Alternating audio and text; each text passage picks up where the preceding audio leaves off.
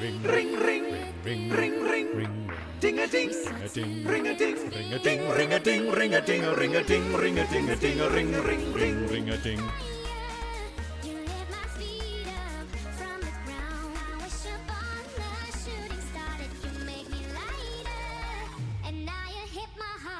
With the speed of light.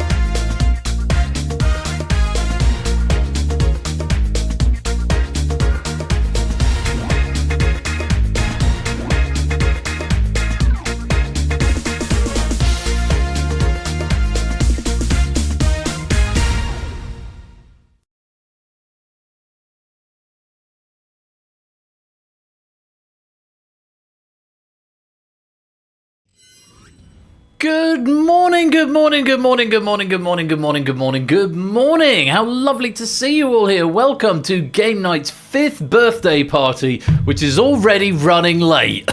How is everybody doing? Thank you for joining us so bright and early, especially I see a couple of denizens from stateside are here. Goodness me, that's early. Now, I was hoping to share natural light with you all, but it occurred to me the green screen gets confused when there's natural light in the room. So we will not be having natural light, sadly. So I close the curtains with deep sorrow. So I do. Anyway, a very good morning to you all. I'm just going to be upfront with everyone and see if anyone can help me, because yesterday I finished work at 3 and I worked flat out till about 2 in the morning with a choir rehearsal in the middle to get everything ready for today, mainly doing question packs, and I've slightly dropped the ball on one or two things. Most importantly, this box is suspiciously empty. Now, I have got a Tiltify. It's a message from our sponsor, JR Plays Games. A streamer is neither early nor is he late. He arrives precisely when he means to. This is also true. Thank you for the 100 bits there, JR. Now, you will notice that says Game Night number 400, which is last year's campaign, so it's clearly still all hooked up, which is great. However, I can't hook it up to the new one, and we've already had some donations come in, which I would like to tell you about. Yeah. And if anyone knows how to get that updated, let me know, because I'm happy to use the same setting, the same bar, and everything. I just need to hook it up to the new campaign, and I've no idea where in Tiltify or Streamlabs the thing is. So, yeah, if anyone has done something like this of late recently, so I've got the page, I've got so we had that there. I don't think I'm showing anything. Yes, because it's all blurred out. But you see, there's my page. I even asked ChatGPT, which was of no help at all. So yeah, that's kind of what I need. I need to find out what's going on there. Let me say good morning to everyone who's here. Good morning, Dan, and Shapes, and Proogs, SJ, AB Me, Simpsons Angle, JR, Lupine, 8 Minky, Mr. Vertigo, Cola, BC, Rirsu, Poker, Conradlac, DMC, Vegan, Collapsing Gamer, Lewis, Matt, Clive, Tipster, Sooty Cat, Fluffy Bunny, and anyone else who's lurking, loitering, and lingering in the chat. You're most welcome to be here. Thank you so much for joining me, where today we are celebrating Game Night's 5th birthday, and we are raising money for Special Effect. We're doing this all day, probably going on to about midnight tonight, although I'm already running 2 minutes late, and I haven't done my waffle, and I haven't told you about the Steam code lottery. Usually there is a short link URL that needs to be updated to the new page. Is this in, Fluffy, is this in Streamlabs or is this from Tiltify? Because I'm not seeing a link to the campaign on the Streamlabs page anywhere. It's got me the widget URL, but I can't see anywhere where I can tell it which campaign we're targeting. So, yeah. You would say it's on Tiltify, is it? Okay, let's go to my Tiltify dashboard. Game Night's 5th birthday, published. Create a schedule, add incentives, add milestones, add media, copy amplify link. Is it that one? I don't feel like it's that one. That just amplifies it, doesn't it? Dashboard, donations plus lifestyle. And I can see donations coming in. It's under branding. Thank you, Tipster. Branding. Design social links overlays. Is it overlays? Is it social links? Is it design? Talk me through it, Tipster. Save the day because I'm a feckless amateur and I can't remember anything. Overlays. Create an overlay. Oh. Okay. Alert box. Do I need to do that? Oh, it comes directly from here now. Right. I see. Okay. Overlays. Import. Where's import? Under branding, overlays, import. Well, I've gone overlays. I see classic overlay, QR code, alert box, event list. Next to the add button. There's an add button. Talk me through it. Talk me through it. That's what I'm looking at the moment. All right, I'm not entirely sure I should be putting that up on the screen, actually, come to think about it, but there was a page I skipped through. Okay, let's go back. And let's go back to branding.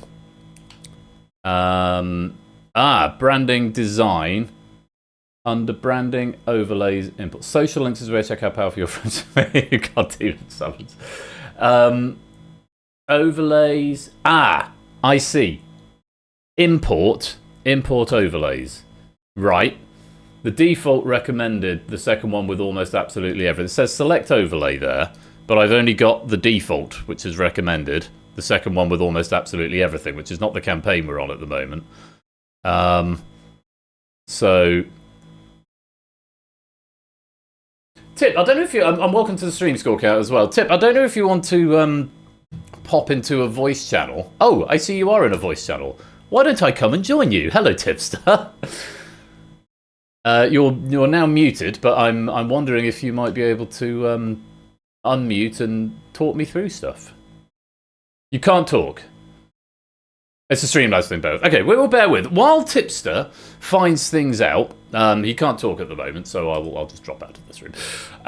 Right. While Tipster looks into things for me that I should have looked at but just simply ran out of time for, let me tell you a little bit about what's going on today. Game night has been going for 5 years. 5 years and a little bit as under this game night branding since season 1 started, and it's been a great adventure on the world of Twitch and the internet, and I've made many new friends. It's a cliche to say the real winners are the friends we made along the way, but it's genuinely true. Made a huge number of new friends. We've raised, according to my Tiltify, over $10,000 for charity over the various charity streams that we've done. It's launched me into my new career, and now I do this sort of thing professionally for a living for KPX.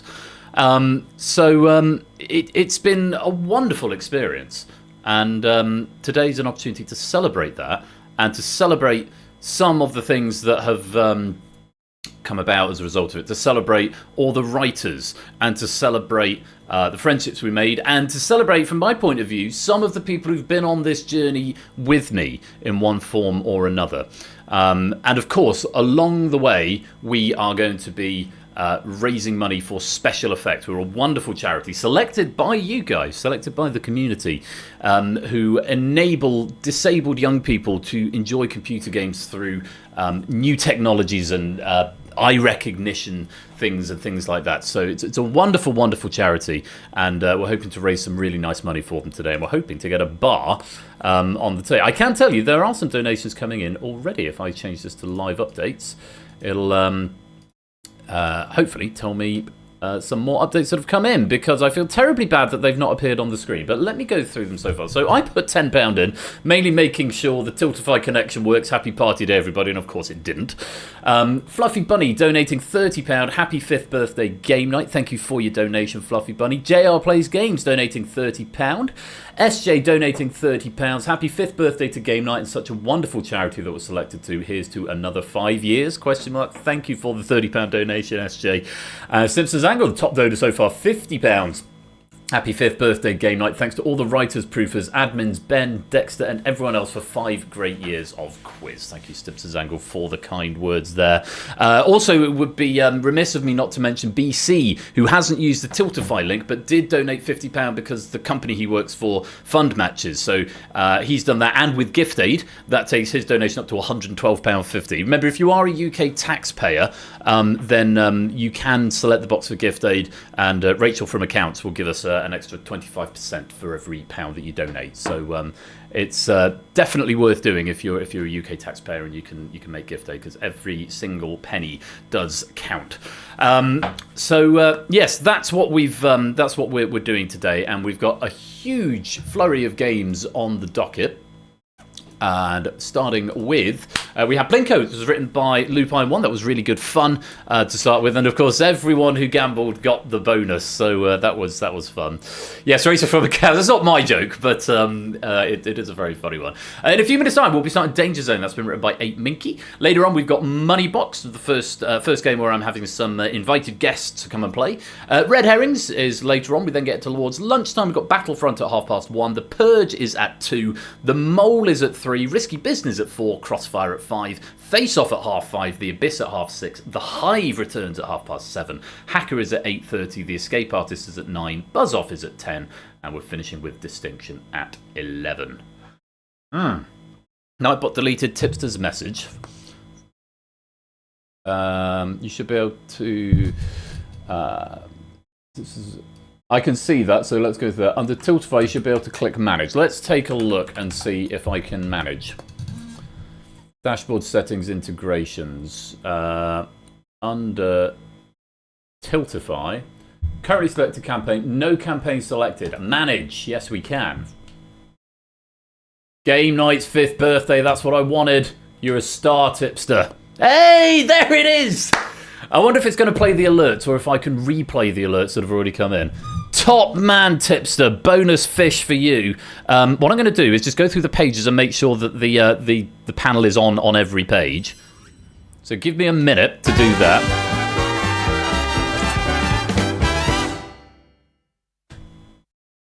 There we go. And that one. Oh, no, not that one. That one. Tiltify target. Oh, crap. Tiltify target, there it is. And Game No Cam. Tiltify target. And Game with Ninja 6. Tiltify target. And Game with Ninja 5. Which none of these I've checked, but I'm sure they'll be fine later on when it comes to needing them. Game with Cam. Tiltify target. And Large Cam. There we go. They were technically already triggered. Right, let me see if I can re-trigger them. Oh! And there's more stuff coming in. Of course, it's underneath the thing, so I perhaps need to... let me move the... Shit. If I move that over there, maybe. Because we can't actually see who's donating, which is a tremendous shame. If I just put it over the top of that, that'll be fine, won't it? That's fine over there. Is that fine over there? Has that done it on every page? Of course it hasn't. I mean, why would it? Why would it do it on every page? We're getting more stuff coming in, so let me check in with the live donate. Why are you not showing me live updates? Because I've got live updates selected. I definitely have. Definitely have. We've just had some more donations come in. Rosen Hunter, £15. Always happy to support Special Effect. Thank you very much. The Clive, £30. If I slip you a 30, can we play Steeplechase? Thank you for the £30 dono there, Clive. Most grateful to you. Now, the Steam Code Lottery is a thing. Because, I don't like it there. I'm sorry. How can we get around this? Maybe I just need to put the Tiltify target underneath the alerts. That's the way to do it. Tiltify target goes underneath alerts, so if anyone wants to test this by doing another donation, if I move it underneath the alerts will appear over the top, and that's probably the least worst option in this incredibly professional setup that I've got going on at the moment. So Tiltify targets goes... This is from our sponsor, Puzzle Dan. What do you call fake spaghetti? An pasta. Don't worry, I won't send us twice, Ben. Thank you very much, Danny. I think that works. So Tiltify target is underneath alerts. So, yeah, it's not ideal, but it'll do. Great. Right. Before we get going, I'm just going to check in with the Steam Code Lottery, because that is a thing that is a thing. The chairman of the council is the chairman of the council. Incentives. Rewards, because we have got Steam Code Lottery. Now, if you claim 5 people have claimed it so far. A thing that is a thing. Indeed, a thing that is a thing. The Steam Code Lottery is something I introduced last year, and if you donate £30 or more, you can claim a Steam Code Lottery gift. And I can see 5 of them have been claimed already. Where do I see them? Overview. I'm not very good at this whole looking at things at the same time stuff. Incentives, I see. There's a there we go. There's a little a star next to them. So I'm going to go through a few in order now that that's loaded. Ooh, there it is. Game Night 5th birthday, the Steam Code Lottery. I've only been doing it 5 years. I mean, I could do the hosting thing and do the game thing, but it's the charity stuff that I don't do very often. This is the Steam Code Lottery. And if you've claimed an incentive, which I think is the people with the star by their name, so we've got, if I hover over that, reward, Yeah, so I'm not gonna do them all at once, but they're going to be drawn over the course of the day, and I'm gonna do the first 3, I think, now. No spoilers in chat. Yeah, don't tell anyone what these pixelated images are if you can tell. Now, some of them are the same as last year. Some of them are new. Yeah, let's draw our first one, which looks to be Fluffy Bunny. Now, if I can remember how to do this, all I've got to do is go Fluffy Bunesque with a hashtag. Hey, there you are, Fluffy Bunny. Are you still here, Fluffy Bunny? Because if you are still here, all you've got to do when you get a good feeling is type stop. You're here, wonderful. And you did claim this reward, I'm just checking. Just checking you claimed this reward. And David, welcome to the stream, my dude. Hope you're keeping well. A thing that is a thing. I like that as a raid message suggestion. You did, excellent, right. So I'm going to type cycle, and all you've got to do is type stop whenever you get a good feeling. Just type stop into the chat. Down there on the bottom row for Fluffy Bunny, let's find out what you have won. You've won a copy of Sonic Mania. Congratulations. It is a Sonic game indeed. And no, I haven't suggested a raid message of Fluffy Bunny because I've got ignore all interactions from Royal Flush. So, that Steam key is all sat and waiting in my inbox. I will forward that to you post-stream, Fluffy Bunny. Congratulations. Sonic Mania is all yours. If you've already got it, you can pay it forward to someone else. Incidentally, if we have any region lock issues with any of these, if they're region locked to the UK and Europe, then just let me know and I'll make it good for you. Let's have another one, because that was fun. JR. JR plays games. There he is. You've claimed a reward as well. So let's do this one. We'll go cycle and just type stop whenever you get a good feeling.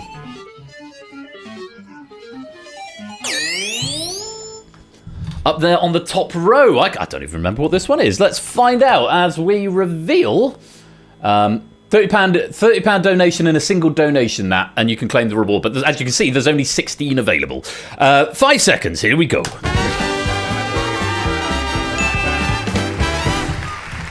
There was so much noise happened at once. Zeus coming in with the £30 donation.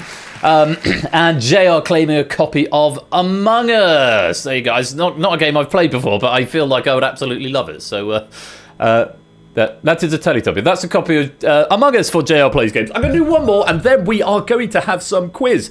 Zeus saying, happy birthday, Claire. Thank you for the £30 dono there, Zeus.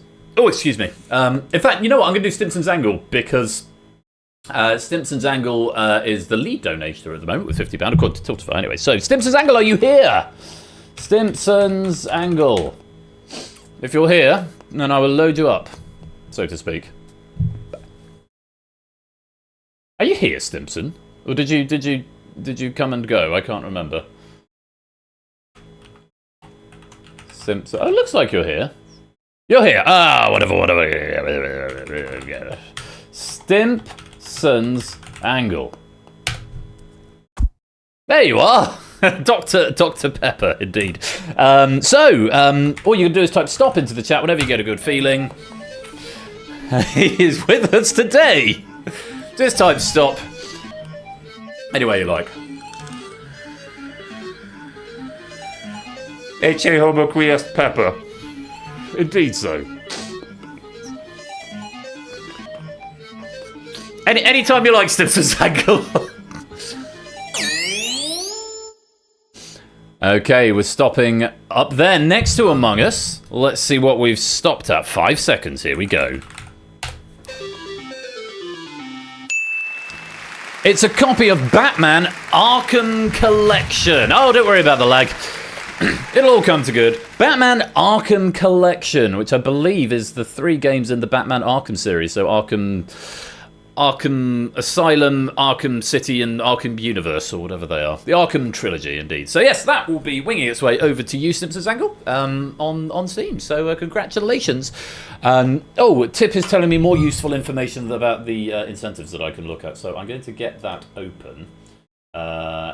There should be, in your Tiltify campaign, there should be a donations tab. There should be a comment that says incentives. It should tell you what they've redeemed, if anything. Okay, let's have a look.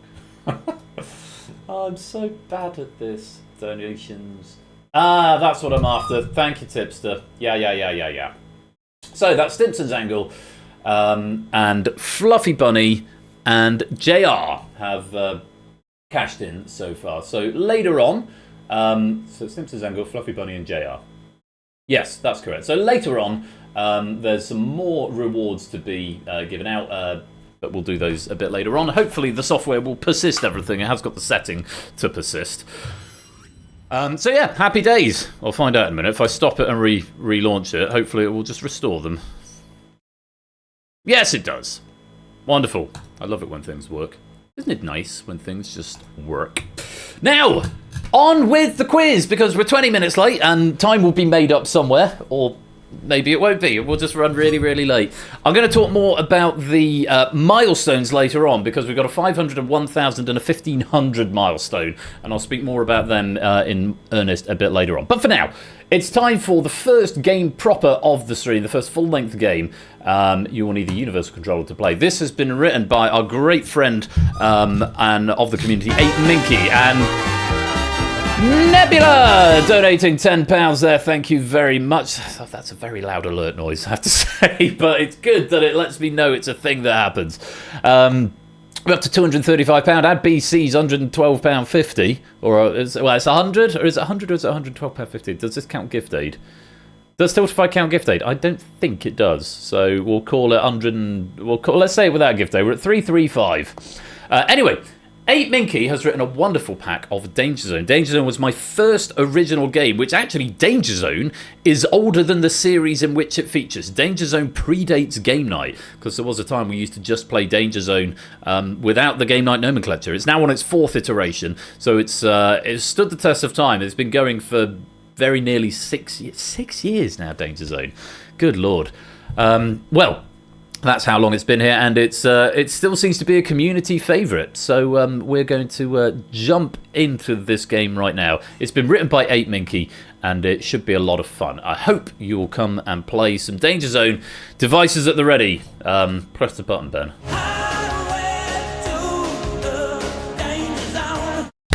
Yes, that. Time for Danger Zone.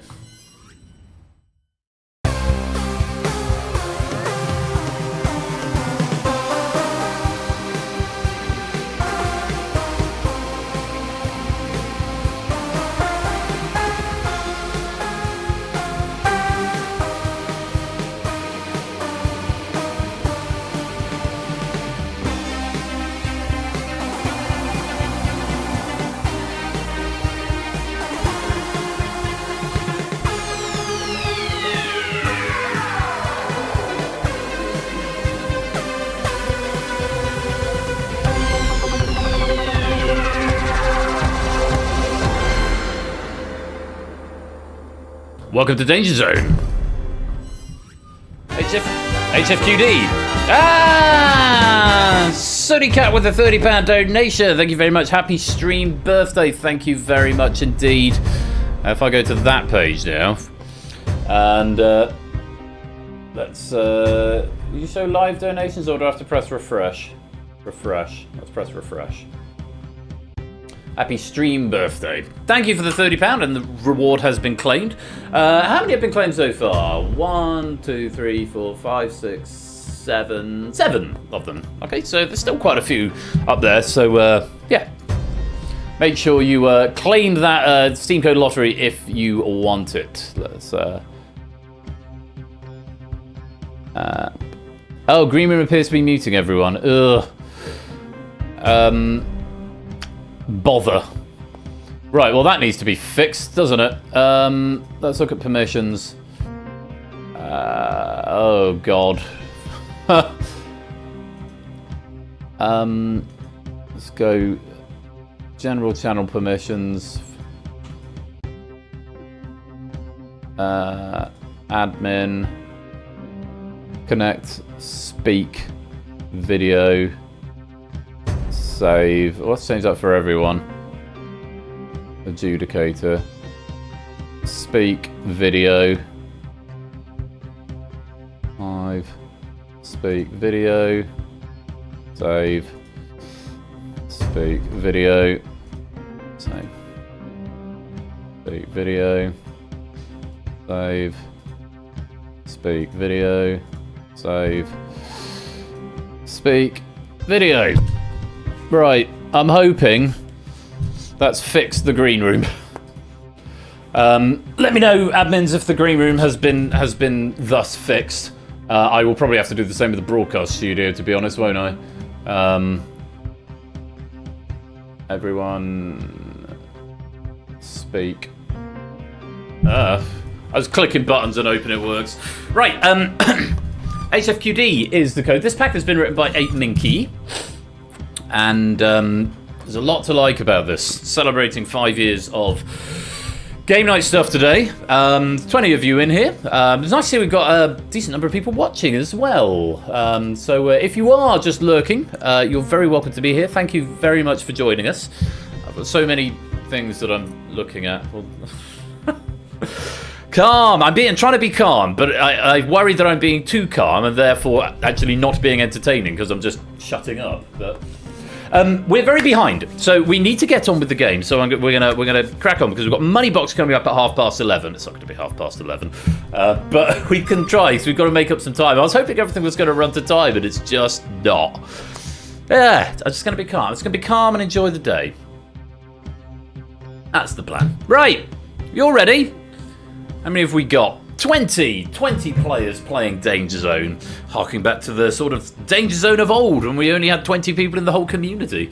Those were the days, but appreciate it is quite early in the morning. Oh, 21! Welcome on in, Oni. Good morning to you, sir. Right, compression gloves are on.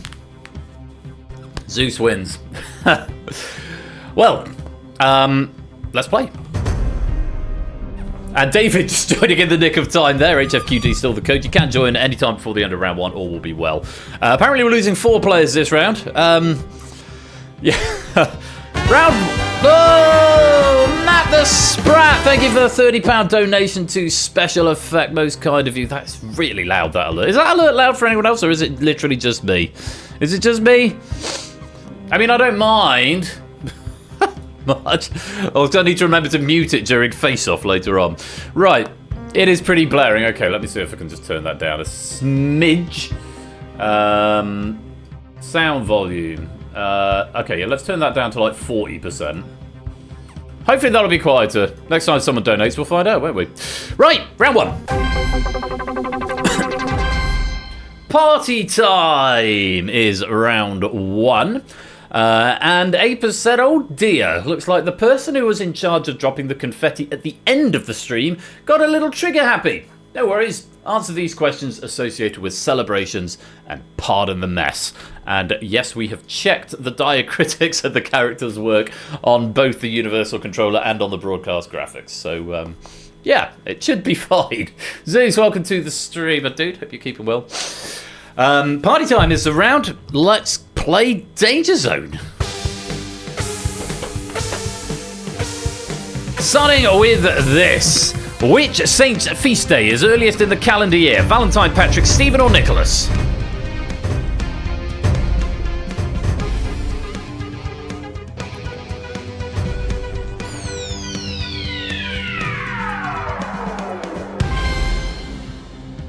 The correct answer is Valentine's. St. Valentine's Day on the 14th of February, St. Paddy's Day the 17th of March, St. Nicholas's Day is the 6th of December, and St. Stephen's Day is the 26th of December.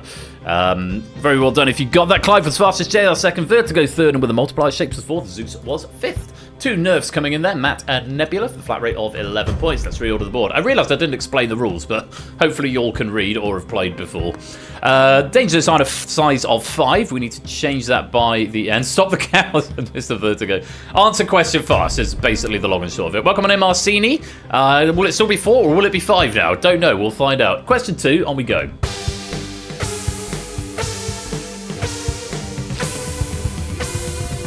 In what month is International Talk Like a Pirate Day? January, September, November, March. That was fun.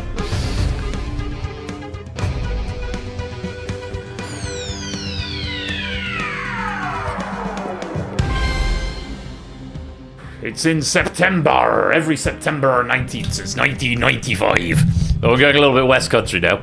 Oni was fastest, Zeus was second, Fluffy was third, Ralph was fourth with a multiplier, and Brig was fifth. Let's reorder the board.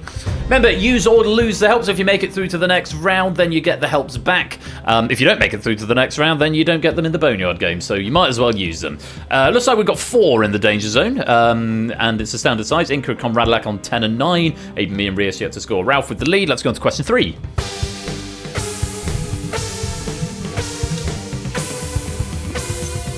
The March 1st movement in 1919 led to what country's independence from Japan?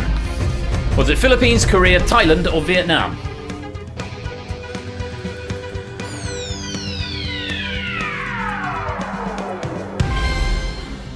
It was Korea. Korea declared independence on the 1st of March 1919, becoming a national holiday 30 years later. Only fastest, Dan was second, AB Me third, Oxy was fourth, and Rias was fifth. Simpsons angle with a nerf. No multipliers being used there by the looks of it. Certainly none on correct answers. None at all, in fact. Let's reorder the board. We have a tie in the danger zone. David and AB Me both on 21. We must resolve that tie before the end of the game. Only with a lead. Fluffy's in second, Ralph's in third. Use those helps. Use them or lose them. You've got 2 questions left to use those helps. If you're in the danger zone at the end of the round, you will be eliminated. Let's go on. Question number 4.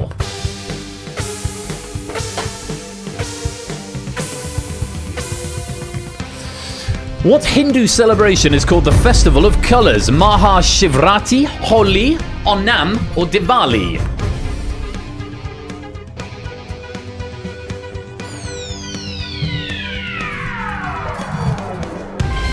It's Holi, or Oli, possibly. Diwali is famous, of course, the Festival of Lights, not the Festival of Colours.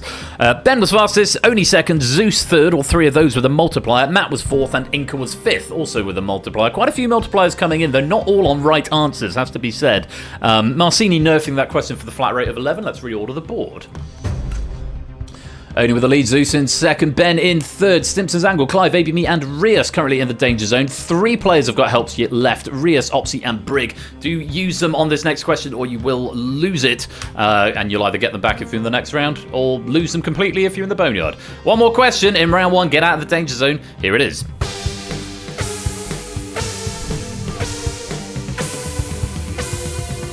To celebrate earning what role did the actor get drunk on martinis? Christian Bale's Batman, Daniel Craig's Bond, David Tennant's Doctor, or Timothy Chalamet's Wonka?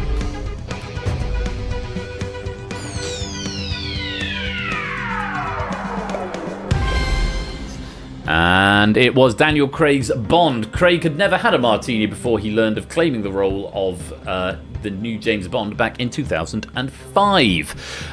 Clive was fastest, Oni second, Ben third, AB Me fourth, JR was fifth. Rias nerfing and Opsy and Brig both correct with their multipliers there. Let's reorder the board for the final time in round 1.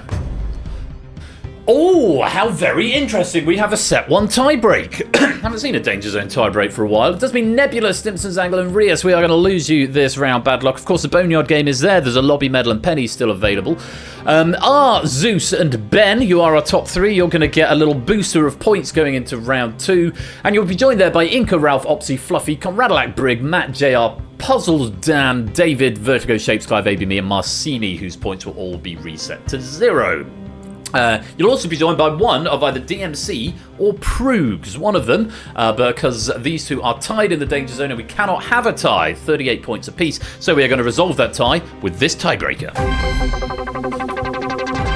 DMC and Proogs, you'll be the only 2 who will be able to answer. You will only be able to type numbers onto your device. The question will have a numerical form. Whoever is the answer will be a number, and whoever is closer to that number will retain their score, and the other player will lose a point and be eliminated. Simple as that. In the very unlikely event that it's a dead heat, whoever gets the answer in first will progress. Good luck to you both. DMC and Proogs, here is your tiebreaker question.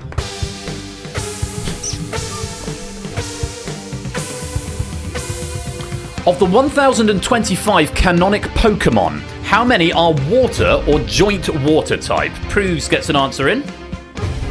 DMC gets an answer in.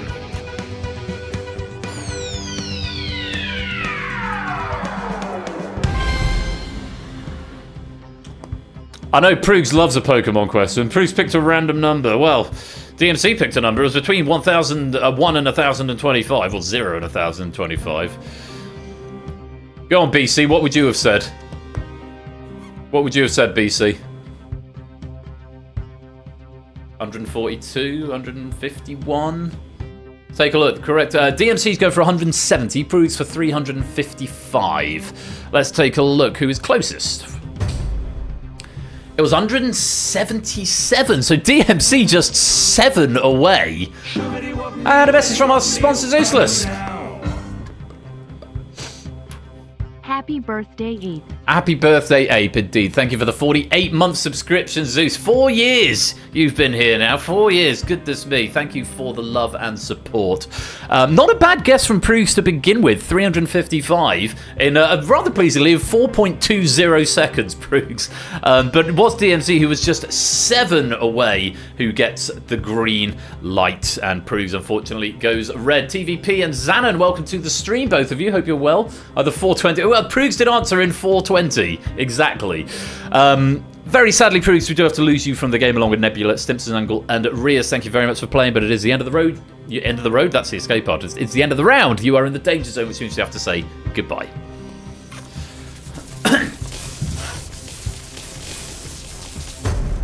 And off they go, and we move to round number 2. Oni starts with 9 now, Zeus with 6, Ben with 4, everyone else resetting to 0. Keep playing in the Boneyard, because the Boneyard Crown is also available.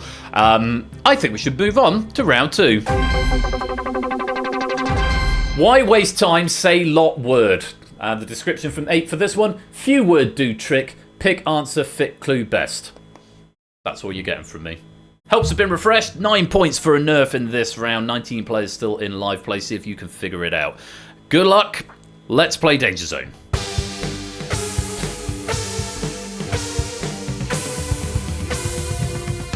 Make Fiesta car. Dacia, Fiat, Ford, Nissan.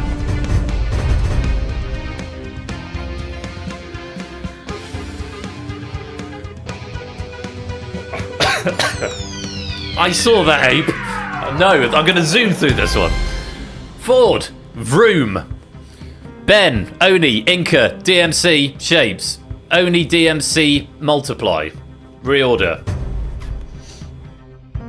Tie. 2.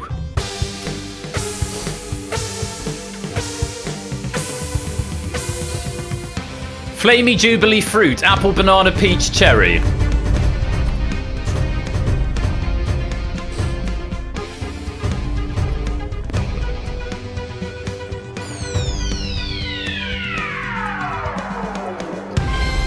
Cherry, Victoria Jubilee Creation. Ben, then Zeus, then Marcini, then Conradalac, then DMC.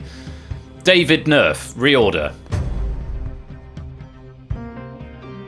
3.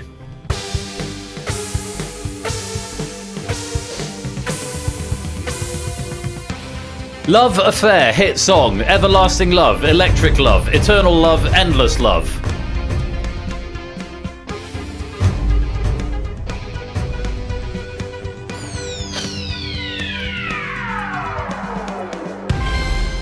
Everlasting Love. No notes. Shapes. Multiply. AB Me, Oni, Marcini, Zeus. Reorder. Clive, JR, Opsy, Matt, Danger. Oni Top. 4.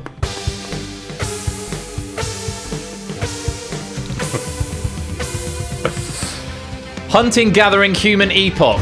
Pliocene. Paleocene. Holocene. Damascene.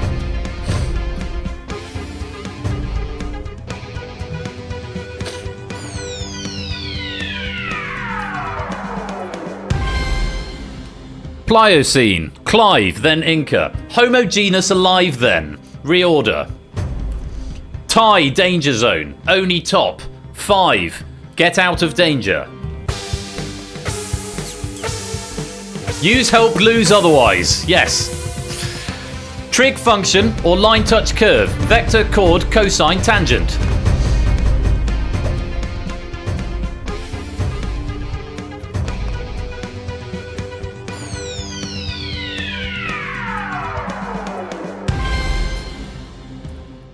Tangent in maths.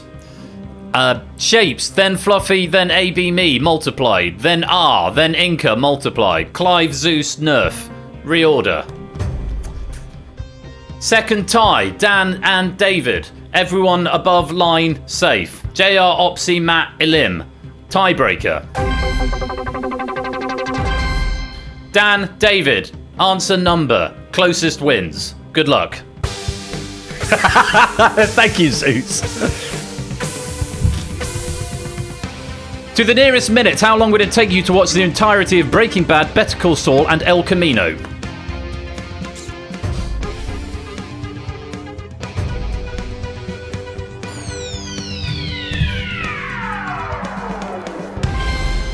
Dan, 26,000. David, 1,440. Answer, 6,210. David win. Dan eliminate.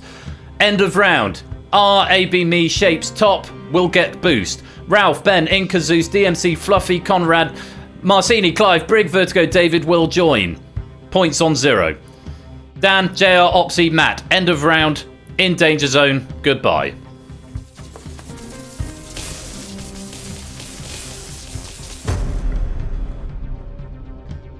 And we're through round 2.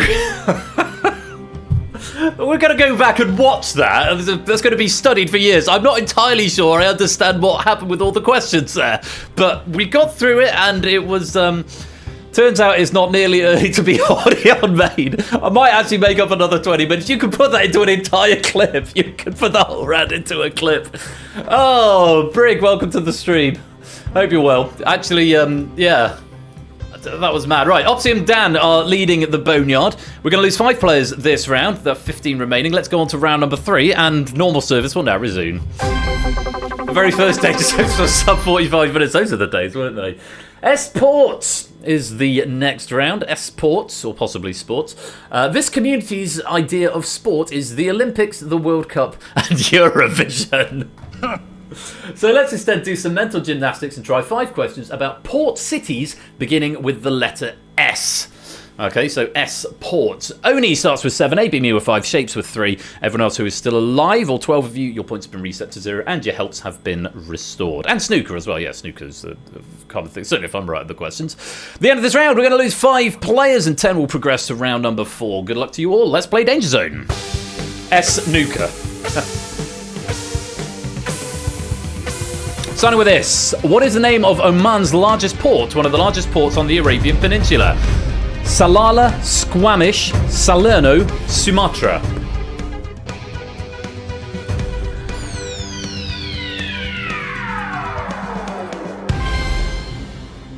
Salalah is the answer. The other cities belong to... Salerno belongs to Italy, Sumatra to Indonesia, and Squamish to Canada. Salalah is the answer.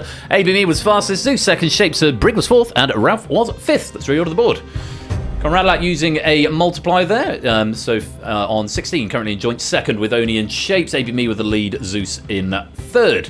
Ben, Fluffy Bunny, Marcini, Clive, and David in the danger zone right now. It's 4 questions to get out. Let's go on. Question 2.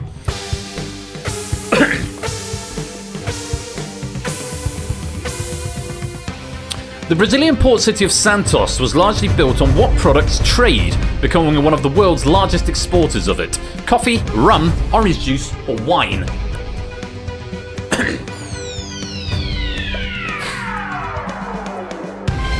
Was, of course, coffee. Most of us getting that one right there. Clive was fastest, Inca 2nd with a multiplier, Oni 3rd, Zeus 4th, ABME was 5th. Brig going for a nerf on that one for the flat rate of 7. Let's reorder the board. It's 2 players tied for the Boneyard crown, Nebula and Puzzle Dan at the moment. Inca now with the lead, ABME in 2nd, Oni in 3rd. Quite a few helps still available. Let's go on question 3.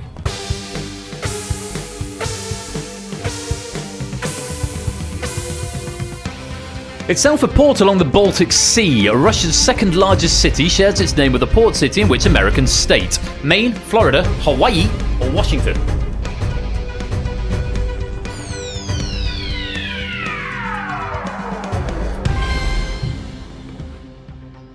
Florida is the answer. It's St. Petersburg, according to my notes here. And Alaska also has a St. Petersburg. Well done if you got Florida there. Ralph was fastest with a multiplier. Briggs 2nd, ABME 3rd, Conradalak was 4th, and Ben was 5th. Mr. Vertigo taking the nerf for 7 there. Let's reorder the board. DMC, Clive, Fluffy, Marcini and David currently in the danger zone with 2 questions to go. Ralph at the top, ABME second, Inca is in third. Still helps out there. Let's go on to question 4.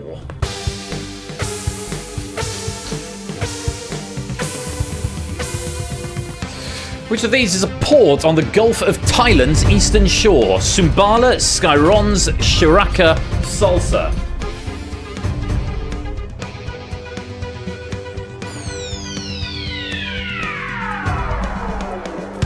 Shiraka? Shiraka? I think it's Shiraka, is how that's pronounced, which is the correct answer as it happens. The decoy answers are condiments originating in West Africa. Sumbawa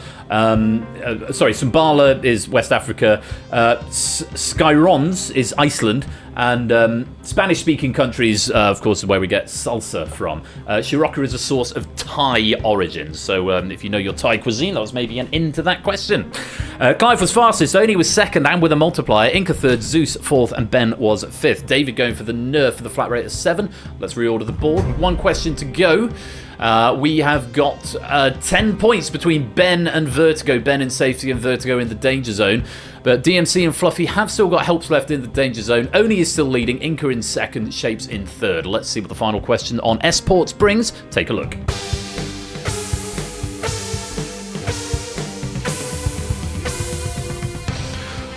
Which Fennoscandian country's capital city best fits this round's theme? Norway, Finland, Sweden or Denmark?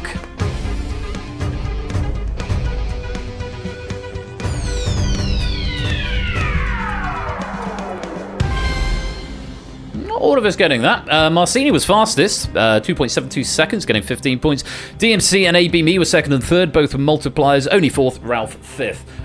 Stockholm is the capital of Sweden. It's a port city beginning with S. So that would have been your best fit for that one. Clive and Zeus going for a nerf. Quite a few multipliers being used, not all of them successfully. Let's reorder the board for the final time this round and see what that's done to the scores. Oni finishes on top with 79. ABME in second with 70. Inca in third with 66. You three will get a little boost going into round 4. And you'll be joined there by Ralph, Ben, Shapes, Conradlet, Zeus, DMC and Clive, all of whose points will reset to 0. First round without a tiebreaker though. Brig has sadly dropped into the danger zone at the end there, along with Vertigo, Marcini, Fluffy and David. Unfortunately, you 5. Your journey ends here, but do continue in the Boneyard game if you like. But for now, I'm afraid it is the end of the round. You are in the danger zone, which means we have to say goodbye.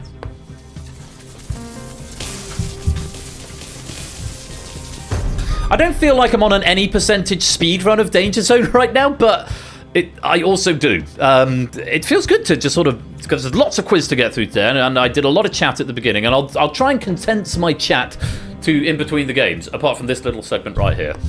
And here's a follow. Trocito de Mango, thank you very much for that follow. Welcome on into the community. We are raising money for special effect today, as you maybe have been able to figure out from the bar over there. Although it doesn't say special effect on it, but it probably does somewhere else. Anyway, welcome on in. Hope you're enjoying the game. I can probably breathe a bit. I probably can, but yes. Welcome on in, Trocito de Mango. Lovely to have you here. And round 4. No breathing, only quiz. It is slightly smaller lobby than usual, yeah. So, but we got big audience figures. So we've got a big audience for this time of the day. So I'm very grateful to everyone who's coming and doing a lurk at the moment and just enjoying the quiz from the wings. Playing quiz is not mandatory. Being here is not mandatory, but very grateful to you all the same. Round 4 is 80s music for the older folks. 80s babies may be entering... Oh, don't say this, Abe. 80s babies may be entering their 40s this decade. What a shame. Yeah. Pain. That's probably the one I want. Pain. Pain. Pain. That's all I feel these days. I have got pain in the neck at the moment. I have for about 2 weeks, and I think I'm going to have to go to the doctor next week because it's not getting any better. But we're going for a decade much older than that. So Briggs saying, now you do this round. Well, it may not be quite as 80s as you think, because it's 80s music for the older folks. I am old, but I'm not this old. Although I would probably still do quite well on this round. Oni is starting with 5, ABME with 3, Inca with 2. Everyone else is reset to 0 with helps available. Brig is leading the Boneyard at the moment. Let's see how we shape up by the end of the round. Good luck. It's 80s music for the older folks. Let's play Danger Zone.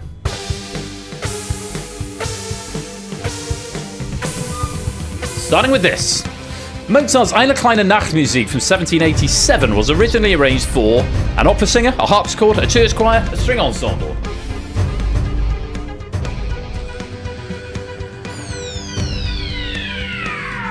Well, old 80s. Really? Wow, I thought more than 3 would have gotten that. Inca, the only player in the main game to get it right, and only 2 in the boneyard. It's a string ensemble.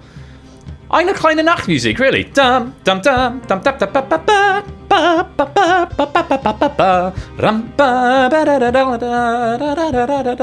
yeah, that's not me doing it as an opera singer, I suppose. It was a string ensemble. 2 violins, viola, cello, and double bass. Jury is out as to whether it's a string quartet or a string like sinfonia. It's played as both. I've played it as part of a trio, but that's not how it was originally. But yeah, Mozart balls. No, it's definitely not a vocal piece. Let's reorder the board. That's a big-ass tie. We can only lose 4 players at the end of this round. Let's go on to the next question. Question 2.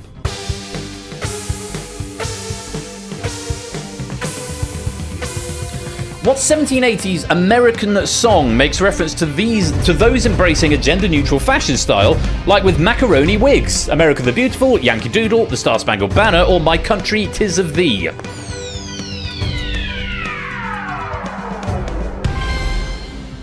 Yankee Doodle, most of us getting that one. The Oxford magazine describing macaroni fashion. There is indeed a thing of neuter gender. It is called a macaroni. Sadly, the song and later meanings of the term used it in a bit of a mocking tone. Oni was fastest with a multiply, Shape second, Clive third, Inca fourth with a multiply, ABME was fifth. Most players getting that one right. Let's reorder the board. That's a big-ass tie. It is indeed. It's not anymore, though. Zeus, Conrad, Lack, Ben, and DMC currently in the danger zone. Inca leading only second, ABME, and Shapes tied up in third. Question 3.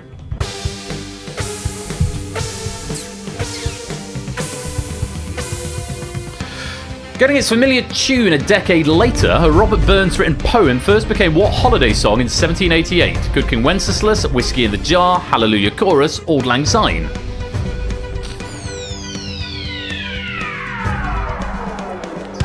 I forget who wrote the tune to Good King Wenceslas now, but the Hallelujah Chorus was certainly Handel.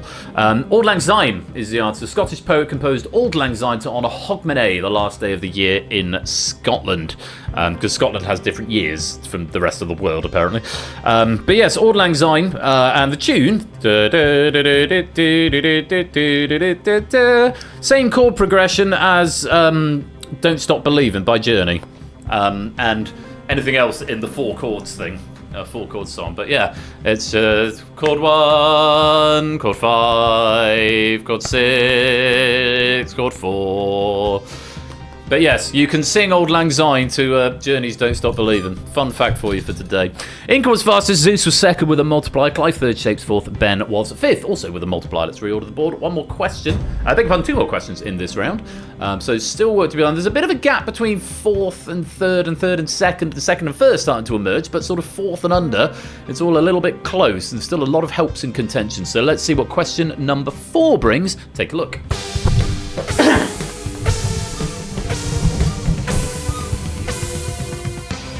Preceding Rossini's version by over 30 years, the 1782 Giovanni Paisiello opera, based on a Pierre Beaumarchais work, has what English title? Carmen, The Ring of the Nibelung, Madame Butterfly, or The Barber of Seville?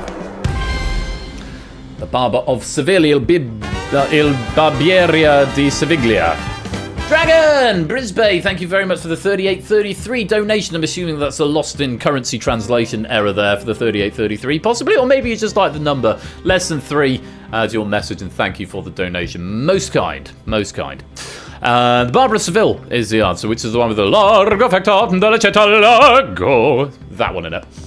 Look at the total. Oh, I see! I see, I've just seen the total. 33333. That's a beautiful thing. Happy 3rd birthday, indeed.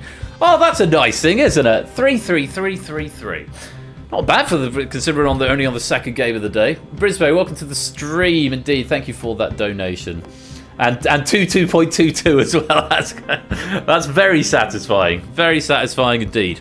Let's reorder the board. Barbara Seville was the answer. Clive fastest, ABME second, only third, Inca fourth, Shapes fifth.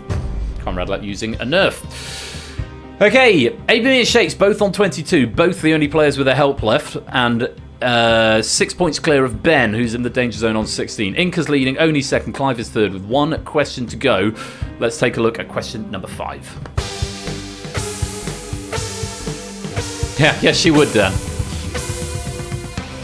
Studying under Christian Gottlob Niefe, whose first published work was a set of keyboard variations in 1783. Beethoven, Bach, Brahms, or Bizet?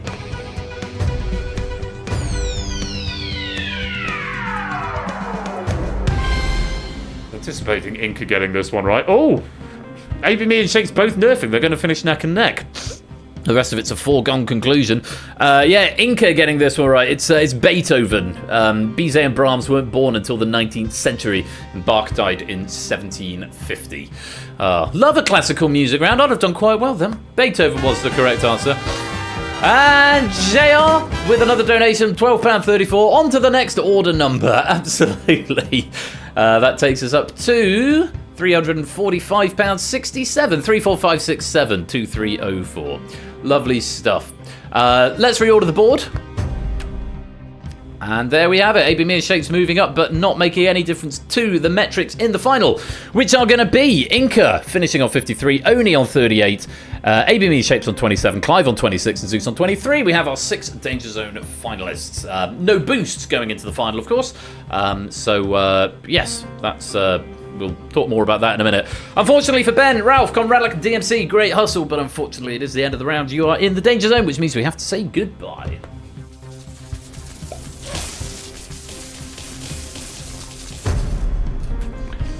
And there we have it. Ralph now with the Boneyard Crown of 14 out of 20.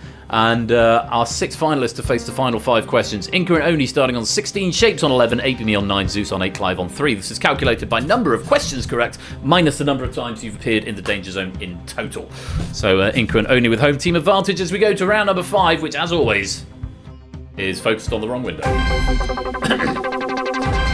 General knowledge, no helps in this round, and Innes, welcome to the stream. No helps in this round, so it's all on your knowledge. 6 points available per question, so 30 points available in total. And it's general knowledge, and Ape says a journey of 5 years begins with just a single second. Congratulations on all your successes on your game night journey, Ben, and may Danger Zone 4 bring back the inclusion of the forever forgotten Going Ape. Thank you very much, Ape Minky. A beautiful question pack. It's been a lovely start today. Thank you for... it was pointed out to me that actually putting the first game of the day by an American writer. Obviously, it's like 5:30 in the morning. It's probably about 6:30 for you now. So really appreciate you making the extra effort to get up early. I don't know if you've actually been to bed or if you just set an early alarm. But thank you for the questions, and thank you for all your support over the years here at Game Night and Environs. It's we'll see you more a bit later on. I'll say a bit more about it. But Ape has been a tremendous help with Game Night stuff, both as a writer and a proofer, and as a moderator for a very long time. So Ape, thank you very much for all you've done as well.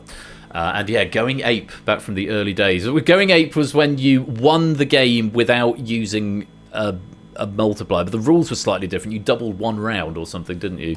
Oni Starskunk, welcome to the stream, both of you. Hope you're keeping well. Yeah, general knowledge is the final round. I'll save. I'll probably do more soppy and sappy platitudes over the course of the day. But there's one for you, Ape. Thank you again for all you've done over the last 5 years. Oh yeah, there was a panda one. Oh, I forget the meta of the old memes. Anyway, it's general knowledge. Good luck. Let's play Danger Zone.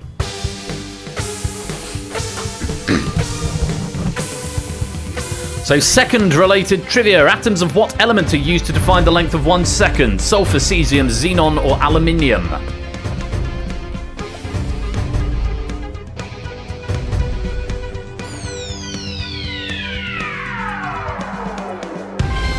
Cesium is the answer. Most of us getting that one right. Inca fastest, AB me second, then Shapes, then Clive, then Oni. The International Union of Pure and Applied Chemistry include the A in cesium, but the extra I in aluminium.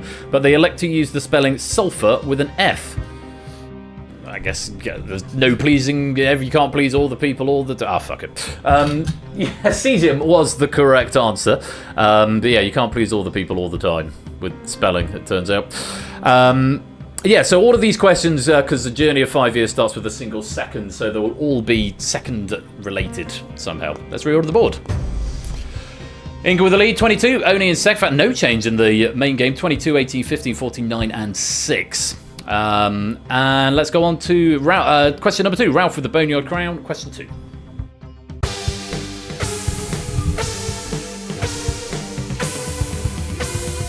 Most challenges on which of these TV competitions have a time limit of at least 2 hours? MasterChef, The Great British Bake Off, Strictly Come Dancing, or Taskmaster?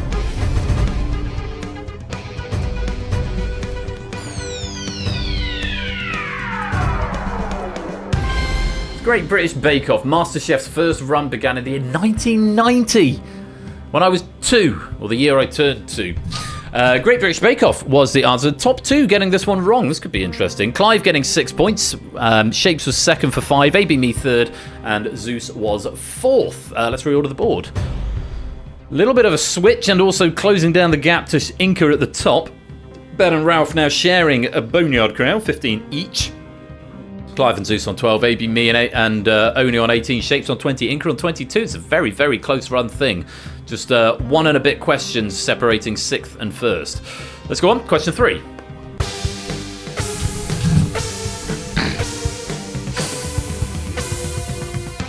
Which sporting event has been scheduled across only 3 days? X Games Sacramento 2025, 2025 Men's Six Nations Championship Rugby, 2025 PDC World Darts Championship, or WrestleMania XL? The X Games Sacramento 2025. It's the 30th anniversary of the Extreme Sports Games. So that's what that is. Ralph getting this one right, reclaiming the crown. AB Me was fastest, Inca was second, and only the 2 getting it right. Let's reorder the board. AB Me jumps up to second now with 2 questions to go. 27, 24, 20 in the top 3 for Inca, AB Me, and Shapes. Oni's in now in 4th, Zeus and Clive tied in 5th. Question number 4, take a look at this.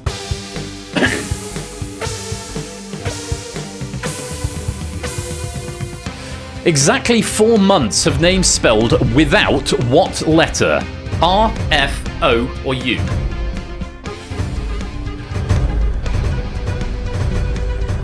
It's a bit of a thinky one. It's R. Clive was fastest, Shape second, AB Me third, Inca fourth. Very much a thinky question. These R-less months were, according to an old wives' tale, the ones you should avoid eating oysters due to the temperature of the warmer months. May to August. May, June, July, and August are the only 4 months that do not contain the letter R. F is only part of February, O is in October and November, and U is used to spell 5 of the 12 months' names. January, February, June, July, August. And that's 5. And a message from our sponsor, Pyro Pygmy. Merry 5th birthday party, Popper. Thank you very much, Pyro, for the 43-month subscription and the birthday wishes. Of course, as we all know, the birthday was actually officially on January the 11th, but today is just the party. But appreciating all the love and all the messages of support and birthday messages. Let's reorder the board. So it's going to come down to this final question. Any of the top 3 could still take it. Shapes, AB Me, and Inca. Home team advantage to Inca at the moment with the lead. Ralph with guaranteed Boneyard Crown now on 17. One final question in this game of Danger Zone. Take a look.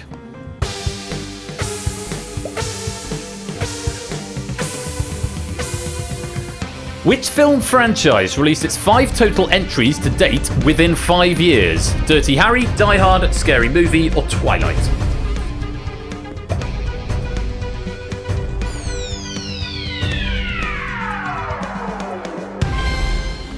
Twilight was the answer, with 1 film released per calendar year from 2008 to 2012. The Twilight saga in film was actually completely out a few days short of 4 years. Scary Movies 1 to 5 spanned 2000 to 2013, with a 6th in development for release next year. Dirty Harry to the Deadpool took 1971 to 1988, the year Die Hard started, ending in 2013 with A Good Day to Die Hard. Twilight was the answer. Shapes was fastest, AB second, Zeus was third, Inca was fourth. Has Inca done enough to keep the top spot? I really can't remember. Has AB Me might have usurped him. It might be a tie. Let's reorder the board and find out. We've got the 5th set tiebreaker. We haven't seen a tie for ages and ages, and then we've seen 3 in this game, including the final question, because this is the only game in the Arsenal where we cannot tie the gold medal. We will not tie it. We have a 5th set tiebreaker. It is going to be Shapes who takes the bronze, and either AB Me or Inca who takes the silver, and the other one who takes the gold. So, let's go to our 5th set tiebreaker. That's question till one player is 2 points ahead. That would be great to implement that, but I don't know that we've got the question capacity for it. Same tiebreaker rules as before. Whoever is closest to the numerical answer will win Danger Zone. This question only for Inca and AB Me. Good luck to you both. Here is your 5th set tiebreaker question.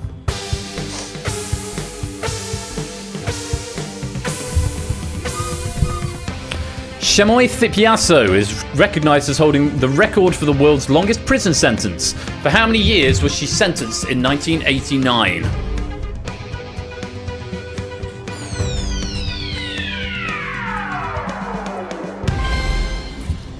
This feels like a question I wrote because I included this in a game of the bidding war, or something similar to this in a game of bidding war once, except the question there was what was the crime. As I recall, the crime was corporate fraud. AB Me going for 1,989, Inca going for 1,000. AB Me 2081989. No, it's 208, and the AB Me's answer 1,989. The correct answer is 141,078. It was for corporate fraud, and it was deemed to be unlawful because the maximum sentence for corporate fraud was something like 20 years. So it was reduced, and eventually they were released after just serving just 4 years, I believe. So at the end of all of that, we've resolved the tie, and it's AB Me who steals the top spot. So just to go through, Ralph takes the Boneyard crown with 18 out of 25. Zeus in 6th place with 16. Clive, in 5th place for Zeus. Tied in 4th, Clive and Oni with 18 points apiece, but it's a very close run top 3. But Shapes who takes the bronze with 71. Inca takes the silver with 72. But our winner and first medalist of the day with 33 points, your Danger Zone champion, it's AB Me!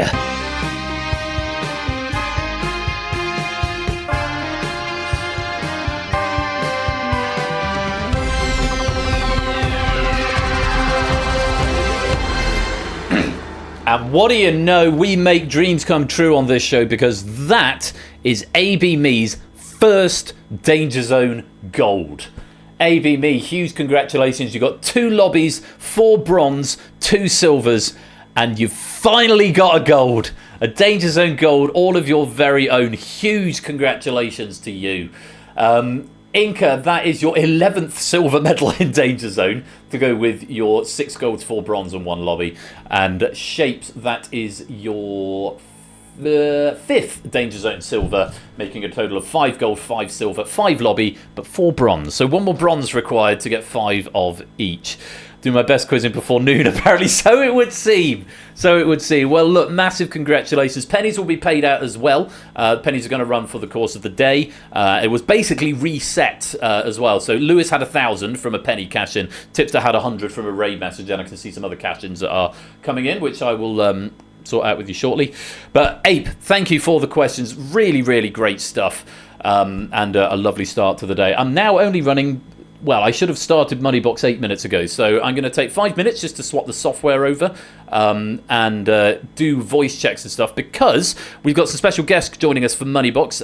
Lupine1 and Tipster are going to be my guests for this game, and I'll tell you why that is the case in just a minute. But if you want to play along in the audience game of Moneybox and all hope and pray that my computer doesn't burst into flames, because it's still unoptimized and everything still drags and lags, so we'll race through it as quick as we can so that we can close the software. But Moneybox coming up in about 5 minutes time. What I'm going to do at this point is play some adverts, because I want to keep adverts running during the breaks, not during the games. Yeah, sit tight. Moneybox coming up after the break. Thank you again to 8Minky, and congratulations to AB Me, our Danger Zone champion. See you shortly.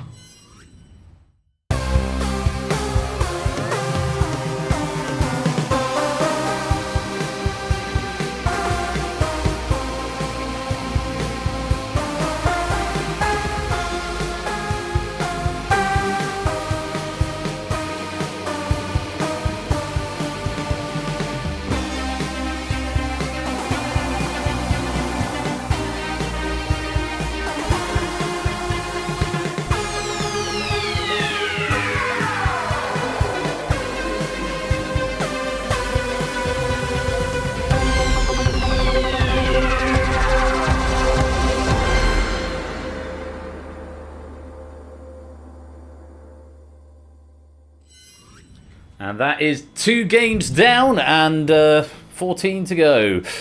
Thank you very much again to a Minky. I'm going to play some adverts at this point. Keep those donations coming in. Don't forget we are raising money for Special Effect today. There is the link to the Special Effect page, and you can go and donate over on the Tiltify page right now. I'll try and play back those other alerts that we had from earlier on. Good lord, this is loud. Is it loud or is it just me? Maybe it's just me. I feel like I'm yelling. Anyway, coming up, it's just me, fair enough. Coming up very shortly is Moneybox. Adverts coming in if you're not subscribed. Yeah, stick around. More game night at our 5th birthday party coming up very soon. Don't touch that dial. We'll be right back.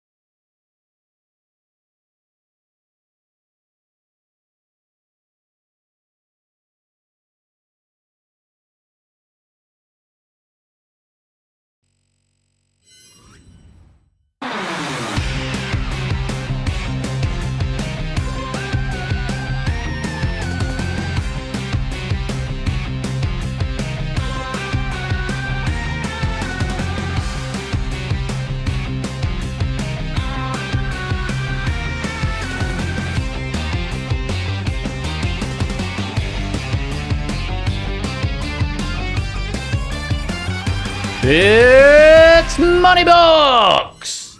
And you all can come and join with the room code JQHX on the Universal Controller. It's just 5 minutes on this lobby. Probably not even that, actually, because we're 15 minutes late. But that's fine. Time is there to be made up. Let's see if we can do it in this game of Moneybox, for which I have got two very special guests who are going to be coming to join. And I'll tell you all about who they are and why they're going to be joining us in just a few minutes' time. As soon as they join. So it doesn't matter if you exclude or not. I'm going to pick Tip and Lupine. Not in that order. Lupine first, then Tip. They're not sat next to each other in the studio. And we're going to hope that the computer stays alive for this one, because this is the least, the most poorly optimized studio in the history of video game assets, I feel. Pyro Pygmy, Danger Dimples, welcome both of you to the stream. Lovely to have you here. Target is at the moment £365.67. That's not the target, that's what's been raised so far. 365.67, which is very gratifying. And I'm grateful to everybody who has donated so far. Don't forget, you can claim the Steam Code Lottery. There's still a few of those available if you donate £30 or more, and I'll draw the next one of those after the next mid-time game, which is Battlefront at 1:30 or so. Now, I'm wondering if I can replay the donos that went down earlier on. Let me see if I can do that, because where were they? 100 bits. Where's the Tiltify thing? First Tiltify. Oh, it didn't catch it. It's only caught the ones that have come in since, so never mind. Brig, I missed that one though. Brig with the £20 donation. Brig, thank you so much for your generosity there. I have to press the refresh button on this one for reasons I don't quite understand. But there was a £20 donation that came in from Brig. No message, but thank you for the support there, Brig. Right, I think that's long enough. I've got my guests here. If you want to join midway through, you can do. Let's lock the lobby first of all. And let's pick the first of tonight's, or this afternoon's, this morning's. Bloody hell, what time is it? What even are time zones? Let's pick our first hot seat player. It's Ralph! Ralph, welcome to the stream. How are you doing? Good morning! Good morning to you. And David, thank you very much for the £10 donation. Does it do the TTS? It doesn't, but happy birthday, Game Night. Here's to the next 5, and I'm assuming that last word says years.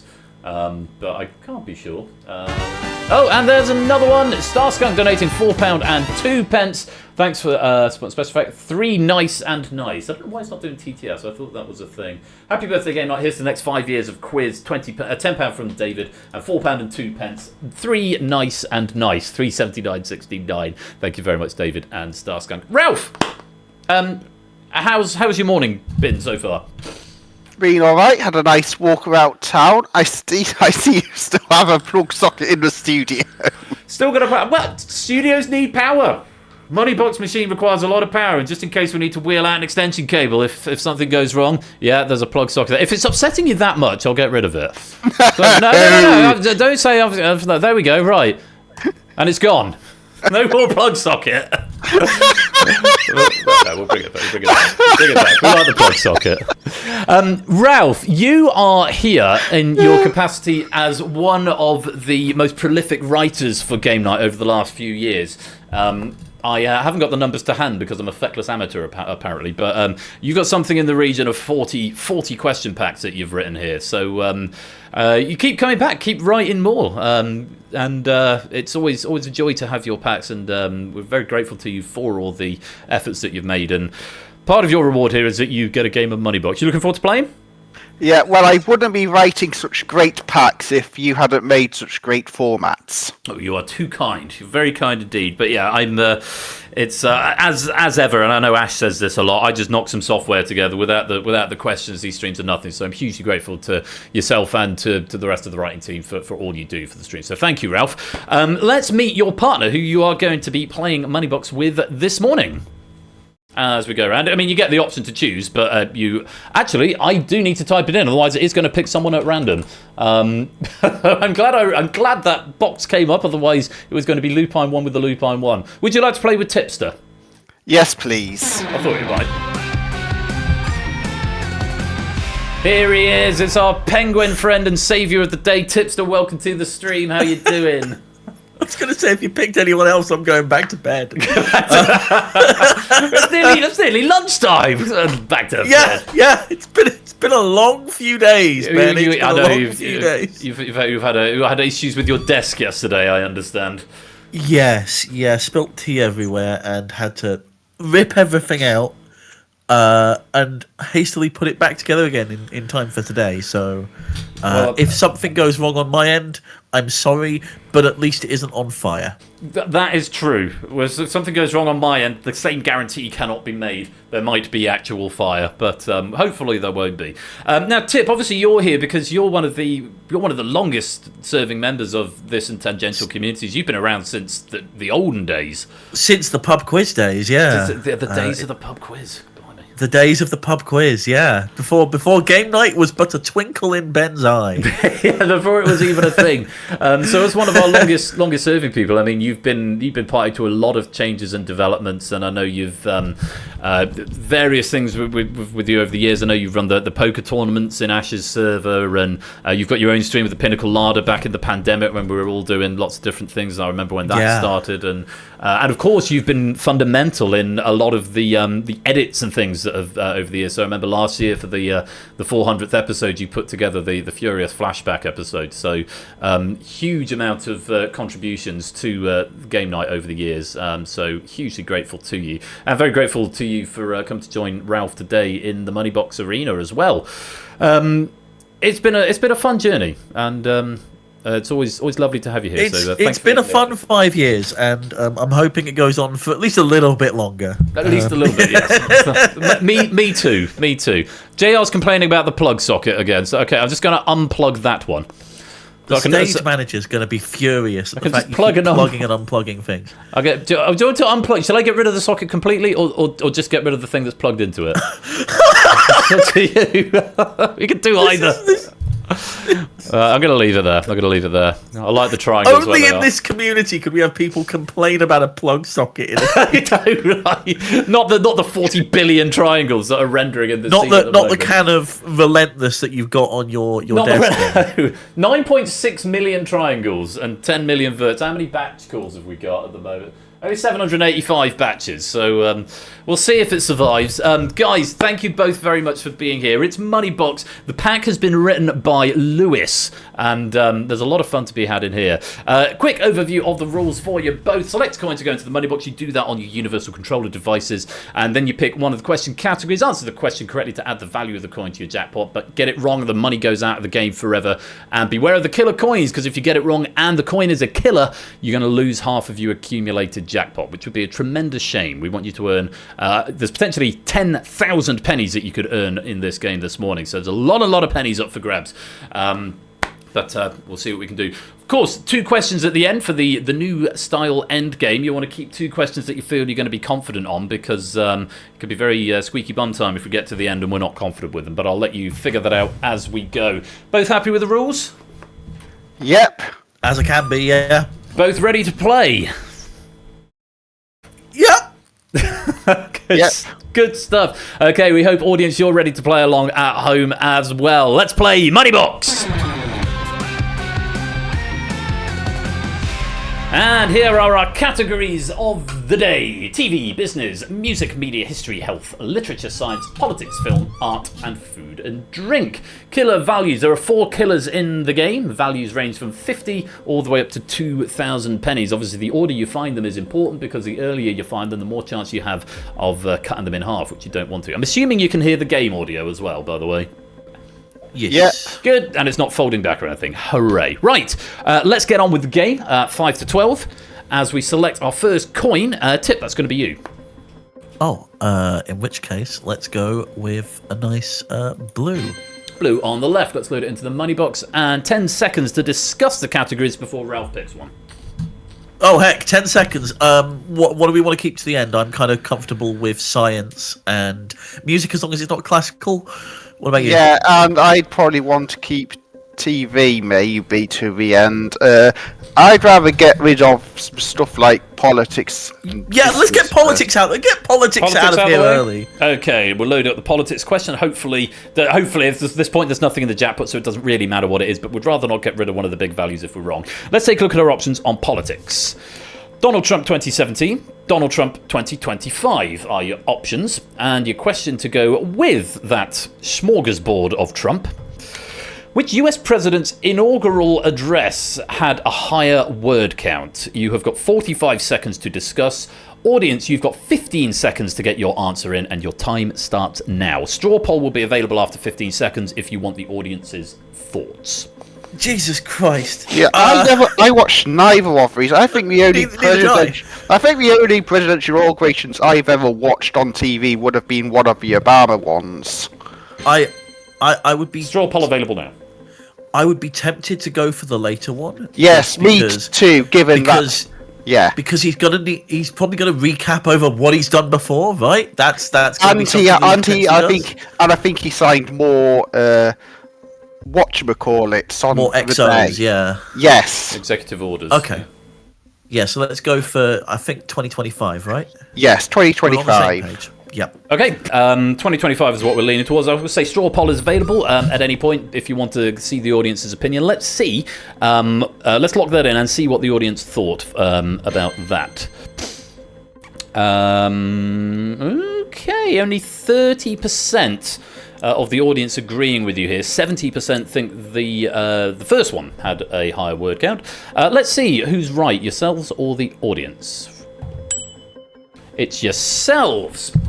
Audience would not have been a great help on that one. Trump's 2025 diatribe consisted of 2,885 words, and the word salad 8 years earlier contained just 1,433. So good logic there. 2885 in the second one, and it is the right answer. So let's see what you brought to your money box.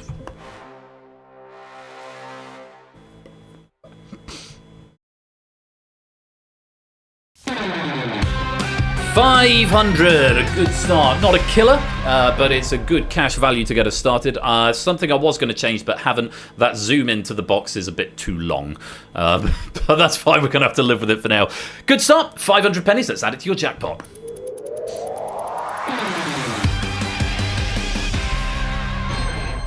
Okie dokie. Politics of 500. Still a lot of big values still in there, and still 4 killers in the game. So let's go to our next coin, and Ralph, your choice.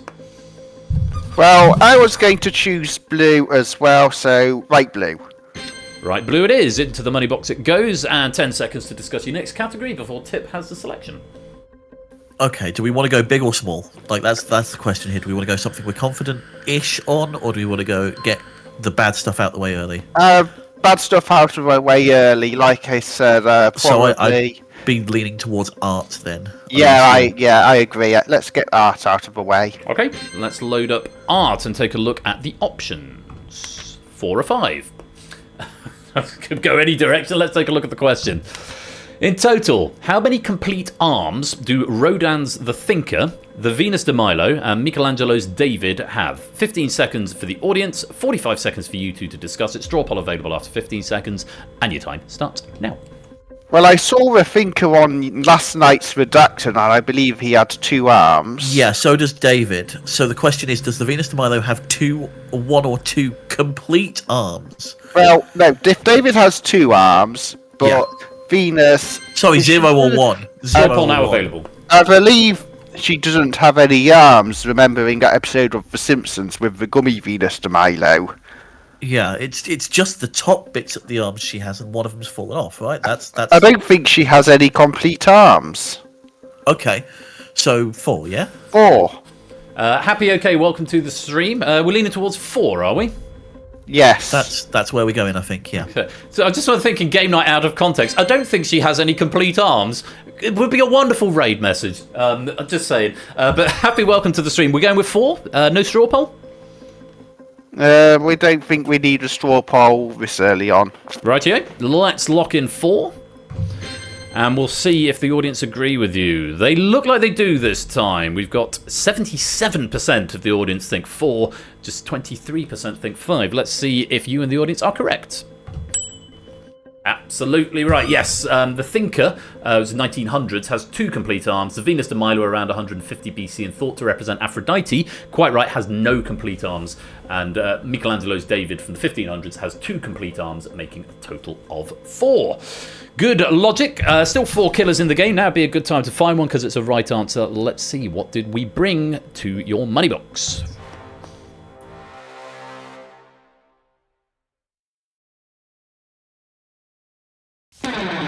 $8.50. Nicely done. Tiggo, welcome to the stream as well. Disarm Venus de Milo. Venus de Milo has been disarmed. Very nice indeed. Yeah, $8.50. Again, not a killer, so there's still 4 killers out there. But after the first 2 questions, it's good cash values. And let's add $850 to your jackpot.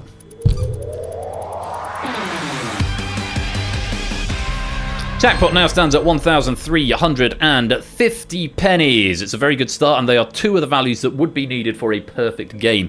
Let's check in with the audience at this point. You have got the joint lead, along with 8 Inca, JR, Stimpson's Angle. Both get all 4 of those guys getting the both correct answers. Of course, we haven't found any killers yet, so these scores will start to become a little bit more wild as the game goes on. For now, you are joint front runners, which is excellent. Let's move on. Next coin is going to be selected by Tipster. Okay. I'm trying to suss out where the killers are at this point. I think I want to get rid of them. So, let's go the colour of the thing we don't want to have, which is fire. Let's go orange. And the orange in the left orange goes into the money box. 10 seconds to discuss your next category, and then Ralph is going to pick. I believe it was business was another one I wasn't wanting to save for later. What do you think? Iffy on business, and as I said, music can go either way, so I'm happy to go business. Business it shall be. Okay, let's take a look at our options for business. 2 30-second ads in Super Bowl XLVIII. Or 1 30-second ad in Super Bowl LVIII, 2014 and 2024, respectively. Wonder where this could be going. Let's take a look at the question. Ignoring inflation, which of these cost more? 2 30-second ads in the Super Bowl in 2014 or 1 30-second ad in the Super Bowl in 2024? Audience, you've got 15 seconds to lock in. Guys, you've got 45 seconds to discuss. Straw poll available. Time starts now. I'd be leaning towards 2024 personally, but right, what do you think? I was leaning towards the left. Well, so I think it's like $4.5 million for 2024. So the question is, how much would it have been in 2014? And I was thinking maybe 2.5 or 3. So I'm leaning towards that one because that would be 5 or 6. Do we want a straw poll given that we're not American? Lewis now telling me this is 48 and 58 are the numbers because I can't. I don't think much of the audience is American looking at the time. Okay, right. I'd be erring towards later just because bigger audience means they can charge more, not just inflation. Has the audience increased though? Time is given up. I do Taylor Swift, Travis Kelce. Oh yes, good point. That was the Super Bowl. Come on, what are we going for? I need an answer, guys. Time is up. 24? Do you want to flip a coin for it? Oh my god, I don't have a coin. I have flippers. I have a coin. Heads or tails? I will address Lewis saying in the host notes. My host notes don't debug until after the question, which is I probably need to fix. And can't quiz, won't quiz. Welcome to the stream. What are we going for, chaps? Heads or tails? Heads is left, tails is right. Tails it is. Okay. So we're going for 2024? Yes. Yes. Okay, let's see if the audience agrees with you. It looks like they do. 67% think the 2024 Super Bowl, that 1 30-second ad was more expensive than 2 30-second ads in 2014. Let's take a look if they're right. No, Super Bowl numbers are 48 and 58 respectively. There they are in the host notes. In 2014, Two 30-second Super Bowl ads would have cost $8 million, and in 2024, a single 30-second ad would have set you back $7 million. Oh, I was lowballing it. Yeah, they were still. It's still cheaper to get one in 2024 than two in 2014, but relatively speaking, not by much. It's not the right answer, so we need to hope this is not a killer. And ideally, it's a nice low value. But let's find out. What did you bring to your money box?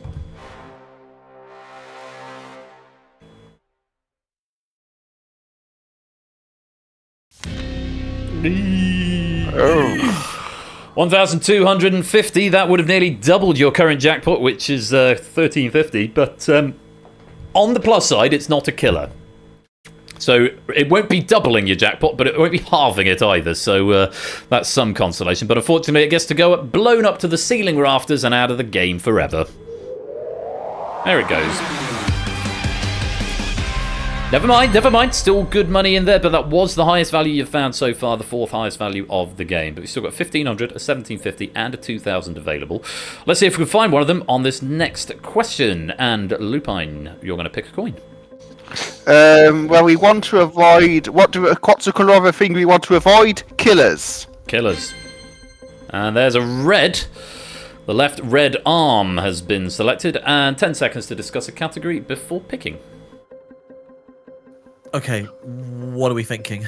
I'm leaning towards music. Yeah, let's do... I'll let you pick the music. Okay. I should be good at this one. Music is what we go for. Okie dokie, let's take a look at the options. Gasolina or Despacito? Let's take a look at the question. Which of these songs with vocals by Daddy Yankee contains its title more often in its lyrics? You've got 15 seconds in the audience to get an answer in, 45 seconds to discuss, straw poll available after 15 seconds, and your time starts now. I have only heard of and heard one of these two songs. I think Despacito only has it once in its chorus, per chorus. No, I'm sure it's like... Gasolina has multiple claims at least. I think Despacito has it more than once in its chorus. Does it? 2 or 3. Is this the version with Justin Bieber singing it, or does it not matter? I don't have that information available. Lewis might be able to tell us. I'd be tempted to go more Gasolina, personally. Yes. It's still early days. I'm happy to go for Gasolina. Time is up. Lewis is saying it's the original in each case, so sans Bieber. Are we still going for Gasolina? Do we want to use a straw? Yeah, if it's sans Bieber, then I might be tempted to go for Gasolina at this point. And I don't think the audience might have heard about Gasolina either, to be honest. We'll lock in Gasolina. We'll see what the audience thought. And the audience are on side with you. Not quite as strong this time. 61% thinking Gasolina. Was that the right answer? Yes, it was. There are 24 instances of Gasolina in Gasolina and 10 instances of Despacito in Despacito.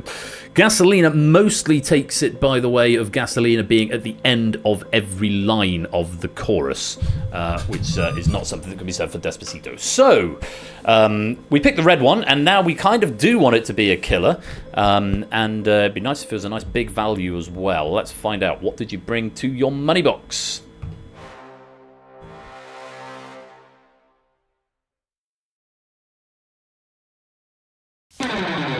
Oh. Well, never mind. It's just the 100 and it's a non-killer. It's fine. Yeah. Hey, it's cash. It's more money going into the jackpot. But we would have liked a killer at that point because there's still 4 killers in the game, which is slightly scary after 4 questions. But it is what it is. Let's add 100 to your jackpot. I was going to ask if we swap those last 2 rounds. Yeah, good. 1,450. Now your jackpot, 100 is second lowest value of the game, but had to had to be picked at some point. Well, it didn't have to be, but has been picked now. Let's check in with the audience scores after that pass. We have got a new leader, Simpsons Angle 2600, which I think is every question right so far. Ralph and Tip, you're sort of towards the top end of the middle or the bottom end of the top, whichever way you want to think about it. David yet to score, and there's still 4 killers out there, so again, these scores could change on a dime at any minute. Time for another pair of questions. Let's go back to the money box, and Tip, your pick, please. Okay. Let's... Green needs a bit of love. Green needs a bit of love. And we need the posh reaction shot as well for the right-hand green arm. 10 seconds to discuss your category. Okay, it's a half chance that we pick a killer, so it's about time we start going for our stronger points. You said you were good with TV, but you want to save that to 50-50 chance the of finding a killer now. Yeah. Do you want to just go for media as something? Media in general might be an interesting one, yeah. Media. Let's go for that. Okay, media loaded up. Let's take a look at the options, rather. 1351 or 1551? Let's see where this is going. Your question. As of the 1st of March 2025, how many official daily Wordle puzzles have been published? 15 seconds in the audience, 45 seconds for you two to discuss. Straw poll available after 15, and your time starts now. Oh God! Do you still do Wordle? I don't play Wordle. No, I don't. I mean, I played it. I do know it's in the 4 digits. Great. But that's really useful though, with this question with the 2 options for 4 digits. Do you remember when it hit 1,000? I think I dropped off by then. But I bet at least some of the people in this audience still play Wordle. Shall we straw poll then? We'll straw poll. We're going to straw poll. Okay, let's take a look and see what the audience thought. Audience are leaning ever so slightly towards 1551, 5644. And your time is up, so I am going to need an answer. Do you want to go with the audience? Let's go with the audience, and then we can blame them if it's wrong. Always a solid strategy. 1551 is what we're going to lock in. Slim majority of the audience going with that, 56%. Let's take a look if they're right. Unfortunately not. No, the first official Wordle was Cigar, and that was released in June 2021. The game's initial working title was Mr. Bug's Wordy Nugs, which didn't catch on, apparently. But yes, unfortunately, the audience leading you astray there, but it was very, very close between them. But the scant consolation is that having trusted the audience, if you brought a killer to them, the people who led you there are going to be punished for it. So let's find out, what did you bring to your money box?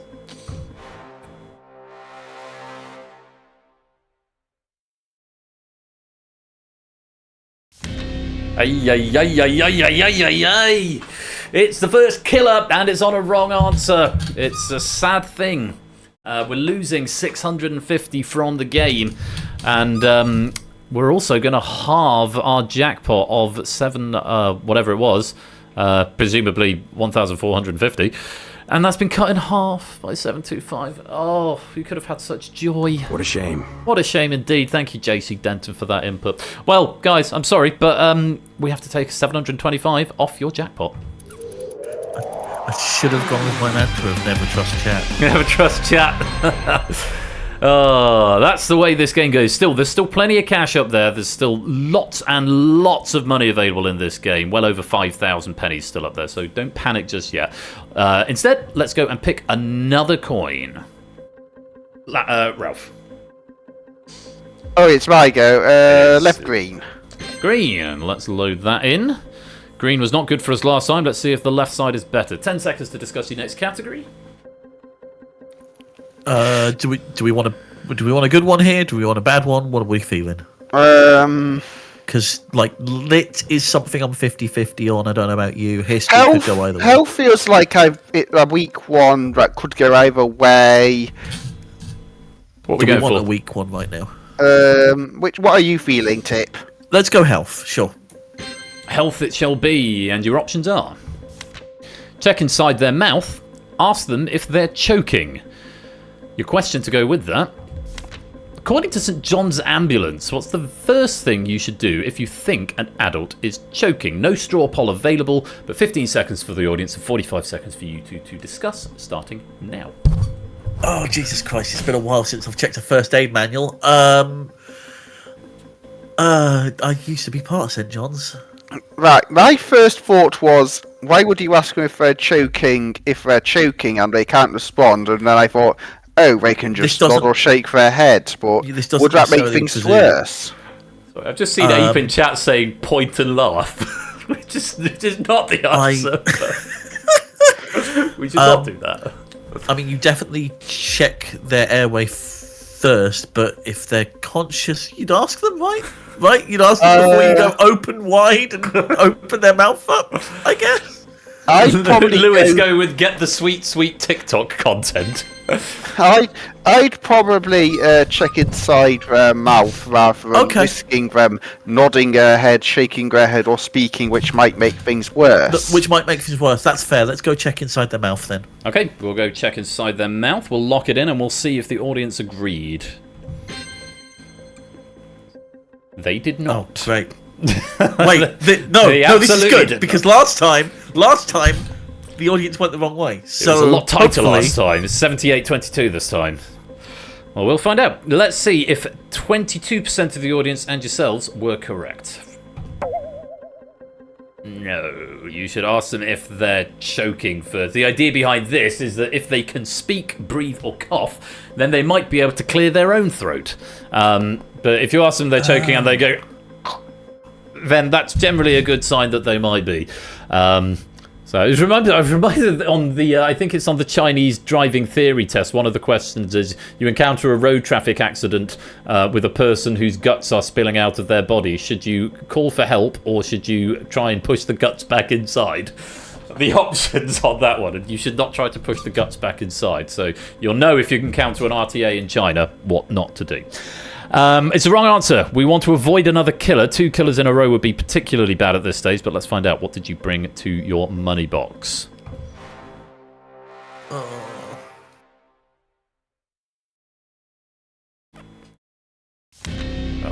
no, guys, it gets worse and worse and worse. It's another killer, and unfortunately this one is worth 1,500. 1,500 going out of the game. It's the third highest value in the game, and it's going to halve your jackpot once again. Another 362 coming off. Oh, you could have had such joy. What a shame. I think this even warrants that button. We're down to just 363. Let's halve your jackpot again. The killer greens, indeed. Both of the green arms had killers in them. But let's not despair. We've got 4 questions to go, and we've still got nearly 5,000 pennies available. In fact, over 5,000 pennies still available if you pick right from here. And there are only 2 killers left. Let's check in with the audience, see what that's done to the scores. You've taken a bit of a hit there, guys. You're down towards the bottom end now. AB, me, and Conradlac and Shapes currently leading with 43.50. Ape in second, though he's getting ready, of course, to lose it all in the final, as he did last time. That's what he's anticipating. Starskunk currently third with 3,000. Those are the scores as they stand, as Ralph and Tipster go to our next pair of questions. Back to the money box. And Tip, it's you to pick. Let's go for. We haven't done a yellow one yet. Let's do. We haven't done a purple yet. We haven't done a. Oh, we haven't done a purple. We're doing a purple. Purple goes in. The left-hand purple. We're splashing out for the purple. In goes the purple. And 10 seconds to discuss your next category. You might want to be thinking about what you want to leave for the final at this point. Yeah, I think it might be time to pursue. I'm thinking maybe we save one good and one not so good for a final, knowing how it works. So, do you want to go for a strong one? So I'm good with science. You're okay. Good with TV. I'm on TV. I'm happy to give. Let's science. Oh, fine, science. Yeah, let's go science. Okay, because obviously, while we want strong categories at the end, we've also really got to build that jackpot back up, so some strong ones now could be a good one to go with. Let's take a look at our options for science. Cone cells, or sweat glands. Apologies about the spacing on the sweat glands. Your question, What do adult humans normally have more of? 15 seconds to answer in the audience, 45 seconds for you two to discuss. Time starts now.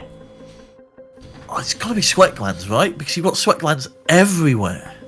Yeah, cone cells aren't those? Those are in your eyes, aren't they? Yeah, they're in your eyes. They are the color vision portion, I think. And how dense are they? They're quite dense, but I mean, sweat glands are everywhere. They're on the soles of your feet. They're in your armpits. They're in other places that I don't care to mention right now. I feel like you've got to go sweat glands with this, right? I'm happy to take your choice here. Okay. No pressure then. Sweat glands. Leaning towards sweat glands? Sweat glands. Okay, let's lock sweat glands in and see if the audience agreed. Again, the audience not in agreement. It's a little closer this time. 64% go for cone cells, 36% for sweat glands. Let's see. Is it right? No, I'm afraid not. There are 2 to 4 million sweat glands, as Tip was alluding to, most commonly on the forehead, the armpits, the palms, and the soles of the feet, and approximately 6 million cones in the human body. So 6 million cones, only 2 to 4 million sweat glands. Yeah, Not lots of not cones. as expensive as a Super Bowl commercial. No, not as expensive as that. If you had $1 for every cone, you still wouldn't be able to get a Super Bowl commercial in 2024. How much does an eye go for these days? That's a good question. But yeah, Matt's saying our light sensing ability is ridiculous, but 6 million cones is a PE teacher's dream. Very much is. Guys, it's another wrong answer, so we've got to talk about damage limitation here. A low value would be the way to go. In fact, a killer here, as long as it's a low value, is not the end of the world because we're already so low, and let's just get them out of the way and we can have cash towards the end. Let's see. What did you bring to your money box?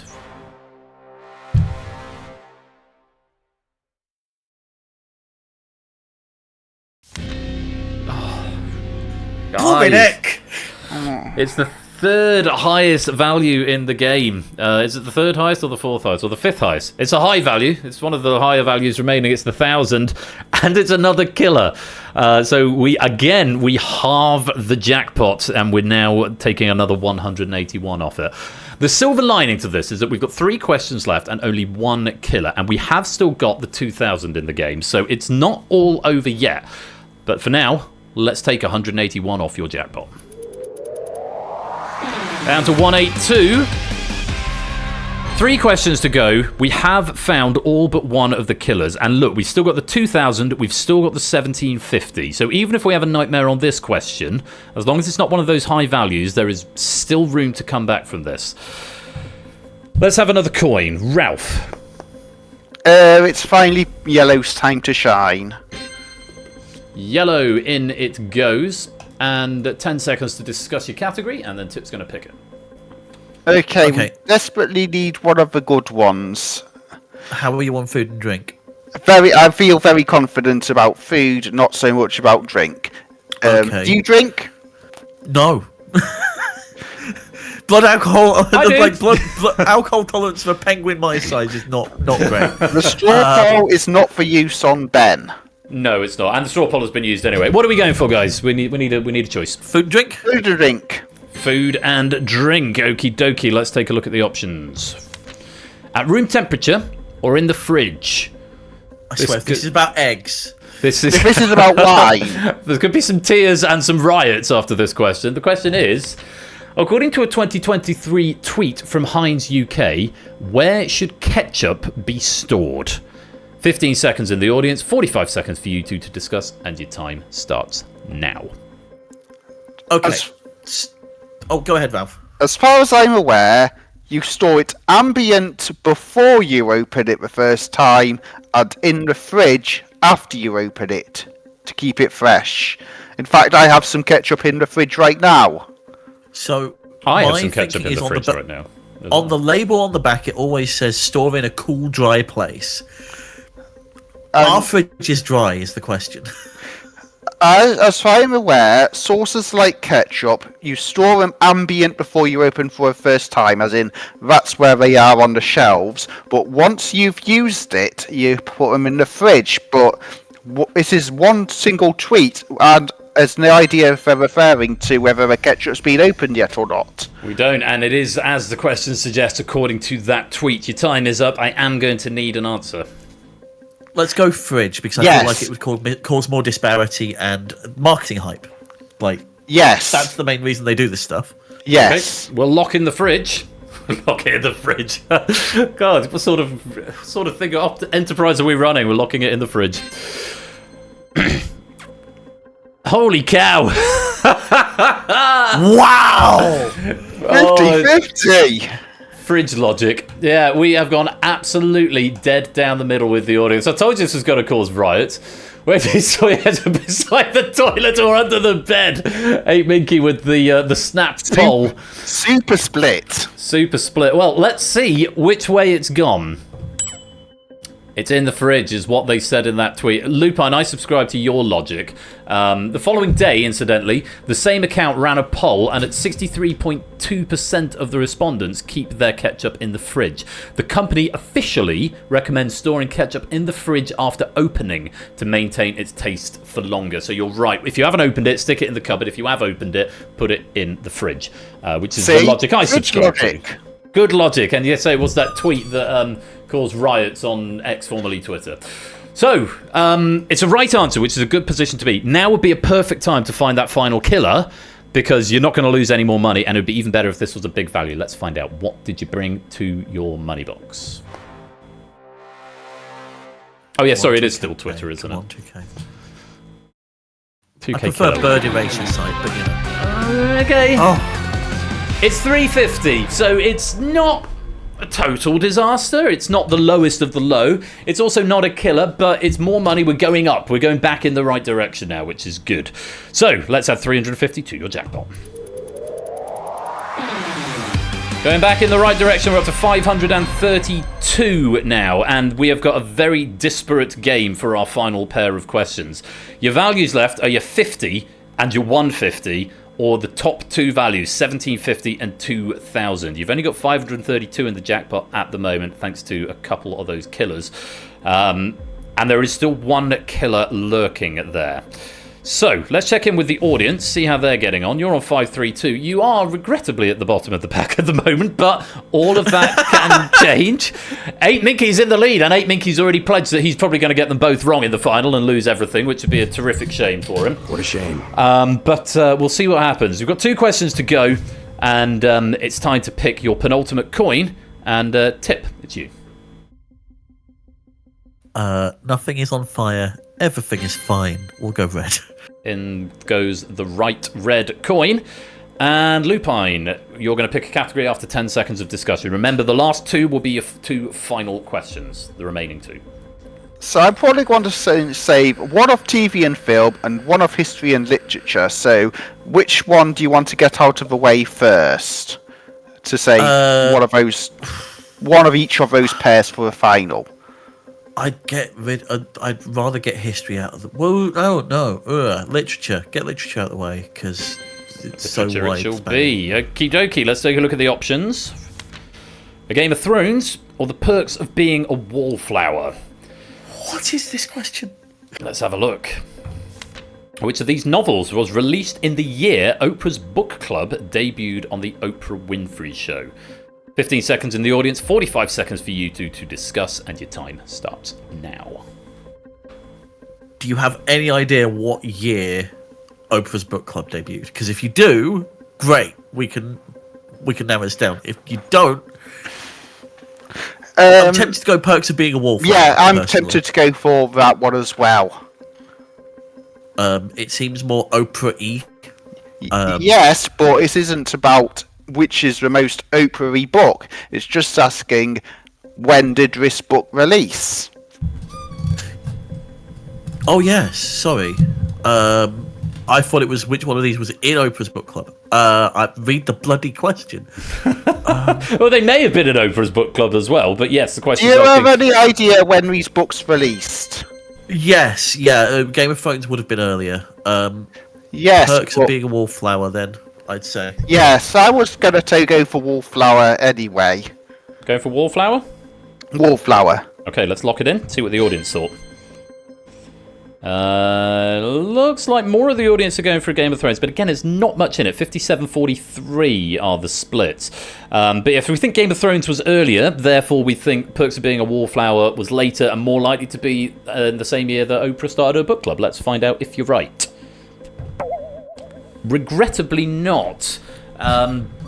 So the segment ran from 1996 to 2011, with a 2.0 version of the club launching online shortly afterwards. Stephen Chbosky's The Perks of Being a Wallflower was published in 1999, and George R.R. Martin's A Game of Thrones was published in August 1996. So you were right that Game of Thrones was earlier, but unfortunately, that's also the year Oprah's book club started. So getting the Oprah's order right. looking very good for her age. That's all I'm going to say. She's looking very good for her age. It's very true. So it's a wrong answer. We don't want to find the killer now. We don't want to find it at all if we can help it, but there's only one in there. It would be good if this was a low value, not one of the big ones. Let's find out. What did you bring to your money box? There's just one killer left, Matt, yeah.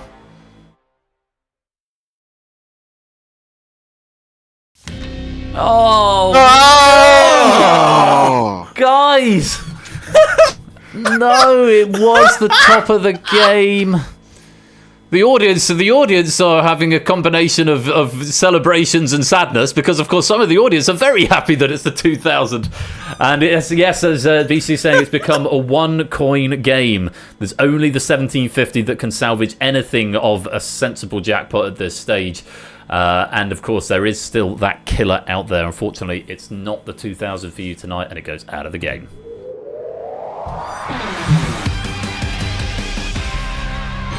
So with one question to go, it is very much a one-coin game. You've got TV, history and film to choose from for this final question. 50, 150 or 1750, the values. And one of those values is also a killer. Very important choices coming up at this stage. Ralph, please select the final coin. Well, we'll probably want to keep it 50-50, so right purple. We're going for the purple one at the top. And your final category before the final. Okay, TV or film? Because I want to save history as our weaker one, knowing how the final works. So, which one do you fancy? Okay. Do you want a strong one now? So we I want a strong one now, right? so we can at least have a chance to get. There's a one in for the feature. One going game. I mean, I would go TV, considering you're stronger at TV. I'm not really great at either of these. Okay, we'll go for TV. TV. Okay. TV loaded in. Which leaves us with film and history in the final. Let's take a look at your options. Banished by a round table vote or murdered by the traitors? Wonder where this question's going. How did more players leave BBC One's The Traitors up to and including the end of Series 3 in 2025? No specific spoilers coming from this question, incidentally, if anyone is worried, myself included. 15 seconds in the audience, 45 seconds for you two to discuss. Your time starts now. I have not watched anything of The Traitors. You tip? Okay, having watched season 1, there is a round table and then a murder. And then a round table and then a murder. And then a round table and a murder and a final round table. So my suspicion would be round table. But what if there's twists? There's always twists in The Traitors, apparently. There's always twists, but also I feel like there's always going to be a round table. There is not a... there might be nights where the traitors don't get their kill off. But I don't think there's ever a point where the round table doesn't happen. Yeah, right. I think this is one of those tricks ones like Murdered by the Traitors is the iconic scene of the series. So, and that would make Banished by a Round Table vote the trick answer. So, we're going to get into the question writer's head and go for Banished by Round Table vote. You happy with that tip?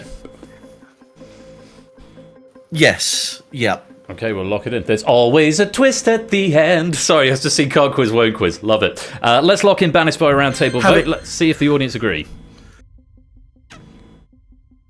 They Probably do. the two people in this room who haven't seen the traitors. The all three way people in through this room. I anyway. haven't seen any of the traitors, and I really want to. It's just finding the time to do it. So, could lose thousands of pennies on this question, couldn't we all, Matt? 61% think banished by a round table vote. I really hope that the audience are right. They are, as are you. 33 have been banished, 10, 11, and 12 in Series 1, 2, and 3, respectively. And Tigo, thank you for the £10 donation to Special Effect. Most grateful to you. 23 have been murdered, 8, 7, and 8 in Series 1, 2, and 3, respectively. So 33 banishments and 23 murders. Okay. This is a good thing. It doesn't matter if it's a killer or not now, because it's the last question anyway, and you're correct. So you're not going to lose any more money. The question is this a 50 penny coin or a 1,750 penny coin? I really hope it's the big one. Good luck. What did you bring to your money box? Come on. Yeah! Yes! 1,750. Great play, great selection, and it's all come to good. We've got some nice smile money at the end. We had a bit of a roller coaster along the way, but we've built it back up. 1,750. Let's add that to your jackpot. And that looks like a relatively happy ending. And I have to say, you played an almost perfect game in terms of the coins. You missed out the 50 and the 150, which is the lowest and the third lowest value. So had you not found those killers and got more of them right, you could have been very, very close to 10,000. But it doesn't matter.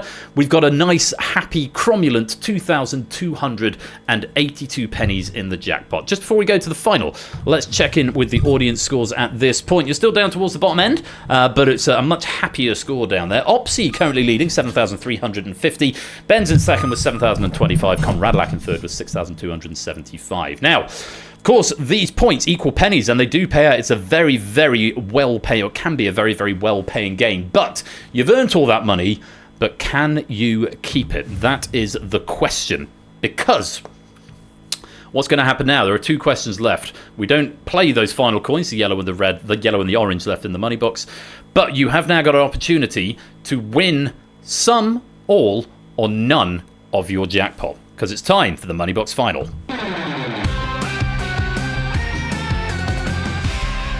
So, two questions that you didn't face, history and film. You're going to be asked both of them in that order, history first, then film. You will not receive, and neither will the audience receive, any feedback on whether you are correct or not, and there will be no straw poll displayed. Once we've had both questions, we will tell you if you've got both of them right. If you've got both of them right, you win today's jackpot of 2,282 pennies. If you've got both of them wrong, then you walk away with nothing, and your game ends there. If, however, you've got one right and one wrong, we will tell you you've got one right and one wrong. You will then have an opportunity, if you like, to swap one of your answers. If you swap the one that's wrong and you end up with both right, you win your jackpot. If you swap the one that's wrong, then if you swap the one that's right to being wrong, then you lose everything. You do not have to swap, and if you've got one right and one wrong and you don't want to swap, then you walk away with half of your jackpot, which would be 1,141 pennies each. So that's the decision you're going to have to make. And let's have our first question on history. Your options are 2 women or 2 men? Your question? Around the turn of the 20th century, who was more likely to be in a Boston marriage? 15 seconds for the audience, 45 seconds for you two to discuss. Your time starts now. What the heck is a Boston marriage? So this would be 1900, turn off a century. Yeah. Yes. And I'm thinking I'm leaning towards women. What are you saying? I'd say I'd be leaning towards men, just because it's before the suffrage movement. Yes, but speaking from a Yorkshire's perspective, I live near Shibden Hall in Halifax, which was where a very famous lesbian lived, and Lister. And so Okay. that's why I'm thinking women. This might be our Let's go to- 50-50 that we let's- swap if we know we're more confident on the other ones. That's why I Let's go chose. 2 women then. Yeah, one strong, one weak, and we're going for 2 women. Okay, we'll lock in 2 women. That's locked in. More information on that a bit later on. Let's take our second question for the final, which is on film. Gorillas in the Mist or Raging Bull are your options, and your question is: the subject of which of these biopics was born first? Again, 15 seconds in the audience, 45 seconds for you two. Time starts now. Okay. Who is Raging Bull? Raging Bull is that's the boxing one, isn't it? Yes, and trying to remember like Rocky Marciano, was it? Possibly. Gorillas in the Mist, that was the Gorilla Lady. The Gorilla Lady. Which one? There were several. The famous one. There were several. I would be tempted towards Born First. I would be tempted going towards Gorillas in the Mist, personally. I was hoping you were going to say Raging Bull. What are we going for? We need to lock something in. If you're leaning towards more Raging Bull, let's go Raging Bull. No. You let me pick for women, so I'll let you pick Gorillas in the Mist. Happy to go with that? Okay, sure. Gorillas in the Mist, then. That's fine. Gorillas in the Mist. Let's lock it in. Okay. Audience, I need to talk to you directly now. As Lewis has said, no spoilers before time up, because what I'm going to do is I'm going to reveal the answers here, and then audience, if you have got one right and one wrong, you will have the opportunity to swap, and we'll lull for time for about 30 seconds while you make that decision. You don't have to swap. You can take half of your jackpot, or you can swap if you like. But audience game, you may know the result before our hot seat players do. So please don't put any spoilers in the chat. Don't even say, yay, I won, or boo, I lost. And certainly don't say any of the answers, okay? So just keep spoilers out of the chat until the final result has been revealed for our 2 hot seat players. So let's take a look and put that information up on the board. Around the turn of the 20th century, who was more likely to be in a Boston marriage? You went for 2 women. The subject of which of these biopics was born first? What's the second question? You went for Gorillas in the Mist. I can't remember if... Audience, have you had your opportunity at this point? I think you might be. I think I'm waiting for a console notification here, but you have. Good. And there we go. Audience answers concluded. I need to put some more information because I forget that sort of thing. Right. Audience, no spoilers from you. Guys, I'm hoping that we're just right out of the gate. 2,282 pennies will be yours. Let's find out. Have you made the right decisions?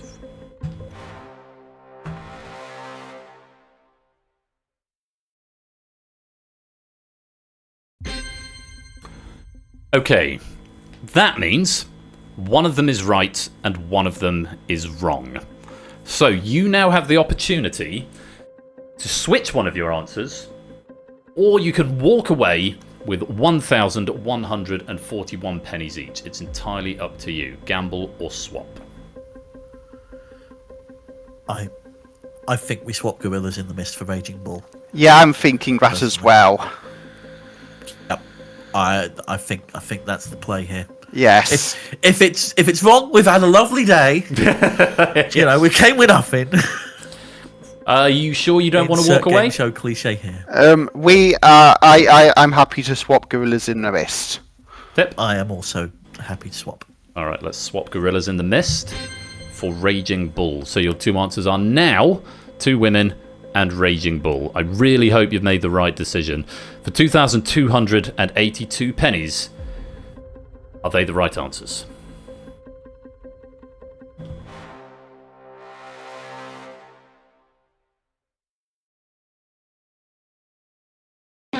Yeah! Yes!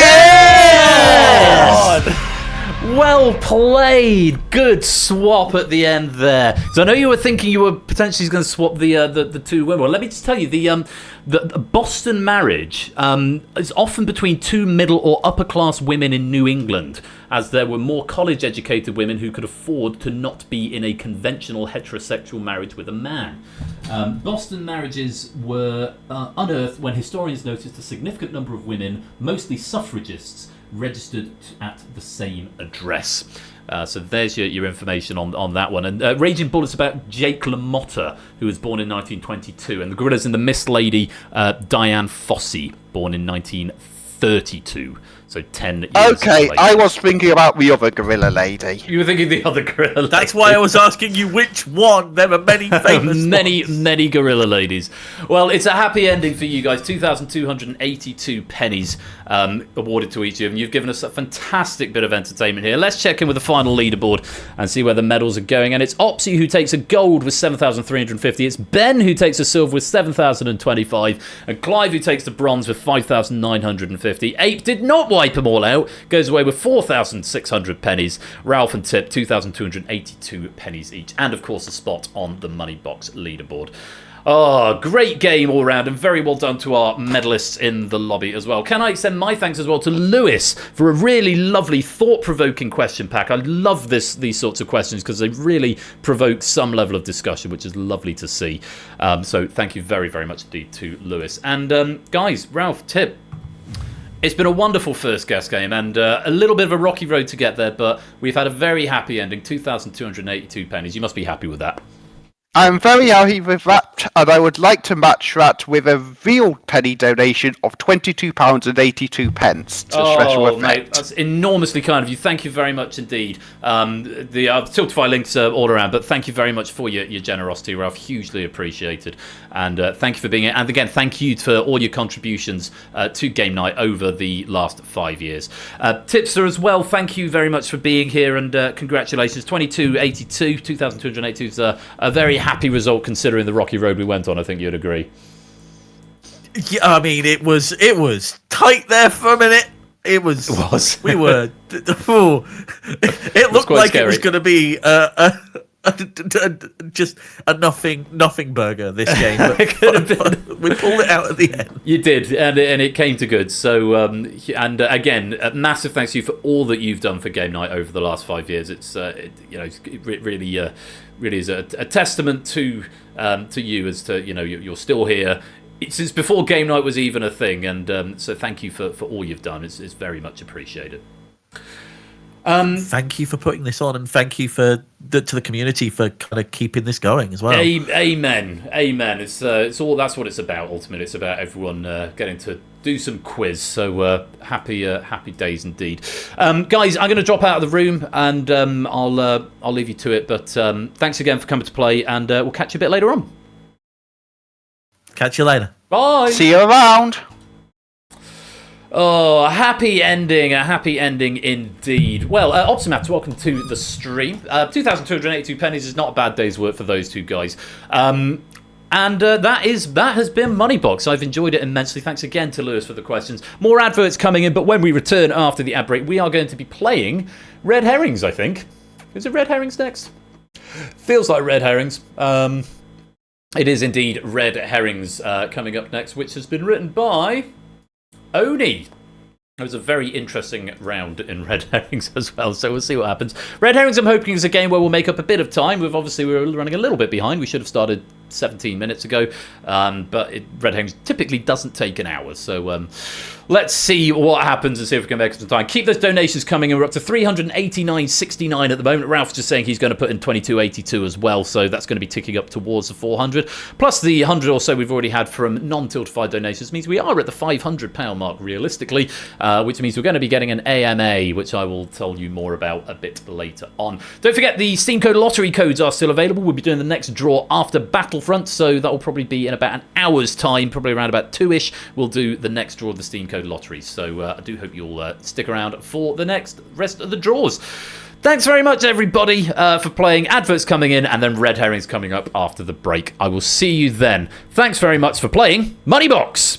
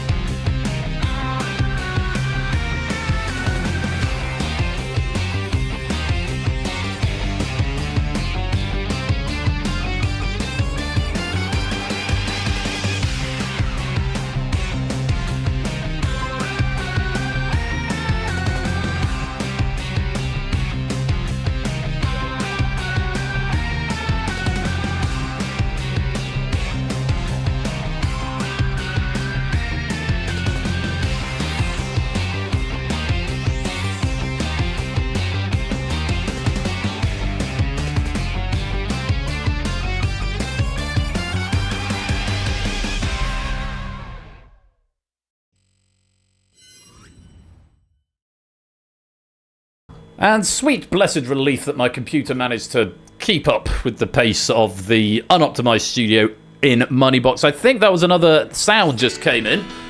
Pretty sure it was from Lupi, but I might be wrong. Yes, indeed, 2282. Isn't Moneybox such a wonderful format? Thank you, Lupi. Somebody from TV buy it, maybe. Buy it off me. That'd be cool. Anyway, Red Herring's coming up after the breaks. More adverts coming in. So if you're not subscribed, you'll see some adverts, but we won't start Red Herrings without you. Just keeps the pre-rolls to where the breaks are, which makes a lot more sense to my round. So, yeah, go get some more snacks, go get some more drinks, go stretch your legs, go to the loo, and we'll be back very shortly for even more birthday party fun. Don't touch that dial, we'll be right back.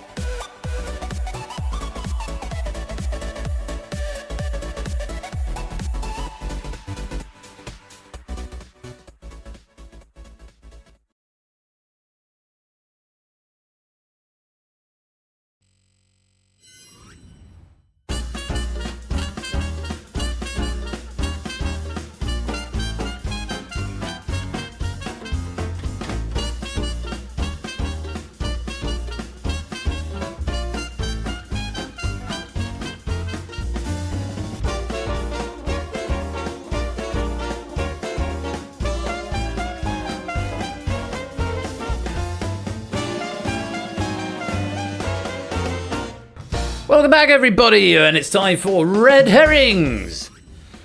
Universal Controller is what you need, JGNM. Don't forget to go and grab the app right there, JGNM.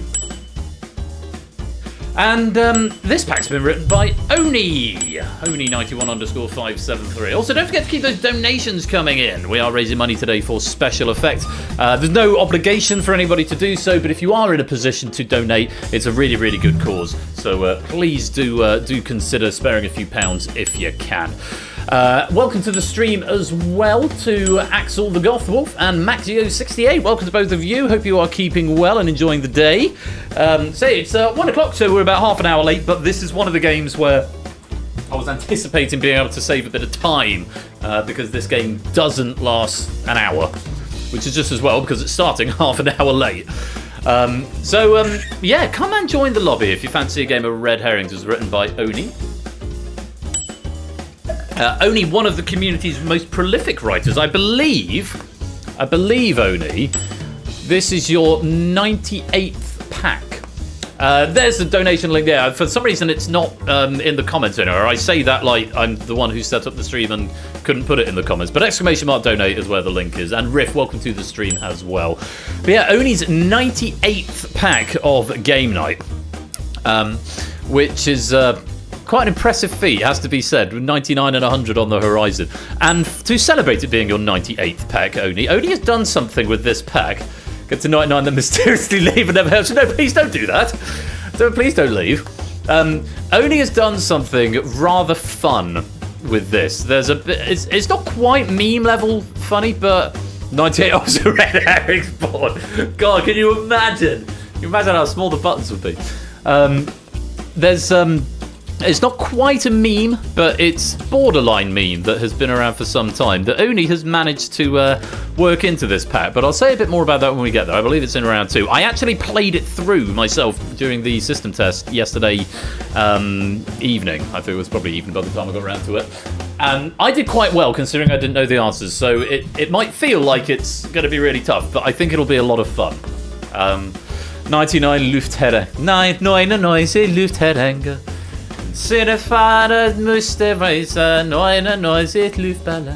Anyway, we've been once around the riff and we've got anytime entry JGNM, so because we're trying to make up time, I suggest let's get on with the quiz. It's Red Herrings! One round I wrote when I was legitimately angry at someone it might have come through here. I wonder which one that might be. Actually, there's as much as I would suggest round 2 because of some of the things that are written in round 2. They sound quite forceful, but we'll see. The gang's all here is round number 1. 12 questions, and you've got 16 options for each of them. 1 point for a right answer, losing 1 point for a wrong answer. Bonus questions may appear. These are worth 3 points if you're right, but cost you 3 points if you're wrong. You don't have to play abstention as a perfectly valid strategy, especially in a round with Jeopardy. Extra bonus of 2 points is awarded if you manage to get a perfect round and answer all 12 questions correctly. Answers will not be used more than once, so once they've been used, you can mentally check them off, though you can still press them. So don't do that once they've gone. There's 4 red herrings on the grid. These will never be correct. So, the gang's all here. And let's take a look at our options. Maneskin, The Magnificent Seven, Wu-Tang Clan, S-Club 7, The Railway Children, Mighty Morphin Power Rangers, Hobbits of the Shire, Spice Girls, The Rat Pack, Friends, The Famous Five, Queen, The Beatles, Ocean's 11, ABBA, and Jackson 5. We're going to see a list of names that all belong in a famous group, either real or fictional. Just tell us what the group is. Nice and easy, isn't it? So, nice friendly start. Hopefully, nice accessible pack. Oh, I said the word. Nice accessible question round to start us off with. Good luck, have fun. Here's question number 1. Starting with... Razor, Grazer, Method Man, Raekwon, Ghostface Killer, Inspector Deck, You God, Master Killer, Old Dirty Bastard, and Capadonna. Are that Wu-Tang Clan? Yeah, they're all Wu-Tang Clan. I have no notes on any of these, by the way, but I'm fairly sure they were. Yeah, I'm not going to try and pronounce. Moving on, Freddie, John, Roger, Brian. A couple more people joining the game. Welcome.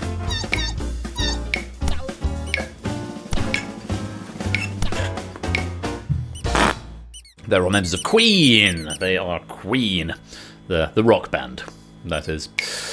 On to the next one.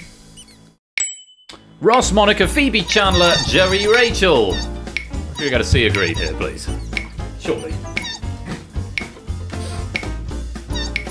Yay! There we go. Everyone getting it right. Lovely, lovely, lovely. Great to see. They're all in Friends. They're the friends of Friends. The friends in Friends rather than friend of friend. It's a bonus question. +3 if you're right, but -3 if you're wrong. Think carefully before answering. It's a very damaging penalty. Here we go. Jackie, Jermaine, Tito, Marlon, Michael.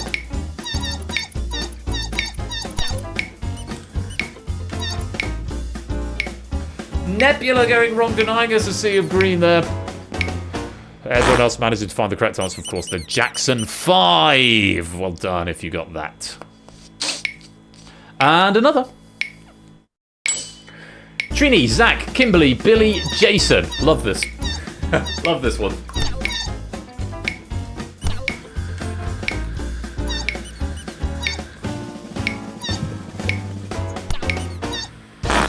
They're all members of the Mighty Morphin Power Rangers. Kimberly, the Pink Power Ranger, every Western world's first crush.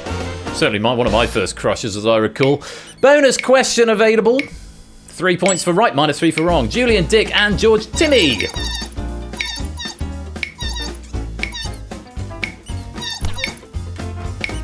Oh, whoopsie's gone wrong. Couple of abstentions there. They are the famous 5. Julian, Dick, and George, and Timmy the dog. Not to be confused with Timmy from South Park. Sammy, Frank, Dean, Joey, and Peter. I think I know this one.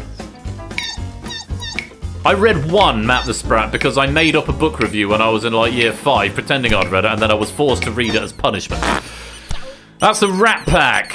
Sammy Davis Jr., Frank Sinatra, Dean Martin, and Joey and Peter, who I don't know. Here's another bonus question. We're being very generous with our bonus questions in this round. It's our third one already. Let's take a look for 3 points. Frodo, Sam, Merry, and Pippin.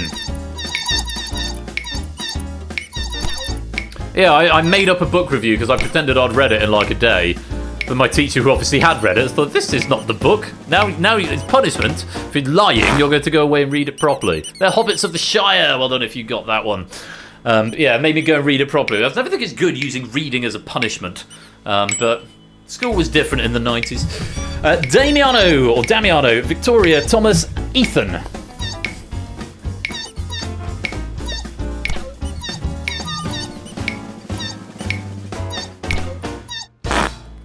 Don't know this one. Maniskin or Mooniskin. Not quite sure what the little hat on the A does there, but it's Maniskin is the answer. I've heard of them, but I don't know what they do. Monskin, thank you, Ernie. Agatha, Benny, Bjorn, Annifrid. I've definitely heard of them, but I couldn't tell you what they are, what they're related to. It's very Oni. Monskin. They're all members of ABBA. JR just denying us a sea of green on that one. Bad luck. And here's another. 2 straight Eurovision questions. Hannah, Rachel, Joe, Tina, Bradley, John, Paul.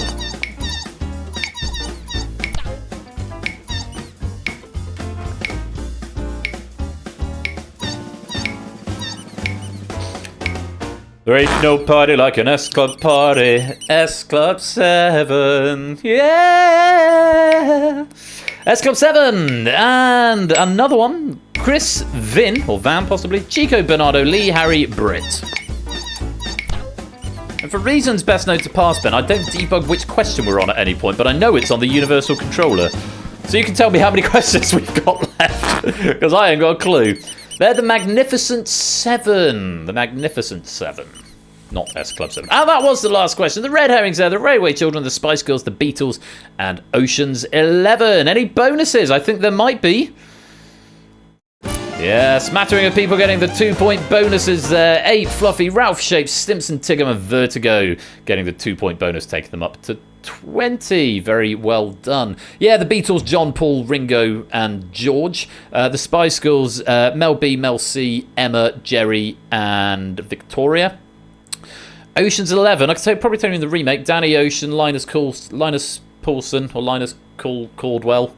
One of them's a real person, one of them's fictional.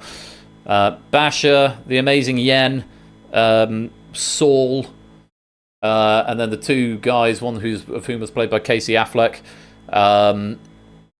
The guy who Frank, what's his name? Frank Cadden, I think his name was.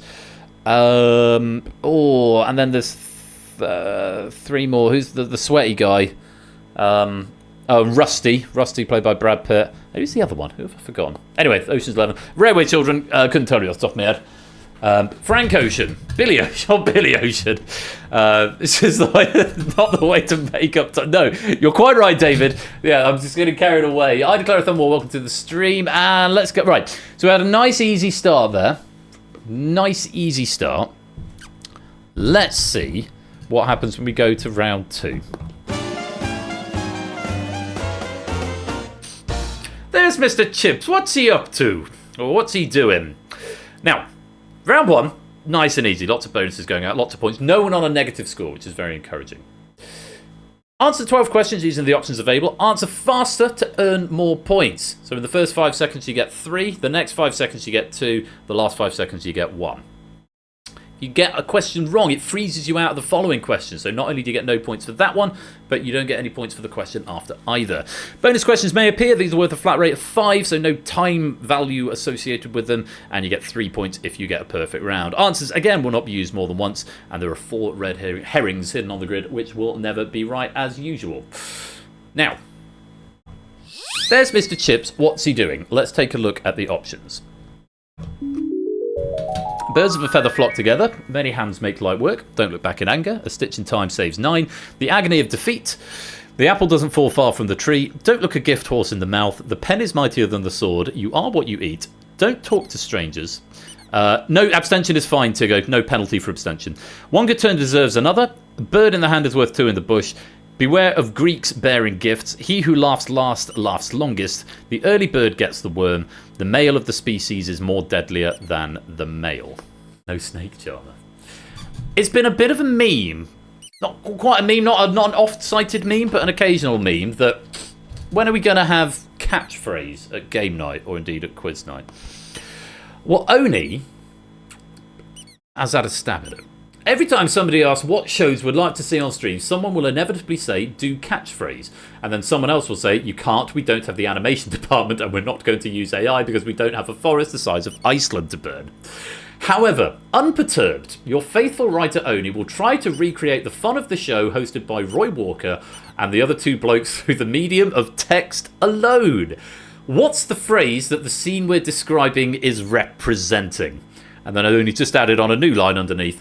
This is going to be a disaster, isn't it? Well, we will see. It will certainly be a lot of fun. And if nothing else, we'll all have a laugh because Oni has provided these clues with his typical witticism.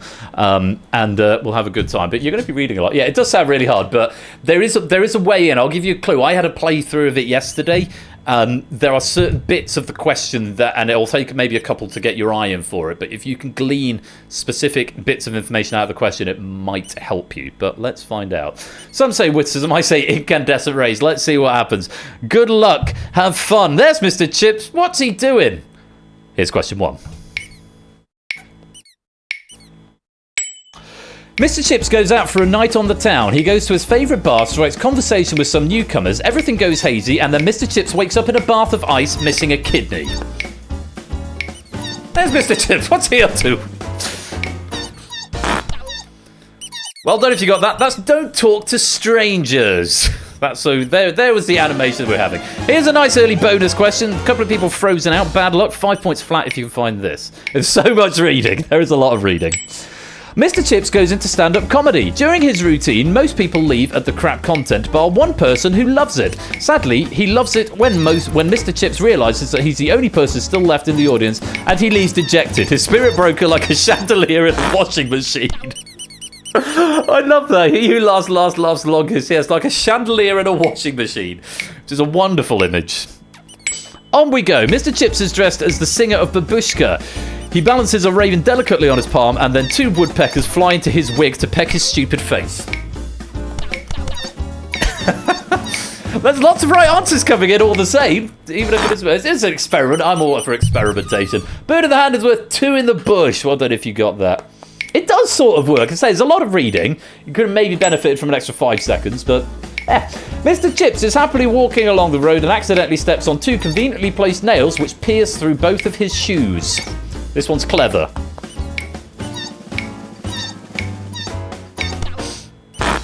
Well done if you got that. That's the agony of defeat. As in the feet. The agony of the feet.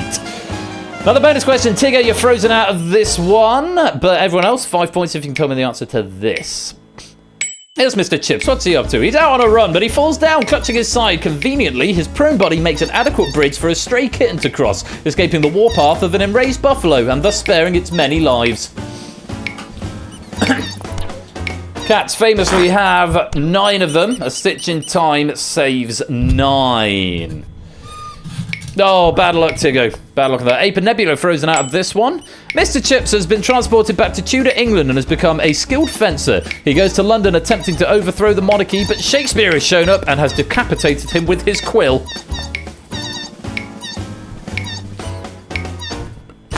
Most of us figuring that one out. The pen is mightier than the sword. Very well done if you got that one. And another. Mr. Chips is looking at the teeth of an equine creature covered in wrapping paper. A big red cross can be seen. Then the creature kicks Mr. Chips in the forehead.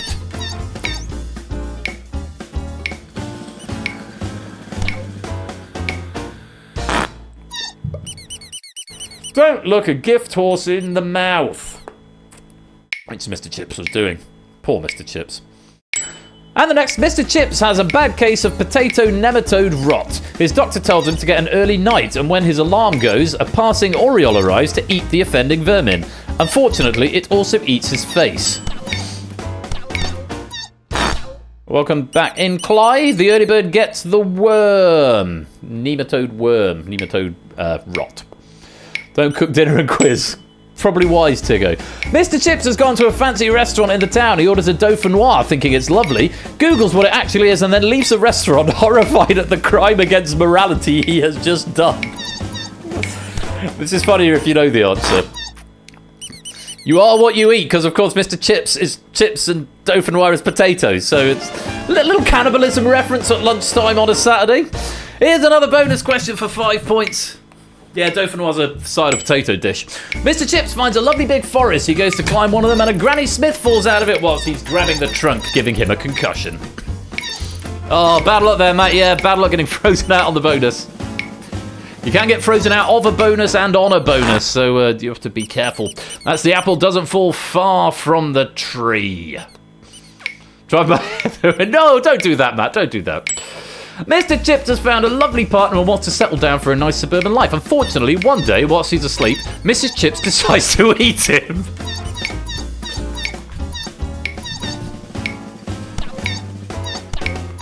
Can you find it? It's down at the bottom right. The female of the species is more deadlier than the male. And another one. Yeah, mantis syndrome. Mr. Chips pulls the string on his bedside lamp, but it won't turn on. The rest of the Chips family all have to pull on the string too to make it turn on. Mr. Chips feels emasculated.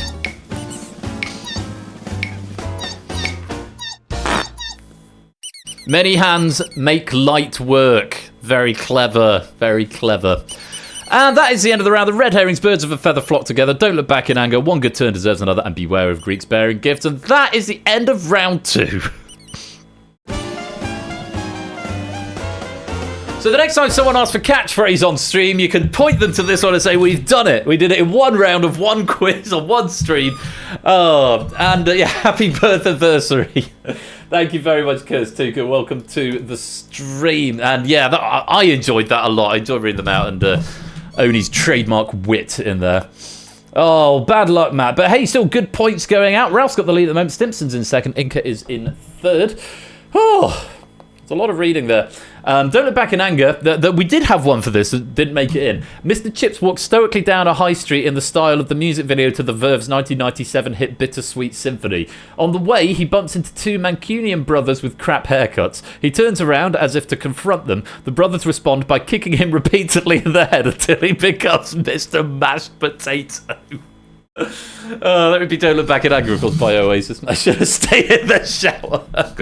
No, Clive, we're having a good time. We're having a good time. That's the end of round 2. Anyway, we're going to move on from Mr. Chips and to round 3. Missed it by that much. 9 questions in this round, 12 options available. Earn more points for each consecutive correct answer in this round. So first is worth 1, then 2, then 3, then 4, and so on. Answering incorrectly will break your streak. You'll restart building from 1, but if you abstain, it preserves your streak. So you go 1, and then 2, and then 3, and then abstain. The next one will be worth 4. No bonus questions in this round, but I'll give you a bonus of 5 points if you get a perfect round. Answers, again, are not used more than once, and there are 3 red herrings in the grid, which are never correct. Missed it by that much. It's a little bit rubbing it in, isn't it, Matt? Let's take a look at your options. Meryl Streep, Bill Murray, Judy Garland, Nicole Kidman, Samuel L. Jackson, Morgan Freeman, Timothy Chalamet, John Travolta, Lady Gaga, Sissy Spacek, Glenn Close, and Julia Roberts. I'm going to give you a character, film, and the year of its release, where the actor or actress who played them was nominated but did not win a Best Actor or Actress Academy Award. Simply pick the unlucky multi-millionaire sod from the bunch, okay? So, film, character, film, and year. Name the actor or actress who was nominated for the Best Actor or Actress Academy Award but didn't win. Okie dokie. Best of luck, good luck, have fun. Here's question number 1. Elio Pearlman, Call Me By Your Name, 2017.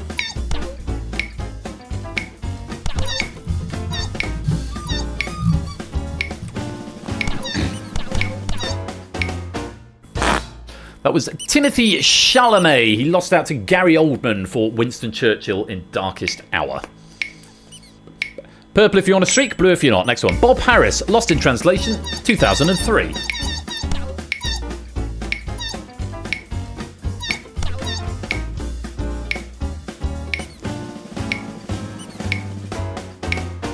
A little bit easier, I think, there. That was Bill Murray. He lost out to Sean Penn for Jimmy Markham in Mystic River. People who didn't win, they lost the Best Actor Actress, Matt, but yes. Satine, Moulin Rouge, 2001. But yes, it is the Academy Awards. Best Actor, Best Actress. Well, and if you got that, Nicole Kidman, who lost out to Halle Berry for Letitia Musgrove in Monsters Ball. Next, Vince Vega, Pulp Fiction, 1994.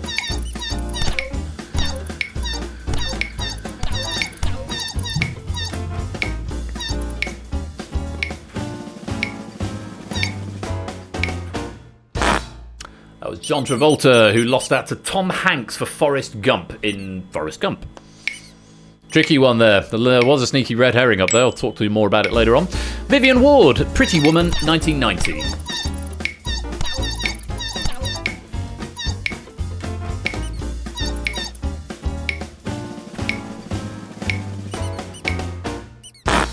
That was Julia Roberts, who lost to Kathy Bates for Annie Wilkes in Misery. Off we go. Carrie, 1976. I'm tempted to tear up the year and just say Carrie, the year of Carrie. Carry on, Carrie. That's Sissy Spacek who lost to Faye Dunaway for Diana Christensen in Network. Alex Forrest, Fatal Attraction 1987. Carry on, Carrie. That's really tickled me, that has. It was Glenn Close.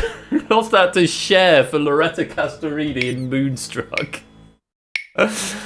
Oh, goodness me. Vicky Lester, A Star Is Born 1954. We lost Ben. I'm gone. Kill the pig. Lock it in the fridge logic. There's some good ones coming. I'm being more selective with my raid highlights here. That was Judy Garland, who lost to Grace Kelly for George Elgin in The Country Girl. Or Elgin, possibly. 80 more hours of the stream. Nelson Mandela, Invictus, 2009. I think I know that one. Yes, I do.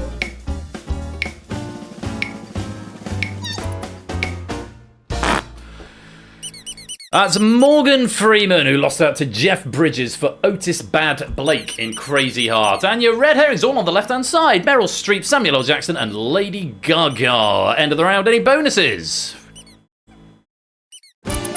Yes, a few. Shapes, Zeus, Happy, Abe, Opsy, and Clive all getting a bonus of 5 points at the end of that round. Very well done. So Samuel L. Jackson was a red herring, possibly for 2 of them. Red herring against Vincent Vega, John Travolta in Pulp Fiction. He played Jules Winfield in Pulp Fiction.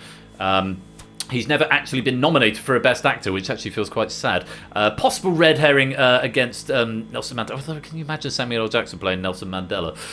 Possibly not. Lady Gaga was nominated for A Star Is Born, but A, her character name was Ally Main, and B, she wouldn't be alive in 1954. It was I think the second remake of A Star Is Born. Possibly the first, possibly the second. And Meryl Streep, she's been nominated the most with 17, but not for any of those films that we saw up there. So there we go. And that's Blockbusters. I need that on my soundboard. I need more things on my soundboard. Someone needs to send me sounds, and then I need to get round to putting them on. Carry on, Carrie. That is front runner for the raid message winner tonight. I've got a few highlighted. 1, 2, 3, 4, 5, 6 of them highlighted so far. I've upped the limit to 5, by the way. You can suggest 5 raid messages this stream because it's a long stream. But yeah, there's some good ones coming. Carry on, Carrie is by far and away my front runner at the moment, I think. But we'll see how we feel about it later on. Anyway, Shapes has the lead with 90. Zeus in second with 83. Happy is in third with 81. And we've got time for one more round. Which is the 365 days before everything exploded. And in this round, that's another not M thing down. Yes, I don't think that one's going to be the raid message, but I appreciate the sentiment, Conrad Lack. Although it's very clear, Nelson M. Fingdella. Yes. Find the 6 correct answers that fit the criteria. Deselect before you reselect is the order of the day. Submit a wrong answer and you'll be told how many you got right and you'll be frozen out for 5 seconds. First to find all 6 will win 50 points. Subsequent correct submissions will win 5 points fewer than the previous player. Answers are gradually removed as gameplay progresses and will keep going until either 10 players have found all 6 or 90 seconds have elapsed. With the 10th player would get 5 points. And at the end, the player with the most scores, the highest score, is the winner. So 50 points up for grabs here, which means it's still open for Fluffy Bunny, I beg your pardon, for Riff and upwards. And David can technically still tie. So a lot of players still theoretically in contention for a gold medal here, which is what we like to see. It's the 365 days before everything exploded, and here are your options. They're quite wordy. Michael Schumacher wins F1 Drivers' Championship. Australia beats American Samoa 31-0 at football. PlayStation 2 released in Japan. John Carpenter wins Who Wants to Be a Millionaire. Netherlands legalises same-sex marriage. Zaire renamed to the Democratic Republic of Congo.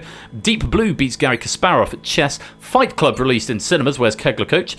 To give him PTSD. Half-Life released. Jack Ma founded Alibaba. Sabrina Carpenter born. Good Friday Agreement signed. Denver Broncos win Super Bowl 33. Nokia 3310 phone released. Angel of the North installed. And the most recent official Woodstock Festival. Those are your options.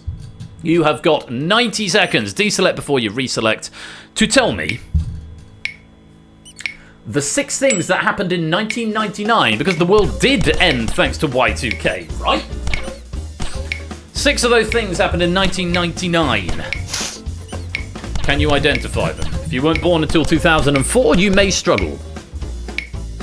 But we've got one player who's up to 4, 2 players up to 4 now. Riff and Ape have found 4. Clive and Inca, Ralph, they've all got 4 as well. Let's remove an answer from the grid. It's not Netherlands legalising same-sex marriage. Remove that from your thought. That was 2001. Clive is up to 5 now. Let's take another one out. It's not Zaire renamed to the Democratic Republic of Congo. That was 1997. 18th of May 1997. And let's take another one out. PlayStation 2 released in Japan. That was 2000. Riff is the first to find all of them. He's up to 91. Clive is there now as well with all 5 getting 45 points. It's not Half-Life being released. That was 1998. No, 19th of November 1998. 2 souls so far. Mr. Vertigo has got there now as well. Let's take another answer out. It's not Deep Blue beating Gary Kasparov. That was the 11th of May 1997. And David's got there now too. Any more for any more? AB Me's got there. It's not the Angel of the North installation. 8 Minky's got there. Angel of the North was 1998. One more go if you're quick. Rias has got there. And that is time. We have defeated you. That's the first time that's happened for a while. 1, 2, 3, 4, 5, 6, 7 of you. And Riff donating £30 via Tiltify. To be clear, this is not an endorsement of the... And then I can't see the rest of it because it chops it off the bottom. Let me refresh my donations and see what it says. First time I've ever won points in that round. Great achievement, David. To be clear, this is not an endorsement of the catchphrase round. It's a £50 donation. Riff, goodness me, thank you so much for your generosity. I just couldn't read it on the screen, but I've looked at it in clear vision, and it is 50. Thank you very much, Riff. That's enormously kind of you for the £50 donation to Special Effect. Most kind of you. Yeah, the correct answer is John Carpenter wins Who Wants to Be a Millionaire. Which was 19th of November 1999. Fight Club released in cinemas 10th of September 1999. Sabrina Carpenter born 11th of May 1999. Jack Ma founded Alibaba. That was the 4th of April 1999. Denver Broncos win the Super Bowl. That was the 31st of January 1999. And the most recent official Woodstock Festival was Woodstock 99, 22nd to the 25th of July 1999. As mentioned, Zaire was 97, Deep Blue was 97, the PlayStation 2 in Japan was 2000. Schumacher, wins F1 Drivers' Championship. He won it 7 times, but not in 1999. That was Mika Hakkinen who won that year. Angel of the North, February 98. 3310 was the September 2000. I thought it was earlier. Wow, okay. Mandela myself there. Australia beating American Samoa 31-0 was 11th of April 2001. Gay marriage in the Netherlands was 1st of April 2001. The Good Friday Agreement 10th of April 98. And Half-Life released 19th November 1998. Very well done to the 1, 2, 3, 4, 5, 6, 7 players who managed to pull some points out of that. Not everyone, not managing to find the full gamut of 10, which is a bit of a rarity. But we have, at the end of that, got some winners. In third place with 103, taking the bronze medal is 8 Minky. In second place, getting the silver medal with 107, it's Clive a Legend. But the winner, the second solver, I believe. I think Riff got there. Was it Riff who got there first? Let's go back and check your logs, Ben. It was Riff and then Clive and then Mr. Vertigo. He's capitalised on a small advantage he had being higher up the list and got 40 points in the final, finishing with 130. Taking the gold medal, it's Mr. Vertigo.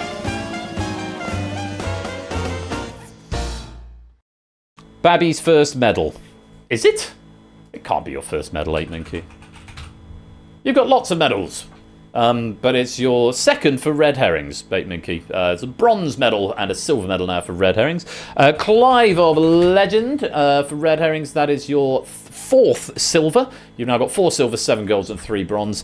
And Mr. Vertigo, as TTS calls you, that is your first medal for red herrings. It's not your first medal, Ape. You've got a bronze and a silver in red herrings before. It might have been when Eurovision was on. But yeah, you've previously got a silver and a bronze in red herrings, so that's 2 silvers now. Oh, he was talking about Mr. V. Oh, fine. It's Mr. V, it's your first ever medal. So it's a game of first tonight. We had whose first gold medal was it in Danger Zone? Was it AB Me's? AB Me's first gold in Danger Zone. Mr. Vertigo's first gold in red herrings. Oh, you're definitely talking about you. No, it's not your first medal ever, I promise you. So lots of first-time gold medals going out, which is lovely to see. Well, can I extend my thanks to Oni for a lovely, lovely question pack of red herrings, and Oni, many thanks for all that you've done over the last 5 years for Game Night as the leading writer that isn't me.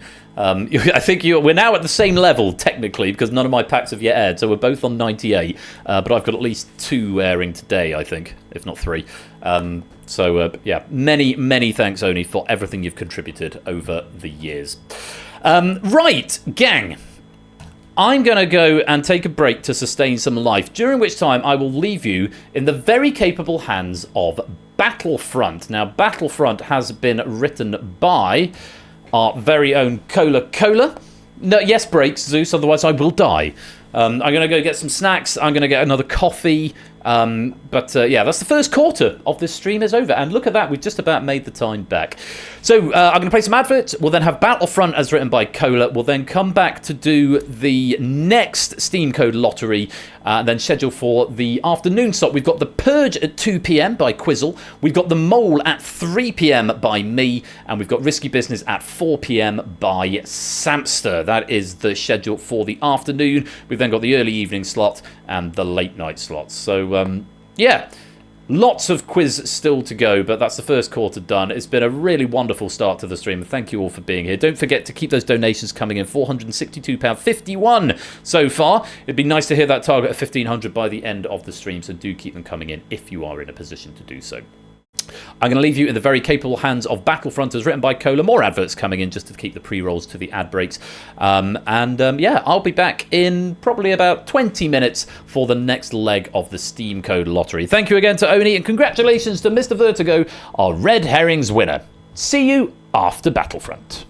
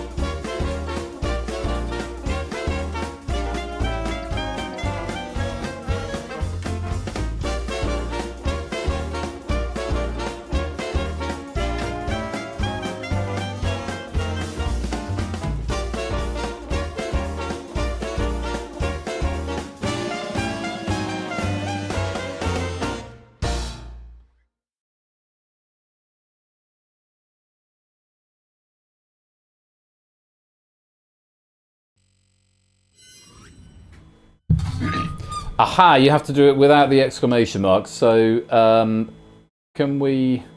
Commands, add schedule. Yeah, could you do it with the exclamation mark as well, possibly? If I can tidy it up post-stream, that'd be great.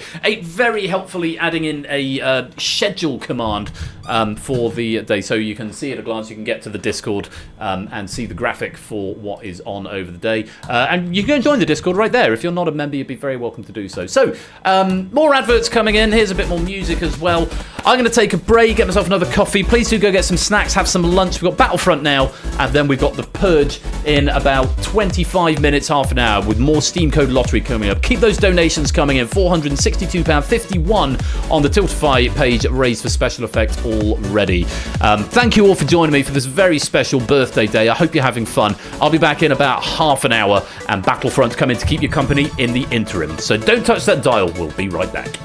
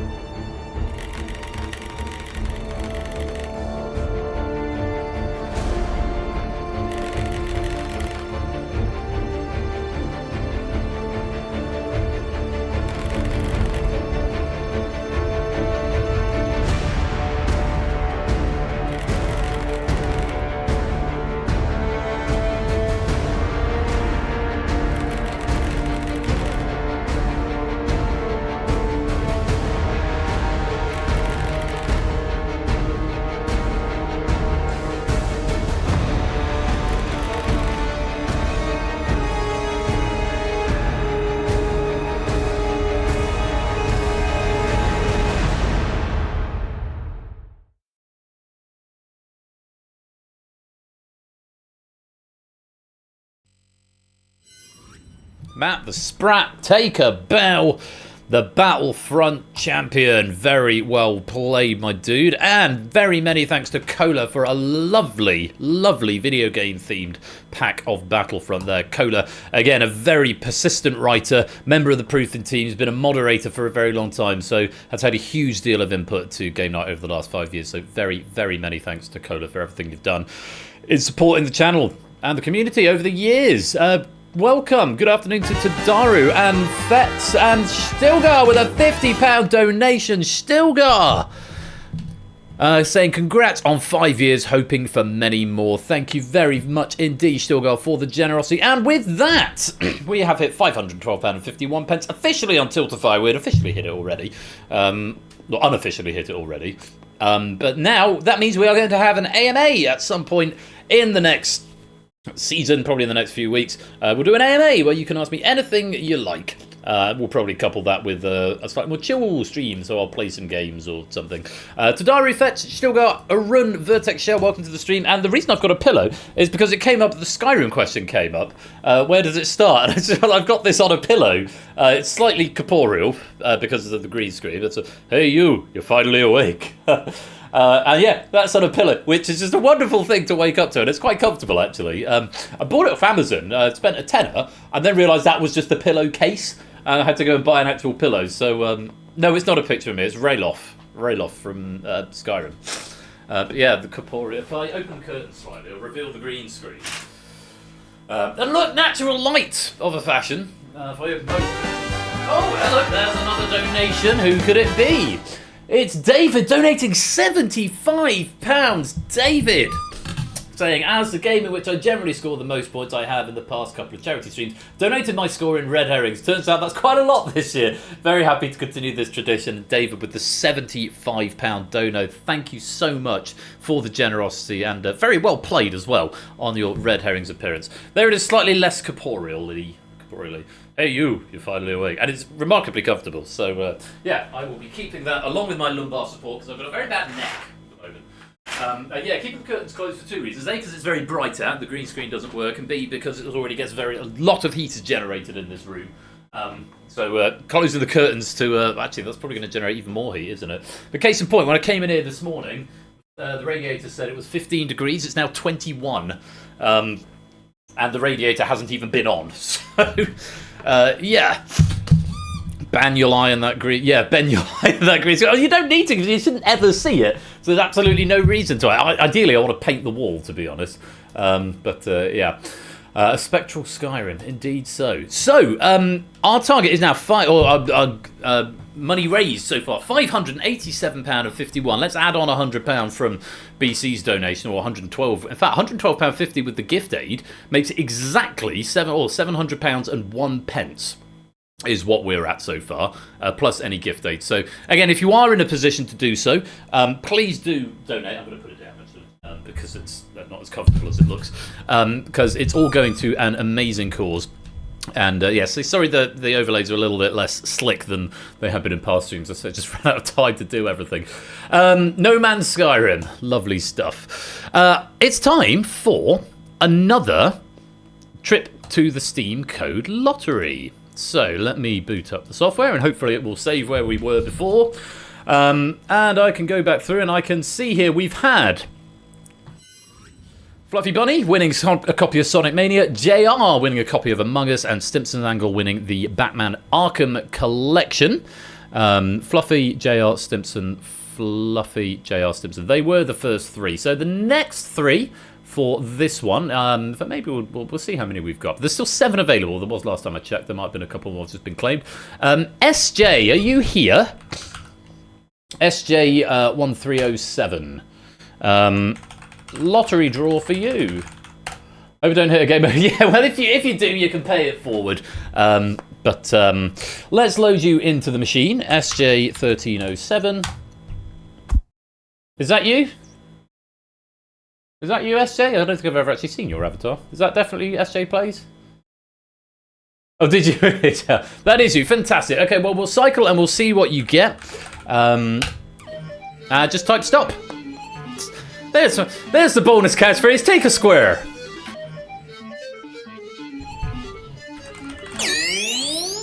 in the bottom right-hand corner. Often a good one. And that is a good one, actually. No whammies. That's a very good one, and I can tell you that. So it's good fun. It is good fun. There's Mr. Chips. What's he up to? It's Snake Charmer. Let's find out what you've won, Stilgar. Not sure. I beg your pardon, SJ. And I hope it's not something you've already got. But if it's not, you're in for a treat. Let's reveal it. It is The Vanishing of Ethan Carter.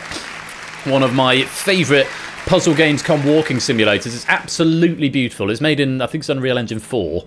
And it's really good. It's a sort of narrative-driven puzzle game. It's not quite open world, but you do not have that one. Excellent stuff. Well, you'll enjoy that, and I'll get the Steam code to you ASAP. And again, if anyone has any issues with region locks, I've already bought them. Most of them are available worldwide. There are 1 or 2 that are only UK and Europe. So if you do have issues accessing the game, let me know, and I'll probably end up using the Steam code myself or paying it forward somewhere else or using it as a prize next time, and I'll sort you out a different one.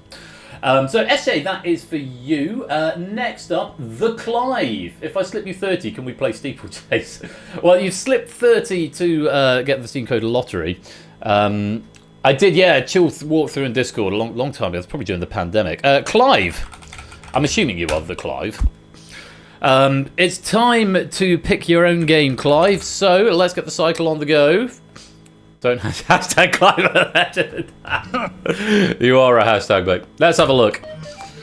Press stop anywhere you like. Up at the top in the middle. I think I recognise that one. Yes, he's a Clive, not the Clive. 5 seconds. Here we go. Think I know that one. Yes, that's BioShock Infinite. It might be 12 years old now, but it's still one of the best first-person shooters ever made, in my not-so-humble opinion. If you haven't played it, you're in for a really good time. BioShock Infinite, just for you, Clive of Legend. Thank you for your donation. And there's one more on this pass, and it's going for Mr. Zeus. Zeusless, who said, happy birthday, Claire. So, Zeus, are you still here? There you are. Hello. Just what I wanted. Excellent. Glad to hear, Clive. I can't tell if you're being facetious or not, so I will assume that you're not. Zeus, hello. Let's get a cycle on the go, and we'll find a game for you to play. Take a square. We're putting £250 into the bonus bank. Oh, sorry. No, I'm not stopping yet. You have ultimate control. Still not yet. Please don't give it an hour. Just the word stop.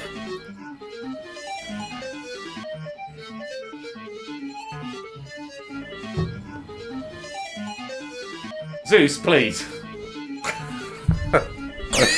You're such a wind-up merchant. You're so naughty. Over there on the right-hand side, what could it possibly be that you've won? I actually can't remember on this one. Oh, no, yes I can. This is my favourite troll. He is the best sort of troll, isn't he? Let's find out. 5 seconds. Here we go. It's Inside from, I think it's Playdead Studios, the same guys that made Limbo. But really good game if you've not played it. Worth your time, Zeus. I still will love it. I'm sure he will. But there we go. There's another 3 prizes gone out.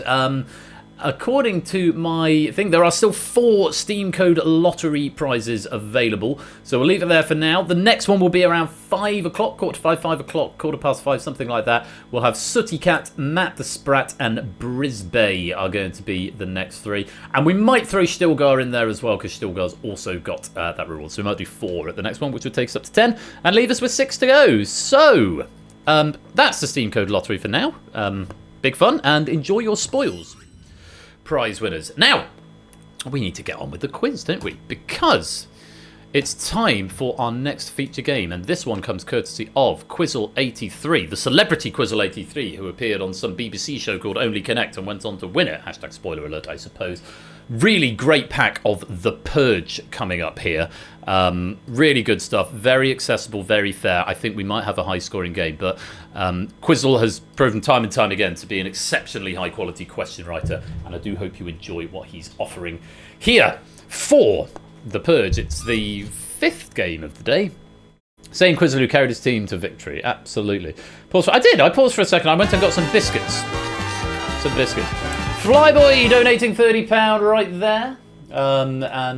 Saying, what did Flyboy say? Happy quiz anniversary. Thank you very much for the £30. And another Steam Code Lottery revealed claim made, so there are just 3 left, I believe. Oh, no, 5 left. I can't count or read, apparently. Apparently there's 5 left, according to that. So, and welcome on in, Flyboy. Welcome to the stream. You're just in time for The Purge. So let me boot up the software. It's been written by Quizzle. Universal Controllers at the ready. There it is, the Unicon, if you want it. And we are up to £617.51. Keep those donations coming in. The next milestone is at £1,000, which will be a great switchover. Whoa, holy cow! Cozy Witch coming in with the raid of 112 viewers. Welcome on in, Raiders. And there's a lot of follows coming in all of a sudden. Lady Lee, Rooks Fred, Minchy Fox, welcome to the stream.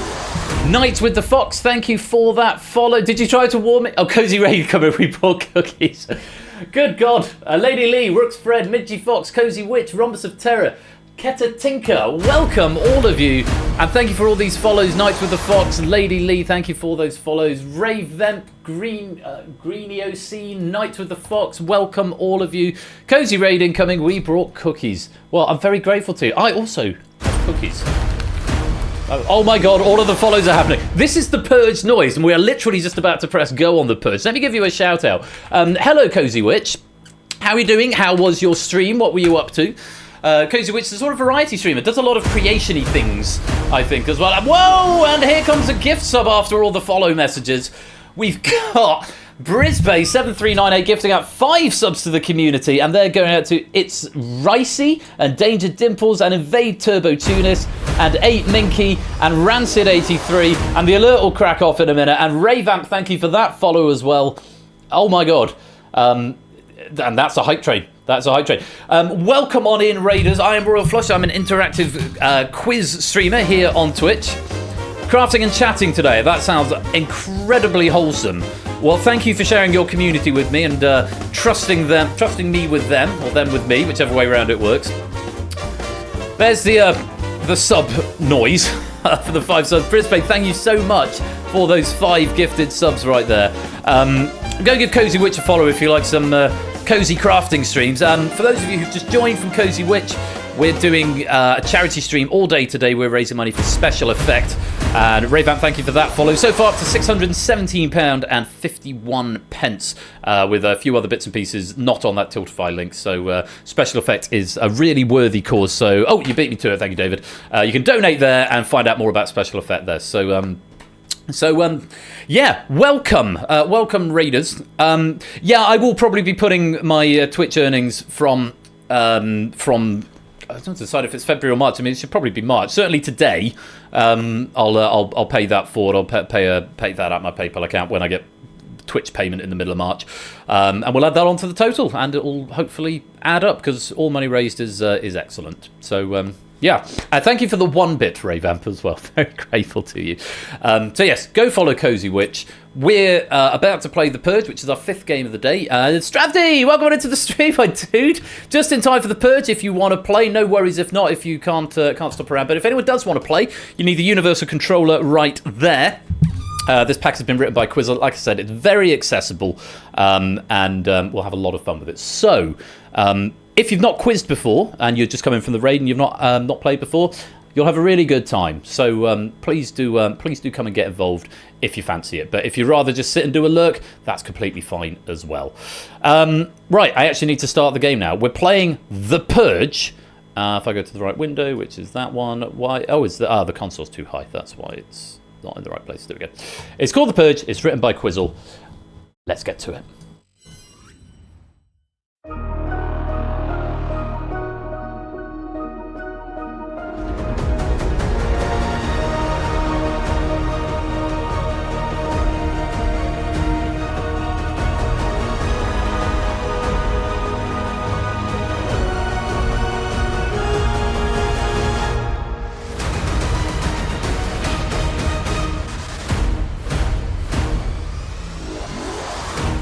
Welcome to The Purge. It is the 5th game of this charity special.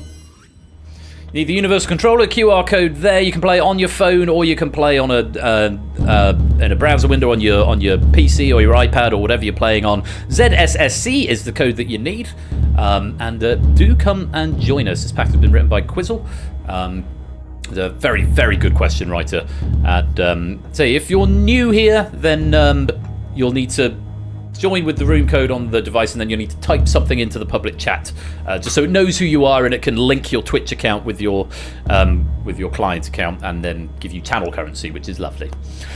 Cozy Witch, thank you again for that raid, and thank you everyone for all of the follows. It really does mean a lot, so thank you very much indeed, and welcome on in to the land of quiz. So there's 27 of us in so far, and yeah, room for a few more. It's big old studio here. I think this is 70, 75. There's room for 75 players in this game. I'm going to have another biscuit. Yum, yum, yum. Really triple chocolate, seriously chocolate digestives. Triple chocolate, so it's a chocolate biscuit with chocolate on top and chocolate chips in it. It's amazing. Transfer will be at the open title and the raid in the end. That would have been a thing. Message from our sponsor, No Dev. significance to the number. It's just the last of my fortune. Happy birthday game night. Thank you very much, Dev, for the 149 bits. The last of your fortune. Well, I'm grateful for you paying them forward here. 149 bits. Thank you very much, and welcome to the stream. Hope you're keeping well. We'll be seeing a bit more of Dev in about an hour's time with the second of our guest games, which is the Mole. And I know it looks like I'm looking for something on the floor. That's because I am, because I'm fairly sure a chocolate chip has just fallen down. I'm not going to pick it up and eat it, but I do want to pick it up and put it to one side so it can go in the bin later, because otherwise it will melt. And it'll be a pain. Stand by. Once I've found it, we'll start. But we might start before either. Ah, there it is. It's gone right under the desk. Yeah. The sort of thing that's going to melt and make a mess. Yeah, welcome on in, Dev. We'll see you in the mould a bit later on. Yeah, chocolate's no good for dogs. So, as though my girlfriend's over this weekend, so he's being looked after by her, which was nice. Mr. Chocolate Chip, see what you see. You missed the sorry, I'll finish my biscuit first. I'm so excited.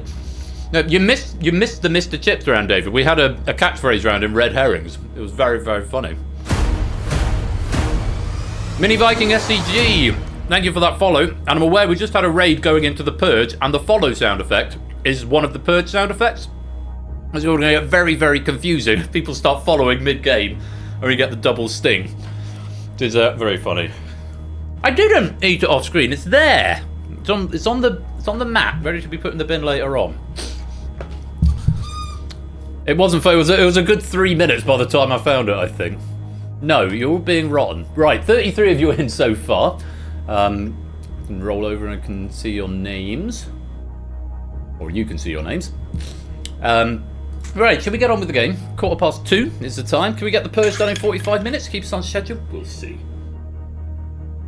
Yes, I think we should call Order Puzzle down. Order! In the chat. You boisterous lot. Hello, Toot! Welcome on in, my dude. Chipgate. Yes. Call it something like that. Right, time to play the Purge. Lobby locked now. You can still join, but you won't be able to get a seat. Well, you'll get a permanently darked out seat, so you won't actually be able to play the main game. Let's see what we have got for the Purge today. Here's how to play. We know what we've got for the Purge to play, but here's how to play. Answer the multiple choice questions. If the group fails to stay under the breakpoint, a purge is triggered, in which all incorrect and abstaining players must partake. If a player answers the purge question correctly, they rejoin the game. If not, they are eliminated. Play continues until we've had 20 questions, 5 purges, or 5 or fewer players remain, whichever occurs first, and surviving players will move on to the final purge. So the hive mind can keep you safe. Getting things wrong does not necessarily kill you in the dark immediately, but you want to be as right as possible as often as you can. Of course, being right might save some people who are wrong, but you never know when that purge is coming. So be aware and ready for it. We're going to start, as we always do, with a tiebreaker. At the Danger Zone tiebreakers, this question will take the form of a number. You must answer as closely as you can to the correct answer. However far away you are will be your tiebreaker should we need it before the end game. We don't always, but we do sometimes. Yes. If you don't give me anything, you're given int.max value, which is a really big number, which you really don't want. So as close as you can to the answer, here is your tiebreaker question. According to the Office for National Statistics, how many babies born in England and Wales in 2023 were named either Ben or Benjamin?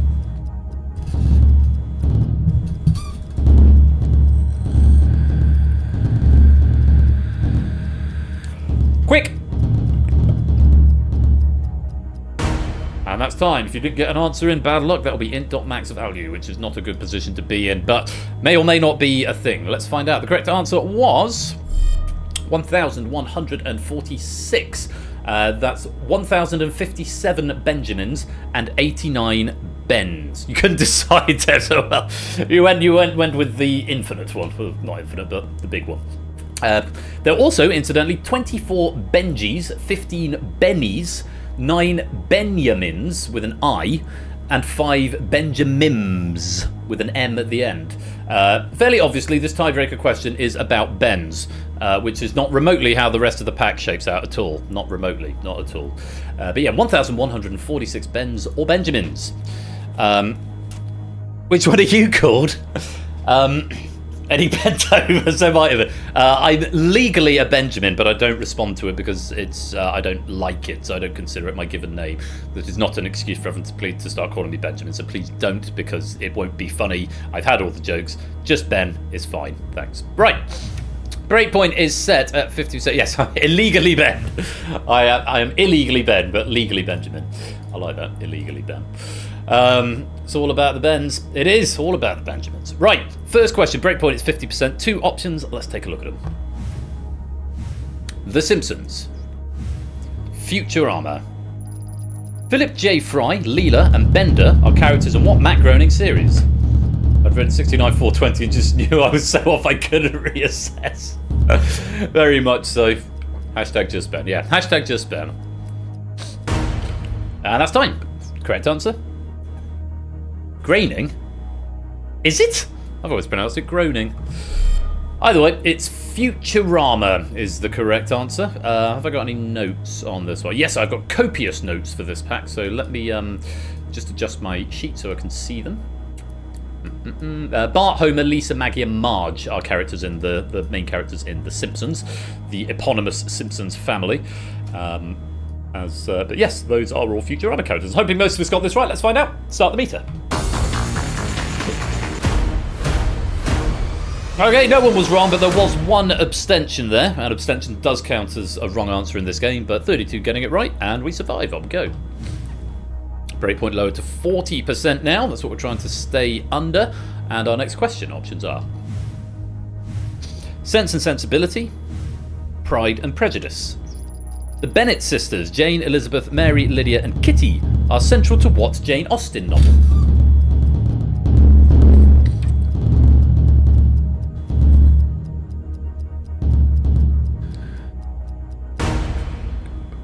And that's time. Pride and Sensibility. Correct answer? It's Pride and Prejudice as well. Sense and Sensibility focuses on the Dashwood sisters, Eleanor and Marianne. Hoping most of us got this. Let's find out. Start the meter. Sense and Prejudice was better. They are all the same novel pretty much, aren't they? 4 players getting this one wrong, and again 1 abstention for a total of 5. 85% getting the correct answer. We avoid the purge and move on.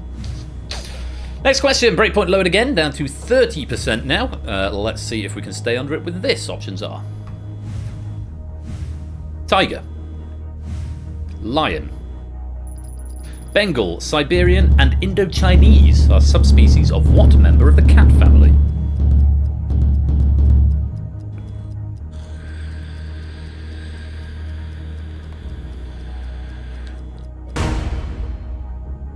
That's time. Nice to see an answer from everyone that time, by the looks of it. Correct answer. They're tigers. This is one of the only questions I don't have any notes on, but yes, the Bengal tiger, Siberian tiger, and the Indo-Chinese tiger. How many of you were wrong? Start the meter. Hey! 100% getting that one right. Nicely done. We move on. Tygon and Pumper.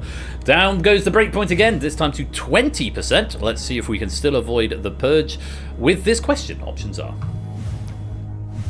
Spain, Portugal, Benfica are a football team from what European country?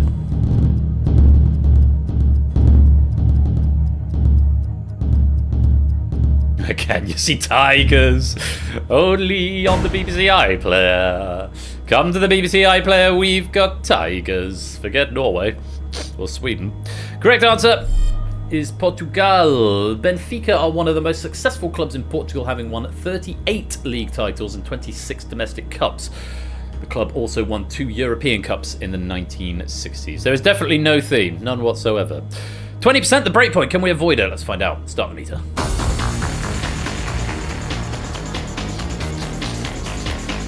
Can you believe it? We've triggered our first purge after 4 questions.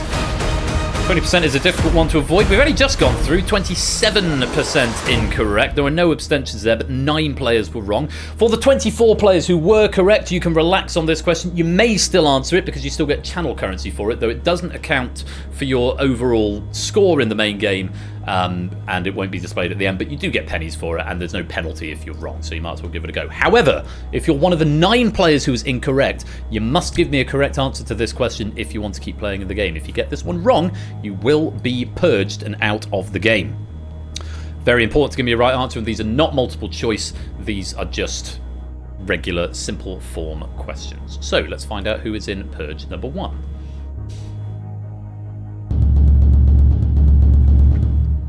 Nine players are Johnny 5, Clive, Conradalac, Simpsons Angle, Tiggo, Happy, Riff, Proogs, and Dev. Full answer required. Best of luck. Here's your first purge question. In Charles Dickens' novel A Christmas Carol, what is the first name of the miserly Scrooge?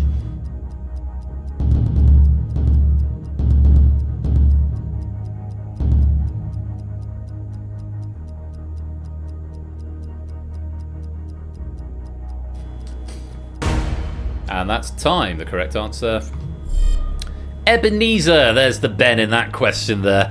Yes, do you reckon they called him Ben for short? Yeah, I saw the spellings. Don't worry, I saw the spellings come through. They're phonetically plausible. I will condone them. Let's find out who was wrong. I think it was just the 2 misspellings. So Stimpson's Angle went for Ebonice. But it looks phonetically plausible. We can have Ebenezer. And Tiggo went for Ebenezer. It's very phonetically plausible, Tiggo, so you can also have that.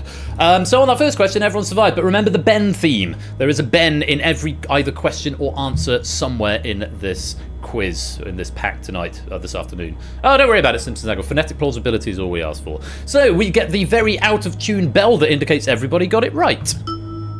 It's just so the wrong note every time I hear it. It's the it probably wants to be there. I need to bring it down a tone. But justice once rules, everybody lives, and we continue with the game. The breakpoint has been raised back to what it started at, plus 10, so the breakpoint is now 60%. Why haven't I? I've been very busy, Clive. It's not a high priority task, put it that way. Let's move on to our next question. Options are red or green. What colour are the benches in the UK's House of Lords?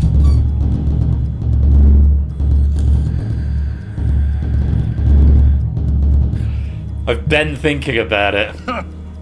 Very good. And that's fine. Correct answer. They're red. The benches in the House of Commons are green, but the Lords are red. Breakpoint 60%. Let's find out how many of you were wrong, and can we avoid another purge? Let's find out. Start meter.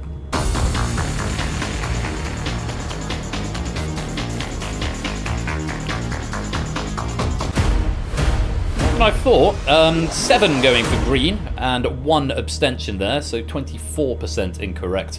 But 25 getting the right answer of red. We're almost halfway to the breakpoint then, and a quarter of players getting it wrong, but we survive and we move on to our next question, lowering the breakpoint as we do to 50%, and increasing the options for the questions here as well. So now 3 options per question. Here are the next ones: Italian, Spanish. French. Benvenuto is the word for welcome in what European language?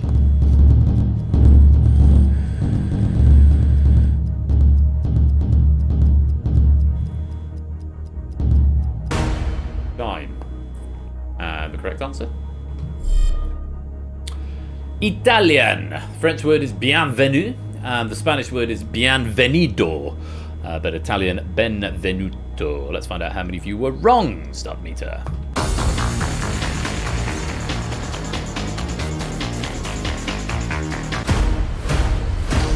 Definitely avoided. 5 going for Spanish. Again, 1 abstention there. Remember that abstention is each time a player abstains, it accounts for 3% of the total. The fewer players are in the game, the bigger that is. So make sure you do get an answer in, even if you've no idea. Just press a button, you might be right. Italian was the correct answer. 27 getting it right. Let's play on. Lowering the breakpoint now down to 40%. Let's take a look at our next options, which are flight attendant, deep sea diver, coal miner. Which of these people is most likely to suffer from the medical condition known as the bends?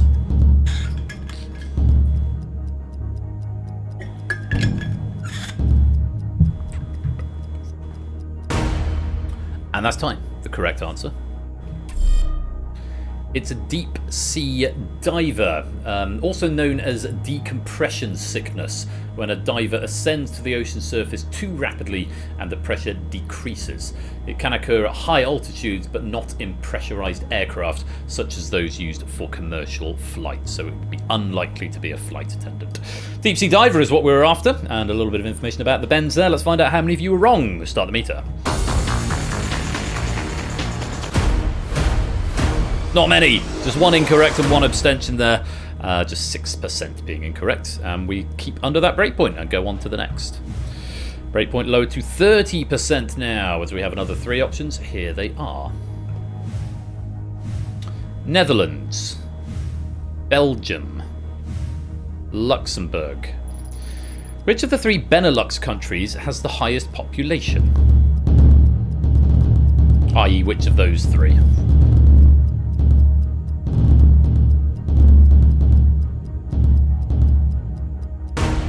And that's time. The correct answer is the Netherlands. The Benelux countries are Belgium, the Netherlands, and Luxembourg. And according to the CIA World Factbook, the Netherlands population is 17,772,378. Belgium's population is just shy of 12 million, 11,977,634. And Luxembourg's is tiny, just 671,254. Not many people living in Luxembourg, but quite a few in Belgium and the Netherlands. But the Netherlands has got more. Let's find out how many of you were wrong. Start the meter. Breakpoint 30%. We avoid it again, getting a little bit closer though now. 18% incorrect, 5 going for Belgium, and again 1 abstention accounting for 18%, but 27 getting the right answer. On we go. Lowering again, we're down to 20%, getting ever closer to the guaranteed question, unless everyone gets it right. Let's take a look at our options for this next question. Daniel Radcliffe, Daniel Craig, Daniel Kaluuya. Which actor has played private detective Benoit Blanc in films released in 2019 and 2022?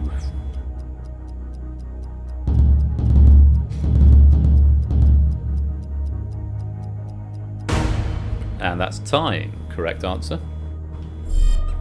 It is, of course, Daniel Craig. Benoit Blanc is the protagonist of Rian Johnson's Knives Out series. The original film in 2019, and then Glass Onion, its 2022 sequel. A third film called Wake Up Dead Man is due to be released later this year. And Daniel Craig with a tremendous Cajun accent, it is indeed. I thought they were... Oh, Knives Out is... I think Knives Out is probably better than Glass Onion, Stilgar. Glass Out and Knives Onion.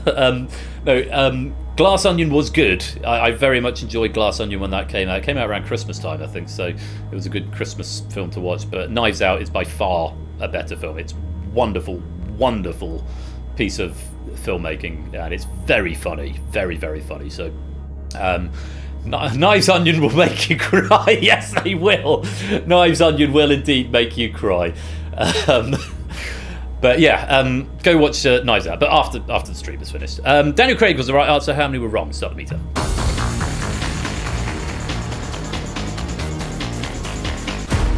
Ooh, getting close.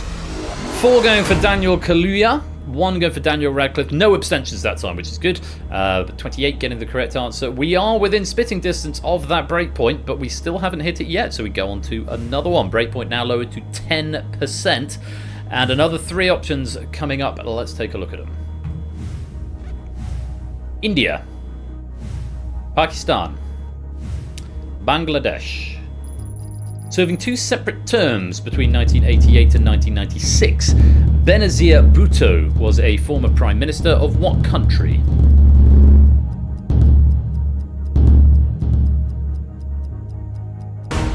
Time. The correct answer. It's Pakistan, the first woman to be elected to head a democratic government in a Muslim-majority country. She served as Pakistan's Prime Minister from 1988 to 1990, and again from 1993 to 1996. Presumably still is a former PM, yes. Was a former Prime Minister, or is a former Prime Minister, unless she's died, which is the... let's just have a quick Google. No, she's still... yes, she was assassinated. So she was a former Prime Minister because she has since died. She was assassinated on 27th of December 2007. That's cheerful, isn't it? Pakistan is the right answer. Let's find out who was wrong. Start the meter. Breakpoint is 10%. It is scary low.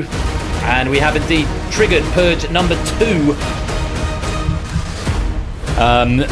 3 players going for India, 5 going for Bangladesh. There were no abstentions, so it's just going to be 8 players in the purge. 76%, 25 players getting it right. You don't have to answer this question, though you might want to for the extra pennies. But for the 8 of you who were wrong, you must answer this question correctly if you want to survive. Let's find out who is in purge number 2.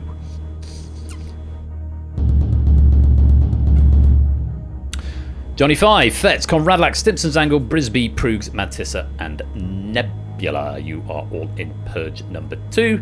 Full answer required within 20 seconds. I wish you the very best of luck. Here is the second purge question.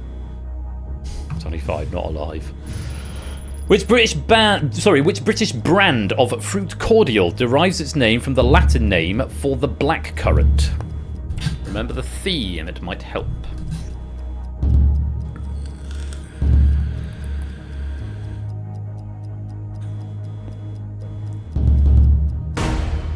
And that is time.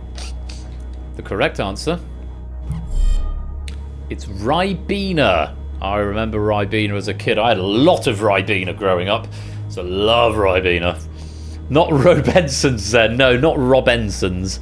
Let's find out who was wrong on Ribena. It's from Ribes Nigrum. N-I-G-R-U-M. Ribes or Ribes Nigrum. What is the history of the Ribena section, although it's misspelled here in a nice citation. I don't know why I'm sharing the citations with you. So you don't need to know them, but you just need to know that it comes from the Latin name for the blackcurrant. Let's find out who was wrong. Fetz went for a question mark. Conradlac went for no answer. Brisbane went for Bendover, not the answer. Mantissa went for Benetton, and no answer from Nebula. Unfortunately, it does mean we have our first casualties of the game. Very well done to the 3 who gave me a right answer. Stimpson's Angle, JR, and Proogs. You get to rejoin the game, but unfortunately for Fetz, Conradlac, Brisbane, Mantissa, and Nebula, it's the wrong answer at the wrong time, and you have been purged. 28 players survive, 5 have been purged, though do continue to play in the behind the scenes game if you like. We lower the breakpoint to 70%, and at the same time we are going to increase the number of answers. There are now 4 options per question. Oh, amazing. Thank you, darling. Out you go, Dex. No, not today. Maybe we'll show you off later. Go on, out you go. I've just been bought a caramel latte and an entire pot of Twixes. Oh, love it. Second coffee of the day, which is a good time to have it. And lots of Twixes. Random Zombie, welcome to the stream. But let's go on with the game. 4 options, and 70% is what the breakpoint is. Let's take a look at our next question. Options are best donation. Yeah, it's for me. 4 p.m. sugar. Yeah, that's going to happen. Options: boiled, pickled, scrambled, or poached. How are the eggs prepared in the dish Eggs Benedict? Yeah, and I could tell I was going to have a sugar crash, so I had a Twix during the last break. During Battlefront, a little Twix, and I thought I'm going to need some more of them. And I've got my biscuits now and my coffee, so keep the sugar levels up. Not starting the alcohol too soon. I did drink too much last night, so I woke up with a small hangover this morning. So again, it's just felt like Christmas. You wake up with a hangover and there's still too much to do in the morning. It very much felt like Christmas Eve last night. That's time. How are the eggs prepared in the dish Eggs Benedict? Boiled, pickled, scrambled, or poached? They are poached. I haven't got any information, but I happen to know that Eggs Benedict is a poached egg covered in hollandaise sauce with, I think, Canadian bacon.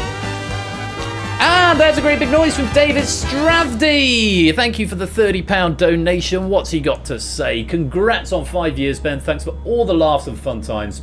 Lots of love, David and Marsha. Thank you very much for the £30, guys. And your entry into the Steam Code Lottery, which will happen a bit later on. So I don't know if you're going to be around all day. If you're not, I might have to stop it in your absence if you're not here, because that's probably scheduled for the third run. But I don't think I've ever had Eggs Benedict, but I always feel like I might like it. Now, can I make it so... Hang on a minute. Alert box, because I should be able to do TTS, Tiltify. There should be a TTS option. Sound, alert duration, message template, image layout enabled, alert animation, text animation. I don't actually see an option for TTS, so maybe TTS isn't available for Tiltify donos. Which is a shame. But yeah, I thought I'd just go check that because it's been bothering me for a while, but there we go. I see someone has just joined the lobby, which is very interesting, but they need to come and confirm who they are if they want to continue playing the game. Where were we? Poached eggs with hollandaise sauce and bacon. Sounds delicious. Thanks, but if not, feel free to stop. Okay, David. Let's find out how many were wrong. Breakpoint is 70%. Start the meter. I appear to have just refreshed my on-screen chat as well, which is rather annoying. Just the one abstention there and the 2 incorrect answers. 1 player going for scrambled, 1 going for boiled, for a total of 3. And yeah, we survived. 12% or 11% going wrong, and 25 getting it right. Well played. Let's move on. Zelda M Designs 13. Welcome to the stream. That would be me in the lobby. Right. Well, welcome. You should, if you've joined on the Universal Controller, if you've just joined with that name, you should have a little 4-letter code that you need to type into the chat, and it will validate you, and you'll get a chair, and then you'll get questions as well. If you're just the person who joined with that name a few moments ago, there you go. Welcome on into the game, and you'll have a permanent chair for late entry. So you won't actually be in the purge because it's a sort of elimination-based game. But where have you gone? Because your name caught my eye, as you may expect. I can't actually see you now. Where did you come in? There, next to 8 Minky. But yes, you've come in with the name Royal Flush. Left middle. So there you are. Welcome on in. Enjoy the questions. Let's move on to our next question. Options are Golden Gate Bridge, Sydney Opera House, the Shard, Burj Khalifa. Which of these famous landmarks is located on Benelong Point?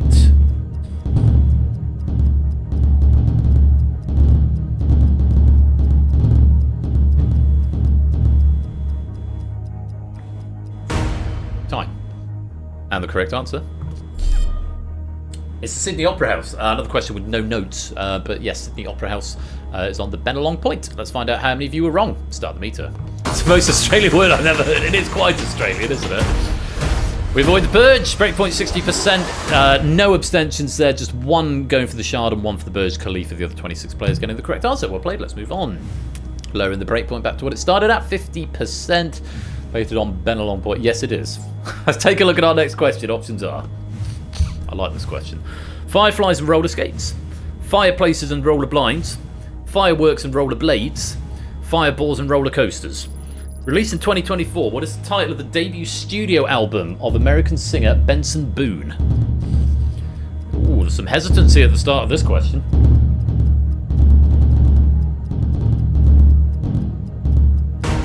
And that is time. And the correct answer? Fireworks and Rollerblades. The album features the singles Beautiful Things, Slow It Down, and Pretty Slowly. None of which I've ever heard of. But there we go. Fireworks and Rollerblades is the answer. Let's find out how many were wrong. Breakpoint is 50%. Start the meter.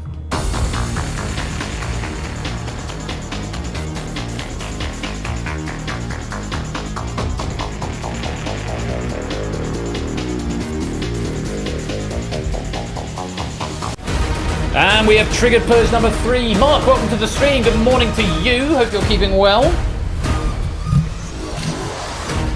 We have triggered the next purge. 11 going for fireflies and roller skates, 1 going for fireplaces and roller blinds, 4 going for fireballs and roller coasters. There were no abstentions there, but let's find out who was wrong on that question.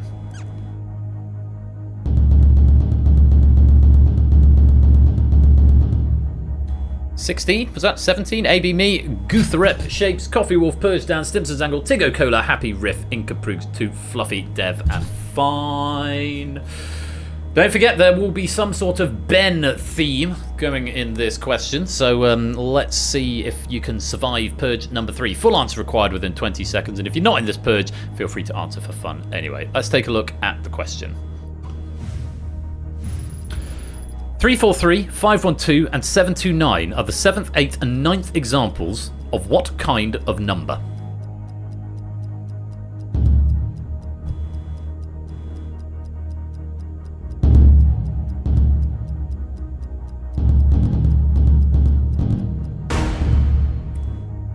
And that is time. I'm going to be a bit generous here with a couple of the answers that have come in. The correct answer, and it's a bit sneaky, but there is a Ben in there if you look hard enough. Cube number. You can see the Ben just hidden with a space between it. The cube numbers is what they are. And I bet you someone sponsor G items. Happy 5th birthday from Jesus. Thank you, Jesus, for the 100 bits. Most appreciated. Yes, a cube number, and Jesus, welcome to the stream, is the answer. Let's see who was wrong, and I'm going to be a bit generous here. Random Zombie, welcome to the game. So, ABME's gone Benson, Shapes, no answer. Coffee Wolf, Benevolent, Purge Dan, Fibonacci, Tigo, Ben, Cola, I will allow that, Cuban, but with an E, so you got the word cube there, so yes, I will allow that. Happy Fibonacci, Riff Cubic, yes, I will allow that. Cubic numbers. Proogs going square, no answer from Toot, no answer from Fluffy Bunny, and Dev, Fibonacci, also incorrect. Yeah, there is a Ben thing. It's a subtle Ben thing, but it's there. You panic, don't worry about it. That is a bit of a wipeout there. Quite a few. It's Ben mentioned many times. Yeah, quite a few, but yeah, a cube number. 7 times 7 times 7, 8 times 8 times 8, and 9 times 9 times 9, respectively, for those 3 numbers. It does mean we have to say goodbye to a Laura players. AB Me, Shapes, Coffee Wolf, Dan, Tigo, Happy, Proogs, Toot, Fluffy Bunny, and Dev. I'm afraid it's the wrong answer at the wrong time, and you have been purged. Well, that sorted a few of you out, hasn't it? Back up to 80% on the breakpoint. We've got 18 players left in live play. 17 have been purged, and that includes players who joined the game late. Let's see if we can continue this trajectory. We've got to get it down to 5 players, and we've still got quite a few questions left. Here is the next one, and your options are Peru, Uruguay, Chile, Argentina. The port city of Fray Bentos is found in what South American country?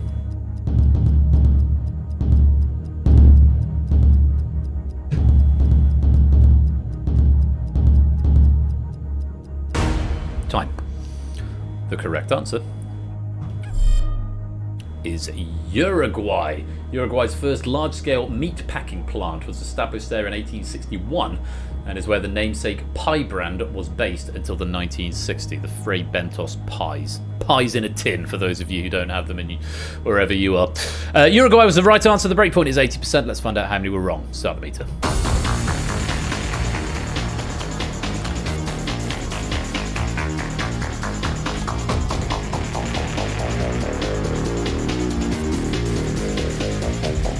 Oh, hello.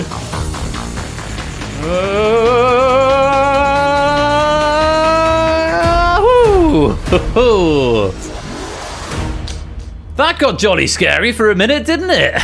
Getting very, very close to the breakpoint.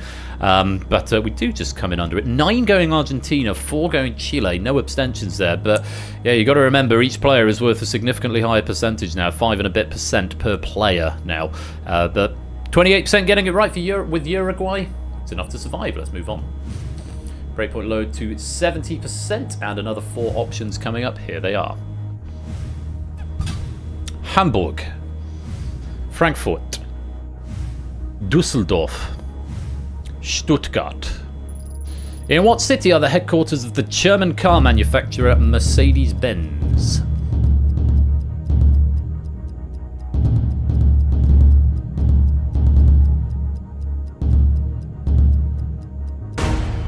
Time. The correct answer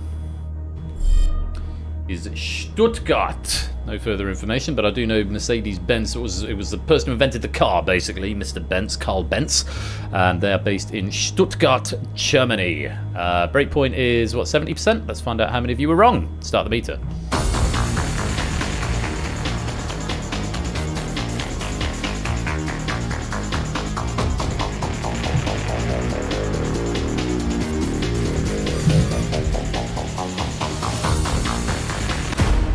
We avoid it again. 8 players getting the correct answer, 44%. 5 going for Dusseldorf, 1 for Frankfurt, and 4 for Hamburg. No abstentions there. Very well done. We survive and we move on. Lowering the breakpoint down to 60% and increasing the answer options to 5. Let's see what happens with this next question. Options are Gulliver's Travels, Around the World in 80 Days, Treasure Island, Moby Dick, Tale of Two Cities. The first chapter of which classic novel begins at an inn called the Admiral Benbow?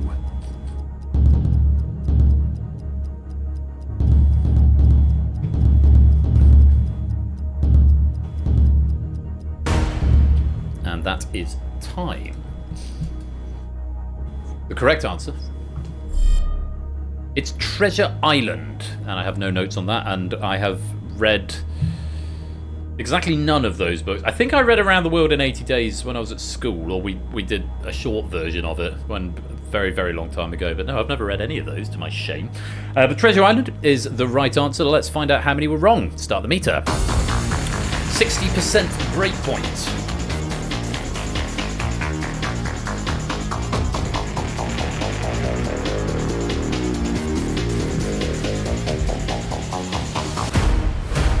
Avoid it. 50% incorrect. No abstentions. 3 going for Moby Dick, 2 for A Tale of Two Cities, 4 for Around the World in 80 Days, 9 getting the correct answer, Treasure Island. Well played. Let's lower the breakpoint to 50%. If that happens again, then that will be safe because it has to exceed 50% wrong rather than equal 50% wrong. Let's take a look at our next question. 5 options. Here they are. 12, 6, 4, 10, 8. How many atoms form a single molecule of benzene?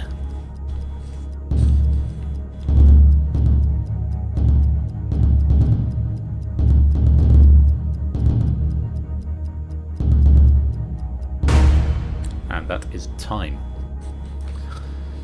Good science question there. The correct answer is 12. Benzene molecule C6H6, composed of 6 carbon atoms in a hexagonal ring with 1 hydrogen atom attached to each. So, 50%, right back at what it started with. How many were wrong on that one? Let's find out. Start the meter.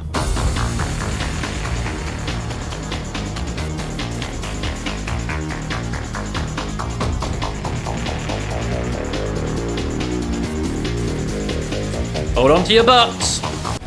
It's purge number 4. Not Ben 10 then. Absolutely not. I'm spilling soup everywhere this back half of the game. I'm sorry to hear that, Abe. We are triggering another purge. 61% were incorrect. 7 players survive. Getting the correct answer of 12. 8 going for 6. 1 going for 10. 2 going for 8. No one going for 4. It does mean we've got 11 players in this purge. It won't trigger a final even if all of them are wrong, because we'll still have more than 5 players and 1 purge question in the bag. But let's see which of our 11 players are going to be in purge number 4.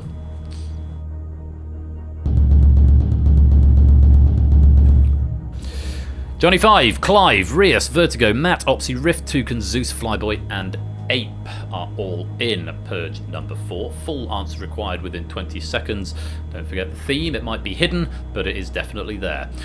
Good luck, here is the 4th purge question.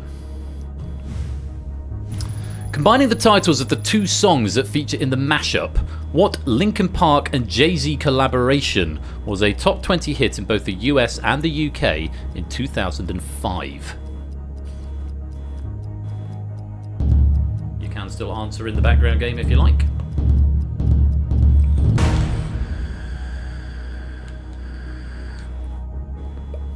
And that's time. It is Clever David. And the answer, Numb Encore. Taken from their collaborative EP Collision Course, the song combines Linkin Park's Numb from their Meteora album with Encore, a track from Jay-Z's The Black album. I think it's I tried so hard and got so far, but in the end it doesn't even matter. Bent by a state of mind. Oh, I wish that was the answer. I'm inclined to tear up the real answer and say that is, but I can't do that. Numb Encore was the answer, and let's take a look at who was wrong. Most players. Johnny 5 going, not giving an answer. Clive going 99 Problems. Rias Bender. Vertigo Ben Help Me. Opsy Crawling Something. Close, but not the one. Riff Numbend, halfway there, but unfortunately not quite getting the full answer there, Riff. A no from Toucan, no answer from Zeus and Flyboy, and In the Bend from Ape. Well done on Matt getting the correct answer and surviving that purge. But unfortunately, for the rest, I'm afraid your journey ends here. Thank you very much for playing. But for Johnny 5, Clive, Rias, Vertigo, Opsy, Riff, Toucan, Zeus, Flyboy, and Ape Minky, it's a wrong answer at the wrong time, and you have been purged. And then there were 8 players who don't have a lit-up chair, are players who joined the game late because of a visual bug that I haven't been asked to fix yet. But it's been there a while, and at some point I will fix it. But not today. So, 8 players. We need to get it down to 5. The breakpoint has been reset to 90%. We haven't got many questions left in the main game, but there is a chance we could get through them all. There's a chance we might trigger the 5th purge. We'll find out as we go to our next question. And yes, 12.5% per player. Let's take a look. Our next question and our 5 options for it are Michael Schumacher, Damon Hill, Ayrton Senna, Jacques Villeneuve, Mika Hakkinen. While driving for Benetton, who won his first Formula 1 driver's title in 1994?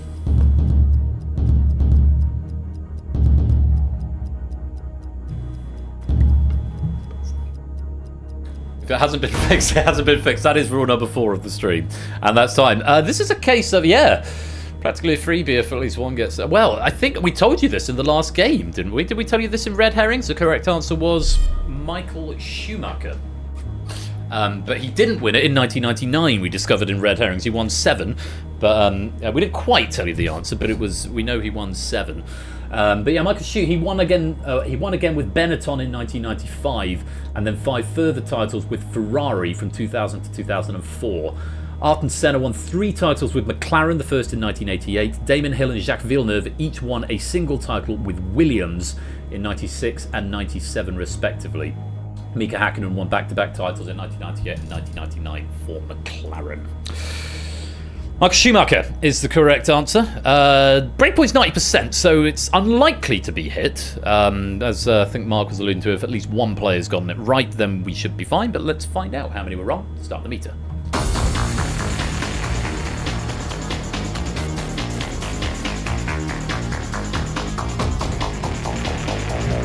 Did at least one of you get it right?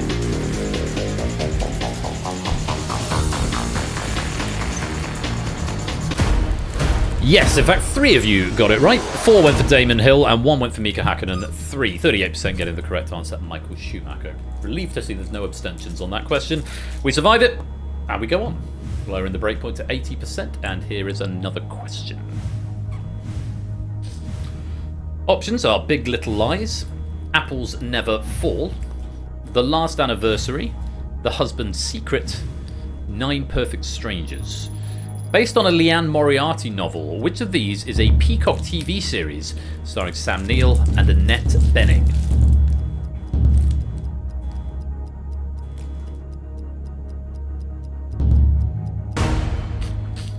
And that's time. The correct answer.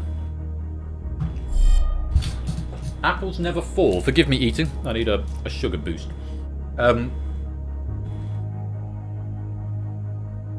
I maybe should have timed that a little better. All of these Leanne Moriarty books have or will be adapted for the screen. Big Little Lies is an HBO series starring Nicole Kidman and Reese Witherspoon. 9 Perfect Strangers also stars Nicole Kidman alongside Melissa McCarthy. The Last Anniversary is an upcoming series to be executively produced by Nicole Kidman. The Husband's Secret is an upcoming film that will star, guess who? Yep, Blake Lively. But Apples Never Fall is the one starring Sam Neill and Annette Bening. Breakpoint is 80%. Let's find out how many of you were wrong. Start the meter.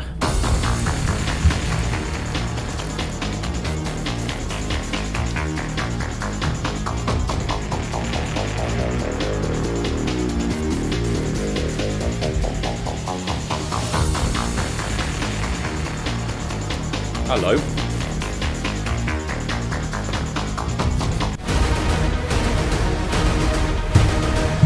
100% of you giving the wrong answer. And most of them going for Big Little Lies. 7 players going for Big Little Lies. 1 going for 9 Perfect Strangers. Nobody going for the correct answer, Apples Never Fall. Which means it won't be the perfect purge pack, because we're going to our 5th purge question and there was 1 more from the main game. It also depends how many players survive this purge. Hopefully at least 2. Which will give us an interesting final, but it's entirely possible the game might end here, at which point it might crash and there'll be no winners. It's a very, very rarefied edge case, which I don't think we've ever actually seen, so I don't know if I've accounted for it. But we've had it with 1 player survive, which was David J. Bodycombe, and it did weird behaviour, but that was in the old software. No, don't do it. Don't do it on purpose, because I genuinely don't know what's going to happen if it does. I can't remember. It might just... I think I probably have handled it, but I guess we'll find out. Apples Never Fall was the answer, and yeah, all of you are in the purge. All 8 of you. Guthrep, Ralph, Matt, Stimson, Zangle, Cola, Stratty, Inca, and Fine. All in purge number 5. Let's hope at least a couple of you can get this one right. Good luck. Here is the 5th purge question. What 10-letter adjective that describes a curvaceous female form comes from the surname of a Flemish painter with the forenames Peter Paul?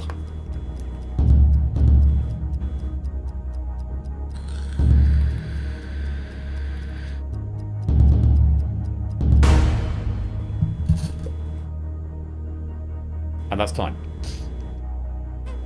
My answer had 11 letters. If it's phonetically plausible, David, it'll be fine, and it may have gotten through the spell checker anyway. The correct answer...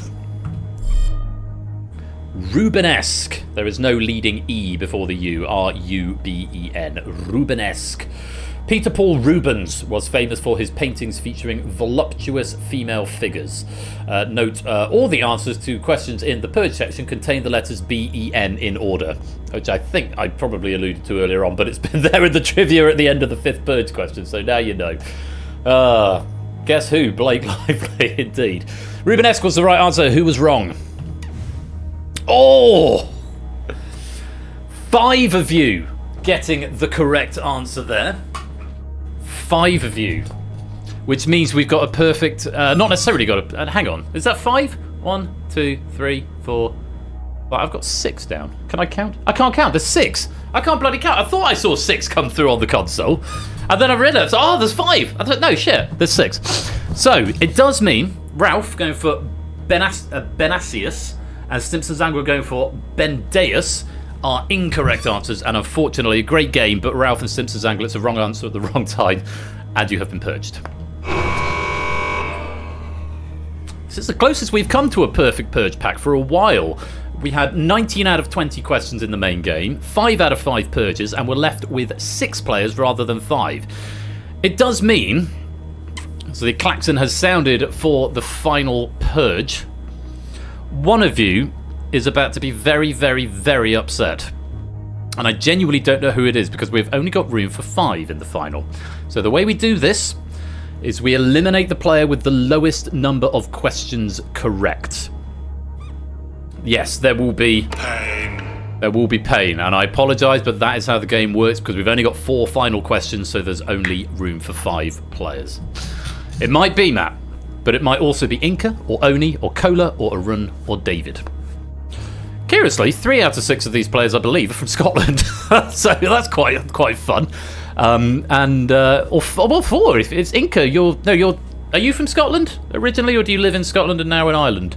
But we've got Sprat and Strathdee and Arun and sort of Inca as a sort of ceremonial Scot. And who are from Scotland. So 4 of our 6 finalists are from Scotland and 2 are from elsewhere in the UK. But only 5 of you can go through. So it's however many questions you've gotten right first. If there is a tie, we will go to the tiebreaker. That number question you answered way back at the beginning. And I apologise if it's you, but let's find out whose purge journey ends here. Matt, it is you. I'm so sorry. You got 9 questions correct, and the rest of the order building up. Strathdee with 14, Fine with 15 and 8,854 away in the tiebreaker. Gutharep with 15 and 569 away in the tiebreaker. Kola with 15 and 35 away in the tiebreaker. Very, very close. Inca with 16 out of 19 correct and only 46 away in the tiebreaker. So it is unfortunate, but that is how it goes. So our finalists are going to be Inca, Kola, Arun. I think that's Arun. Is that Arun? Gutharep, yes. Fine is Oni, of course it is, and Strathdee over there. So those are our 5 finalists. I hope you're all ready for the final purge. We have to say goodbye to Matt. Thank you for playing, but you have been purged. And for the other 5, it is time for the final purge. But first, a leaderboard, because I always forget that stage is there as well. Inca leading with 16 questions right. Anyone else matching that? I don't think so, but it doesn't always go in order because it staggers you by how many purges you survived. Quite a few 15 out of 19s in there, which is pretty good going. Toot on 18 out of 19. Fluffy as well on 16. So some good scores all round there, gang. So yes, they'll be converted into pennies a bit later on. They don't include your purge correct answers. They'll be added on the final leaderboard in just a minute. So, time for the final purge.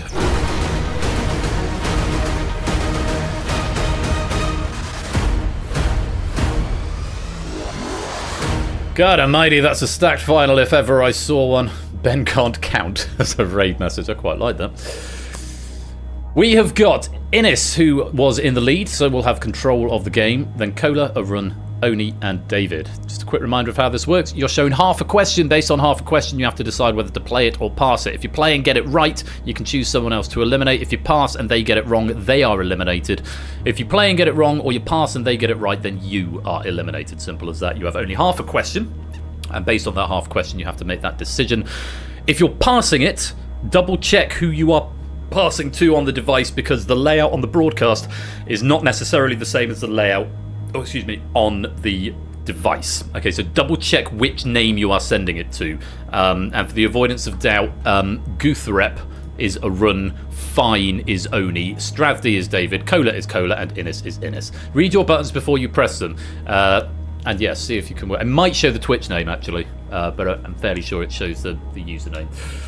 So, yes, and time for some final questions. Because Inca was in the lead, he gets the decision of whether he goes first or last. So, Inca, would you like to play first or last?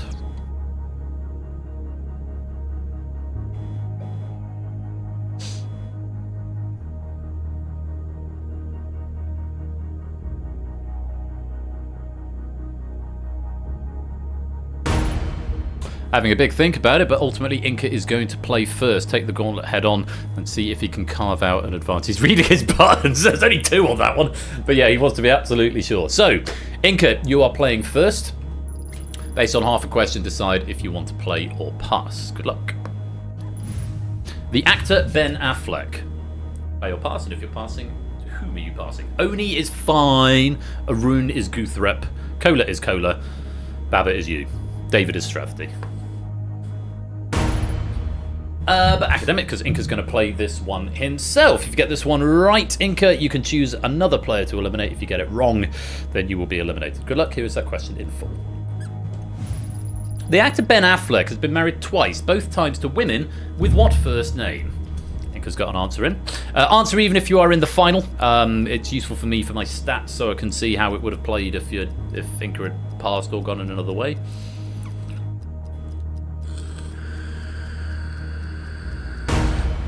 Ha! That's a really good point, Aid. If Mr. Ben doesn't win this pack, I will riot. That would be appropriate, wouldn't it? The correct answer in Inca's response was Jennifer. Absolutely the right answer. Ben Affleck was married to Jennifer Garner between 2005 and 2018, and Jennifer Lopez from 2022 until 2025. It's a right answer, Inca. So you need to decide who is going home at this point. Please select a player to eliminate, and again, double check your buttons.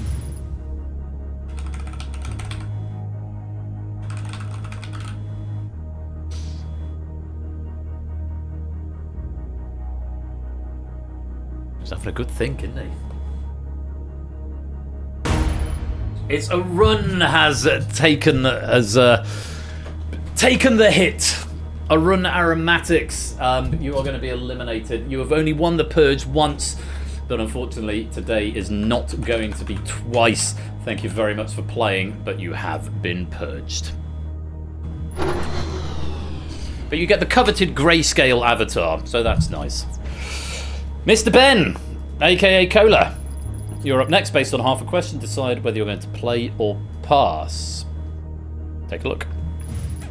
The Scottish mountain, Ben Nevis. Kola's going to play this one himself. Good luck, Kola. Here's that question in full. The Scottish mountain Ben Nevis shares its name with the winner of what 1980 sporting event? Who's jealous of a run actually being Scottish? Kola's got an answer in.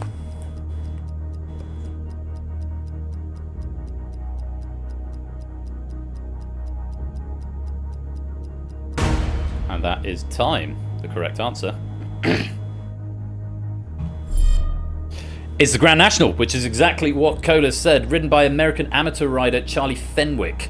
Ben Nevis won by 20 lengths and was one of only 4 horses to finish the race. The horse, not the mountain.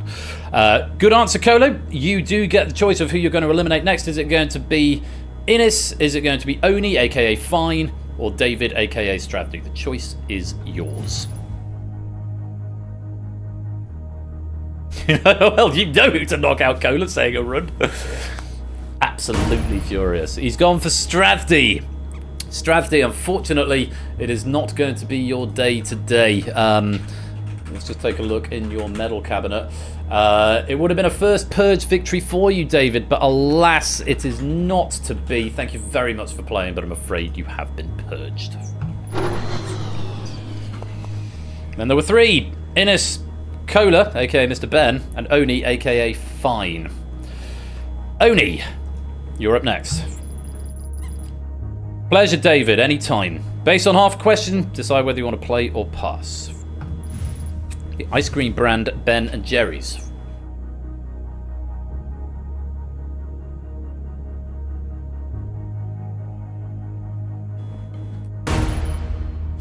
It's been passed back to Kola, putting the pressure on Mr. Ben to win the Ben pack. So Innes is going to be in the final 2. Kola, if you get this one right, you survive and Oni is eliminated. If you're wrong, then you will be eliminated and it will be an Inca Oni final. Good luck, Kola. That question in full. The ice cream brand Ben & Jerry's was founded in Burlington, the most populous city in what US state?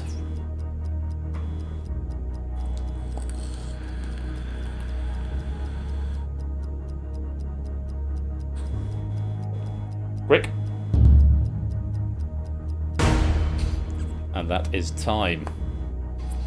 Can tell you that Oni gave me the correct answer to this. So if Coda's given me the correct answer, Oni's going to be furious. The correct answer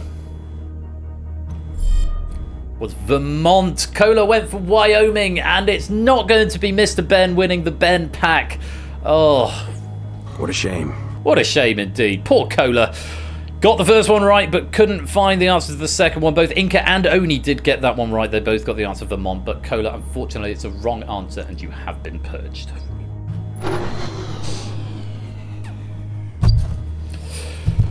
So, comes back around to Inca. Based on half a question, decide whether to play or pass. Good luck. The R&B musician Ben E. King. Yeah, no bronze medals in this game. Hard Fets, although that is a nice consolation. There's a B, an E, and an N in bronze. It's been passed to Oni. Inca is not going to take this one himself. So Oni, pressure on you. You just had a successful pass to Colo. Can you survive a pass to yourself? Best of luck. That question in full. The R&B musician Ben E. King and former US President Jimmy Carter share what middle name?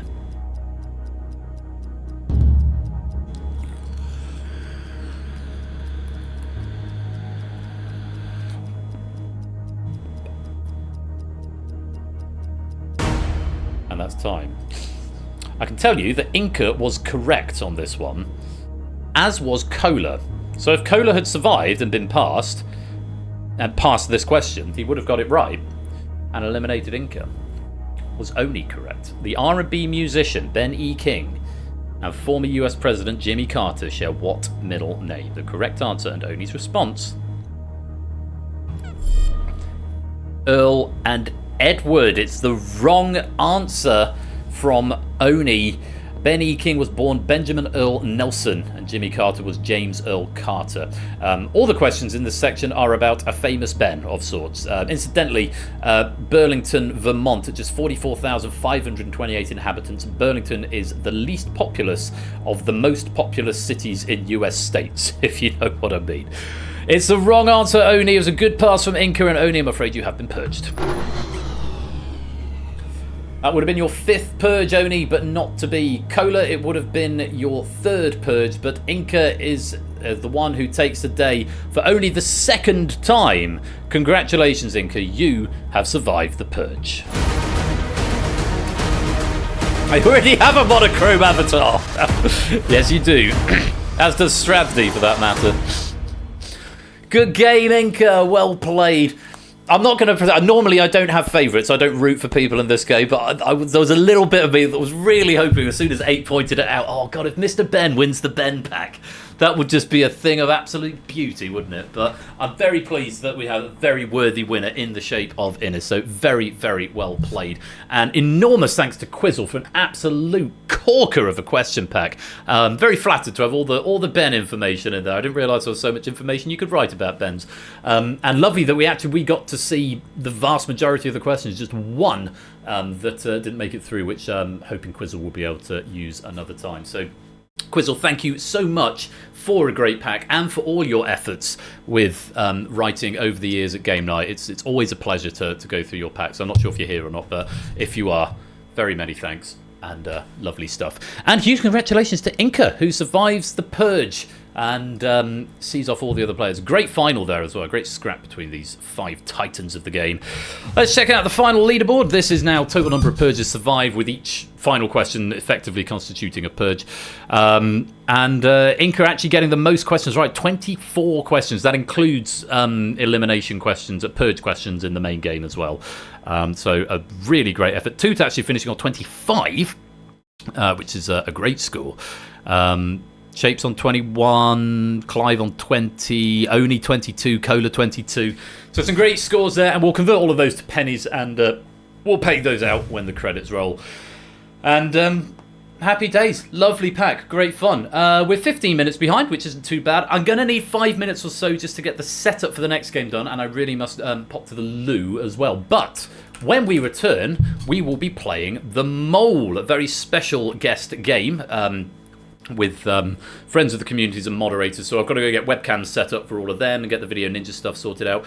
Quick alert that this game is played on Hackbox, okay? Hackbox.ca, not the Universal Controller, okay? So make sure you get onto Hackbox for this next one because it's not been Uniconned yet.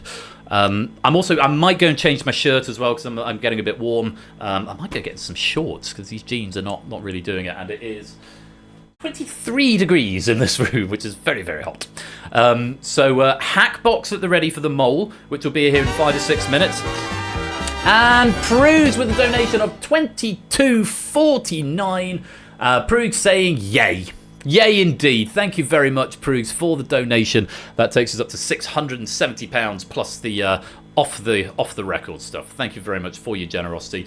So The Mole with special guests coming up in just a few minutes. I'm going to get cameras ready for them. I'm going to change, nip to the loo, you do the same. Adverts coming up if you're not subscribed, just to get the pre-rolls done and out of the way. But I hope you'll stick around for The Mole, which promises to be a game of great fun and chaos as it normally is. Do stick around for that. Thank you again to Quizzle for the question pack, and congratulations to Inca. You have survived the purge. See you in a minute.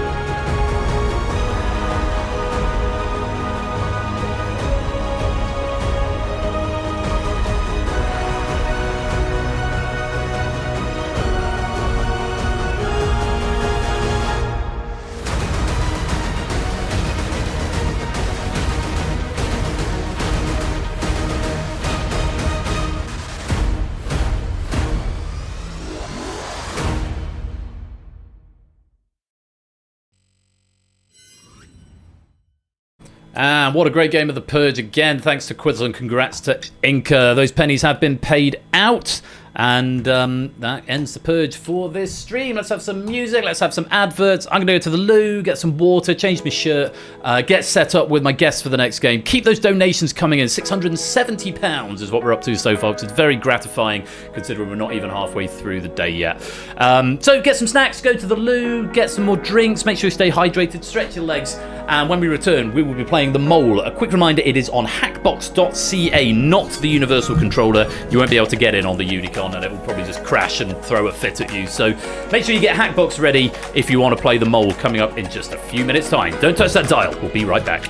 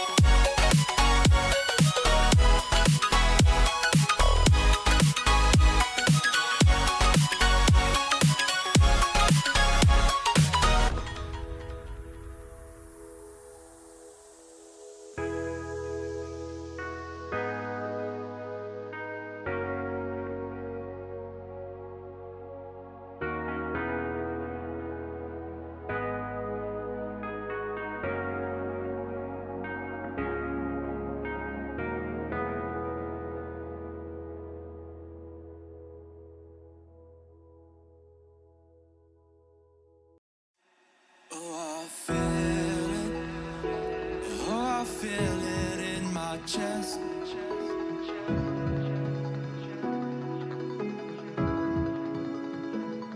And I know it. I know that you're the best for me.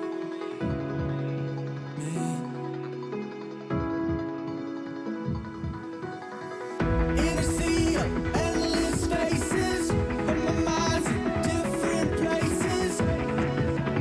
I just wanna be with you. You make me tremble. You make me tremble.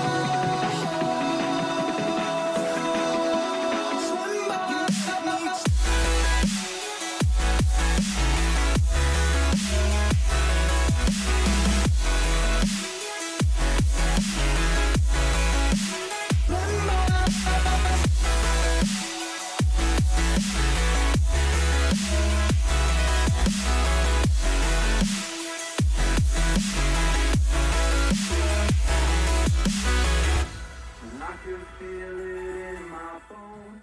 I can feel it in my hands. I can feel it in my chest. We're the ones who understand. You could see it in our eyes. You sit right next to my soul. When you're standing next to me, then my heart is in control. I could feel it in my bones. I could feel it in my hands. I could feel it in my chest. We're the ones who understand. In a sea of endless faces, my mind's in different places. I could only see you. You make me tremble.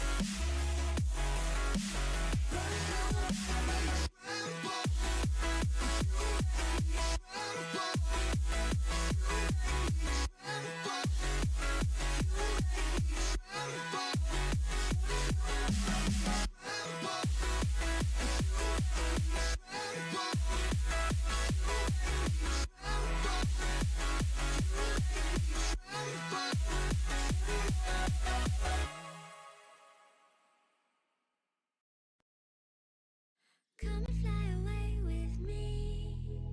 Come and fly away with me. Come and fly away with me. Come and fly away with me.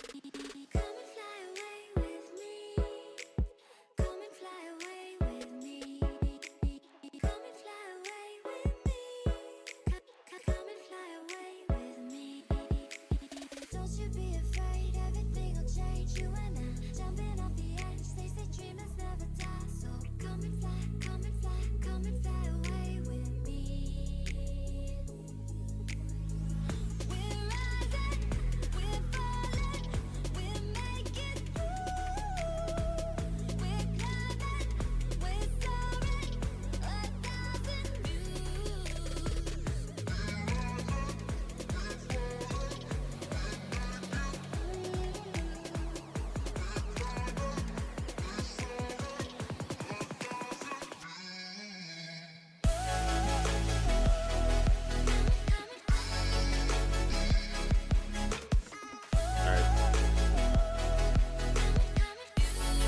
Oh man, it's a. Are we still It's on? good. Are we still on push to talk, or can we change that now? Somewhere close to harmony. When the world is sound asleep, something's gonna bring the change. Journeys we are meant to take. Something at the edge of space, calling us to fly away. Don't you be afraid, everything will change. You and I jumping off the edge. They say dreamers never die. So come and fly, come and fly,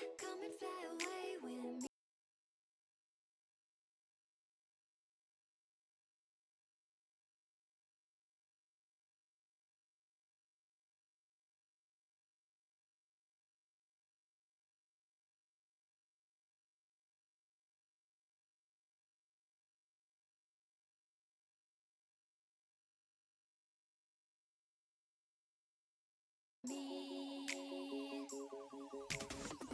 We're rising, we're falling, we're making through. We're climbing, we're soaring, 1,000 views. Come and fly away, come and fly away, come and fly away with me. Come and fly away, come and fly away, come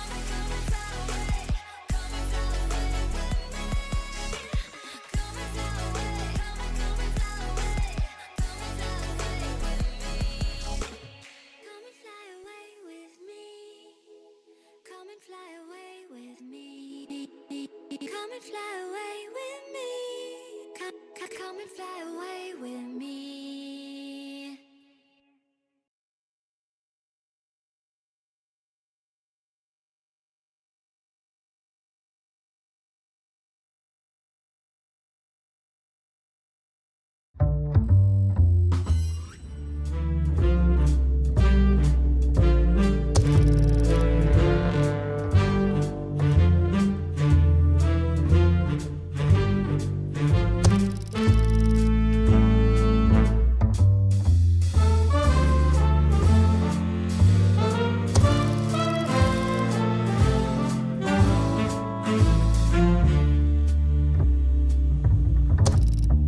Welcome back to this birthday celebration of Game Night at 5 years old, and to the second of this afternoon's guest games, which is The Mole, featuring some very famous friends of mine. Would you please welcome this afternoon's guests as I press the magic button and bring them onto that screen where they won't be because I haven't unhidden them yet.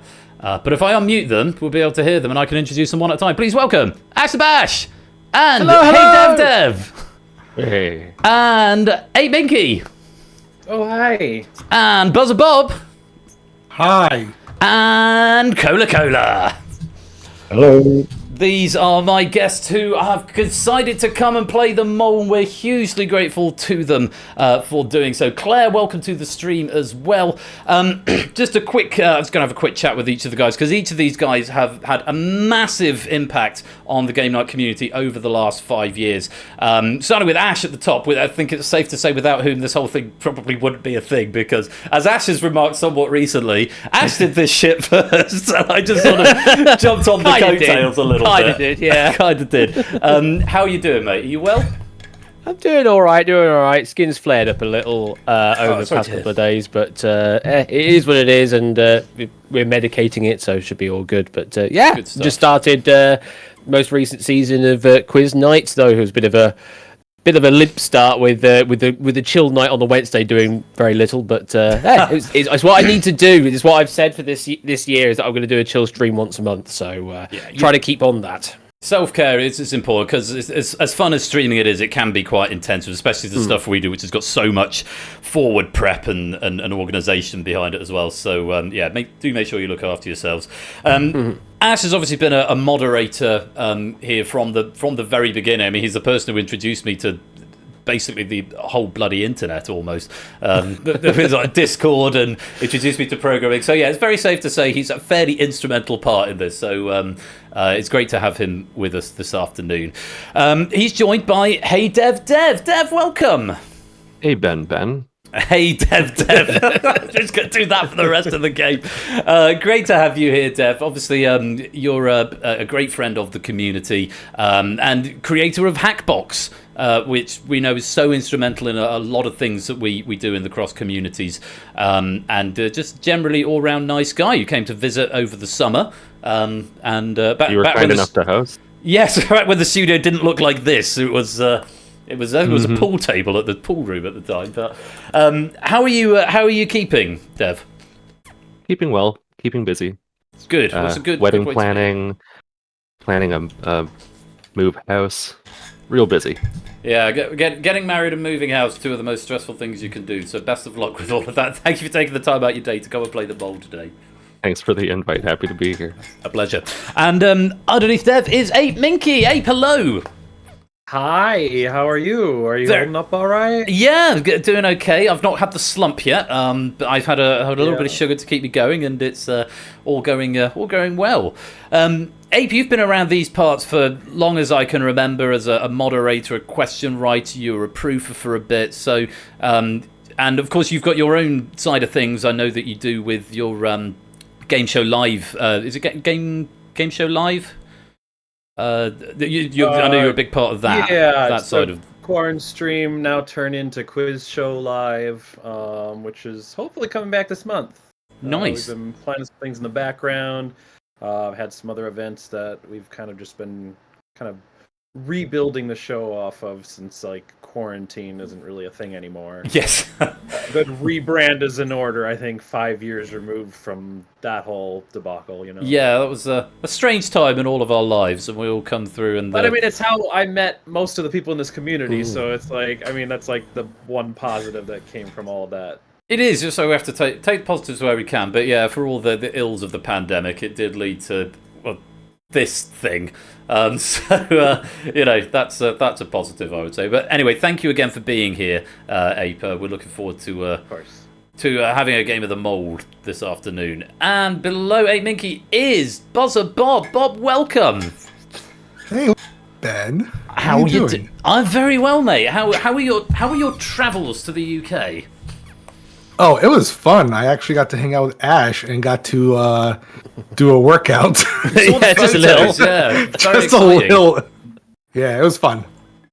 I mean, you're one of my longest time collaborators. I feel. I think you must have collaborated on pretty much every single every single charity stream I've done, haven't you? I think I've been a contestant. I've hosted games. So yeah, I'm pretty much ingrained in your world right now. Part of the furniture, I think that makes us like family, so that's good. Yeah, and I know you've got a big handle in sort of game and quiz show stuff. I know you've got your sort of Pokemon Digimon sort of world is more your bread and butter, but I know you had the Deal or No Deal thing, which is I think probably how we became acquainted originally all those years ago. Which was a huge amount of fun. So thank you for everything you've done for the community over the years, and for being here this afternoon. It's lovely to have you. Happy to be here. Thank you. And underneath Buzzer Bob is Cola on camera. Welcome, Cola. Lovely to have you here. Hi, Ben. Good evening. Good evening, afternoon. Good time zone over at. How are things for you at the moment? Because you've just had a half term recently, and now back to Yeah, but it's a short one, so looking forward to Easter again, and then the summer. It's not far away. We're most of the way through. Always looking to the next one, the next 6 weeks. 6 weeks ahead. That's how teaching goes. Cola, of course, has been around for a very, very long time as a contestant, and then as a moderator, long-time question and as writer. A human. And human being as well. Yes, of course, you've been here as a human being as well. But just in terms of your contribution to the community is enormous, and enormous. Hugely grateful to you for everything that you've done. You're getting us to where we are. So thank you for being here this afternoon as well. That's been good.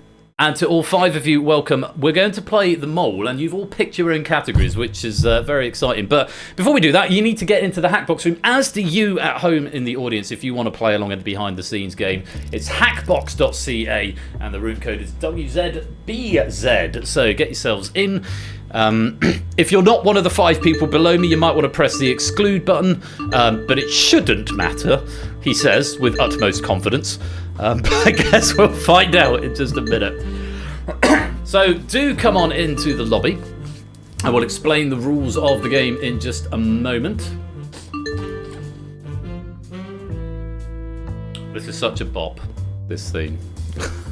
We've got Ape, we've got Ash, we've got Cola, we've got Dev. I don't see Bob. That's Mark, not Bob. Are you struggling, Bob? I have to submit a code to your bot.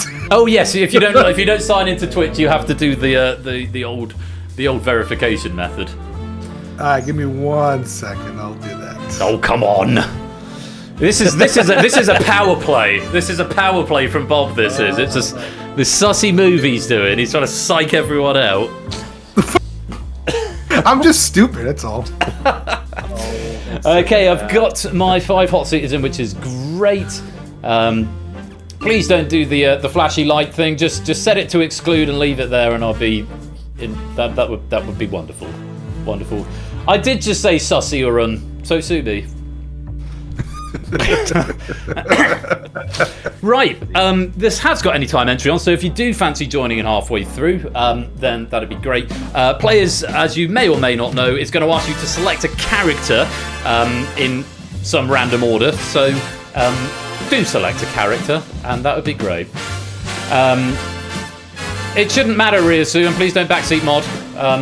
We can handle. I appreciate all of the mods. Most of the mods are in this game at the moment, but yeah, Big Van's just perked up, but it shouldn't matter. Right, shall we play? I think we should play. Players are being selected. Okie dokie, here we go. Let's pick some players. And who's it gonna be? It's gonna be you, Bob. Pick a character. Okay, cool. Oh yeah. Quick! There we go. Yeah, I got one. There's Ash's character as well. Ape. And Inca, don't pick a character. Don't know why he picks you, Inca. Dev. Oh shit! I said don't pick a character. It's because you joined after it locked. Oh, balls. Hello's the real mole amongst us here. Coda doesn't get in. Oh, we might have to do that all over again. This man has a PhD. Oh, what's the first blip of the day? It wasn't really I'm not sure it was entirely my fault. It was Inca. I don't know if you misheard me or if the 5 people below me was maybe not a clue that this is a ceremonial inness. It's ceremonial inness. We're going to have to redo this because I can't re-roll the characters once they've been selected. So off we go again. Sorry, everyone. Enjoy our award-winning title sequence for a second time. We'll skip the interviews though. You'll be relieved to hear. Oh, don't worry about it, Inca. All good. Yes, we can do finger snap. Out of sync finger snaps. Oh, awful. It's in sync for me.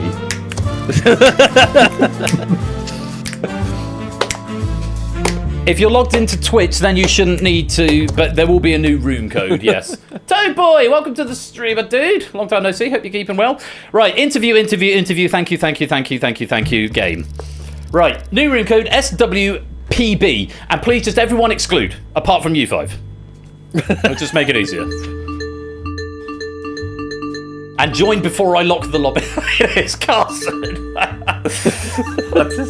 Which is actually not. I got to the code again. God damn. Hold on. Log in with Twitch, Bob. That box. I know. Okay. I promise this is the last time I'm going to do this. I hope it's the last time it's going to happen. I hope you've got 2 accounts. Sus. Inca is sus with 2 accounts. I have like 5 accounts. I'm a streamer. Hold on. I don't want the narrative to be we're all picking on Bob before the game has started, but it does seem to be leading that way. Oh, that's the wrong code. Well, hold on. Wait. Oh no, I got it. You're there. Calm yourself, Iago. Calm yourself, Iago. Oh goodness. Really going to be leaning into this in a moment. Yeah. Right. Anyone else? Anyone else joining in the audience game? Because if you are, do not.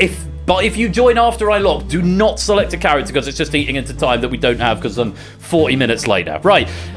All in. Hooray. Good. Play. No one else join. It shouldn't do that. I mean, I've got the force fast track players, but anyway. Right. Bob, you're first. Good. Ape, go. Excellent. Cola, go. Bob. Excellent. Dev, pick a character. Ash, pick a character. Yeah! Win! Yay! First round. We did it! We did it. I miss my old podium. I know, I'm sorry. Anyway, thank you very much, everyone, for coming. That's been great fun. We'll see you next time. Take care. No. The entertainment value is just getting players into the game. Right, here's how to play the mole. How to play. If I go back to the correct place, that would be good. So, gameplay takes place across 3 rounds. Each round has 5 multiple choice questions, each worth 20 points. At the end of each round, one player will be permanently eliminated from the game. What a shame. What a shame. At the start of each round, one player is secretly assigned as the mole. This player will be given different answering options from the other players, i.e. correct or incorrect, thus making it significantly easier for them to answer questions, but not necessarily easier to avoid suspicion. At the end of each round, all players will secretly vote on who they think the mole is, and if a clear majority identify the mole, then the mole is eliminated. Otherwise, if you don't find a clear majority finding the mole, the player who got fewest questions correct is eliminated. I want to stress, because this wasn't clear the last time this game was played to one player, it's not like the weakest link where you just vote off the person you don't want to be here anymore. You either vote off the mole or the person with the lowest score goes. That's very important to get. If the scores are tied, the player who has spent longest answering will be eliminated, so there is a time-based tiebreak if we have a tie. Any players who fail to identify the mole will lose half the points they earned in the round, and very importantly, the mole is reselected each round regardless of the outcome, though a player may be selected more than once. You will recall last year's game when we played with the speedrunning community. We had Huds and Arg and Bricks and Paulista and Nico. And Arg ended up being the mole 3 times in a row, which was a source of great distress to him, I believe. Yeah, so bear in mind you can be reselected as the mole from round to round. Those are the rules. Let's play.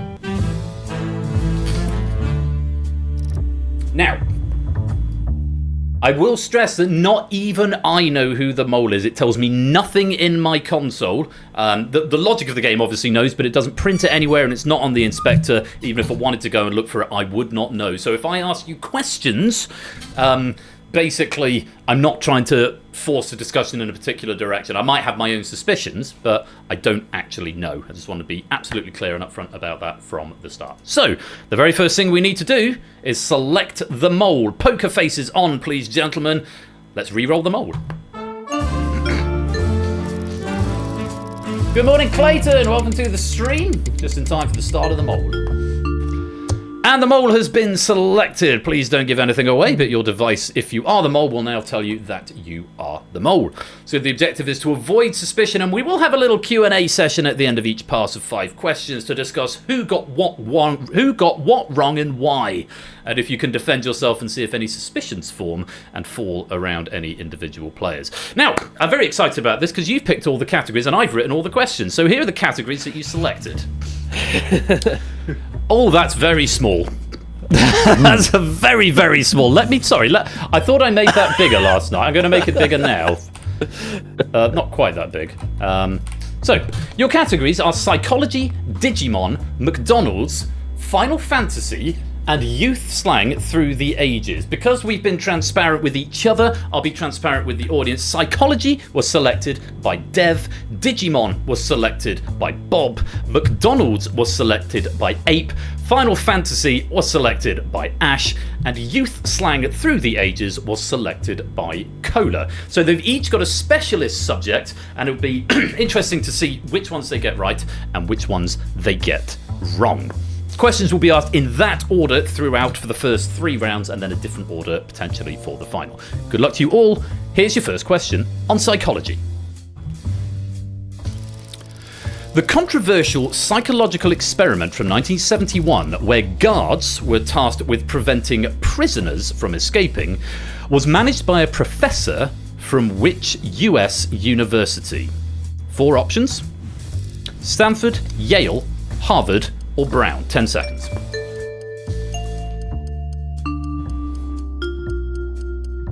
And that's all 5 answered.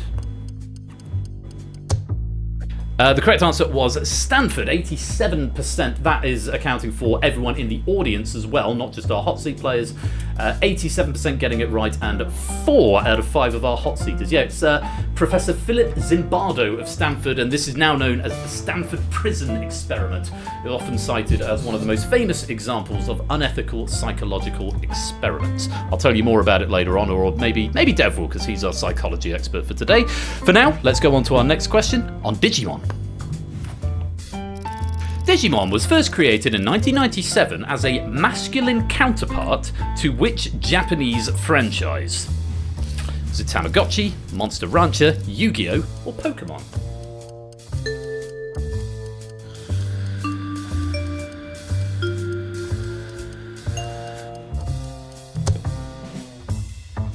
It was Tamagotchi, 17% getting it right, and Dev, the only player of our hot seaters, getting it right. Not Bob, who we won't go to for more information, as our apparently not Digimon expert. Tamagotchi were the original digital pets. Digimon were basically the same, except you could connect with a friend's device and do battles. On we go, question number 3, on McDonald's. In a standard UK restaurant, which of these items would you not be able to order at McDonald's? 12 chicken select share box, copyright. Triple cheeseburger, bacon double cheeseburger, or 9-piece chicken McNuggets, copyright. Or it might be reserved, or registered trademark. Which would you not be able to order? It would be a 12 chicken select share box trademark. 30% of our audience getting that in total, and 3 out of 5 players in our hot seat. Yeah. Chicken select share boxes come in 3, 5, and 9. McNuggets come in 6, 9, and 20, so you could get a 9. The bacon double cheeseburger was added in early 2019, and the triple cheeseburger was trialled in 2020 and made a permanent menu item shortly thereafter. Well done if you got that. On to question number 4 on Final Fantasy.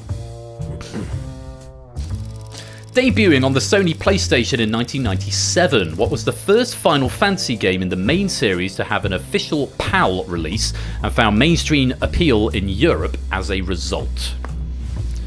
IV, VII, I, or XII? Make it as awkward as possible. Let's get 4, 7, 1, or 12. It's 7, 80% getting that. Ape, not the only player. Ape, the only player in our hot seat not to get it. But curiously, 80% in total and 80% in the hot seat.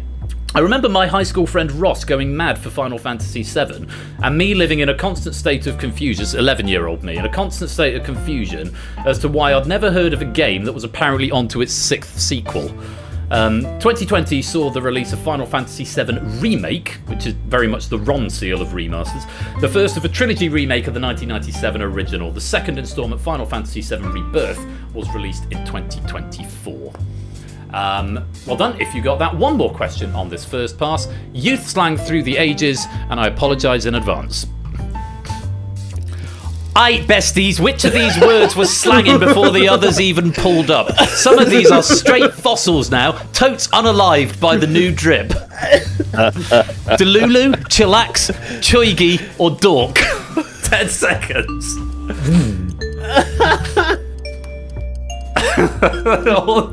Wow. Chat are protesting. Dork is the answer, 87% getting that, including all of the players in the hot seat. Dork came back in the 1960s, meaning dull, unattractive, US origin. Nerdy connotations came after around the 80s. Chillax was as early as the mid to late 90s, a portmanteau of chill and relax. Chugi, which I think I mispronounced, is apparently the opposite of trendy, that came around in 2013, and Delulu was 2014, short for deluded, which originated in K-pop communities. And blissfully, that is the end of round number 1. Right, there's some questions. Let's take a look at the scores and see how you got on. Well, it's quite interesting, isn't it? Bob got 3, Ape got 3, Ash got 3, Dev and Cola both got 4. But which ones did we get wrong? Bob managed to get his digit. Oh, hello. Here's a message from our sponsor, JR Plays Games, real quick. How do you do, fellow quizzers? How do you do, fellow quizzers? Indeed. Very much me. So Bob managed to get 3 of them right, but got his own Digimon question wrong. That's probably going to have some cross-examination later on. 8 Minky managed to find his McDonald's question, but flummoxed on the Digimon and the Final Fantasy one. Colo losing out on the Digimon question, but fine on all the others. Dev just missing the McDonald's question. It was asking about UK restaurants, and of course Dev is from overseas. And Ash missing out on the Digimon and the McDonald's questions. So looks like it was just Bob who got their own question wrong. Let's find out who is in danger, because there's 3 players on 3 correct, and the danger player is Ape Minky. So Ape, you were the slowest to get 3 questions correct. So if the group cannot find the mole, it will be you who is eliminated. But because you are in jeopardy, Ape, you get the privilege of speaking first. Who have you got suspicion about right now? At this point, it's really hard to say because we've all got at least 3 right. I don't know. That's a hard one because there's no really like obvious question that jumps out to me. I appreciate you're being really nice because we're all friends here, but this is literally the point of the game, I'm afraid, at this point. Yeah, well, okay. I guess if anything, the only thing I could see is Dev was like the only one to get that Digimon right. Yeah, Dev, what's that all about? How'd you get the Digimon one?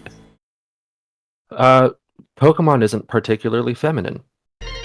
So my rationale there is... were 2 other options. Message from our sponsor, Clayton. Oh, well, these are the other 2. NGL fam. This quiz marathon is bussin' FRFR on God. Keep up the Ohio Riz Ben. Thank you for the 100 bits, Clayton. I've no idea what you just said, but we appreciate it all the same. So Dev is defending his track record because Pokemon isn't particularly feminine. And Digimon did have a Tamagotchi-like product, if I recall correctly. This is a very formal answer, Dev. I have to say, Grace is quite right. It's well, can we object? I knew that you guys were going to bring this up. I was surprised that, and it seems strange that you've not come up with a more thorough answer. Actually, if you knew it was going to come up, but that's on you. Bob, how did you get your question wrong? So I overthought it because I always know that Digimon is the superior format of a Pokemon. So I just I knew it came from Tamagotchi, but I figured that it was just better than Pokemon, so I just went with Pokemon by accident. And I panicked on the first question too, because I'm not good with trivia sometimes. Well, that seems reasonable. Ash, you managed to find your way around the Final Fantasy one, but you not been to a McDonald's in the UK recently? I have, but I saw the bacon double cheeseburger there, thinking that was a Burger King product, not a McDonald's product. So it is that it's as well. It is, yeah. So that's why I went with that. And the chicken select. So normally, if I am getting a chicken select, it's 3 or 5. So I didn't really know about the 12 as being a thing. So that's why I went that way. That was the answer. So you probably should have said that one because 12 wasn't a thing because that was the answer. That wasn't remotely suspicious. Cola, you've had a very good game there, just missing out on the Digimon. I do recall you saying in the Discord pre-game, what is a Digimon? So it's somewhat valid that you may not have got the Digimon question right. Yeah, I'm voting for Dev this time because I don't think anyone could have got 4 of those right, naturally. Would you like to rephrase that? Well, there's certainly some suspicion has now arisen amongst at least 3 players that I can count. There's a couple that I would trust, but one of them is in jeopardy. So if Ape is the mole, then he's just fundamentally not understood the purpose of the game. So that's on you. So I gotta be the guy, then I'll be the guy. Yeah. So Ape could be the mole, even though he's been selected. Yeah, if Ape had the lowest score, but if Ape is also the mole, then he's just played a terrible game and there's nothing he can do and he's going to be eliminated. So it's unlikely Ape would be the mole, but it is not impossible. It just depends how much you credit Ape with understanding the format, I guess. I think I did that the first time I played this game. So it wouldn't be in my without defense, precedent. I was the mole like 3 times. So it was just sort of getting, but I don't want to be the mole, so I'm just going to be wrong. That'll throw him off the scent. Oh, but wait, I'm eliminated because they didn't find the mole.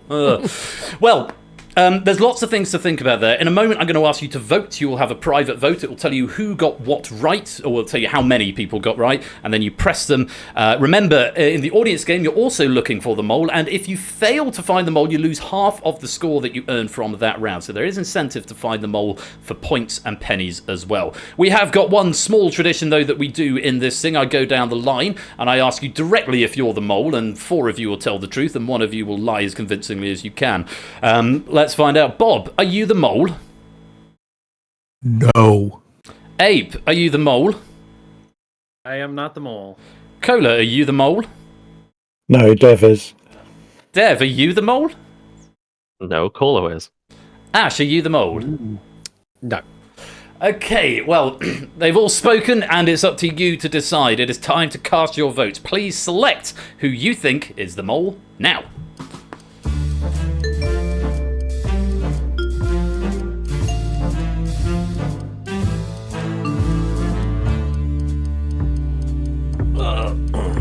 All votes are in. Noises are being made. Okay, votes are locked in.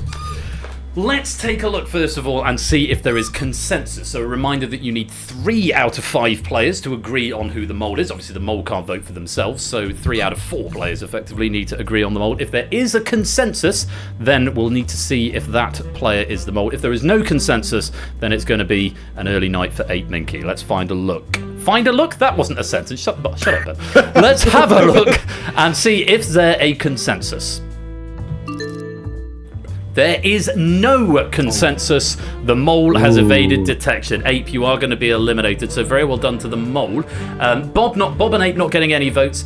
Ash getting 1 vote. Dev and Cola getting 2 each. So what's a lot of suspicion on those two?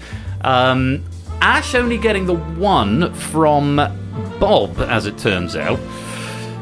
I'm not sure where I would have gone. I think it might be Ash, personally, but again, I don't know.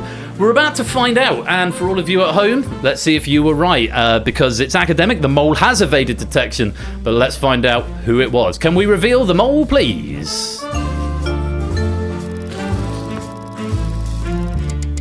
Let's find a look. What's wrong with you? Come with me. That was the strategy, is to, I mean, really trying to be bottom. But when I saw that my name lit up, I'm like, well, I'm not going to get votes. All I can hope for now is that somebody else is going to amass votes. Oh, so you were hoping when you were answering, you're hoping someone was slower. Yeah. Not necessarily that. But I don't know. You know, you mentioned earlier on in Danger Zone, you invented going ape, which is to win the game in such a monumentally brilliant way. This is like whatever the opposite of going ape is.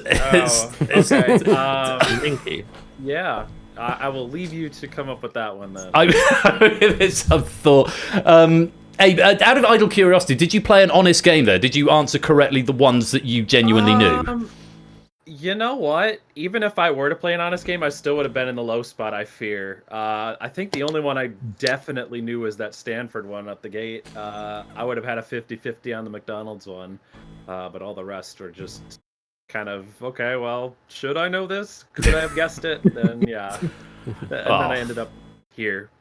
You did. Well, it's unfortunate, really. I mean, let's take a look at see what the poll of the audience said. I don't think many people would have voted. Yeah, not many people voting for you as the mole, but a couple of people did. 7.41%. Curiously, the audience vote went with Cola, but 30% of players thinking Cola was the mole, but alas, not. Neither Cola nor Dev. And here's a message from our sponsor, JB Henry XIV. Less than 3 happy 5th birthday game night. I hope you got your Ninja Turtles figures. Less than 3. I don't recall my Ninja Turtles figures, but thank you for the 8-month subscription, JB Henry. Most grateful to you. JB Henry, you've now been usurped on not understanding the rules of the mole, by the way. It was JB last time who thought it was basically the weakest link, wanted to vote someone out. And it's, no, you're still been eliminated, JB. And it was very upsetting for everyone involved. Oh, what a shame, 8 Minky. You could have had such joy. What a shame. What a shame indeed. But I do hope you'll stay here and cast aspersions and throw shade at the rest of the players as we continue through this. Of course I will. Jar Jar Minky. I love it. I think you should stay like that for the rest of the game. Hey, Minky, thank you so much for playing, but I'm afraid you have been eliminated. Jamie, welcome on into the stream. Great to have you here. Right, Jar Jar is going to stay there. He's going to throw shade at the rest of you. Now, it's worth me reminding you at this point that the mole... The mole can be the same person from round to round, but I can guarantee there will be a different mole this time around, because Ape is not going to be the mole for a second time. Sorry, Jar Jar is not going to be the mole for a second time, but let's see what happens as we re-roll the mold. Poker faces on, please. None of which are as good as Ape's. And the mold has been selected. We're going to return to our 5 categories as selected by our players and see how they get on with these. A reminder that in this round, because there are only 4 live players, you need to have a consensus of 3, which means all non-mole players need to coalesce around the one mole or they will have evaded detection. So it's a bit harder to track down the mole. Maybe that means the mole could be a bit more risky. Who knows? Let's find out and play round 2. Psychology, Digimon, McDonald's, Final Fantasy, and youth slang through the ages. Let's start with psychology. According to Freud, which main component of the human soul concerns innate needs, emotional impulses, and instinctive desires? Is it the ego, the super-id, the super-ego, or the id? Misa the mold. That would be the id. The super id isn't actually a thing. That was made up. But the ego is desires for things, ideas, and dreams. The super ego aims for perfection and follows spiritual goals. 75% of our audience game, and all 4 of our hot seaters finding the right answer. Well played. Question 2 on Digimon. Which of these subtitles was not used for a Digimon TV series? Frontier, Fusion, Master Quest, or Ghost Game?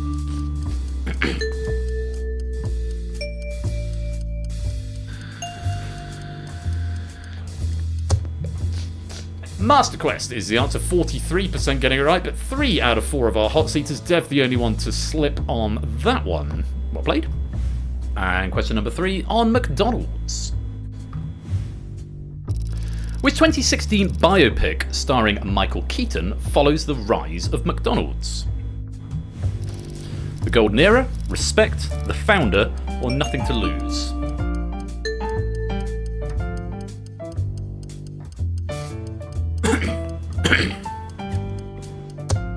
That is The Founder. 68% of the audience getting it, and 3 out of 4 of our hot seaters. It's a great movie. Co-stars Nick Offerman and John Carroll Lynch as the eponymous McDonald brothers.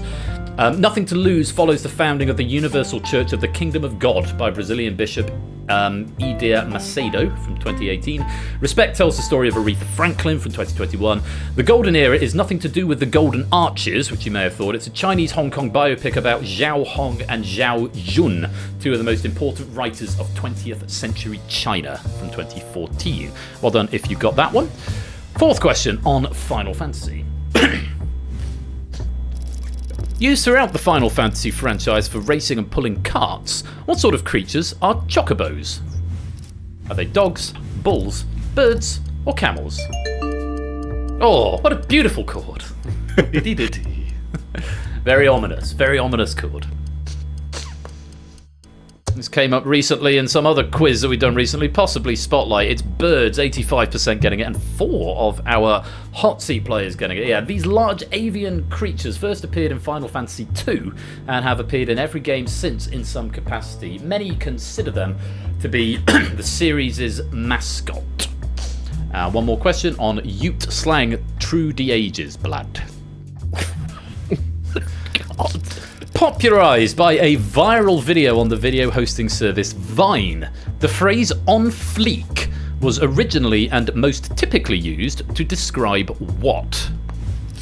Earrings, tattoos, fingernails, or eyebrows?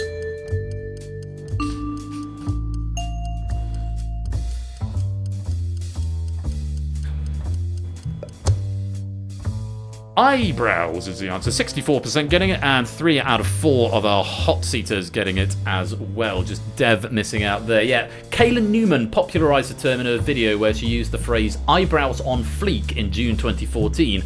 Whilst it can be used to describe anything looking particularly good, it was regularly partnered with eyebrows and is thought to derive from a blend of the word fly and sleek.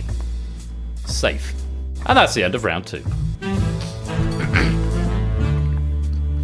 So, interesting disparity of scores here. Dev only managing to find 3, Cola finding 4, just missing out on the McDonald's question. Dev conversely missing out on the Digimon and the Ute slang. And Bob and Ash having a perfect full house of 5 out of 5. It means that Dev is our player in Jeopardy. So, Dev, would you like to start the discussion? What happened there? I rushed on that last one trying to make sure I was faster than Colo, and I just had nails. Nails on fleek was just on my mind for whatever reason. It does sound like the nails on fleek, yeah. I mean, in fairness, you were at the moment I saw eyebrows, I knew it was wrong. Yeah, you were at a slight disadvantage on a question with anything relating to hair, I suppose, weren't you? It's... I have eyebrows, Ben. Look at that. I've got eyebrows. You certainly have. So I don't know what's come over me. I've turned into a right horrible host of this game. I'm hoping that we can all just see it as good-natured. Good-natured for you. What? Me's the host of the game for you. Yes, thank you, Jar Jar, for that input. I will come to you in just a minute, Jar. It's like I've missed a blobby. It's like we're crinkly bottom here. Cola, not come across the founder. No, I didn't know 3 of the questions in that round. I got lucky. I didn't know the Digimon one. I didn't know Fleek. So. But surely you hang around with students because you don't hang around with them. Hang around with students, but you are in contact with them. No, I'm retract the bit hang around. You are in contact with students in your capacity as a teacher. So they're universally unfleek. I will tell you that. Okay, whatever that means. Ash, Bob, you've had a very good round there, Ash. Did they just fall in your favour, or was it lucky guesswork? The Digimon was a guess. Those were 4 names I had never seen before, so it was a lucky guess out of the lot. Psychology, it's pretty much always a toss-up between id and ego when that kind of comes up in trivia. So went with the id more than ego, and that worked out. The McDonald's, the founder, that just seems to be on my feed on YouTube right now. Like all of my shorts and that just seem to be little snippets from the founder. Hence why that sort of fell quite nicely. And that's where the rest was pretty much okay. Final Fantasy Chocobo. I mean, who doesn't know what a Chocobo is at this point? Yeah. I do now because I researched the question. I wouldn't have done before. I mean, yeah, the Founder's worth your time. Just saying, it's a good film. Yeah. Check it out. Mm-hmm. And Bob, really solid round for you as well. 5 out of 5. Yeah, I just knew all of them. Everything fell in place pretty nicely, and I watched all those animes that were listed on the Digimon question. Could you just say the very first sentence you just said again? A good round for you. I don't know if you can remember. I knew all of them. Well, that's all right then. Just wanted to press my button. Just a perfect opportunity to press the button. Okay. So, Jar Jar, we've all just talked about how, because it was a positive round broadly for most of us, even Dev on the low score, still getting 3 out of 5. Who do you think was suspicious there? Do you think our 5 out of 5ers have overplayed their hand, or do you think Cola's trying to sneak in through the middle, or has Dev done an ape? No. Good. Thank you for that input. Can you hear me? Just. I can speak louder.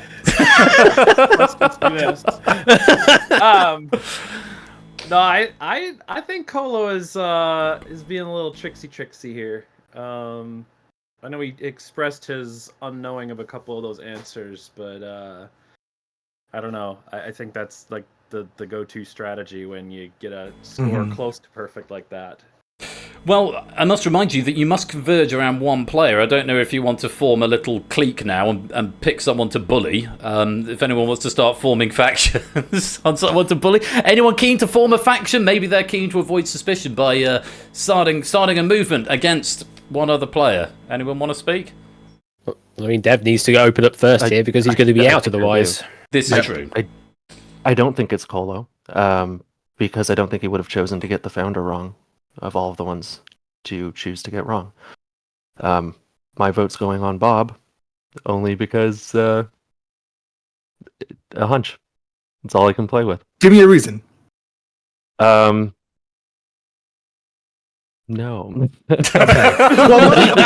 So I do believe that you and Ash both played above board and genuinely knew all of the answers. Yeah. But I think I picked you because Ash prompted me to speak. Oh, it's the nicest And game of the mole. The mole wouldn't prompt me to have my word. Yeah. Unless it's an elaborate triple bluff, like the triple cheeseburger. That might just be me misunderstanding the entire concept, you know. Possibly. I can guarantee I'm not pulling an ape. It's not me. It's okay. That's good. So it's interesting, Bob getting very defensive and cross about that when first, because obviously if you're not the mole, you've got nothing to. I mean, it sounds a bit police statey to say if you've got nothing to hide, you've got nothing to fear. But if you've got nothing to hide, you've got nothing to fear. So, nah. Listen, I have to mention that Cola getting a Digimon question right is really weird. Because, like, yeah, I know it's a 1 in 4 chance if you don't know it, but I didn't know it. Yeah, but like, why did you pick Master Quest? Because it sounded like Master System. Okay. Well, I mean, we could be here all day, but we need to move this along. There's a lot of shade has been thrown, some defence has been levelled, some accusations have been levelled, but it's time for you to choose, and in the audience as well. Who do you think is being sneaky? Who do you think has got to their score by means most nefarious? One little tradition we've got to do. Bob, are you the mole? Oh. Cola, are you the mole? Nope. Dev, are you the mole? No. Ash, are you the mole? No. Well, the decision will lie with you. You've got 15 seconds. Please cast your votes on who you think is the mole.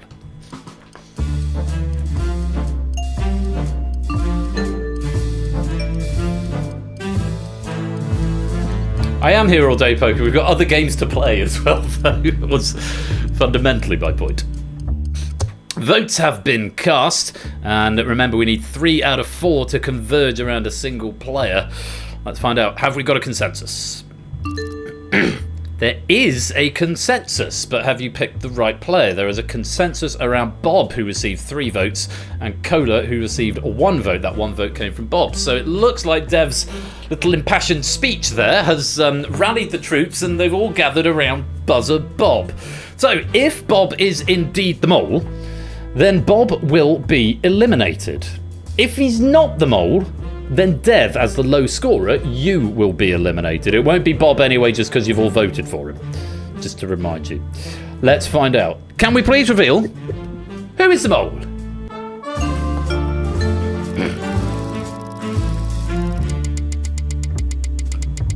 Ash. Oh, it was Colo! Wow. Sorry, Dev. Well deceived there, Cola. Because I was thinking about it. Cola's been very quiet there in the middle. Was that an honest game from you, Cola? Did you answer the ones you knew, or did you? No, it wasn't remotely honest game. I know you said you knew 2 of them. No, I knew. Yeah, I did. Chocobo and the first one, the psychology one.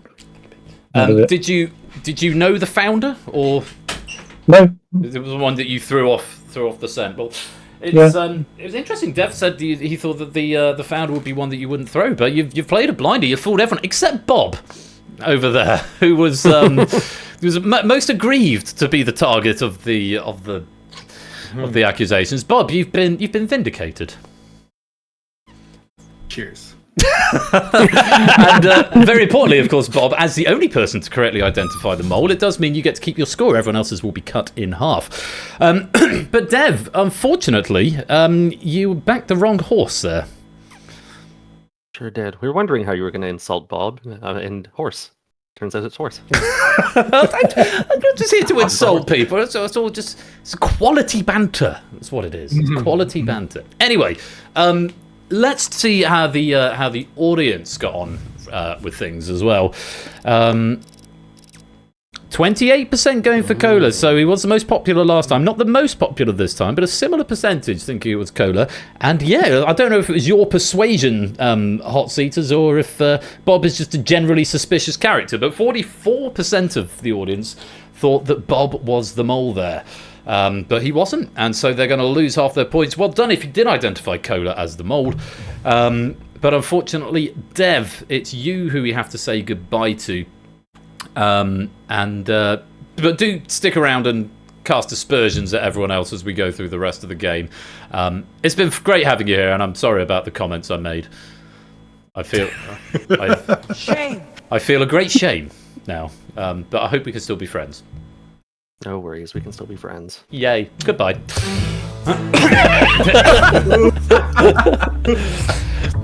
Moving on, round number 3. We have got Bob, we have got Cola, we have got Ash. Bob currently in the lead with 130 in the bank, Cola with 120 and Ash with 80.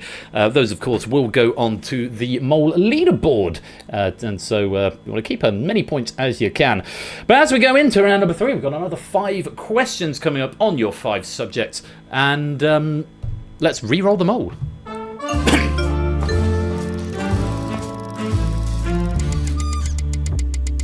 Poker faces on. The mole has been selected. Is it Bob? Is it Cola? Is it Ash? All will be revealed in the fullness of time. But for now, let's get back into our questions. Psychology, Digimon, McDonald's, Final Fantasy, and Ute slang True de Ages Blad. Starting with this on psychology. Devised by Swiss psychologist Hermann Rorschach, the Rorschach test uses stimuli that inspired a character's mask in which graphic novel by Alan Moore? Was it The League of Extraordinary Gentlemen, Watchmen, Batman the Killing Joke, or V for Vendetta?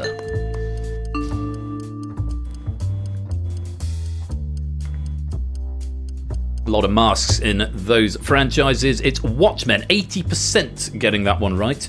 Cola, the only player in the hot seat to get that one wrong. Bob and Ash both absolutely fine. On we go. Question number 2 on Digimon. Developed by Move Games and released worldwide in 2011, Digimon Masters is an example of what type of video game? Mamorpaga, real-time strategy, beat-em-up, or turn-based strategy? That's how you say it, isn't it? I always call them Mamorpagas. So Ash, answer something. This is a Mamorpaga. I didn't give you my notes on the last question. The Rorschach test is also known as the Inkblot test, by the way. The Watchmen character is Rorschach, who was later portrayed by Jackie Earle Haley in the 2009 movie adaptation by Zack Snyder. Sometimes called Digimon Masters Online, it did not receive particularly positive reviews. But yes, it's a massively multiplier. This is why I say Mamorpaga. It's so much. I'm sticking with Mamor. It's a Mamorpaga. Massively multiplayer online role-playing game.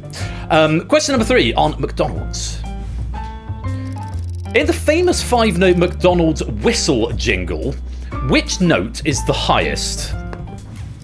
The last note, the penultimate note, the first note, or the middle note?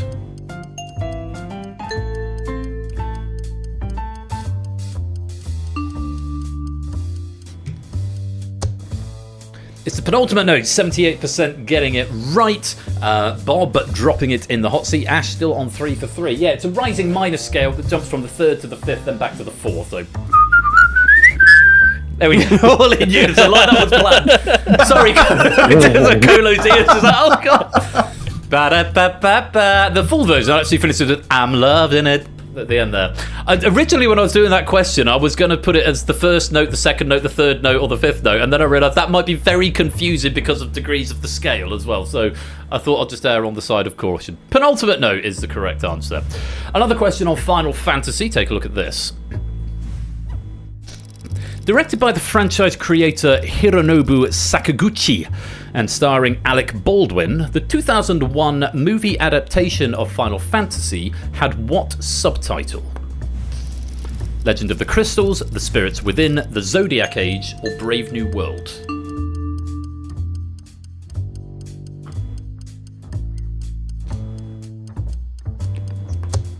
That's time. Bob again fumbling that question. The Spirits Within was the right answer, 70% in total, and Cola and Ash both getting that in the hot seat. One more question. Youth slang through the ages. In a question referencing Saturday Night Live and an apology from Drake for allegedly introducing the term, who once said YOLO on a primetime BBC quiz show? Was it Clive Myrie, Victoria Coren Mitchell, Jeremy Paxman, or Amal Rajan?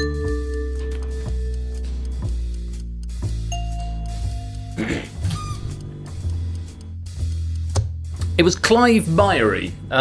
Just on the last question, Brave New World is a novel by Aldous Huxley. Legend of the Crystals, a 1994 anime released on VHS.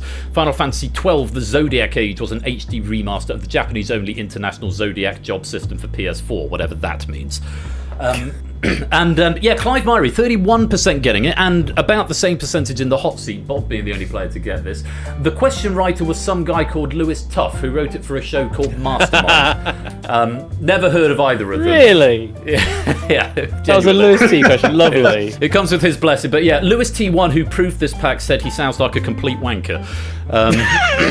So a quote from Lewis T1. So, but yes, the question came in, and yes, you heard it here first. Lewis T1 got Clive Myrie to say YOLO on Mastermind. And that is the end of pass number 3. So, interesting story here. Cola getting 3, Bob getting 3, Ash getting 4 here. So, this could be interesting. Cola fumbling his own category, though it was a slightly broad interpretation of youth slang, I appreciate, and also missing the psychology one. Bob having a pretty good game, but then missing on the McDonald's and the Final Fantasy one, and Ash just missing out on the Clive Myrie question. So a lot of interesting things to discuss here, but I think we'll start by revealing the player in peril is Cola as the slowest answerer to get 3 questions. So you're going to have a pivotal role here, Cola. You've got to convince one of the players beside you to vote for the other one, working on the assumption that you are indeed not the mole, because that, again, would be a very poor play at this stage of the game. So it's unlikely Cola is the mole, but not impossible. Cola, would you like to open the discussion? Yeah, I don't know who the mole is here. It's not me. That would be silly. Only a fool would ever do that. Well, yeah, what idiot would ever do? Oh, hang on. But I don't know. I don't know who it is. So, getting Bob, getting Clive Myrie is quite lucky. Bob, it was just a guess. It was a guess, sorry, what? Yeah, I don't think it was Victoria Mitchell because that was what I think that was option B. So, and then Jeremy was option C. So I'm like, those two didn't really feel a jive with me. So then I did a 50-50 punt on that. And then the other one I got wrong was the McDonald's one. I went with the last note because I'm like, yeah. Okay. Ash, what do you have to say in your defense, getting 4 out of 5? I mean, you're probably a prime target as the high scorer. But yes. Can you defend your record? There were mostly pretty good questions for me. The last one I didn't know because I haven't seen that particular clip in question of him saying it. I went with Amol because of we needed jungle as a sort of reference to that. So I thought he might be inclined to say YOLO on one of the University Challenge episodes, but it happened not to be the case.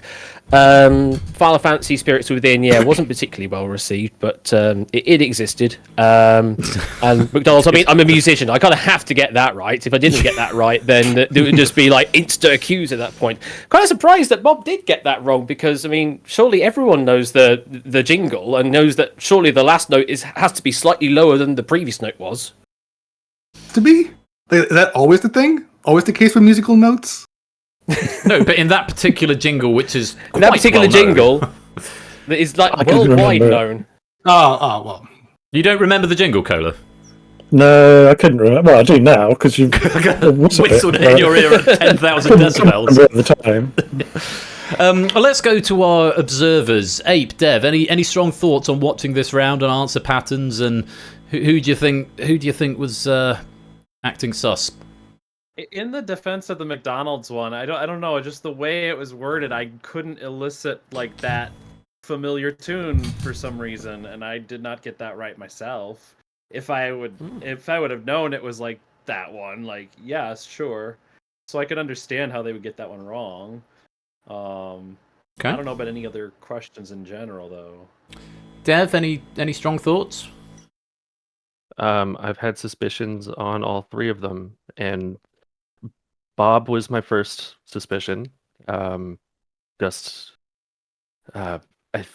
think it was the McDonald's question that threw me. But then, like, the mole couldn't possibly stay in last place for as long as Bob did. I think it doesn't help, but I think Colo might be the mole and flew too close to the sun on the last question, expecting Bob to get it wrong.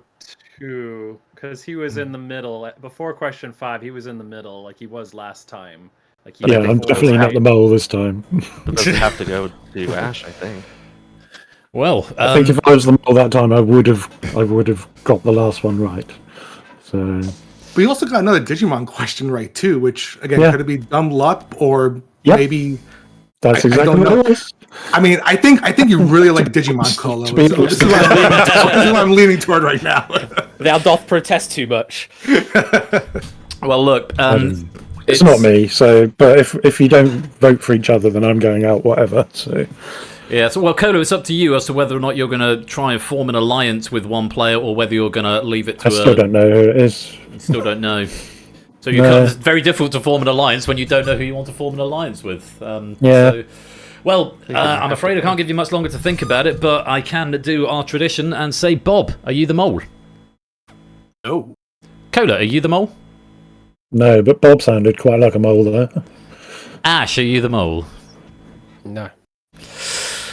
Well, time to decide. 15 seconds, and audience as well, get ready to vote. Please, can you vote for who you think is the mole?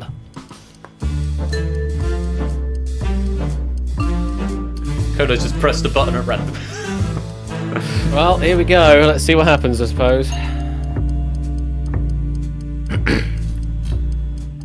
And the votes are in, and let's take a look and see if there is a consensus. There usually is at this point, but Ash said something very leading just at the end there, and making me think the consensus may not have happened, but let's find out.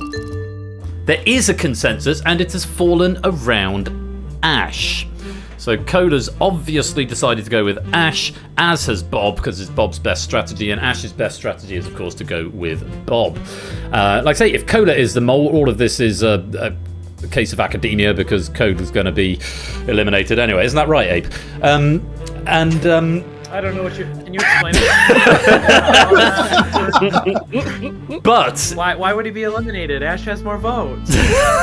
If it is Ash who is the mole, then it is Ash who will be eliminated. If it's Bob who is the mole, then it's Cola who will be eliminated. So, it looks to me that Bob is in the final because voting has not converged around him. But is it going to be Bob versus Cola, or is it going to be Bob versus Ash? Let's find out as we reveal who is the mole.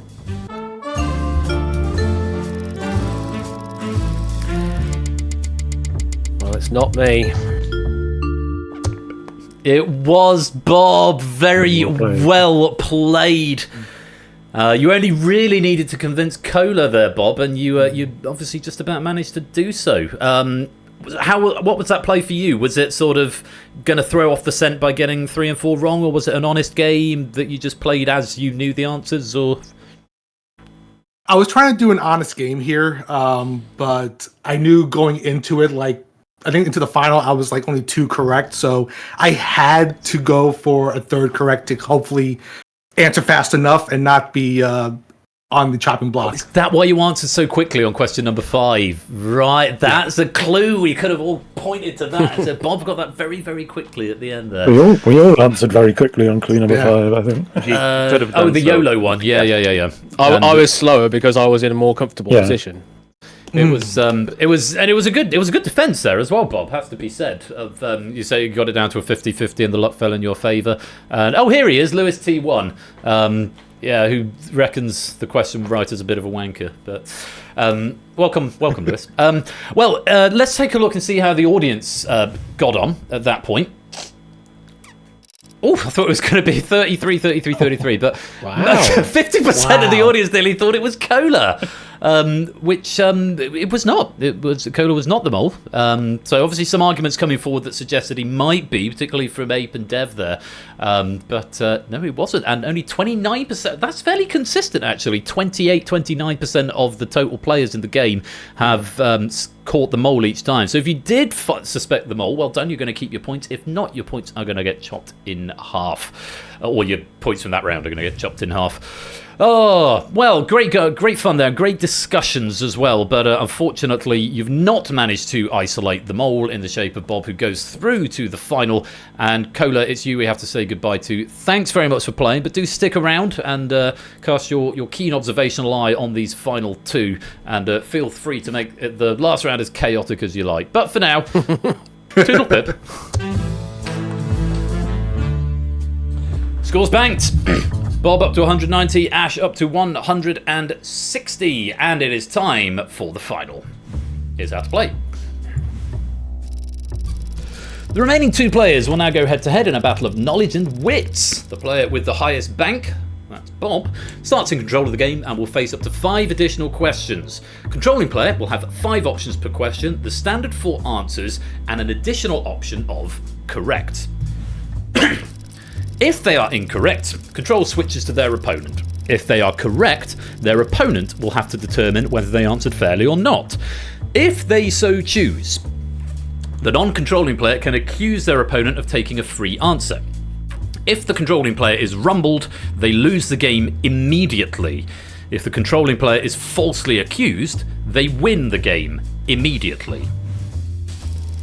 If no accusation is made after a correct answer, gameplay continues with the same player in control.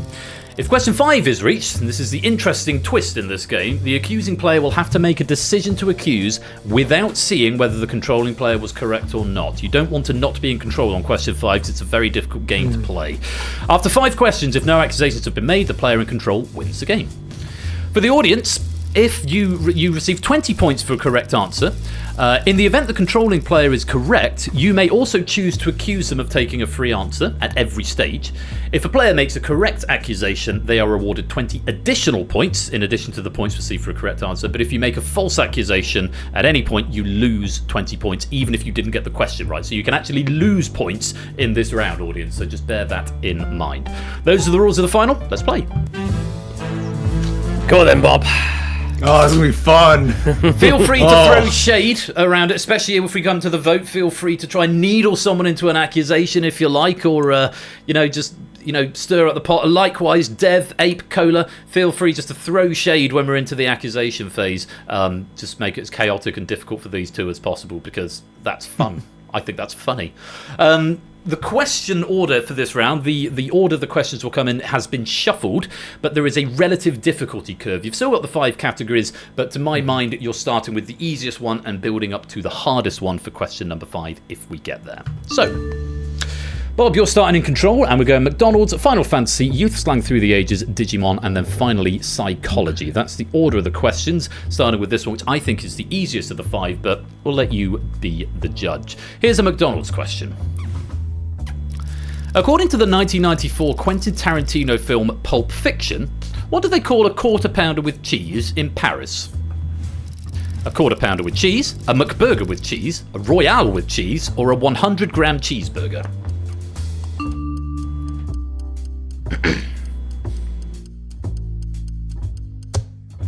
It's a Royale with cheese, and according to my notes, it turns out they actually call it a cheeseburger royal, which is pretty close. Obviously, they don't call it a quarter pounder with cheese because, to quote the film, they use the metric system, so they wouldn't know what the quarter pounder is. We don't know what a Whopper is called because Vincent didn't go into Burger King. Pulp Fiction is a great movie. Royale with cheese was the right answer. Was Bob correct? Yes, he was. So, Ash and audience, you've got to decide whether to accuse Bob of taking that answer for free or getting it on his own Steam. If he got it on his own Steam and you accuse him, Bob wins the game. Ash, okay, bear that in mind. If you think he's got it on his own Steam, don't touch that accuse button and we'll go on with the game. It's up to you. 15 seconds to decide, starting now. I mean, Pulp Fiction's a bit of a classic. It took you a little while to lock an answer down.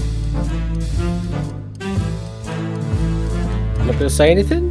Bob's just sitting there. He's just done. He's going to say, nodding his head. He's going, please don't accuse me. Well, we've got all the way through that. Bob, did you get that honestly? We're going to tell everyone anyway, so you can be honest with us now. Oh yeah, it was just a educated guess. I honestly have never seen Pulp Fiction. What? Oh, yeah, never seen it. You must go watch Pulp Fiction. It's very good. Well, it was a good educated guess, and you got the correct answer. So no accusation was made. You are still in control. Let's go to question 2 on Final Fantasy. Final Fantasy 16, the most recent installment in the main Final Fantasy game series, was initially only available on which platform? Was it the PlayStation 5, the Xbox Series X, Windows, or the Nintendo Switch?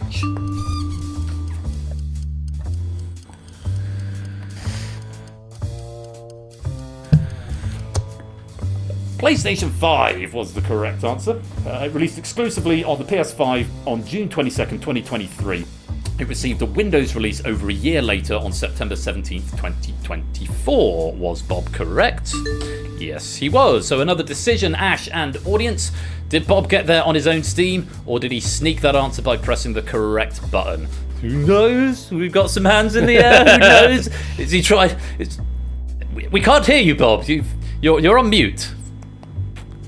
Oh, he's on mute on purpose, I think. He's doing a mime act, yeah.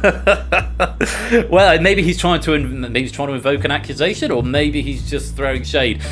Your turn to decide. 15 seconds. Are you going to accuse? Those are very generous options against the PlayStation 5. I'm not even going to touch the button here. He's got it. You think he's got it? Yeah, he's got this honest. So Bob's I going to imagine the vast majority of people playing this would get this honestly. Not a safe accusation. No accusation coming from Ash. Of course, we lose the percentages on the answers for this one, just so we don't have any sway on how difficult or hard the question was.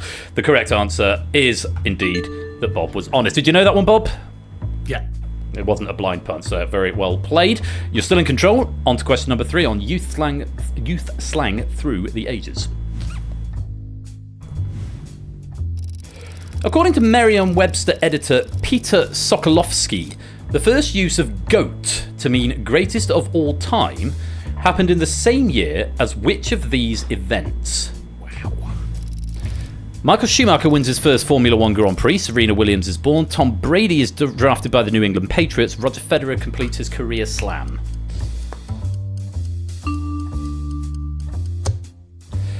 Michael Schumacher wins his first Formula 1 Grand Prix. Long answers in there. Yeah, so it was sort of about whether you can pitch how old GOAT is in relation to the events that were there. All of those indeed being GOATs. And the third time, I think Michael Schumacher the third time Schumacher's been up. Yeah, Game Night's 5th birthday, sponsored by Michael Schumacher and his racing career, apparently. Yeah, Serena Williams was born in 1981. Schumacher's wins his first F1 Grand Prix in 1992 in Belgium, which is the first recorded use of GOAT, meaning greatest of all time. Brady was drafted in 2000. Federer's career slam was in 2009 with when he won the French Open. Was Bob correct? He was not. And did you not know that one, Bob? No, I know Tom Brady's always referenced as the GOAT, but I think they said it more when he started winning like his 3rd championship with the Patriots. So, yeah. Well, it's the wrong answer, so no opportunity to accuse, but you do lose control, and it goes over to Ash on this Digimon question. Let's take a look. Which of these creatures is a Digimon? Hitmonchan, Flaremon, Groudon, Monferno.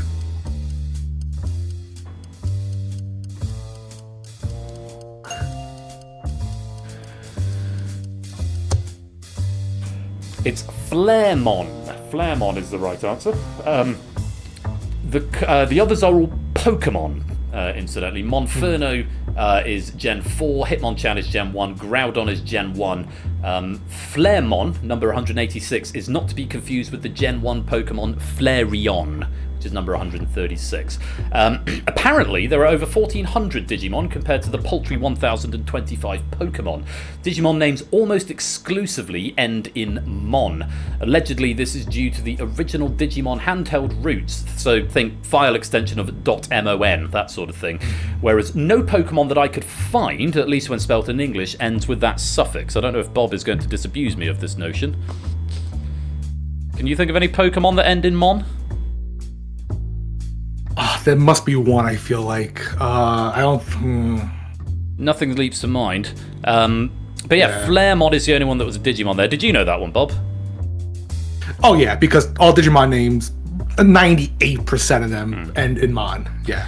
Unfortunately, that is not something that Ash knew. He was incorrect. Guess what I did? Exactly the thing that you mentioned. It's not to be confused with Flareon. Oh, do you think, that's a Flareon? I know Flareon, I know Hitmonchan, and I know Groudon, so I'm assuming you went I've just read that thinking, yeah, that's definitely a Pokemon. Right, okay. Did you go Monferno then? I actually went with Groudon. Oh, Groudon, I don't know why, but I went with Groudon. I wasn't familiar with that name, so... Yeah, Gen 4 Legendary, I think. I think I said Gen 1 on my notes, which is wrong. Is it Gen 4 or Gen 3 Legendary Pokemon? Anything beyond Gen 2, and I'm like... Yeah, I think it's Gen 3 with the Groudon and... is it the Lugia series, Kyogre? Yep, Kyogre, Groudon, and Rayquaza. Yeah, that's Rayquaza, that's the third one. Yeah. Well, it means, Bob, you are back in control for the fifth question, which is an advantage to you because we're not going to know whether you're right or wrong. So Poker Face seriously on, because Ash is going to have to make a decision to accuse or not. You can still take the free answer, but Ash doesn't have to make the accusation. So big mind games at play on an appropriate psychology question. Oh, this is rude. Proper mind games. The mind games psychology. Let's take a look. Recreated by Darren Brown in his TV special The Heist, which psychological experiment sees a participant administering increasingly powerful electric shocks to a failing learner? 4 options, Bob. Here they are. The Milgram experiment, the Ash conformity study, the Bobo doll experiment, the learned helplessness experiment.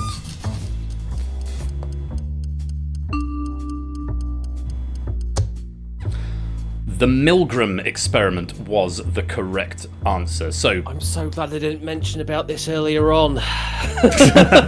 Yeah, I nearly spoiled this. Poker faces on, gents, because here is what's going to happen. I'm not going to tell you whether Bob was right or wrong. Ash, if you think he was incorrect and you hit the accuse button and it turns out he was incorrect, then it's a false accusation. So these are all the factors you've got to consider. You know all the ins and outs of this, don't you, Ash? Yeah, but, you know, we might as well summarise for the audience out there. That's a good point. So for the audience at home, if Bob was correct and got it right on his own steam, there is nothing Ash can do at this point, and Bob has won the game. If Bob cheated to get to the answer, and Ash accuses him, then Ash will win the game. If Bob cheated to get the answer and Ash doesn't accuse, then Bob will win the game. If Bob was wrong, and Ash accuses him, Bob will win the game, because he's been falsely accused. If Bob was wrong, and Ash does not accuse, then Ash will win the game because he will finish in control. That is the situation. 15 seconds, and Score Count is codifying that for us in chat very kindly. 15 seconds to make your decision, Ash. I wish you luck. Oh god, that's a difficult one. Very well levelled on the questions. Thank you. Do I press the button or not? 5 seconds. Push it. Push it. Maybe push it? The accusation has been made! Ooh. Oh. Ash has pressed the button. He has accused Bob with about 2.5 seconds left on the clock of taking a free answer. When I press the button again, it will reveal, it will eliminate the loser and lift high the winner. Let's reveal. Was Bob correct? And if so, was he correct on his own? Let's find out.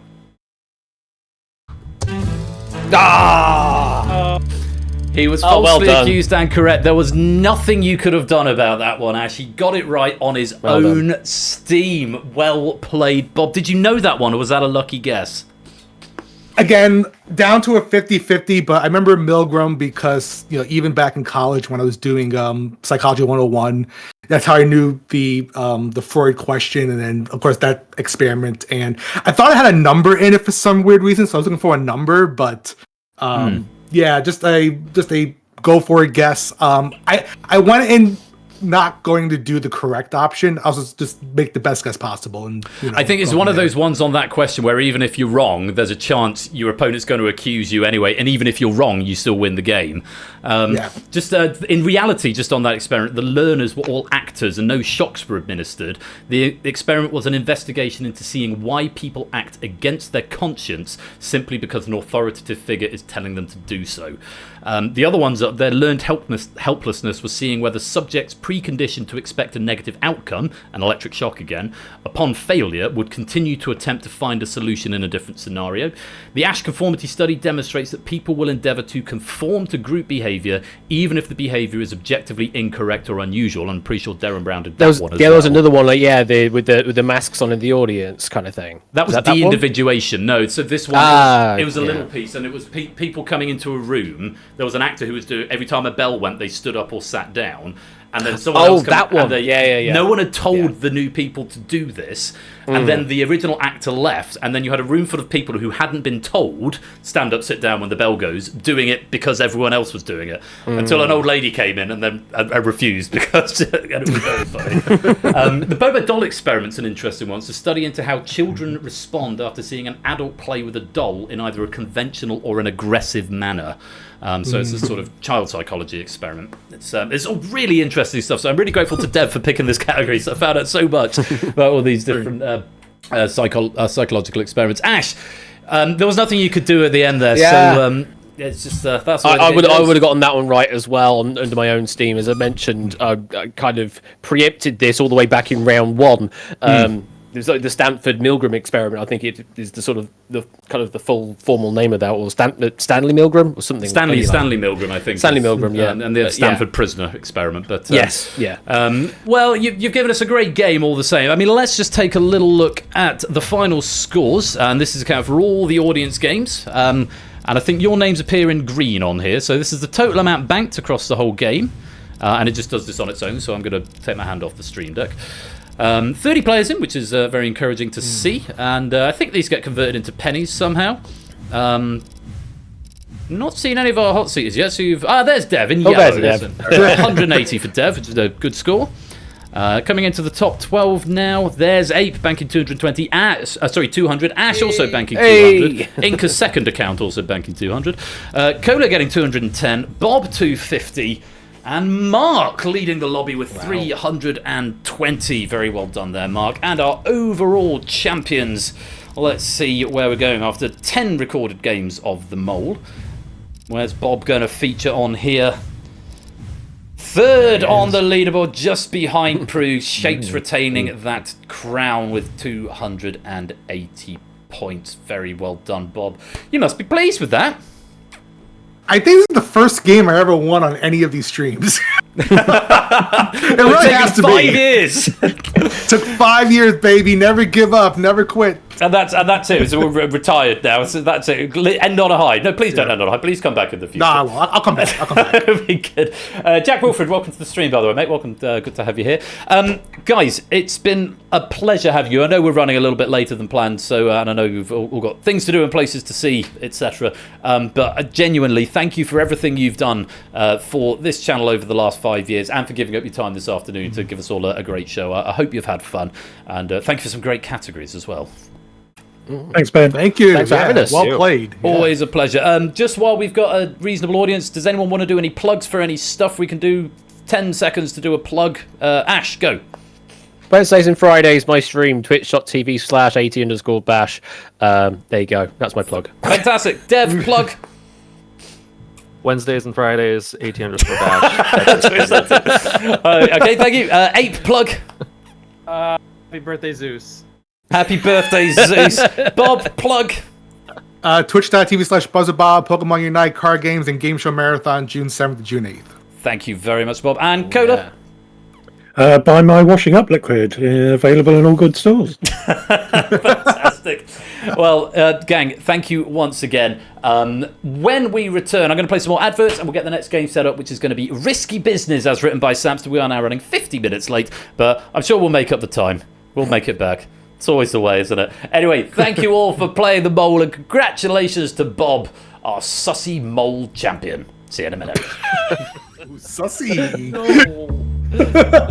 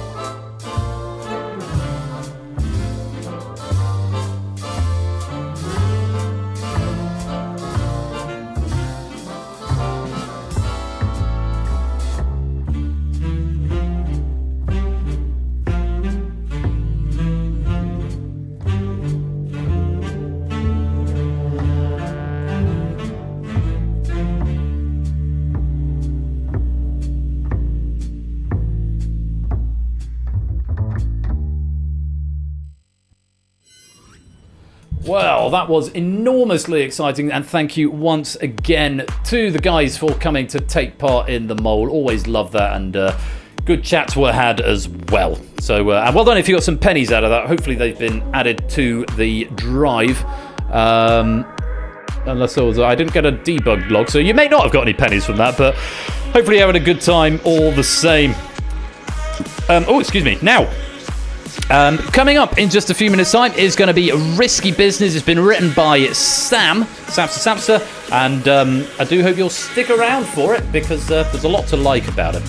But for now, I'm going to play some adverts, go stretch your legs, get yourself another drink, get some more snacks, and we'll be back very, very soon. Don't touch that dial. We'll be right back.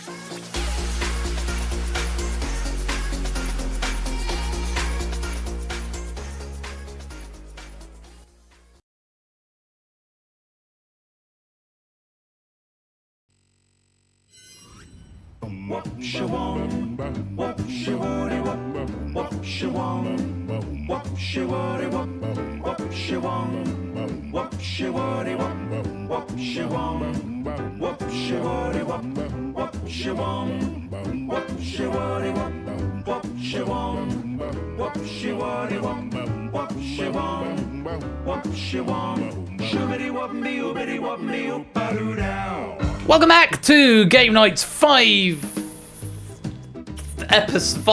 birthday. I was about to say 500th episode. It's not. It's 5th birthday. And yeah, me pressing the wrong button, so you get to see my risky business dance. BMQR, we're back on the Universal Controller for this one, the Unicon. Go come and join the game. And Samster, welcome to the stream, and thank you for this question pack. Written by Samster and proofed by Inca, I believe. Yes, proofed by Inca. Thank you very much to him for his efforts. And again, big thanks to all the proofing team who've rallied and come and helped out on the proofing for this, because it's been a big job. Actually mark some of these packs as used. We had another donation come in as well. We had £30 coming in from Dev, halfway there, GG Bob, and also £50 from Inca, court-ordered damages to a run. That puts our total at £750, halfway towards that goal of $1,500, which is very gratifying. So thank you all for all the donations. After this game, we are going to be going to Crossfire. While I take a little break and go stretch my legs somewhere.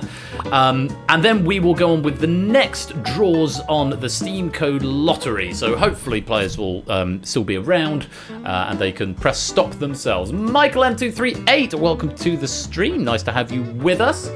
But yes, it's all going quite well so far, other than we're running exactly an hour late, which was always to be expected, I think. But can't be helped. Can't be helped, and we could make up some more time somewhere else, I'm sure. He says with confidence. We may or may not make up any more time, but we'll see. If not, hopefully you're all having a good day. And remember, we are doing some fabulous fundraising for special effects, and if you are in a position to be able to donate, then please do so. Risky Business, written by Sam, coming up next. A nice, fun, light format that has mass multiplayer appeal. Yeah, come and join the game. Even if you've not played before, grab the Universal Controller, and we'll have a lovely time. Glad to hear, G-Isons. Thank you very much for saying. Really appreciate it.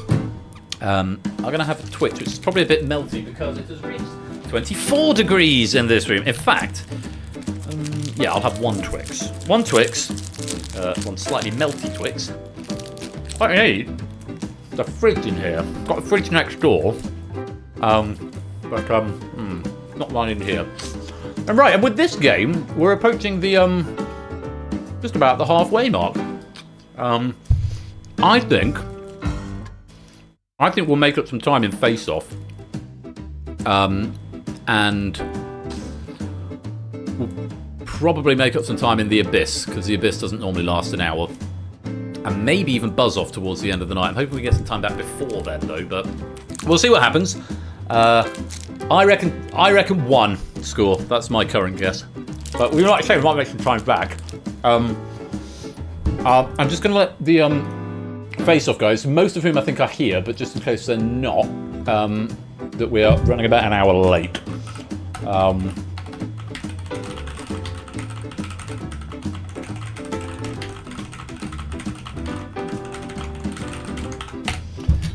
Just let the Face Off guys know. And here comes another one. Ash the Bash with the £50 dono. Bob is the MVP. Mole victorious player, not sussy backer. Ash, thank you so much for the £50 donation. That takes us up to £800 raised for special effect. The next milestone is the £1,000 mark. And at the £1,000 mark, if we hit that, we will be having the Great Game Quiz Night switchover. Now, as you know, I'll tell you a little bit about this now while this lobby's open. Ash and I do similar sort of things. Ash was the original instigator of it all, and I just sort of jumped on his coattails a little bit. But we've, on more than one occasion, we've hosted each other's games and stuff like that. If we hit £1,000, Ash and I are going to do a full switch over where we don't know if we're going to switch over on the nights of hosting yet, but the details are to be discussed. But I will be hosting a load of Ash's games so he can play them, and he will be hosting a load of my games so I can play them. So there'll be a switch over possibly in the same week, some point in our next respective seasons. So keep your eye out for that if we hit that £1,000 mark, which is just £200 away. We've hosted each other's games is absolutely categorically not a euphemism, Zeus. It's meant literally. Right. We've got any time entry on this, so let's get on with this game. It's Risky Business. 100% ship. Congrats on the baby. Very good. Right. It's written by Sam, and round one. It's favourable odds. Select one of the correct answers from the 5 presented options within 15 seconds. With each question, number of risk points available increases, whilst the number of correct answers decreases. An incorrect answer at any time will reduce your risk points to 0. However, an abstention will preserve your currently accrued risk. So abstain if you're not sure and you want to keep the scores that you've built up. You've got to choose to risk on question 4 by only seeing the options. You don't actually get to see the question. It will double your risk points if you get it right, but it will wipe you out if you're wrong. And if you choose to risk, you cannot abstain. Simple as that. 3 sets of 4 questions in this round. So let's start with this one. 5 options, 4 of them are correct. 2 points if you can find one, and you might as well have a guess at this one because no one has anything at risk. Let's take a look. Options are Guernica, Wham, Crack is Whack, Marilyn Diptych, President-elect. Name an artwork in the pop art style.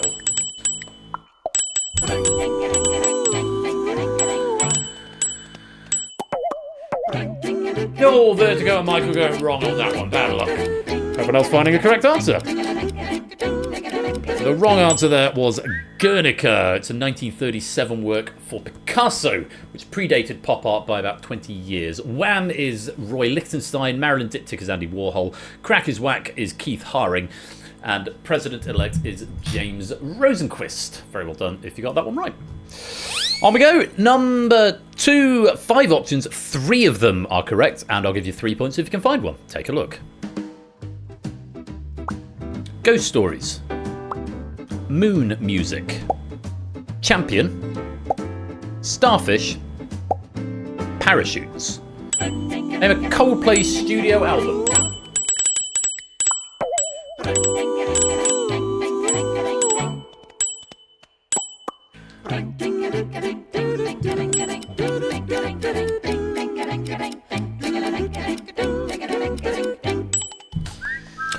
Champion and Starfish are wrong answers there. Matt abstaining, protecting his 2 points. Ghost Stories, Moon Music and Parachutes were all correct. Starfish was the band's original name. Champion is the surname of their drummer. Very well done if you got one of those. And on to the next. This question is a good argument to be able to force a question order, which I don't have yet, but I will be doing when I redo the model at some point, or the writing tool. Let's take a look at your options for this next one. 2 of them are right, and 5 points if you can find one. Take a look. Yeah, what? 7, 9, 8, 5, 6. Name a version of Microsoft Windows. And yes, is incorrect. I was 6 afraid of 7 because 7, 9, 8, 5, 6. Matt abstaining, protecting the 2 points. 7 and 8 were the correct answers. 9, 5 and 6 weren't a thing. So yeah, counting according to Microsoft goes 3.1, 95, 98, ME. I've probably missed some there. But yeah, it's like counting according to Rockstar. 1, London. 2, 3, Vice City. 4, Vice City, San Andreas. 4, etc. 7 and 8 were right. Lots of players on 10 points here, it has to be said. Remember, if you want to play this last question, I'm only going to show you the options, and you've got to decide whether to risk on those based on those options alone. And if you choose to risk, you can't abstain. If you don't want to play, you can just leave it blank, and we'll put your points in the bank, and they will be safe. 1, 2, 3, 95, 98, ME, XP, Vista, 7, 8, 10 or some shit. That sounds about right. Let's take a look at your options for this one. Only one of them will be right. Charcuterie, coulis, chinois, or quinoa, confit, chiffonade.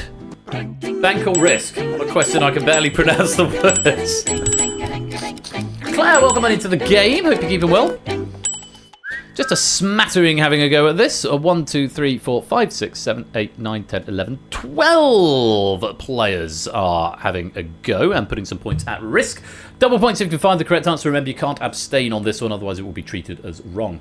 Let's take a look at the question. Name a French vegetable cutting technique. Someone's given better pronunciation, guy. They absolutely have not. 3 wipeouts there, everyone else doubling up, very well done.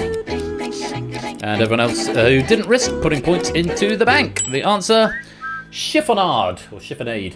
It forms thin ribbon-like strips.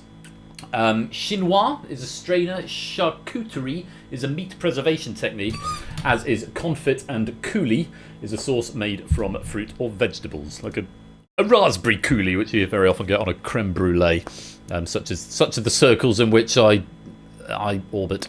Very well done. If you manage to find a correct answer, let's put the points into the bank. And we'll move on to another set of 4 questions.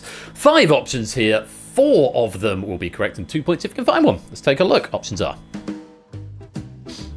unbearably bougie. Real Madrid, Manchester United, Juventus, Al Nassr, and Paris Saint-Germain. Name a club that Cristiano Ronaldo has played for. Not that one, opponent. Any of the others would have been fine.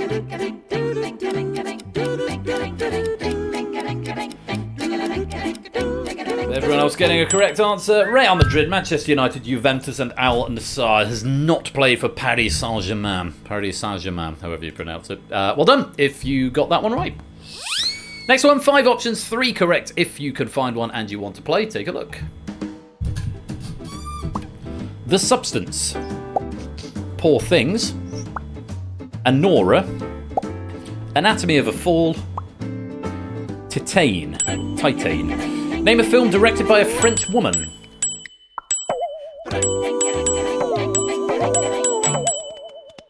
A few more wipeouts here, maybe you don't have to play. Although it is called Risky Business.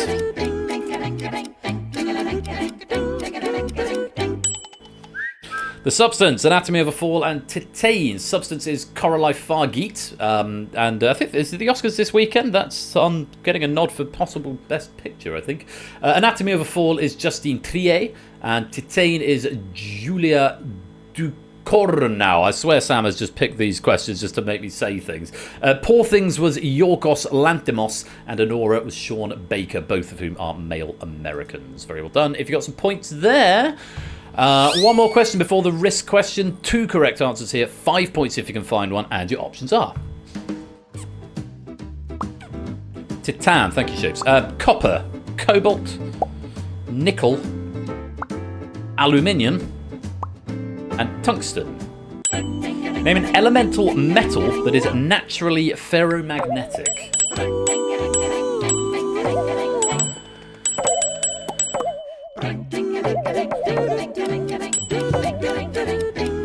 A lot of wipeouts. Remember, you do not have to play if you don't want to. Cobalt and nickel are the answers. I'm afraid I can't give you any more information because I don't have any. I don't know what ferromagnetic is. But someone in the chat, I'm sure, will tell us. But copper, aluminium, and tungsten are not. Bad luck if you wiped out on that one. You won't be able to risk on this next question. If you have got any risk, that's everyone on the left-hand side. Decide if you want to risk it on this question based on these options. Let's take a look at them. Should play every question because more fun. Options are M, Z, P, Q, W. Bank or risk?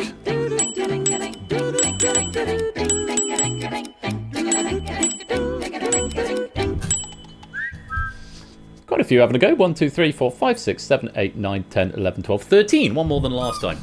Now, in which direction could this be going? It's all letters, and if you are risking here, there is only one correct answer, and you must play. If you abstain, it will be treated as wrong. Double points if you can find the one correct answer to this question. Name a letter in the same place on both an AZERTY and QWERTY keyboard.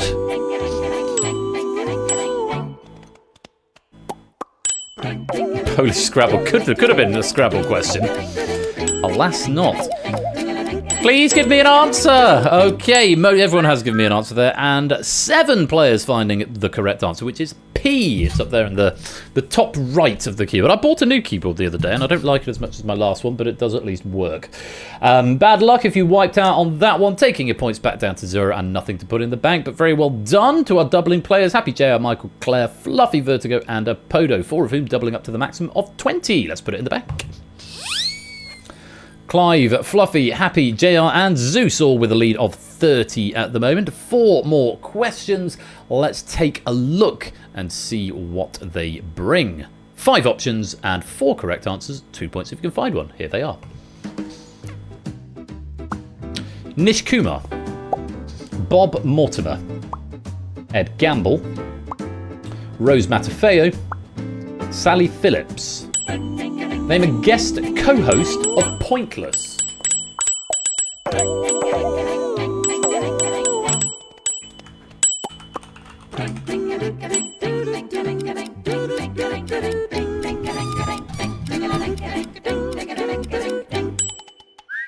Bob Mortimer's the wrong answer. I know he's done Cats Does Countdown. I think he's been in regular Countdown. And he's done Would I Lie to You a few times, which is where the famous Bob Mortimer meme comes from, but has not co-hosted Pointless. But Nish Kumar, Ed Gamble, Rose Matafeo, and Sally Phillips all have. Very well done if you got that one for 2 points.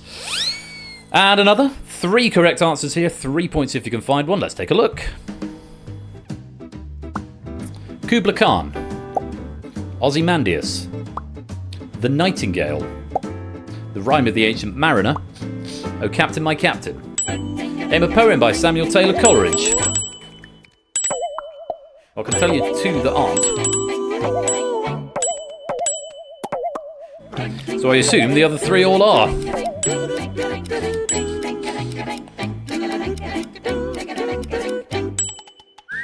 Yeah, Ozymandias, of course, by Percy B. Shelley. Oh Captain, My Captain by Walt Whitman. Hashtag Breaking Bad knowledge coming in handy there. All the other 3 by Samuel Taylor Coleridge. Perhaps the most famous, The Rime of the Ancient Mariner, which is one of those epic things that is about 10 billion words long.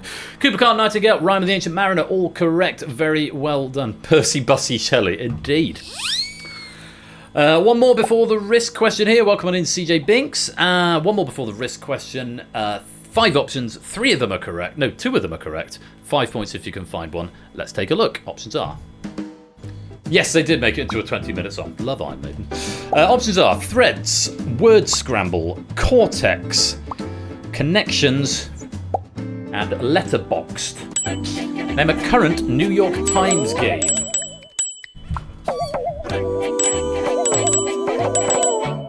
Maybe you don't have to play. There's a lot of boing happening here.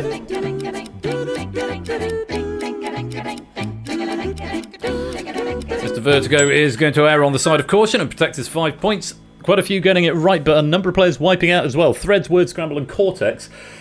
All incorrect. Threads is a play on Strands, which I believe is a New York Times game, but it's not called Threads. Word Scramble is a play on Spelling Bee, and Cortex is similar to the now defunct Vertex. Letterboxd I'm not familiar with. Connections I believe is a sort of discount-only connect, which sort of blew the minds of Americans everywhere when they first saw it, and they were like, oh, how can anyone see the connections between here? And it's like, because they're all mammals or something, and it's like, you should only connect would probably cause you to have a coronary. CJ, welcome to the stream, and let's clear that question down. To be fair, the writing is terrible. We've got quite a few players with the maximum risk. Are they going to want to risk it on this question? I'm going to show you 5 options. Only one will be correct, and you've got to decide whether to risk based on the questions alone. If you don't want to, then you can just leave it blank, and we'll put it in the bank. Let's take a look at our options. Cleveland Brown, Homer Simpson, Philip J. Fry, second appearance today, Stan Smith, Peter Griffin. Bank or risk?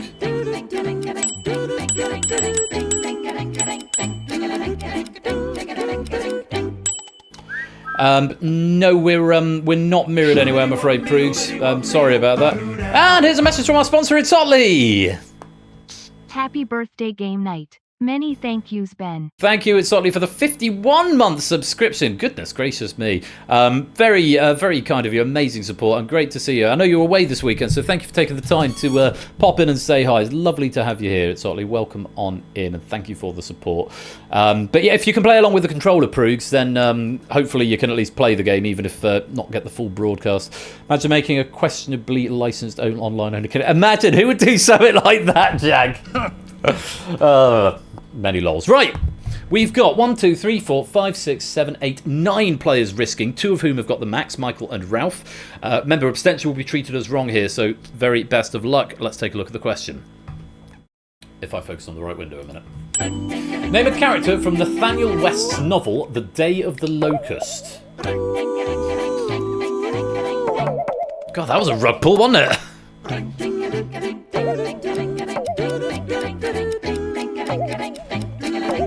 And everybody wiping out on that one. Homer Simpson was the right answer. I am disappointed. Yeah, sometimes this game, it does do that. There can be these sneaky little rug pulls from time to time, and it's been to your pain. The 8 players who gave that a risk, unfortunately, 8 or 9, however many it was, have all now wiped out. Oh, what a shame. Yeah, Homer Simpson is in the Nathaniel West novel, The Day of the Locust. The other 4 are not. Anyway, that is the end of the round. Let's put any remaining points into the bank and check out the scores. And it's Fluffy and Zeus who have the lead at the beginning with 40 points apiece. Clive, Happy, JR, Mark and Shapes have 30 and Michael is in third with 28. Still plenty of quiz to go though, so let's go on to round number 2. If it wasn't clear, I'm trying to make up time. Round 2 is the board game. Select as many of the options as you like within 60 seconds. Deselect before you reselect. Once you submit, you can't undo, so don't press submit until you're absolutely sure, but do press submit before the 60 seconds expires, or you won't be given anything. At least 4 and up to 7 of the answers will be correct. For each correct answer identified, you earn 5 risk points. However, if you give me even 1 wrong answer, you get nothing for the board. 3 boards in this round, and we'll bank your scores after each one. So, fingers on devices and a full 60 seconds. Make use of them because, like I say, you can't undo your answer once you've given it once you've given it in. So, 9 options on our first board. Let's take a look at what they are. Snake, cat, dog, ferret, gecko, bee, frog, hamster, crab. Identify the animal species that have been into space.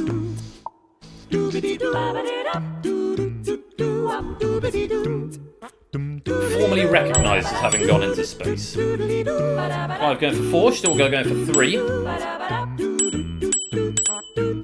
Remember, at least 4 of them will be right, and not more than 7. I'm going to tell you exactly how many, because where's the fun in that? Proogs has gone for 5. Oh, that's good, Proogs. Glad to hear.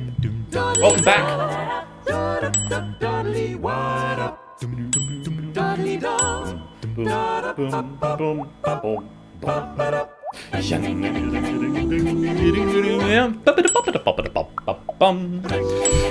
Right, Michael Flyboy Matt, last few seconds, let's have an answer from you.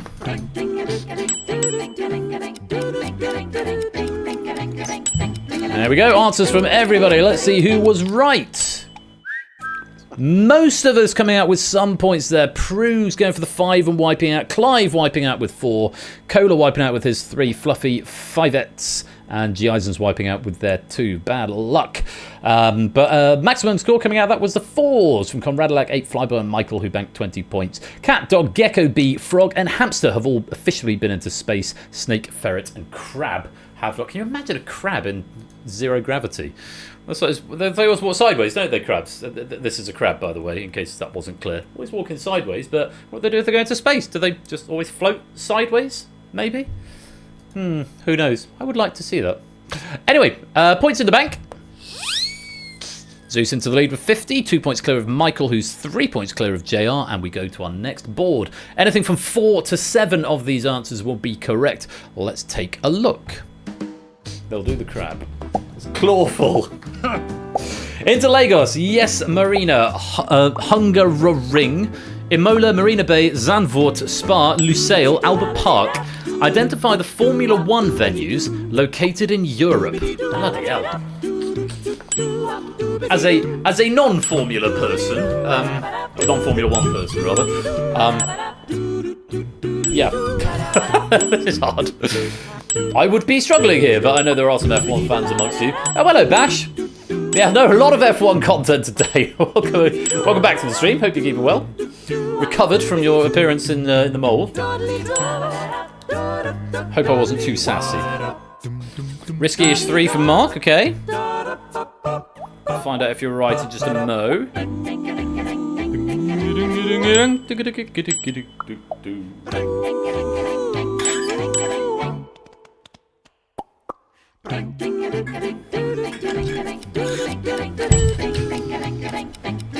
Proogs, CJ, let's have some answers. Nope, that is time up. Not quite as much green up there this time. Vertigo and Silver Electron wiping out with their 5. But maximum banked points there. Quite a few players getting 4, and there are only 4 up there, so very well done. Ralph Nebula, Nando Claire, AB Me, Dan Shapes, Fluffy, and Michael all picking up 20 points. Imola, Spa, how the hell do you say that? Hungaroring, and Zandvoort, all correct answers. Imola in Italy, Hungaroring in Hungary, Zandvoort in the Netherlands, that's probably one I would have gone for, Spa in Belgium, Albert Park is Canada, Lusail, Qatar, Yas Marina is in Abu Dhabi, Marina Bay in Singapore, and Interlagos in Brazil. So yes, F1 places, but no, not in Europe. Points into the bank, and on we go to board number 3. Let's take a look. Oh, I like this a lot. I haven't proofed this one, so I've not really seen these questions, but I like the look of this a lot. Let's see how what the board does with them, and yeah, see what you think. Options are: yes, Marina, more like no, Marina. Box, danger, bridge, business, risky, zone, money, face, off. Identify the words that are featured in the title of UK #1 singles. Wow. And incidentally, this is how I picked all the titles for my original formats. Put some random words down until something good appears.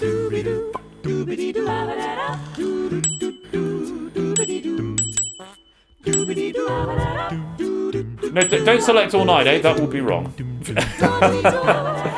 UK #1 singles.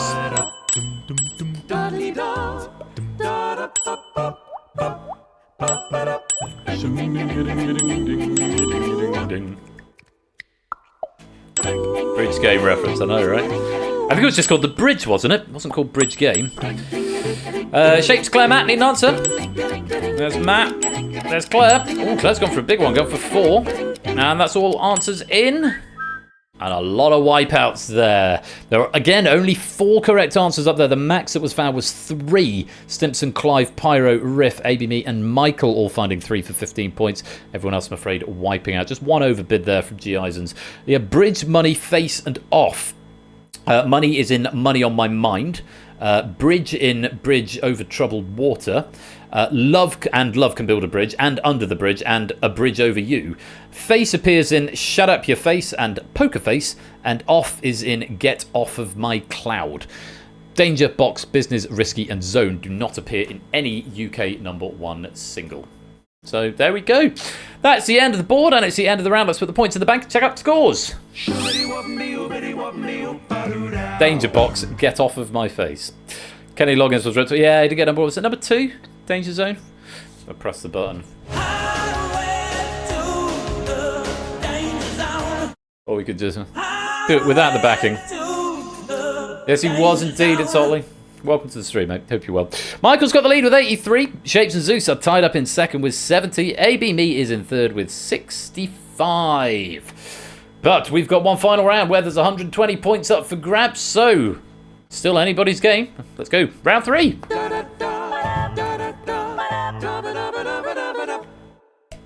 Round 3 is this or that. Select the correct answer from the 2 options presented within 7 seconds. It goes bloody quickly, so make sure you pick your answer in good time. Answering correctly earns you increasingly more risk points, so 1, then 2, then 3, and so on. Give me a wrong answer at any time, and you reduce yourself back to 0, and it resets your streak. You start building up again from 1. If you abstain, it banks what you've got. So if you got the first 3, you go 1, 2, 3. That's 6 points. Abstain, puts it in the bank, and then you start rebuilding from 1 again. 15 questions in this round, which means there's 120 points available if you have a perfect streak of 15 questions. But yes, it's sort of the weakest link model, almost. So, without any further ado, let's get into this. First question, question number 1, this or that, options are Spanish, German, Sankor means 5 in which language? Appropriate question for the 5th birthday of game night. Spanish. The German for 5 is 5. Question 2. This or that. Options are ears, eyes. An otoscope would be used to examine which part of the body?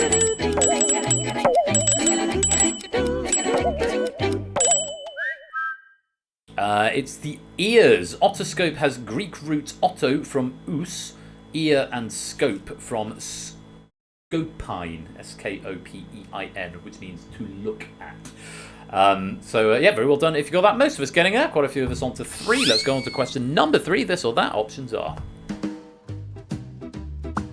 Titanic, Saving Private Ryan. March 1st, 1998. What became the first movie to gross $1 billion? Of course, Titanic. I don't know if Saving Private Ryan got to $1 billion. Titanic, quite famously, one of the early the first film to get to $1 billion, directed by James Cameron. Quite a few people on 6, couple of banks happening there, and just the 1 wipeout. Let's put points into the bank and go on to question 4. This or that. Options are limerick, haiku. Which of these poetry forms typically consists of 5 lines? That's a limerick, which is the deba deba deba da, ba deba deba deba ba, ba deba deba, ba deba deba, ba deba deba deba da. So there was an old man from Verdun. Oh no, that doesn't work. There was a young man from Peru whose limericks ended on line 2. And yeah, that's weird. There was an old man from Verdun. Is a one-line limerick. It's the other one. There was a young man from Dundee whose limericks ended on line 3. I don't know why. Yeah, I thought that was. I think that's very funny, personally. Haiku are 17 syllables, 5, 7, and 5, and I've never once seen a haiku, read it, and then not counted the syllables. I don't know if I'm alone in that, but yeah, haiku typically 3 lines, 5, 7, and 5 syllables. Well done if you got that. Let's put any points into the bank and move on to question number 5. This or that. Options are Jalfrezi, Rogan Josh. Which of these curries most usually contains lamb?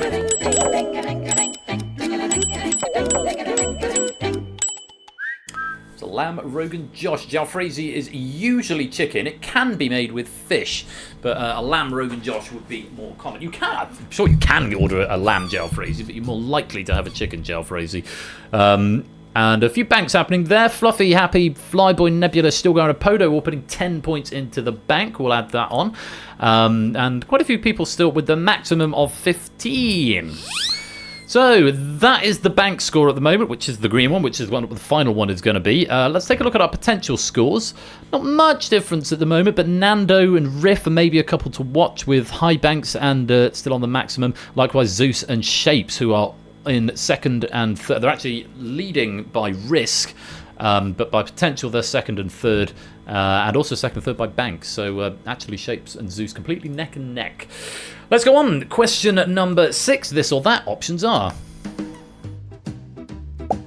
wall, grid. What word follows connecting in the name of a round on Only Connect? It's wall. I could tell you some insider behind the scenes facts here, because I know the software that controls that intimately. It's the connecting wall. Grid tends to be used by unofficial versions of the game like COQL or PuzzGrid. It might also be the label that's on the go to round on the official software. Might be.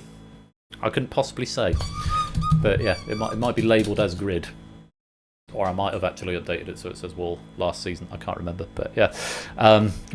What is a Connect for? Never heard of an Only Connect. No, neither have I. Let's move on rapidly. Most of us getting that one right. It's connected wall. Let's go on. Question number 7. This or that options are. Is it good? Those shapes. That's rubbish. Stoat. Polecat. No, it's brilliant. Ermine is another name for which mustelid? I don't think I've ever seen a question quite so short that's got so many wonderful words in it. Stoat, polecat, ermine, and mustelid are all fabulous words. And the answer is stoat, ermine. I always thought it was mink, because it was a word we found when we were in primary school, what ermine is. You have, like, furs made from it. But yeah, it's a stoat. Shapes and JR putting 21 in the bank. Claire losing 21 points worth of risk there. Bad luck on that one. And we've still got 7 players with the maximum risk of 28. Of course, those scores are going to go up and up and up faster and faster, so Zeus definitely want to keep an eye on here. Let's go to question number 8. This or that options are... Islam, Buddhism. Followers of which religion practice 5 precepts? The show on half an hour earlier is much better. Hashtag opinions. That's Buddhism. Islam has the 5 pillars instead, which I think was a question that came up on Thursday, I want to say, in Plinko. The 5 pillars of Islam and the 5 precepts of Buddhism. Nando banking 28 is calling it time there, putting it into the bank. And still 6 players on the maximum of 36 points going into the bank. And Shapes has the bank lead. Nando moves into second. But again, all eyes on Zeus. He's got a potential score of 106. As we go on to question number 9. This or that options are... The Slightest Touch. Keep On Moving. Which of these songs was the UK number 1 for 5? Or 5-Ive, as I insist on calling them. It's like S17E17, directed by David Fincher. 5-Ive, the band. Keep On Moving, which was a great song, I have to say. The Slightest Touch was 5-star and only reached number 4, not 5-Ive. Zeus is calling it there. Zeus, Pyro, Stimpson's Angle all putting 36 into the bank there. All got fairly chonky bank scores as well, 45-50, but Zeus with the most 70. He's going to go into 3 figures, but we've still got 3 players on the maximum, Ralph, Ape, and Riff. And Riff, if he gets the next question right, will have as much at risk as he's got in the bank. Let's put the points into the bank, see what it does to the board. Zeus zooms into the top spot with 106. Shape still in second with 91. Nando in third with 88. Eyes got to be on Michael, though. Potential score of 107. AB Me, potential score of 75. Riff with a potential score of 100. And still a big old bank. A big old risk pile. And Ape, while he's not got much bank, he has got a big risk. And that's going to go up and up faster and faster. So keep an eye on him as well. As we go to question number 10. This or that options are... Red. Blue. Used often by Vermeer, cornflower is a shade of which colour? I know this from WPF programming because cornflower blue is a WPF standard colour. Blue. Cornflower blue is the right answer. I also quite like deep sky blue and cadet blue. It can be quite not cadet blue, royal blue. Royal blue and cornflower blue are both very, very nice shades. Not much change there. Claire putting a point in the bank. Ralph, Ape, and Riff still with 55. Oh, deep slate blue. I'm not a fan of deep slate blue. No, not really. Still with a 55 risk, and now Riff has equalled his bank score with his risk. Let's put the points in the bank. With 5 questions to go, Zeus has the bank lead, but let's take a look at the potential scores. Michael has got the potentially higher score. Riff has the potential second score. Zeus's current potential is actually only third. And look at Ape zooming right up the board from the right-hand side. If we go back to bank order, Ape's got a long way to fall, but potentially a long way to jump if he banks. But he's going to want to keep building his score because he wants to probably try and win it. But let's see if he can. With 5 questions to go, here's question number 11. This or that options are... Royal _ Blue $H. Nice. Legerdemain or funambulism? Which of these skills would be of more interest to a magician?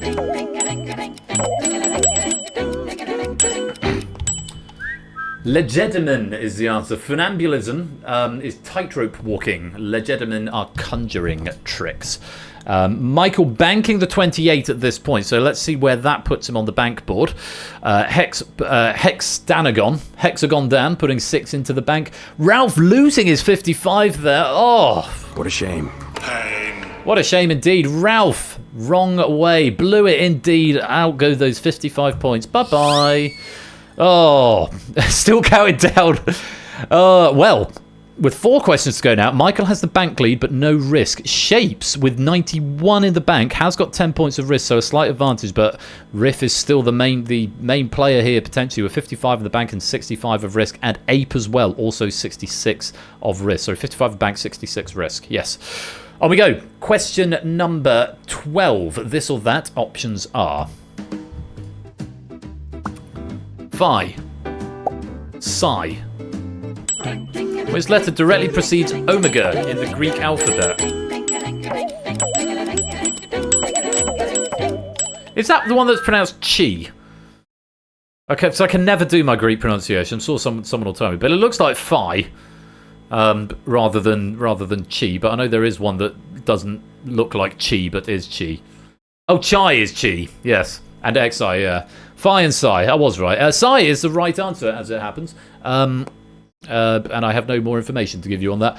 Ape is now the only player on a perfect run because Riff has blown his 66 points worth of risk. I think that could cost him the game there. He could have potentially snuck in and taken the game. Proogs is putting 45 in the bank. Cola's putting 6 in. But Riff, that's a big loss there. You're losing 66 points worth of risk. Oh, what a shame. Pain. Indeed so. Bye-bye. Still counting down. Michael has got the bank lead, but there is still Ape Minky back down there. We've got 3 questions to go. Let's take a look at our potential order. Ape is still only potentially in 3rd place, but could do an upset if he manages to get the full 120. I don't think Zeus and Michael can do enough with these questions to get more than 150. And Shapes as well. Keep an eye on Shapes. 91 in the bank, 15 risk. Let's go back to bank order with these final 3 questions. 13 was your undoing last night. You've been at 12 out of 12 before. Let's see if you can get through this 13th question. This or that. Options are... Mr. Turkey.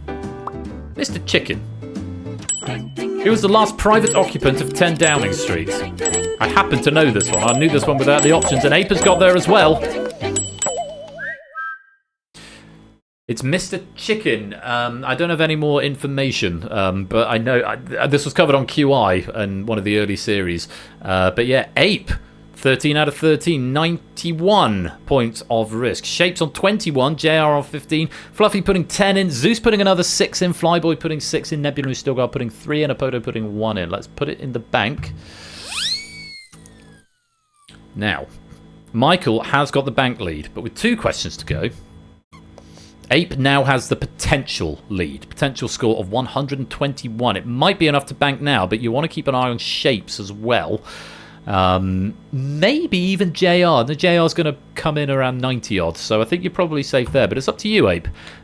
What's going to happen with this next question? Question number 14. This or that. Options are... Knight of the Long Knives. Knight of Broken Glass. Which of these events of Nazi Germany happened closer to the start of World War II? Ape's there. And is on a risk streak of 105. Shapes wiping out his 21. That could have cost him a medal. He might still be in a good position, but it's not a right answer. JR losing out on 15. Dan banking 3. Kolo and G. Eisens banking 1. Yeah, Night of the Broken Glass. Night of the Broken Glass, also known as Kristallnacht, occurred in 1938 and involved breaking shop windows.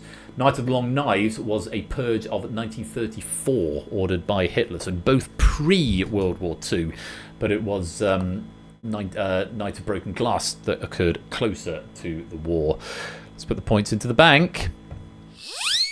And with 1 question to go, Michael has got the bank lead and has got only 1 player now that he needs to worry about. Zeus can't catch him. Zeus can only finish on 113. Michael could finish if he gets this right on 120. But Ape, you need to, if you bank now, you bank 135 and you win the game. But that's the question. Do you want to go for 15 out of 15? The bank offer is 100,000. It's one of those, isn't it? Bank it now, take the gold, or go for glory and 15 out of 15. It has been done before, but not very often. Only I can count on one hand the number of people who've done this. So it's up to you. Question number... Believe in you, you funky little monkey. Question number 15. This or that? Options are... Hans Geiger, Henri Becquerel. Which physicist discovered radioactivity on this day 129 years ago? Ape! 15 out of 15! It's, I think about 4 or 5 players have done that. Enormous congratulations. You have gone the whole hog. 120 points earned in Risky Business. Absolutely magnificent play. CJ putting 6 in the bag. A lot of 6s coming in there, but it is Ape who's going to finish with the absolute maximum. We've redefined going Ape 3 times this stream now, but what an absolute power play. Ape, huge congratulations. Let's add that 120 into the bank and declare you our winner. It takes so long to tick up, it takes like twice as long as the jingle to end the round. Yeah, Geiger also associated with radioactivity, but born much later. It was Henri Becquerel, 129 years ago today. Oh, what a game! What a game! And a message from our sponsor, Brooks. Fantastic. Very well done, Ape. Absolutely, and thank you for the 100 bits there, Proogs. The Game Night Lexicon is going to get funky. It is a bit, isn't it? Going ape, what do you mean? Going ape in Risky Business? Going ape in the model? Or going ape in Danger Zone? You have achieved perfection. Absolutely, perfect final round. 150 points, taking the gold medal. Not to take away from the achievements of Michael, who finishes on 120 and takes the silver medal, and Zeus finishing on 113 and taking the bronze. All of those points will also be converted into pennies and paid out at a rate of... times 5? Times 10? Is it times 3? Times 5. Times you score by 5, that's how many pennies you get. It might actually be 5. It probably already says on the app. Because everyone seems to know that before me. I have to go and look at a class to figure it out, but it doesn't say to me. Anyway, there we go. Ape wins comprehensively. Indeed he does. Well, that was great fun. Samster, thank you very much for a delicious pack of Risky Business. Really, really great stuff there. And always nice to see a really high-scoring game. So very, very many thanks indeed. And that puts us halfway through the Game Night 5th birthday celebrations. We are running 45 minutes late. But what we're going to do now, I'm going to go stretch my legs and see my girlfriend for a bit. I'll leave you in the very capable hands of Emily, who is going to be showing you Crossfire. It's been written by Clive, so that will be a self-running game. Again, we'll play some adverts, then we'll get into Crossfire. We'll go and do some more Steam Code Lottery. But yeah, just to check in at this point, we should be 15 minutes into Face Off. So apologies, Face Off guests, that we are running a little late. If I can find my bloody schedule, there it is. Yeah, so Face Off was scheduled to start at 5:30. This section will be half an hour because I need to go and stretch my legs, and we've got to do the Steam Code Lottery. So I'm anticipating about 6:15 for Face Off, which puts us 45 minutes late. So we have made up some time, but Face Off won't take an hour. I reckon 45 minutes max. So the Abyss probably about 7, and the Abyss again won't take 45 minutes. So hopefully the Hive by 7:45. That will take an hour. But hopefully we can make up half an hour in the next section of games. That's the plan anyway.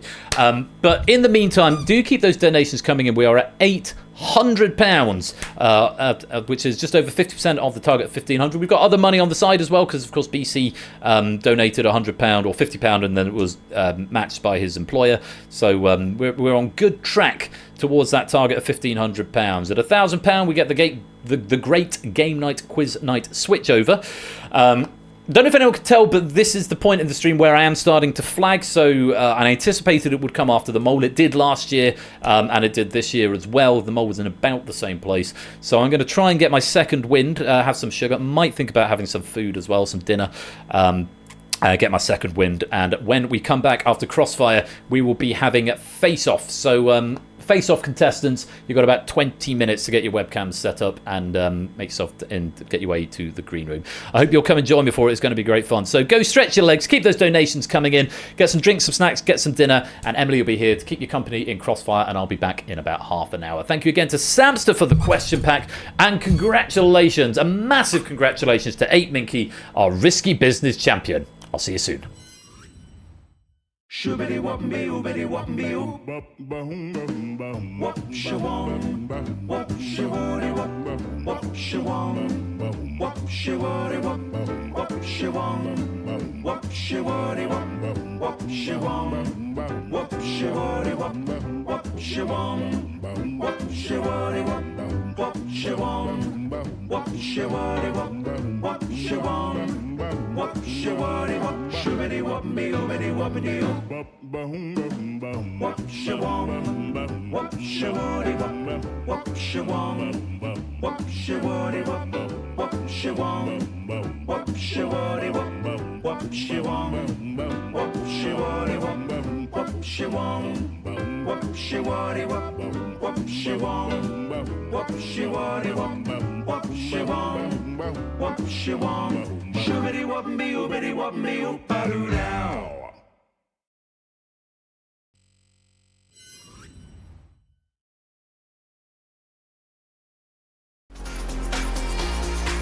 More adverts coming in, and then time for Crossfire. But if you want to go take a little break, by all means do so. Emily will keep you company. Questions written by Clive.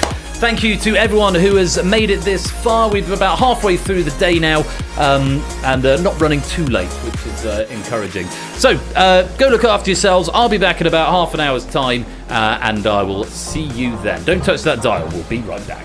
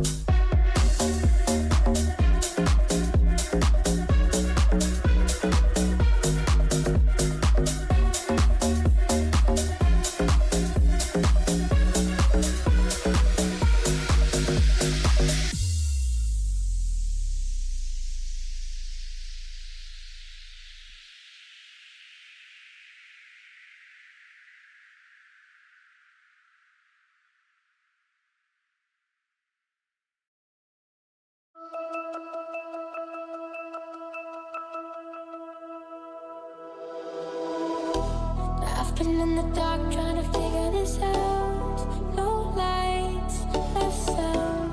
I've been making friends with the feeling of doubt. But I still try to hold this high. But always risky, trying to question why.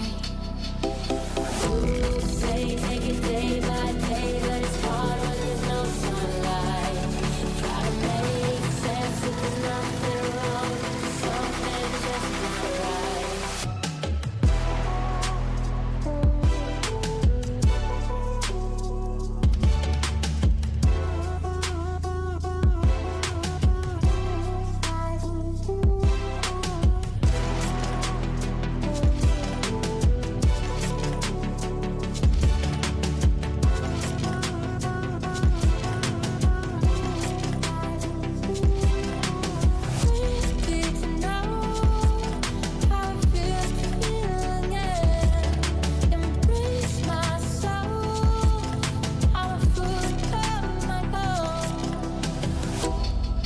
On my own, making the rounds, don't mind if I frown.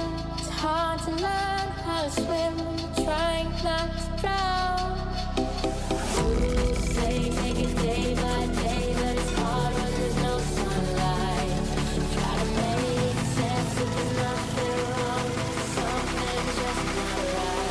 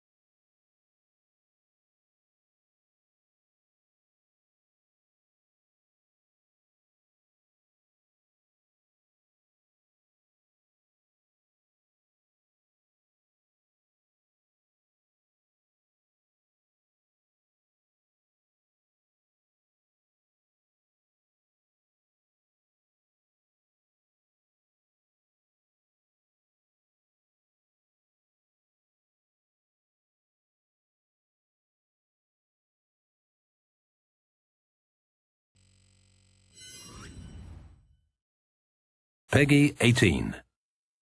Actually, this game has not been rated by Peggy, but it does contain graphic violence and probably shouldn't be played by anybody.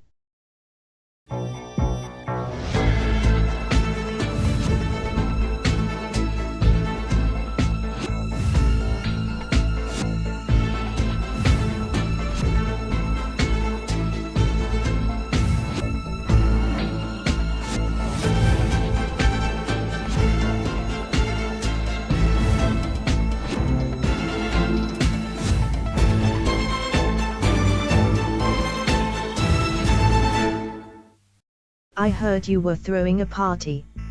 A party that, once again, I was not invited to.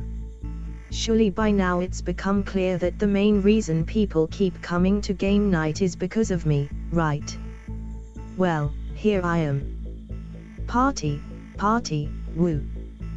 Once at least 12 of you have joined using the room code displayed on your screen, we will begin the process. One of you will get to continue the party. However, 11 of you will be resigned to taking out the rubbish in the morning when you're all hungover. Either that, or you'll be vaporized. Please stand by whilst I ruminate on who will join the process.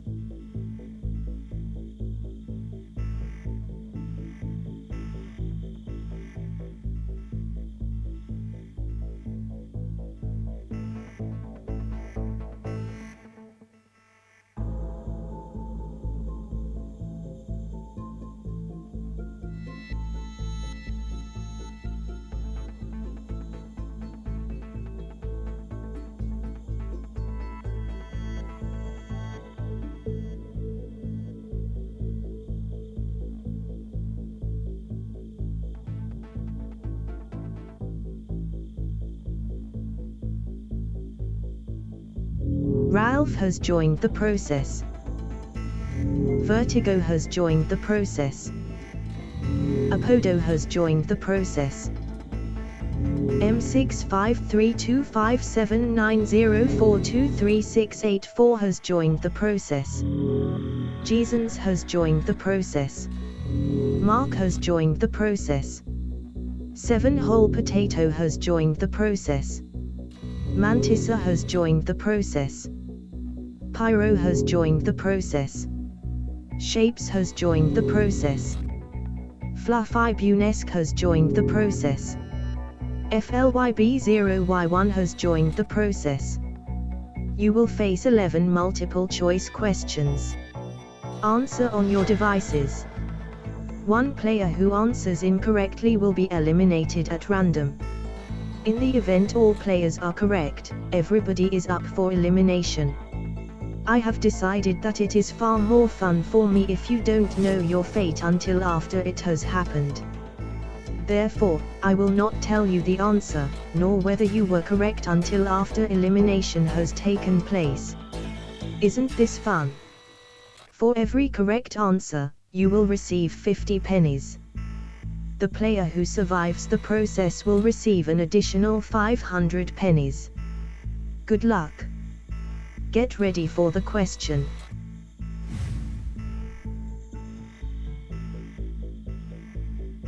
"10 seconds.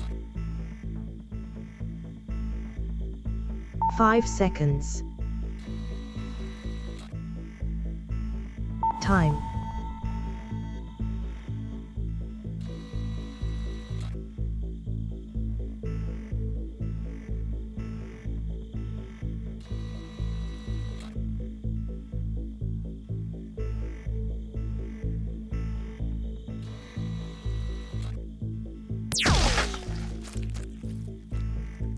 The correct answer was robots. 2 out of 12 players were incorrect. Thank you, M6532579042368 for volunteering to test the targeting system. You will be pleased to know that it still works.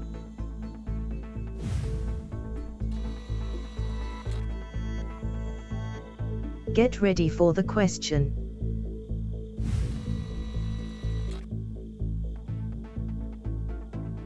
10 seconds.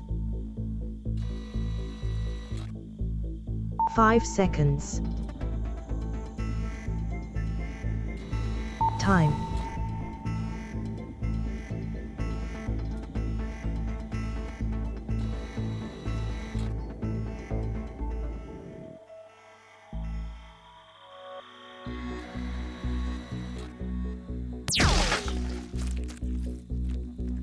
The correct answer was Marvin the Paranoid Robot.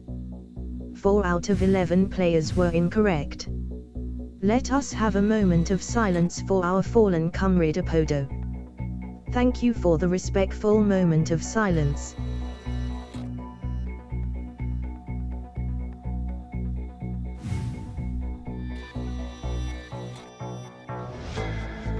Get ready for the question.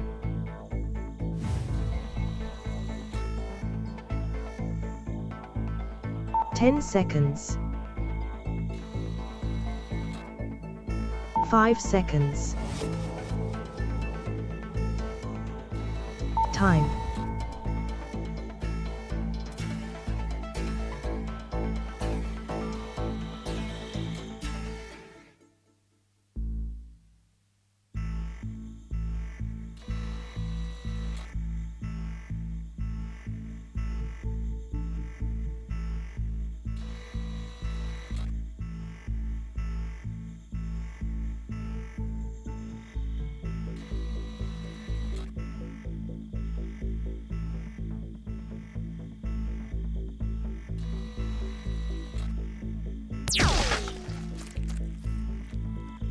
The correct answer was Asimo.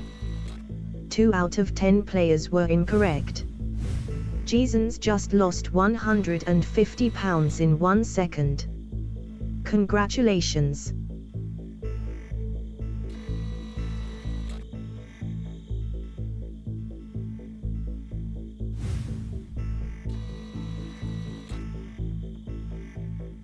Get ready for the question.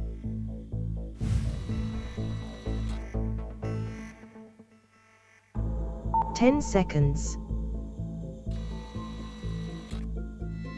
5 seconds. Time.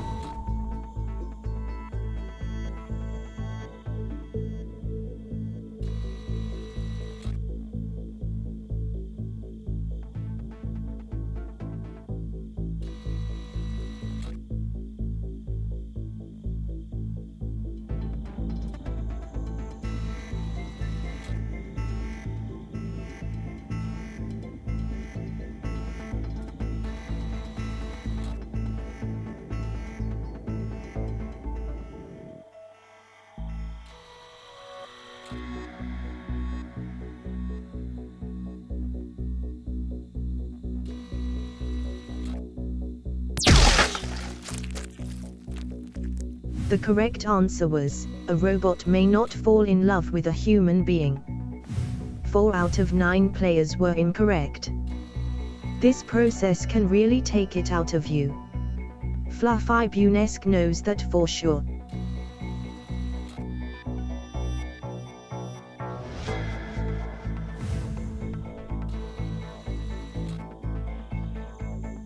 Get ready for the question.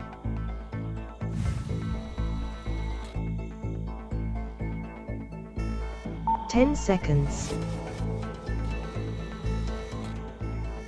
5 seconds. Time.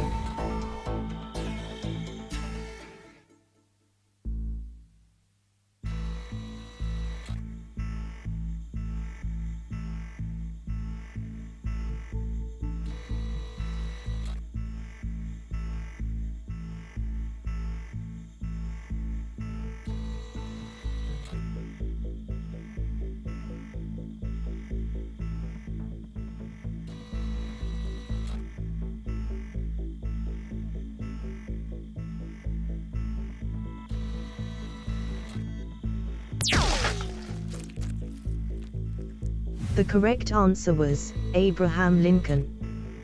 1 out of 8 players were incorrect. I fear that will leave a permanent mark. Vertigo. What a shame. What a shame.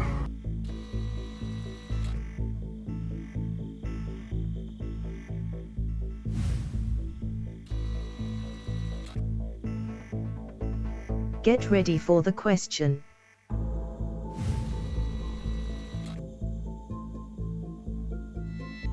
"10 seconds. 5 seconds. Time.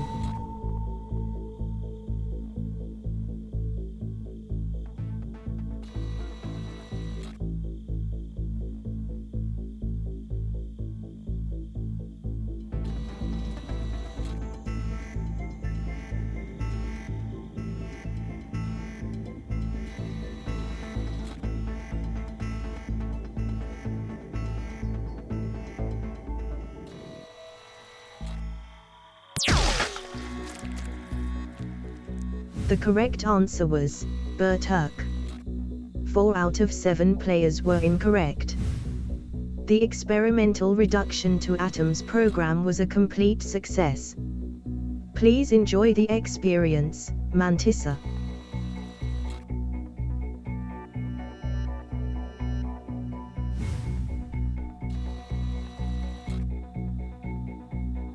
Get ready for the question.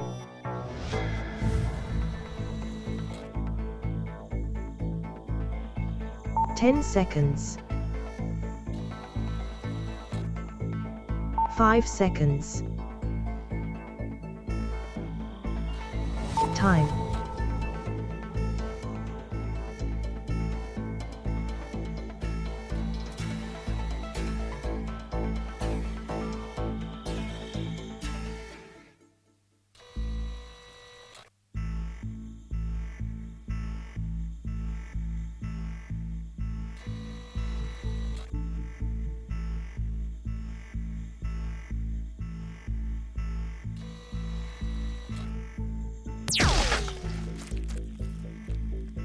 The correct answer was Chaos 2. All 6 players were correct. I don't invent the rules shapes, I just uphold them.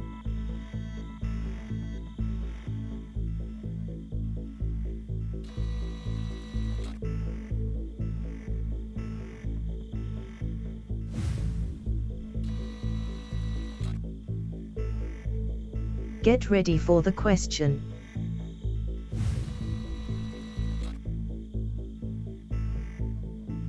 Ten seconds. 5 seconds. Time.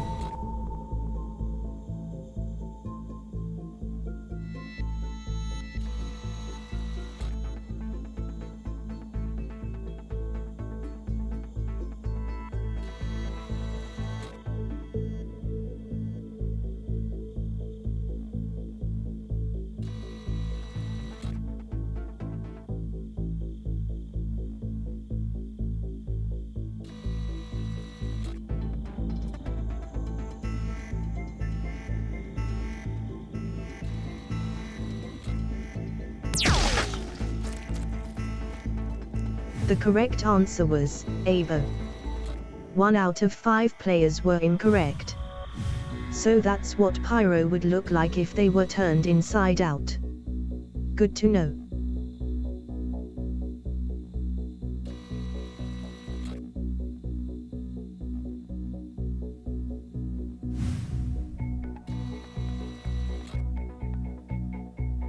Get ready for the question.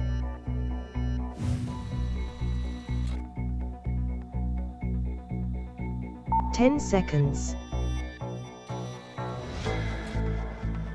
5 seconds. Time.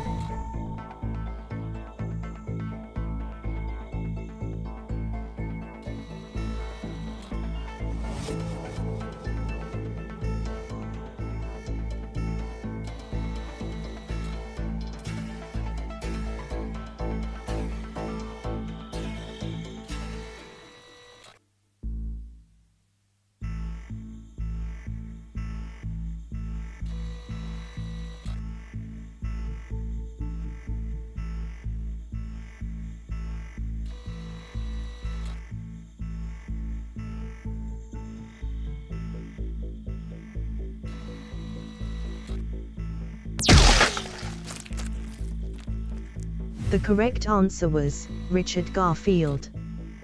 2 out of 4 players were incorrect. FLYB0Y1 had to leave us. They will be missed.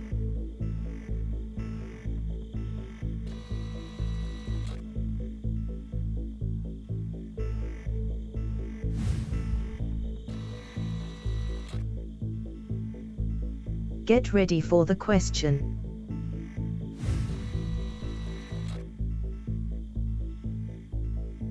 Ten seconds. 5 seconds. Time.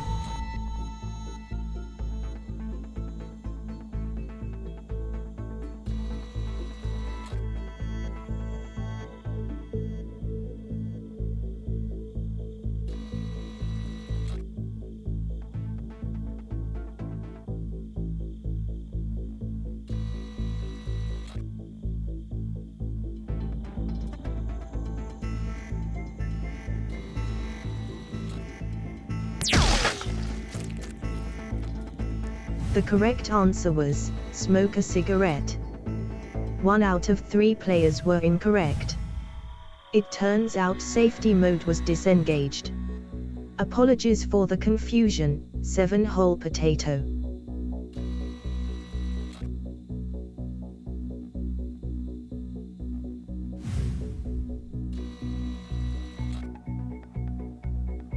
Get ready for the question.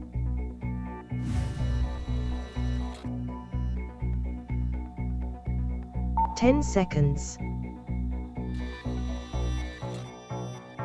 5 seconds.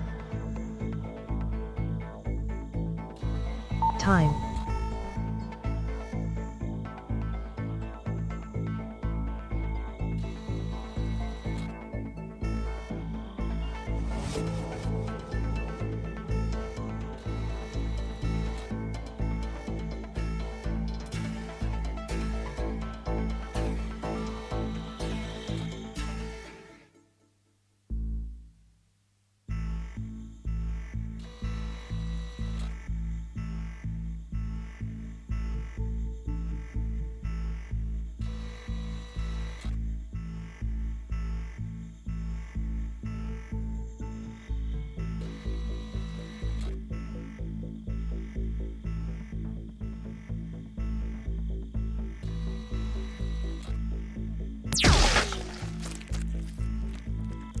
The correct answer was soul. 1 out of 2 players were incorrect. What is human, had 2 legs and dies when shot with a laser? Ralph. Ha, ha, ha.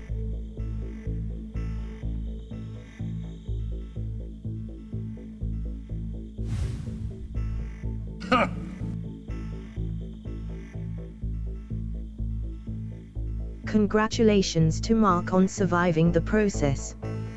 Have 500 pennies. Thanks to Clivy of Legend for writing this evening's questions. I will enjoy the rest of the party from here. I appreciate you involving me, albeit briefly. Have fun with the rest of the game night 5th birthday party festivities, and until next time, thank you for playing Crossfire. Goodbye.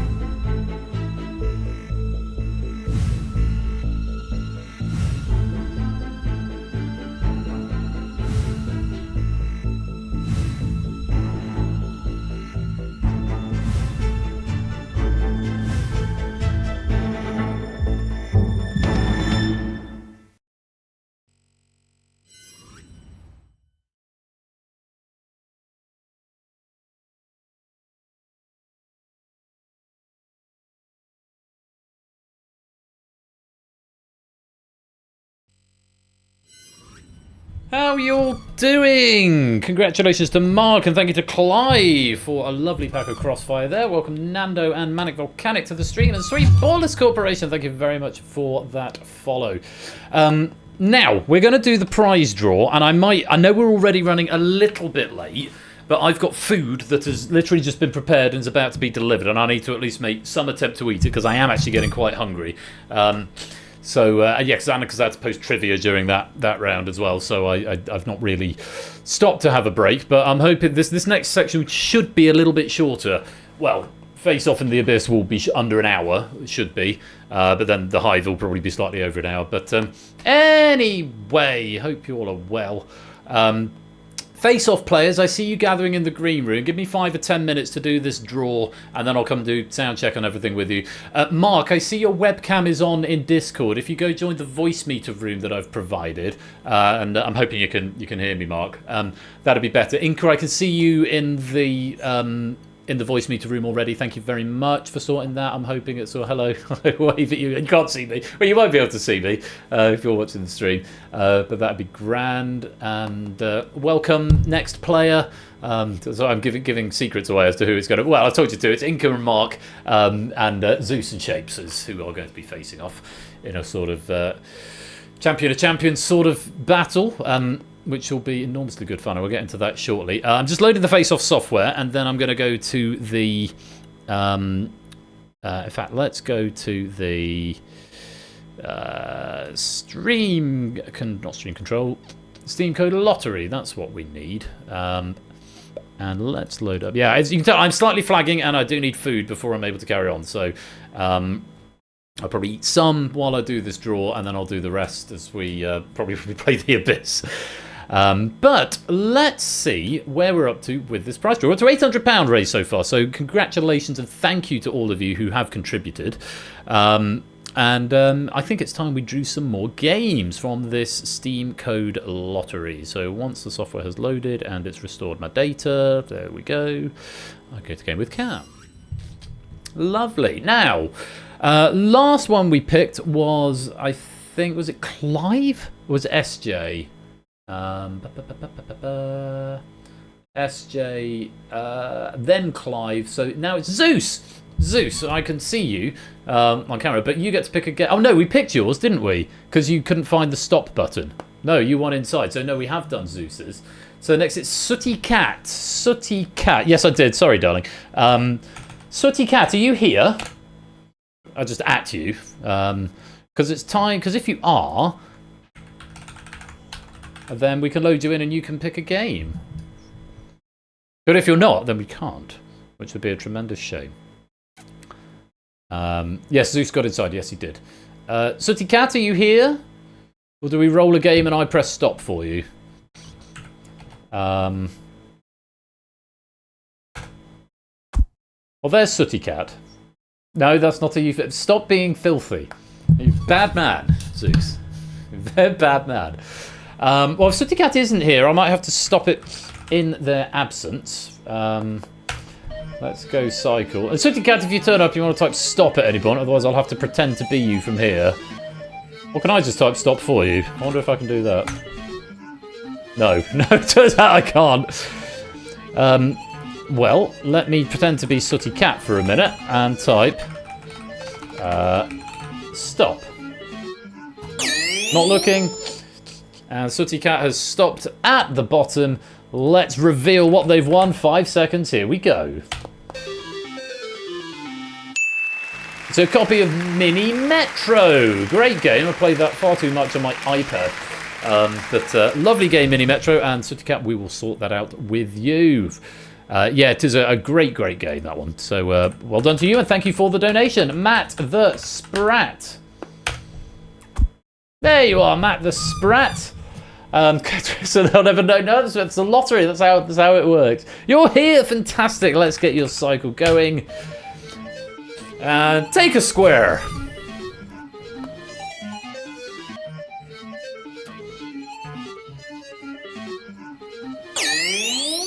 Up there on the top right. Let's see what you've won. 5 seconds. Here we go. It's Everybody's Gone to the Rapture, another one of my favourite walking simulators. I hope you enjoy it. It's a really good game, and hopefully you haven't played it before. Take a square and get a game in a game. Snake Charm.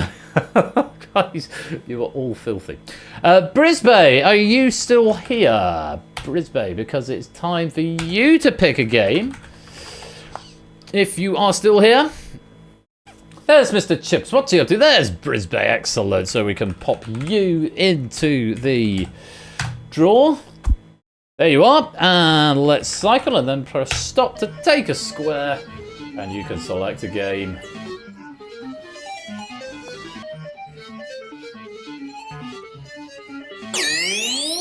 Over there on the left. Let's have a look and see what you've won. 5 seconds. Here we go. It's Golf with Your Friends, which is a fun stream game I've seen Huds doing once or twice. And always thought I'd like the look of that. So congratulations, Golf with Your Friends is on its way to you. Thank you very much for your donation, Brisbane. How many have we done? 1, 2, 3, 4, 5, 6, 7, 8, 9. So I think I'll do one more. And then I will go and think about having some food. I might actually ask my girlfriend to leave it in the oven. And then we'll do face off first, and I'll eat you in the abyss. Stilgar, you are next. Stilgar _ to Ken with 2 N's. There you are. Are you here, Stilgar? I think you are. Yes, you are. So let's do a cycle for you. And just say stop whenever you like.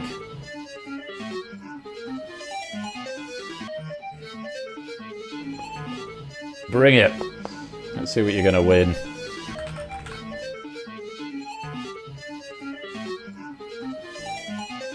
No whammies. Down there in the bottom left-hand corner. I can't remember what this one is. Let's find out. 5 seconds. Here we go. Ah, yes. Little Kitty, Big City. That's a great prize that you've won there. Congratulations. Yes, cat game. That I almost bought a copy of that for myself, but didn't quite. Oh, you have that one. Oh, no problem. Well, you could pay it forward, or gift it on to someone else, perhaps, or maybe I'll swap it with you, because there is one game that hasn't been revealed yet that I did buy for myself. Among Us is not it. So, but That's the way the lottery goes. It's a bit of a mystery game, mystery guess. But it's probably the one of the most premium games, certainly one of the most recent games up here. So yeah, hopefully we'll figure out something to do with that. But yes, there are, by the way, 2 Steam Code lotteries left. So a bit later on at the next break, we're going to do Flyboys, Davids, Incas, and Devs. And then there'll be 2 more for a bit later on. And here comes a glass of Prosecco, which I'm going to start on in a bit, and probably some food. And babe, sorry, just a minute again. Are you able just to sort of pop it in the oven and keep it warm for a bit? Because I'm going to do Face Off first, and then I'll eat afterwards. Thank you, babe. Because we are behind, we need to catch up, and I think we're going to do Face Off first. So I can see 3 of my guests in the video room. Shapes, are you able to get your webcam into there? That would be great if you can. I need to detach my Stream Deck to make the buttons more cromulent. If you can pop your way in, Shapes, and then we'll come and do the setup in a mo. I can stop that build for now. Hopefully it has all persisted. And I can get on with setting up Face Off. So, the first game of the day, which is completely non-audience interactive. This is a sit back and relax and enjoy the spectacle, because we have got 4 incredibly strong challengers coming to play Face Off. Challengers, I will let you know as well, I'm hoping you can hear me, that I have left finalist mode on. So whoever wins, as we did last year, I think it was Mark who won the Champion of Champions last year, whoever wins will get to go on their own against the clock, pending if we have enough questions. I've got 135 questions in this database, so I'm hoping we have enough. I need to load up Hackbox as well. So sit back, relax, audience, you're in for a great game. One final thing I need to do before this begins is actually pause the notifications, because otherwise can utter chaos not be far behind. So fingers crossed we won't have any alerts going off during the game. Thank you for your patience, guys, in the room, and for you, audience, as well. I'm just going to go to the BRB screen briefly, get set up with the guys, and then our face-off will begin. You don't want to miss it. I'll see you there.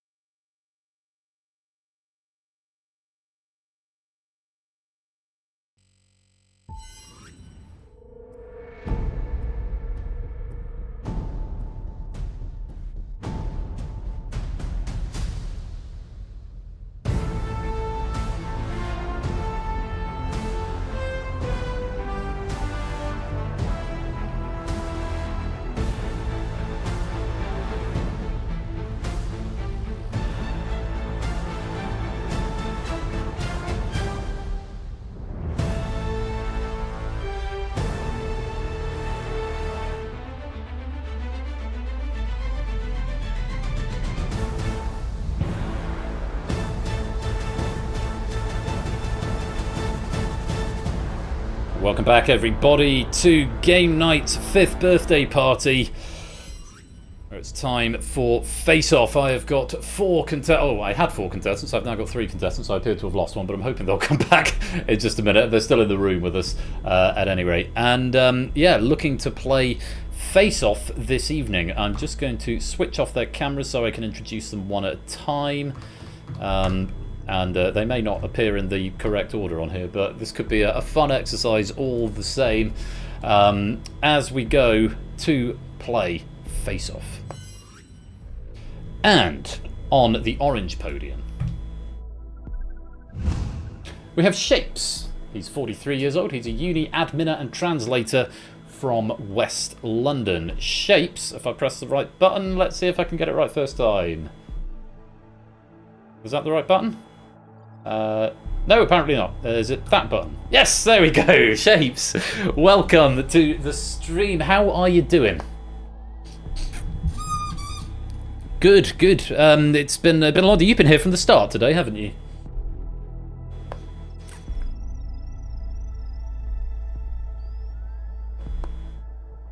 We'd be mad.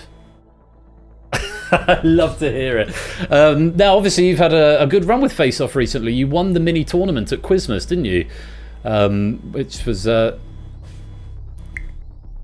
absolutely. Oh, I'm getting a power user alert. Oh, sorry, I'm being told we can't hear you. Sorry, you should now be able to be heard. Thank you for letting me know, Lewis. Hopefully you can hear Shapes now. But yes, you won the mini tournament, and you were here last year in Champion of Champions. I understand. I think that you found it a little bit frustrating. I think. I did, yes. The sort of seeing the whole question at once, I sort of was still trying to answer it as though it was appearing in parts. I was answering on the basis of just picking out a couple of keywords and putting them together to try and form an answer like that, and it didn't really work. Well, steady and patience is the order of the day, but of course always against the clock. You obviously don't get the questions on your Hackbox device now, but you will see them in the broadcast studio. So take your time, read the question, and we'll see if we can get a victory for you tonight. Thank you very much for joining us, Shapes, and the best of luck. Oh, thank you. Facing off against Shapes on the green podium, we've got Mark. He's 42. He's temporarily unemployed, and he's from New Jersey in the USA. And I'm hoping we may have a Mark here, but he's not currently in the video interview. I'm here. But he is here in voice. If the camera doesn't work, Mark, then it's not the end of the world. Welcome. There you are. Beautiful. Welcome. Hello. How are you doing? Pretty good. Good stuff. And I know you joined us later in the day because we started about 5:30 your time. But it's been good to see you over the course of this afternoon, and fresh from victory in Crossfire just now. When we were here last year, of course, you won the Champion of Champions battle. How do you fancy your chances this year? Well, it's going to be slightly different now that I can't read the questions. I can read the questions on screen, but not on the Hackbox. Indeed. So you get them as I read them, or as they're put up on the screen. So yeah, hopefully it gives the audience a chance to read the questions before they've been answered, was the logic on that. But hey, we wish you the very best of luck. Last year, as I recall, and this is what I would encourage the audience to do, if we've got enough questions, we will have a winner bout at the end, where they will answer as many questions as they can in 2 minutes. Last year, Mark answered 16 questions when he was the last player standing, and I encourage people to dono match that to the charity, which is what I will do this year, assuming we have enough questions to do that final. For every question answered correctly by the winning player, I will give £1 to the charity, a further £1 to the charity, and I encourage everybody else to do the same. Mark, thank you again for being with us, and the very best of luck. You're welcome, thank you. Facing off against Mark, and on the blue podium, we've got Inca. He's 33 years old, he's in media, and he's from Belfast. Inca, if I get the right button. Hooray! Yes, I do. Welcome. Hello. Media. It's a sort of broad. Yeah. I didn't quite answer the question in the right format. Sorry, I am not a media. That's not what I meant to say. But hey, you work in the media. Yes, that's what I meant to say. Yes. Fantastic. Obviously, no stranger to the face-off arena. You've had a few good runs. I know you won Super Week way back when in a face-off. How are you fancying your chances tonight against Mark and Shapes? Well, I mean, it really could go anyway. Everybody here is a seasoned quizzer and a seasoned face-offer, so I wouldn't want to make any predictions at all. But I'm always just happy to be here. I always love a bit of face-off. It is quite like it is always good fun. It's always a pleasure to have you here, so thank you very much for coming to join us, and the very best of luck. Cheers. And facing off against Inca on the yellow podium is Zeus. He's 35 and he's a business analyst from London. And Zeus, welcome to the stream. And I deliberately missed your name off, not because I didn't want to ask Inca how he's feeling about facing off against you, but because I hadn't introduced you and I wanted it to be a surprise. And then I remembered I'd actually already introduced you. But there we go. Zeus, welcome to Face Off. How are you doing? Thank you. I'm good and enjoying you digging that hole. I do it so brilliantly, though, it has to be said. Now, this is the first time you've been in a sort of Champion of Champions invitational face-off. How are you feeling coming up against these titans of the genre, as it were? I am neither a champion nor a champion of champions, so I'm feeling like, what am I doing here? Why am I here? You were on Beat the Chasers, and you took quite a lot of money. That was a lifetime ago. A lifetime ago? Come now. It wasn't that long ago. You're not that old, man. But well, it's good to have you here, and I figured you'd be a good fun, if nothing else. But I'm sure you'll be happy to be here. Much better than just good fun. It's it's a pleasure to have you here, and the very best of luck to you, Zeus, as well. Thank you. Maybe having a little bit of trouble with Mark's camera. Mark, don't worry too much about it. I don't know if you're trying to get it to work, but if it's yes, I want to see your screen and my screen. I guess not necessary. Yeah, well, yeah, you being able to see my screen and the questions is probably more important. If we can't see your camera, it's not the end of the world. If you can get it on, great, but don't lose sleep over it. Is what I'm getting at. Even though I am sitting on my bed. Well, it'll be fine. It'll be fine. Right. These are the rules for those who haven't seen Face Off before. Players have got 60 seconds on their clocks, and we drew straws, or rather pens, just before we went live to determine which seat each of the players were in. And Shape's got the short straw, so to speak, or the grey pen, I think it was. No, there is no audience participation for this, Comrade. Like, this is pure, you'll see why in a minute, because it's very fast paced once it gets going. And they are going to get rapid fire general knowledge questions with their clock on. If they get a question right, the clock stops and moves on to the next player. If they get a question wrong, they keep getting questions until they get one right. The first player to run out of time will be eliminated from the game. We'll keep going, move to the next round, increase the clocks by 30 seconds with 3 players, and then down to 2, increase the clock by 30 seconds again with 2. And at the end, the last player standing will go into the champion match, the champion bout, to see how many questions they can get right in 2.5 minutes, depending how many questions we have left in the stack. That's about all there is to it. I hope you guys are all ready, and I hope you're ready to enjoy this at home as well, as we do our face-off Champion of Champions battle. Good luck to you all. Shapes, you are going to be asked questions first. The very best of luck, and Shapes, your time starts now. 2024 marked the 210th anniversary of which Francis Scott Key poem, The Star-Spangled Banner? Who won her second Best Actress Oscar for playing Margaret Thatcher in the 2011 film? Meryl Streep. Correct. Mark, which office goods company had the slogans "Yeah, we've got that" and "That was easy"? Correct. Inca, what You is a TV and radio series that sees Danny Robbins investigate paranormal events? Unexplained. No, it's Uncanny. In 2024, an investigation found that 4 of which artists' formaldehyde works were artificially dated? Damien Hirst. Correct. Zeus, granite and basalt are both examples of what kind of rock? Igneous. Correct. Shapes, what word completes this Benjamin Franklin quote? Well done is better than well said. What is a tree creeper, an animal or a plant? Plant. No, it's an animal, it's a bird. Which euro coin is in general circulation has the highest value? 2 euros, yes, I'll accept. Mark, Portia Woodman and Ruby Tui have both represented New Zealand in which contact sport? It's rugby. Which 19th century social reformer is referred to as the founder of modern nursing? Florence Nightingale is right. Inca, in 2020, who became the youngest lead artist to win the Album of the Year Grammy? Harry Styles. Billie Eilish. In physics, what O describes a medium that does not allow light to pass through? Opaque. Yes. Zeus. Beginning in 1947, the world's largest arts festival, the Fringe. Edinburgh. Correct. Shapes, the 2024 song APT is by Bruno Mars and Rose. Blackpink. Correct. Mark, which independent video game studio released No Man's Sky? Pass. Hello Games. The only 2 doubly landlocked countries are Liechtenstein and which other? Kyrgyzstan. Is Uzbekistan. Canary and mustard are shades of which colour? Yellow. Correct. Inca. Under Den Linden and Moritzplatz are stops on which city's U-Bahn network? Berlin. Correct. Zeus. On which day of the week is the Observer newspaper Sunday. published? So say again? Sunday. Yes, it is Sunday. Shapes. In January 2025, Google Maps announced that it would be giving the Gulf of Gulf of America. Correct. Mark. Each interior angle of an equilateral triangle. 60. Correct. Inca. What's the surname of husband and wife duo Rochelle and Marvin who present the music quiz The Hit List? Humes is right. Zeus. What C is a type of fitness that uses someone's body weight? Aesthetics. Correct. Shapes. What W is the name given to the central cord of a candle? Wick. Yes. Mark. On his death in 1323, who freed a Tartar Genghis servant? Khan.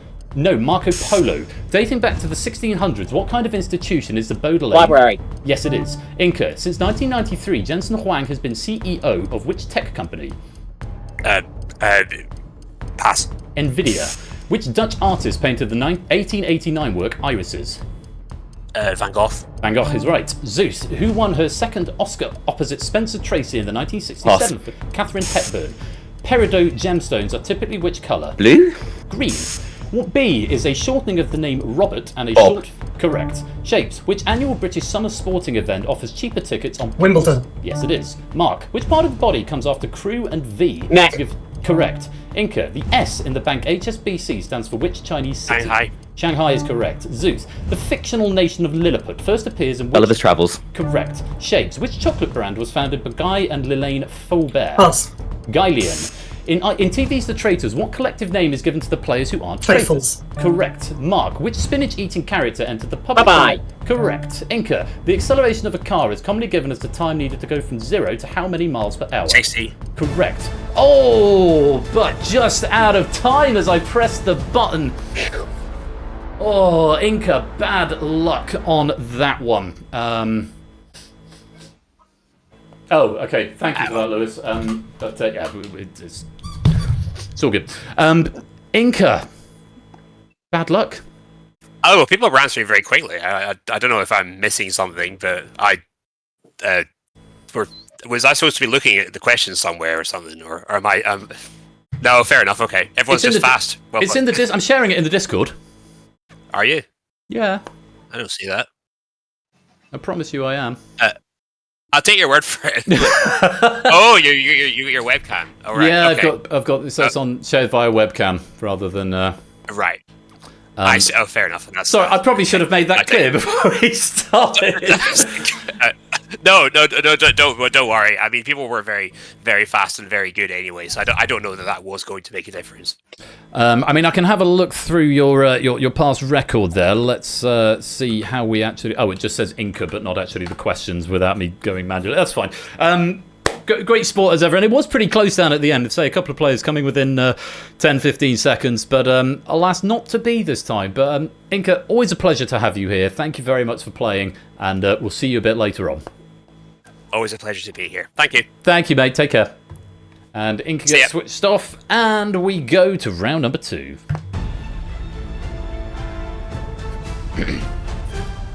Shapes, Mark, Zeus. You have made it through to round number 2, and Shapes, as the player with the least amount of time left on your clock, you have the honour of staying in exactly the same position at the front. How was that for you?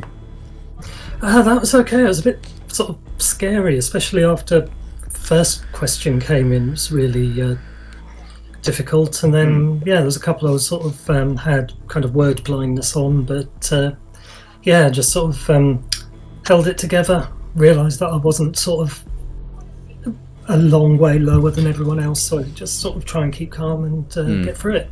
I have to say, in this new version, I don't actually look at the timers, I'm just staring at my questions and reading them very carefully, but I get a readout of how much time you've got left at the start of each question. So I could see it was all very, very close there, but you've managed to get through, and just slightly ahead of Mark, who finished on 14 seconds. Mark, well done, you're through to the next round. Thank you. And a couple of trickier ones in there for you, a couple of misses, but keeping cool and going through. You've got 90 seconds, and you're still in the middle. Happy with that? Okay. Yep. Good stuff.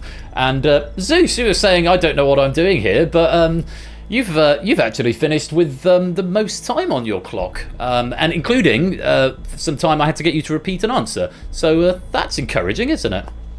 That's made me feel very good. I think the questions fell a little bit kinder for me there, but I will happily take that. Absolutely. Well, if you got to take them when they can. I can tell you that we got through 39 questions in that first round, so depending how we go moving here, there may or may not be enough in the bank to do the final endgame, but we will see. Mark's having some slight issues with his camera, but it's fine, Dan. We've seen him on there, and it would be a nice thing to have, but it's not the end of the world. So, if you're all ready, we are going to go on to our next round. You've got 90 seconds each on the clock. Shapes, you're going to be answering questions first. The very best of luck to you all. And Shapes, your time starts now. In which TV drama series does Michelle Keegan play Lance Corporal Georgie Lane? Argo. Correct. Mark, which word precedes cake, stone, and godmother? Berry. Correct. Zeus, table salt is made of two chemical elements. Sodium. Chlorine. Correct. Shapes, by definition, a monotheistic religion only has one God. god. Yes. Mark, Brazil shares its longest land border with which country, also beginning with Bolivia. B? Yes. Zeus, in English, which month of the calendar year has the shortest name? May. Yes. Shapes, if you make a bad situation worse, you could be said to have... Injury. Yes. Mark, in which Asian country do around 11 million inhabitants have the surname Kim? South Korea. That's the one. Zeus, released in January 2025, Balloonerism is the second posthumous album 50 Cent. Mac Miller. In 2019, Ursula von der Leyen was elected president of which arm of the European Union? The European Commission. In a traditional kitchen brigade, what S comes between the chef de cuisine and the chef Sous chef? Sous chef is right. Shapes, what word comes before Del Sol? Costa. Yes. Mark, what single word appears in the US equivalent of the UK giveaway? Yield. Yield is right. Zeus, in which film does Tony Montana tell a kingpin's henchman? Godfather. Scarface. Which Netflix show starring Gabriel Basso as FBI agent Peter Sutherland Ooh, began pass. its The Night Agent? Normally, bingo games in the USA involve balls from 1 90? 75. Which The Rest Is Politics co-host released a 2024 novel Politics pass. on the Edge? Rory Stewart, who plays several different versions of Evelyn Wang in Everything Stephanie Everywhere Sue? All at Once. Michelle Yeoh. What C is a sport similar to hurling but played Curling. by women? Camogie. Which of the 6 battleground states Donald Trump regained in the 2024 US Philadelphia. I don't know. Alphabetically, Arizona. Which quadrennial sporting competition awards the Henri Delaunay Cup to the winning nation? pass. The Euros. Some people might say my life is in a rut is the opening line of which song by the Pass. Jam? Going Underground. Seen on the UK £20 note, which artist said light is Turner. her colour? JMW Turner is right. Shapes, who plays Baby in the 1987 film? Julia Dirty Roberts. Dancing? No, Jennifer Grey. Which actresses' major roles have included Dana Barrett and Diane Fossey? Meryl Streep. Sigourney Weaver. Fuchsia and bubblegum are shades of which colour? Pink. Pink is right. Mark, in art, what G is a type of paint made opaque? Gouache. Gouache is right.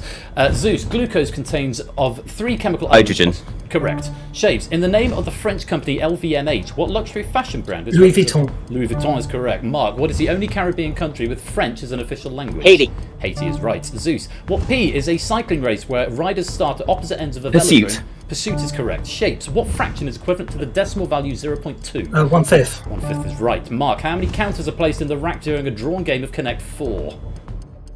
42. Correct. Zeus, the 2023 cookbook Yaya Yaya contains recipes inspired by the cuisine of which European Poland. country? Greece. And we are out of time. Yaya Yaya? Yeah, I'm not quite sure on the pronunciation of that one.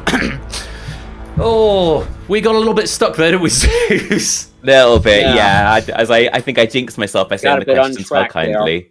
Ah, bad luck. It's often the way it goes. To say you had a really strong start, and then a couple of questions just not falling your way, and that's the way of the game, unfortunately. But it's been a pleasure having you here, and you beat Inca, so you can go and revel in that glory. I do like bullying Inca. Fine, I'll go and grab his face now. You too. Mate, always a pleasure, and enjoy the rest of the day, and thanks for being with us. But 3rd place today. Thank you for having me. A pleasure. Take care. Bye. And there goes Zeus, and off we go to round 3.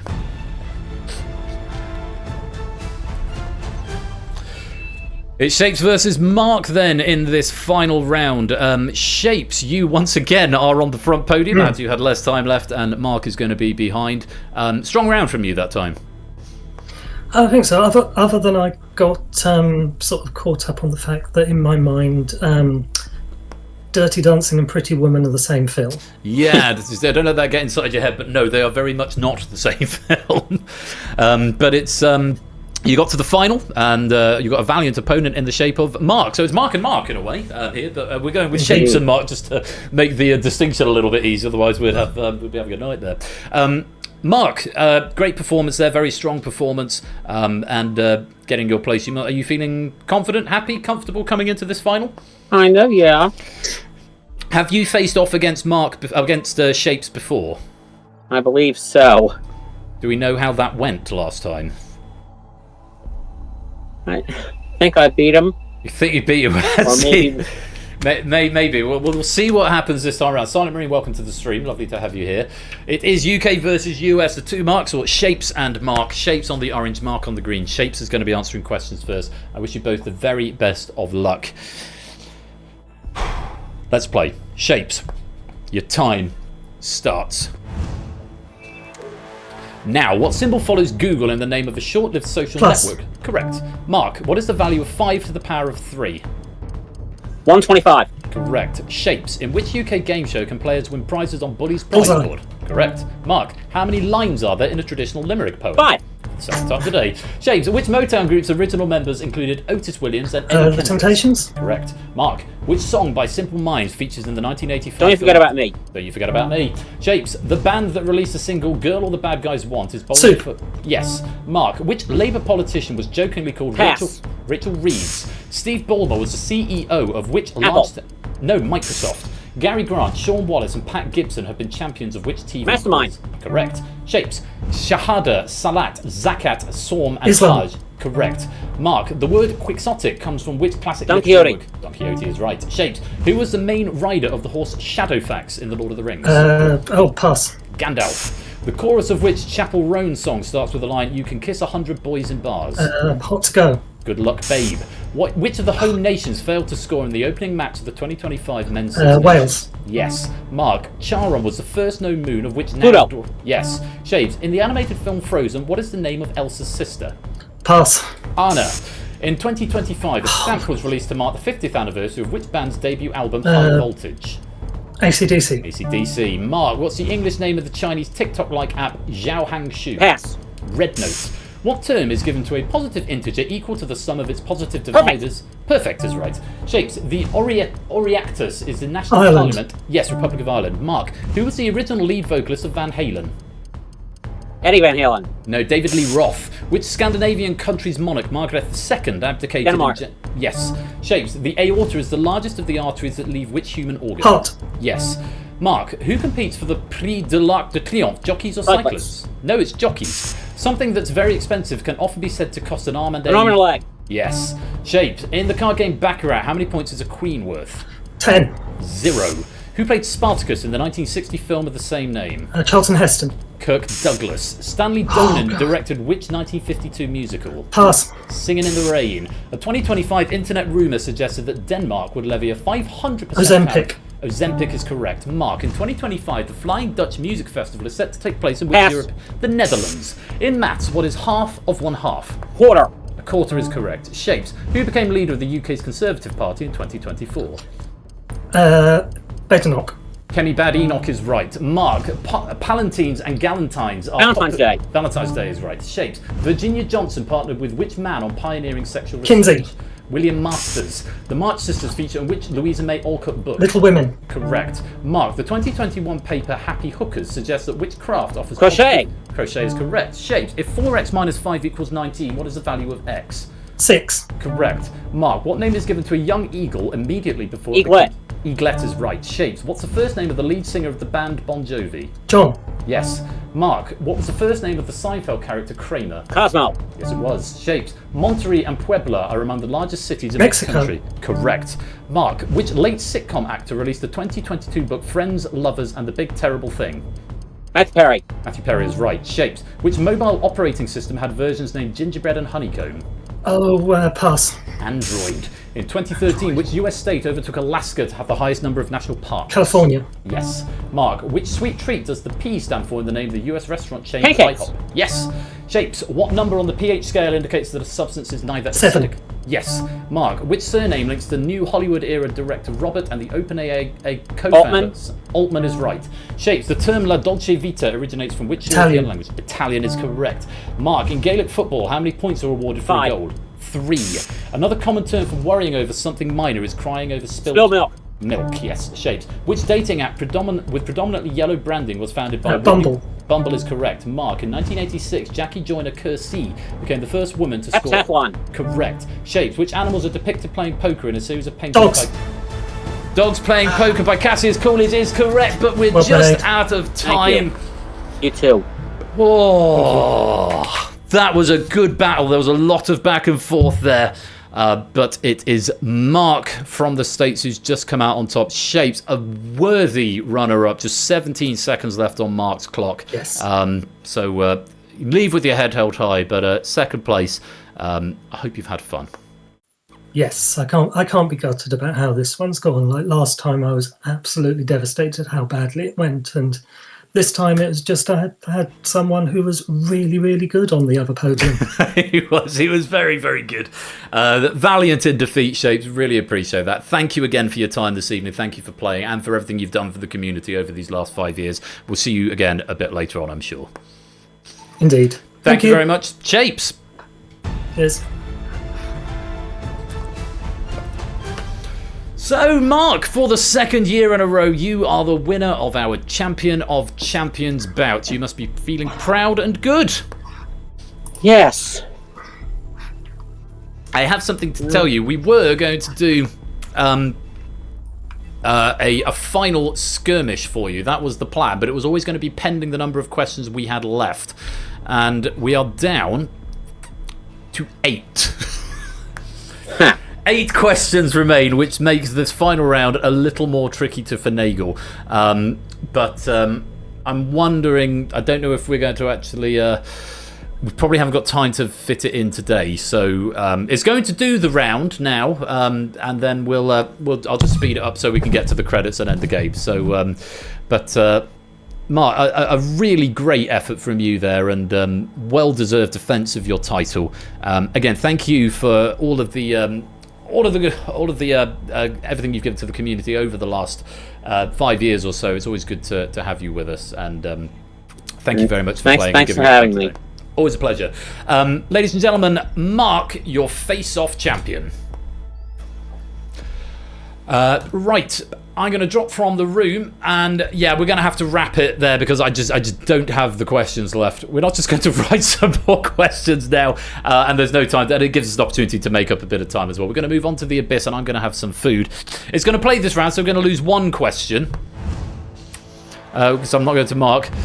Anyone in the audience want to tell us which TV series centres on members of Danebury Metal Detecting Club?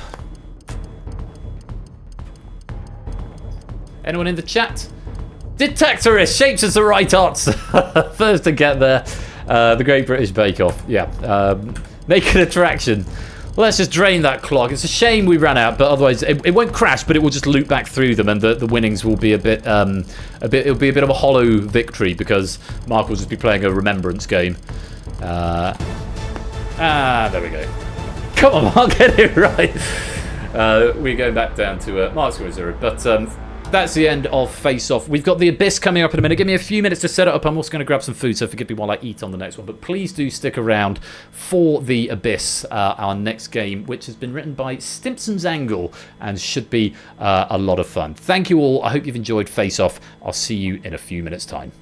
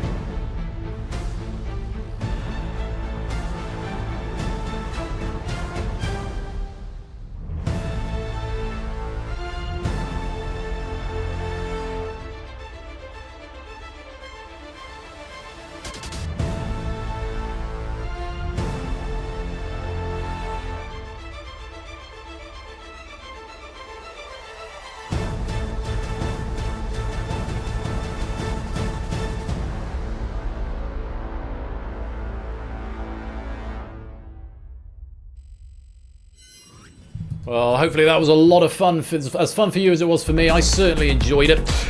Give me a few minutes just to get the Abyss loaded up, run some adverts, grab some food, and when we return, it'll be the Abyss as written by Stimpson's Angle. Let me turn the alerts back on. Don't forget, to keep those donations coming in. But we've got the Abyss now, and then we've got the Hive, Hacker, the Escape Artist, Buzz Off, and Distinction. So still plenty of quiz to go this Saturday for Game Night's 5th birthday party. I hope you're enjoying the ride, and I look forward to seeing you in the Abyss Arena very shortly. Don't touch that dial. We'll be right back.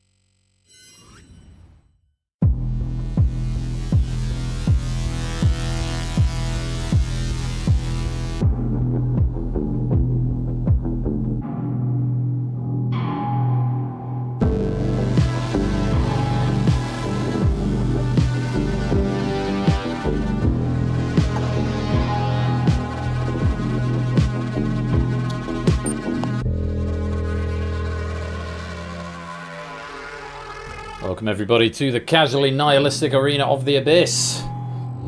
QNHD. Quiz Night HD. Oh, that's the wrong channel. It should be GN HD. Come join the game. Forgive me, I simply cannot go on any further unless I've eaten something.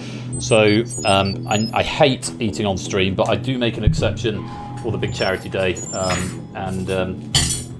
girlfriend's prepped some food.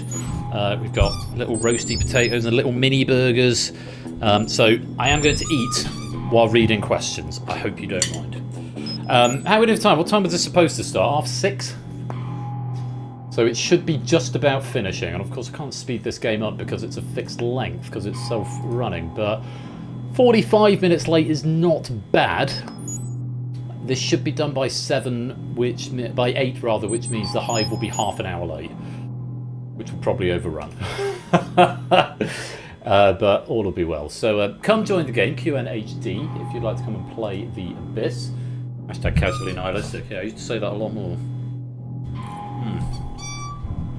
I'll take that away of the microphone for a bit. Hopefully you can still hear me. That's nice. Right, anyone else coming to play? Benken Hasburger, yeah. Very, very hungry. I've been going since 10 o'clock. The sausage sandwich since, well, it was hours ago. Nearly 12, and I just had a couple of bits of chocolate, a couple of biscuits in between, so I need protein in my life. And this is a good game for Zen because I don't have to press buttons, I've just got to read. Come on in, everybody. There's 20 in so far. Room for a few more. But I'll give it 2 minutes, and then we'll start the game.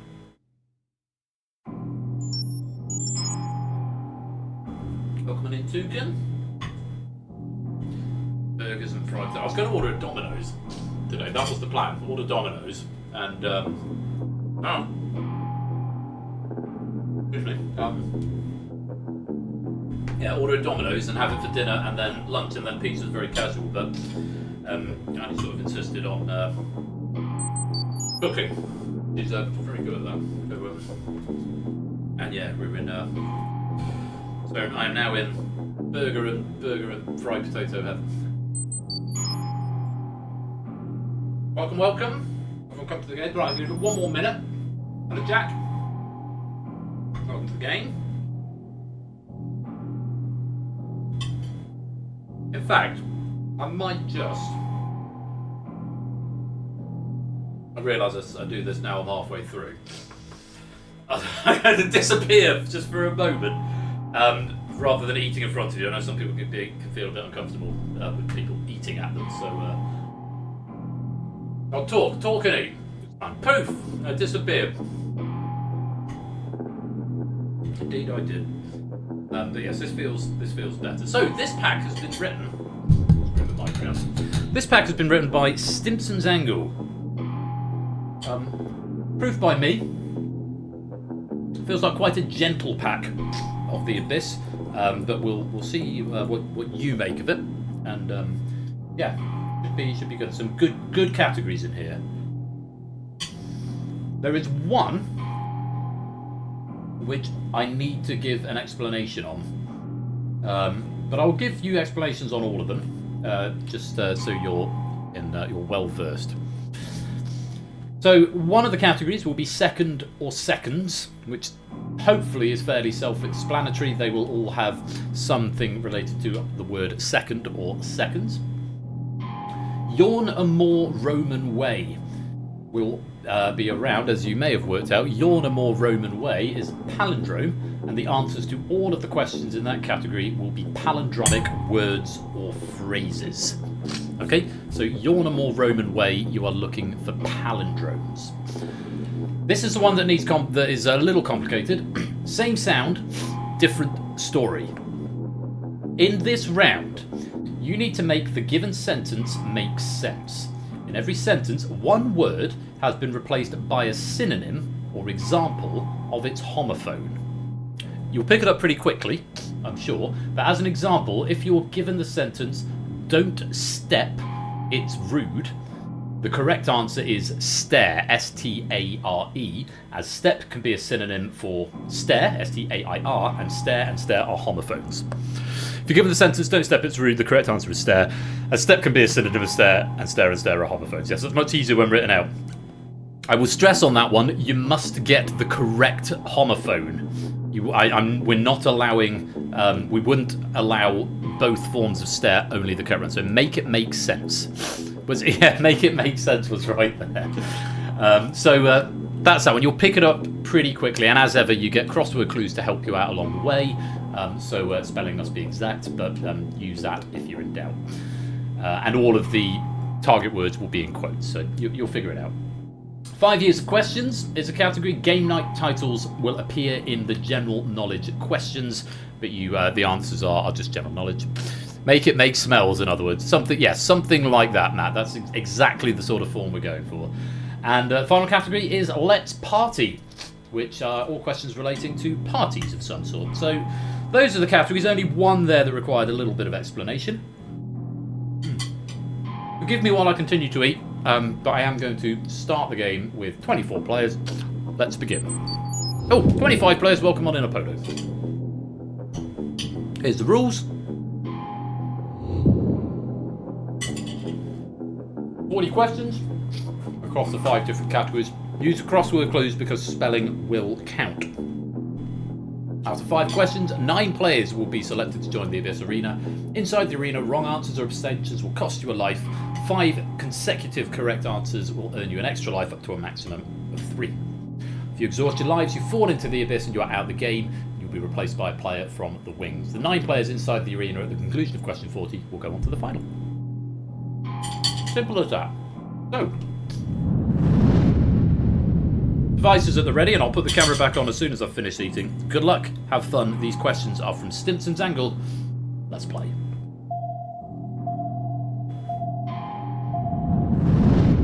Starting with Yornam or Roman Way. First woman in the Bible, 3 letters. This answer will be a palindrome.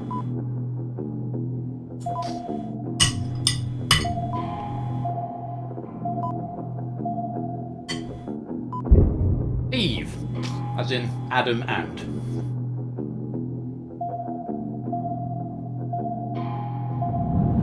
That's party. Sir Keir Starmer MP is the current leader of this UK political party.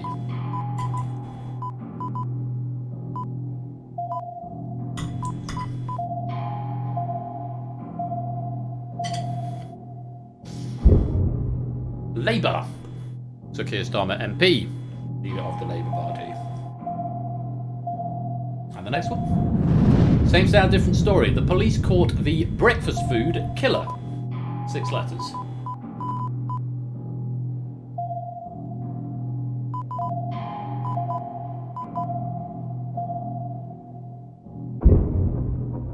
So breakfast food becomes cereal, which then becomes cereal.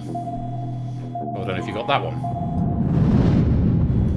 60 seconds equals 1 what?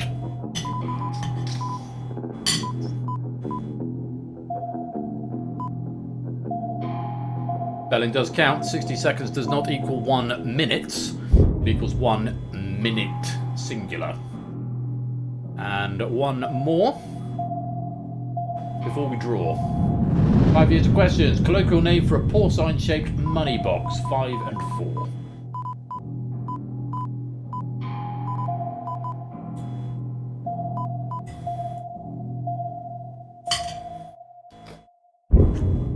That's a piggy bank. So the more questions you've got right, the more chance you have of being drawn into the middle. Let's pick some players. Happy joins us with a score of 5. Ralph joins us with a score of 5. Matt joins us with a score of 5. Cola joins us with a score of 5. Bodo joins us with a score of 5. Zeus joins us with a score of 5. My boy joins us with a score of 4. I didn't want to say anything. I was going to jinx it, but Silent Marine joins us with a score of 4. And finally, JR joins us with a score of 5. It's one of the most weighted towards correct I've seen for a long time, but it does happen. On we go. Same sound, different story. Good Sir Lancelot. Sleep tight. 5 letters.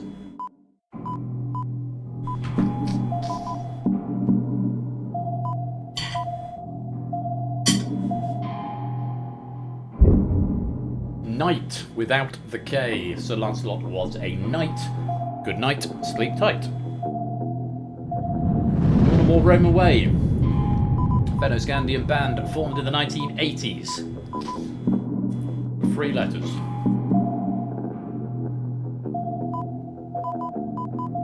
Three letters. I don't know if you got that one. Aha was the answer to that one. Great band. They did one of the Bond soundtracks. View to a Kill, possibly. Second or second. Star of Gone in 60 seconds. 7-4 or 3-4 or 4. Seen that film for years.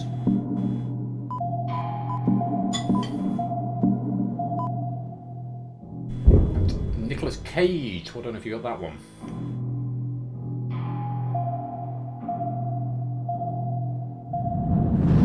Buddy, Mardi Gras is celebrated on this day of the week with 7 letters.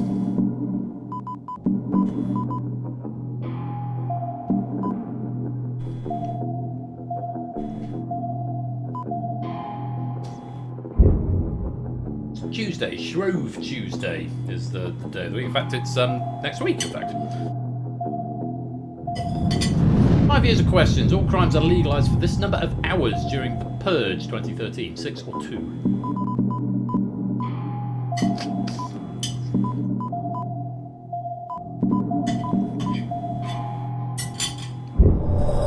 12 is the answer. Matt and Silent Ring, you dropped into the abyss throughout the game. Thanks for playing.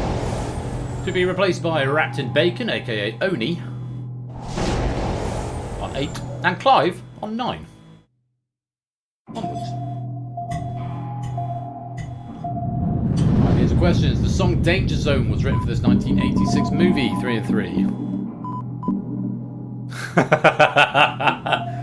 That's the sort of thing you should do during the Purge, Jack.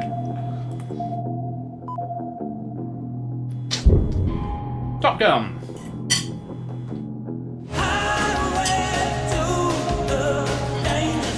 It's that song. Second or seconds. Came second in the 2024 US presidential election. 6, 6 or 6.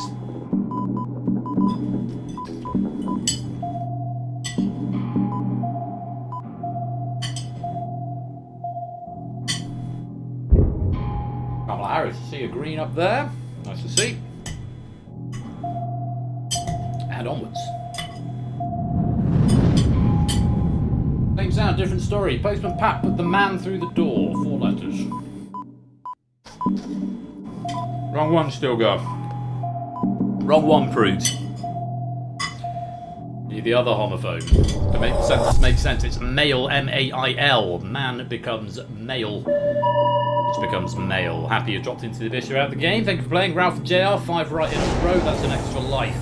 And Oxy coming to replace Happy on a score of 6. Scram. That's party. Animal used to denote a UK bachelorette party.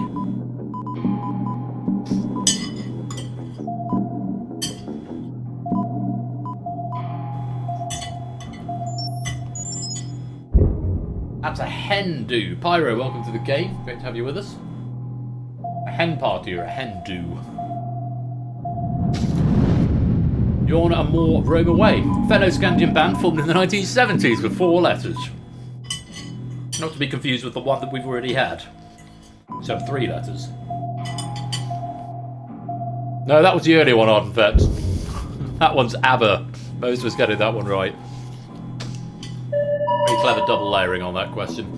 Extra lives for Cola and Zeus. 5 right in a row. Well done.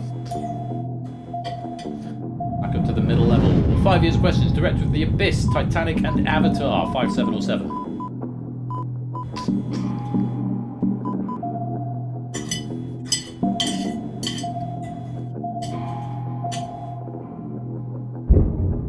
James Cameron in his second appearance, I think, tonight.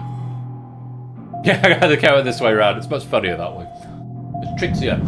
The Honourable Roman Way, Lewis Hamilton and Michael Schumacher for the 4th or 5th time today, among others, drive this vehicle fast. Remember the answer's a palindrome. Answer's a palindrome, Happy. Answer's a palindrome, Pyro and Flyboy. Race car is what we're after. Flyboy, you've dropped into the abyss. You're out the game. Thank you for playing. Maybe Me comes to join on a score of 13. Podo Clive, Ralph and Toot all have the lead with 16 at the moment. On to the next. Let's Party, a celebration of you held roughly every 365 days. 8 or 8-5?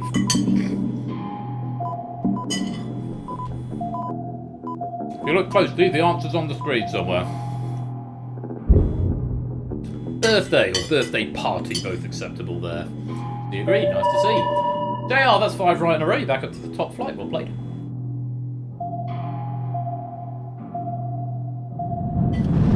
Cheating is not audible. 7 letters.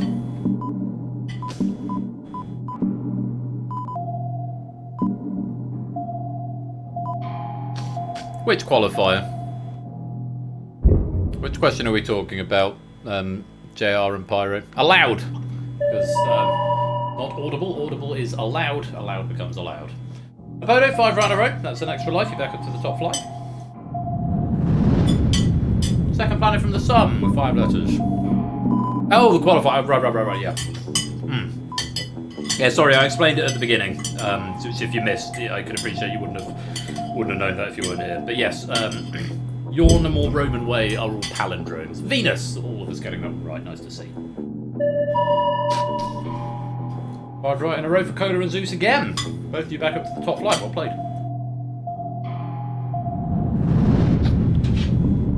Oh, a celebration of you. Yes, that's nice. That is nice.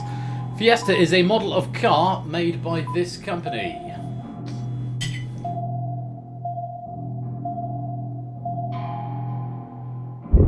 That's Ford. Ford Fiesta.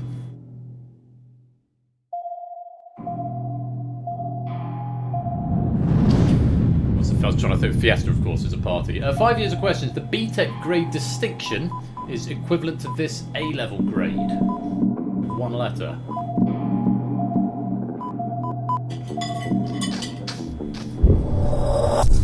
I'm afraid A-levels still have letters, not numbers. It's an A. And obviously you've dropped this and you're out of the game. Thank you for playing. Still coming to replace you. GCSEs have changed to numbers, but not A-levels. Yornam or Roman Way, a half note or 2-beat note in music. 5 letters. And I'm back. Hello. That was well needed. The carbs and the protein. That's a minim. Remember, they're all palindromes there. Where did I come from? Emerged from the ether. Same sound, different story. Queen Elizabeth II precipitated for 70 years.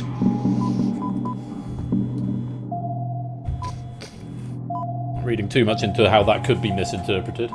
I just popped in. I did. I just popped in. Reigned. She reigned for 70 years. God rest her. ABB, 5 right in a row. Back up to the top flight. Well played. Let's continue.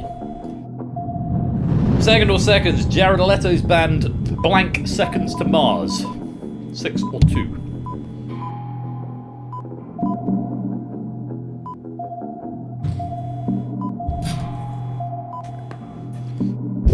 30 Seconds to Mars. It's a great songs. I remember listening to them a lot when I was a student.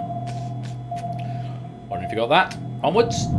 Yornam or Roman Way, to have been worshipped as a god with 7 letters. And remember, it is a palindrome.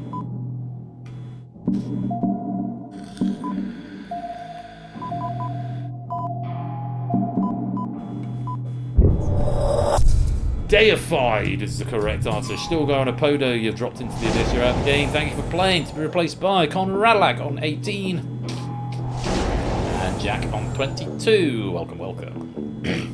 On to the next. It's Party. Pink and yellow spotted character that first appeared on Noel's house party. 2, 6 or 6.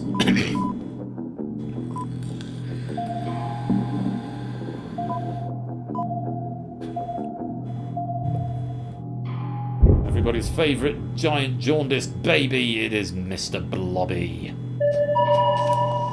JR, 5 right in a row, and Ralph, 5 right in a row. Ralph back up to the top flight, JR back to the middle level. Well played. Second or seconds, forename of the second child of Prince William. Blobby Apple content. Hey, Matt the Ref, welcome on in. My dude, welcome to the game. Hope you're keeping well. Happy party day. Charlotte is the second child of Prince William. Clive and Coley have dropped into the Abyss. You're out of the game. Thank you for playing. Ape has joined the Abyss Arena. And Durg has joined the Abyss Arena on scores of 24 and 21, respectively. Welcome on in. 5 years of questions. The pod, or personal overhaul device, featured on this British reality TV show. 455.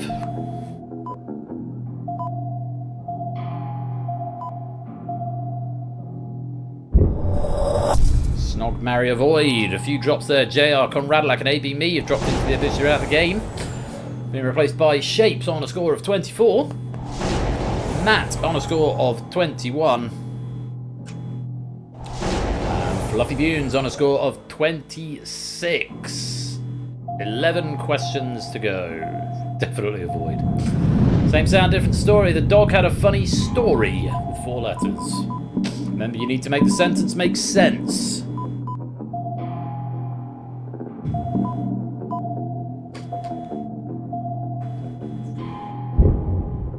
Tail with an I, not tail with an L-E.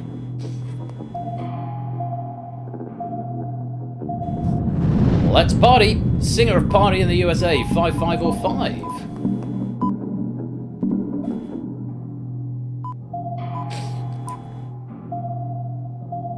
10 questions remain. Miley Cyrus is the answer to that one. That's 5 right in a row for Zeus.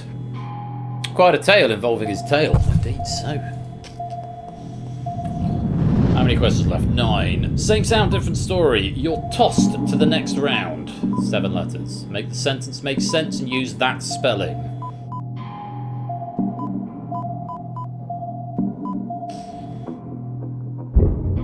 Through. Tossed becomes through, which becomes through. Ape losing a life on that one. 8 questions to go. Second or seconds. Around 100 meters in 9.58 seconds. 5, 4 or 4.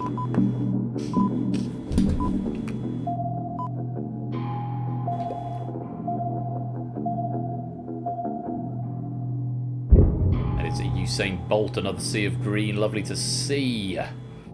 Down to the final 7 or 8 questions only. 5 right in a row. Extra life back up to the top flight. Well played. The Audible Roman Way. A stage in a video game. 5 letters.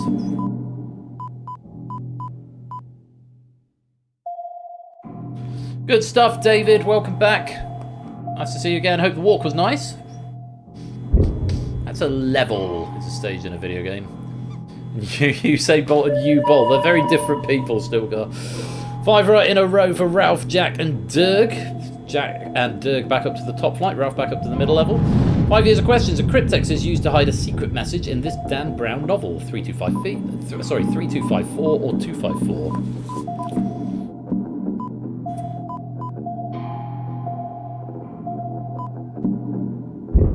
That's the Da Vinci Code. The Da Vinci Code. Final 5 then. 5 years of questions, answering in digits please. The Olympic steeplechase has run over this many meters.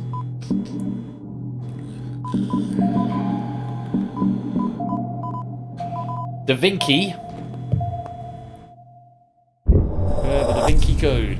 It's 3,000 meters. Ape, you've dropped into the abyss and you're out of the game. Thank you for playing. Good stuff, David. Glad to hear. Fluffy, 5 right in a row. Extra life, and you're back up to the top flight. Here comes Fetz on a score of 25 to replace Ape. 4 more questions now. It's Party, US political party represented by a elephant with 10 letters.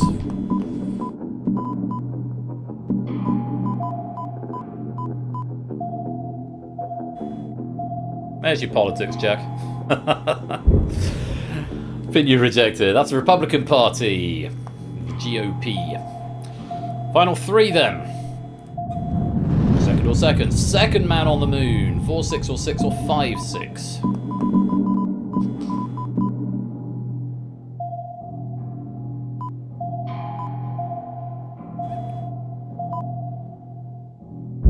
Maybe Buzz Aldrin. Also accepted Edwin Aldrin, which is his actual given name. 2 more questions. Roman way. Model of car manufactured by Honda. It will be a palindrome.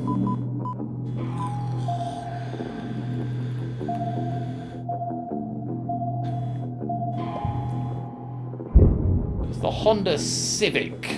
It's Jack losing a life in the Abyss Arena. Eyes on Ralph, Jack, and Matt. Can they survive this final question? Same sound, different story. The best couples are sweet and tart. 5 letters. Make the sentence make sense.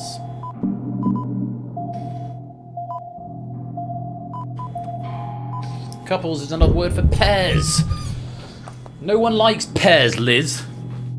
And that is the end of the main game. After 4... Oh, no, it's not. There's one more. Oh, Zeus getting 5 right in a row. No, it is the end of the main game, but Zeus got 5 right in a row, so got his extra life before the restoration. Good hustle. So I told you it was a nice, friendly, accessible pack. We've got Toot and Odie finishing on the scores of 37. Fluffy Bunny and Zeus on 36. Clive, Ralph, Shapes on 35. Of course, no medals in this game, just survivors of the game. And we have got 9 players in the Abyss Arena. Shapes on 35, Ralph on 35, Oni on 37, Fetz on 28, Jack on 33, Zeus on 36, Matt on 30, Durg on 31, and Fluffy Bunes on 36. And it's time for the Abyss Final. 10 more questions across the same 5 categories, now in a random order.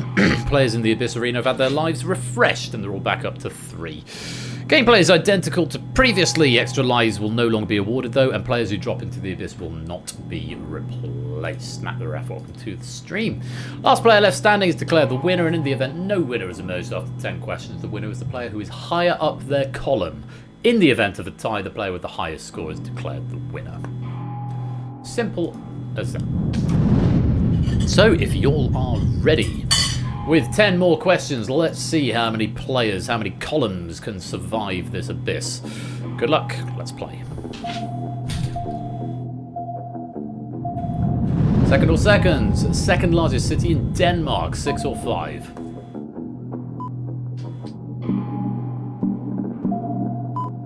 I'm with a tricky one here.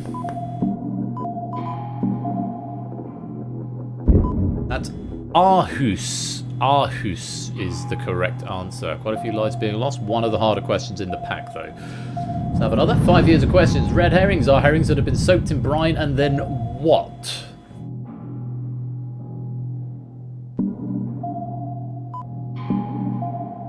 With 6 letters. Smoked is what we wanted there. Well done if you got that one. Another tricky one. Smoked. Same sound, different story. 2 + 2 = 5. Is this scribed with a pen? Should probably be scribed with a pen. That's my bad. That was a correction I made, and I made it wrong. Right. 2 + 2 = 5. Is this right? Fetch, you dropped into the abyss. You're out of the game. Thank you for playing. 7 questions to go. You're on a more Roman way. Cruelly named Fear of Palindromes with 11 letters. You can word this one out even if you don't know it. I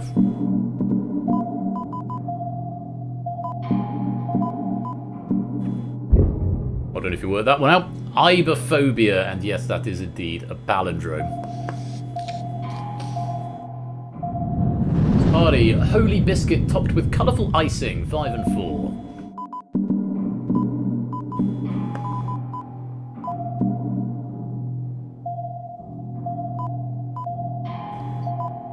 More addictive than crack. Not speaking from experience, I hope, Jack. It's a party ring. Durg losing a life there. Zeus and Fluffy Bunny, both on level 2, both on 40 actually. Ties abroad. 5 years of questions. Type of gun used by contestants on Channel 4's short-lived game show Crossfire.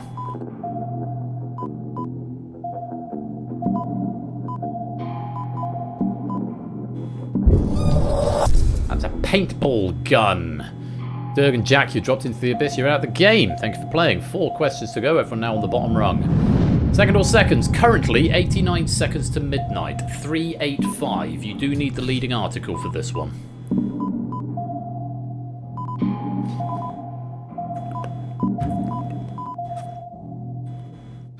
That is the Doomsday Clock. Fluffy, you've dropped into the abyss and you're out of the game. Thank you for playing.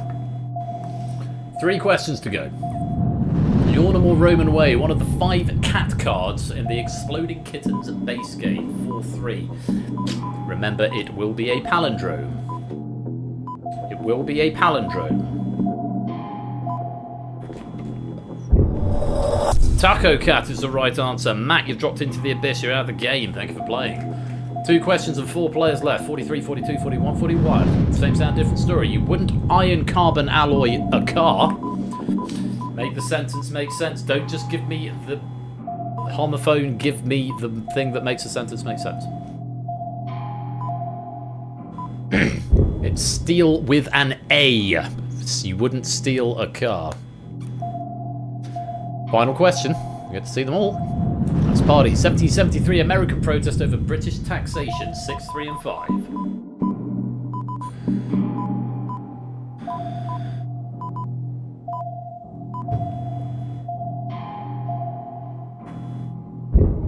It's the Boston Tea Party. And at the end of 50 questions, the winner is Oni. Good game, mate. Well played. And that is your first Abyss medal.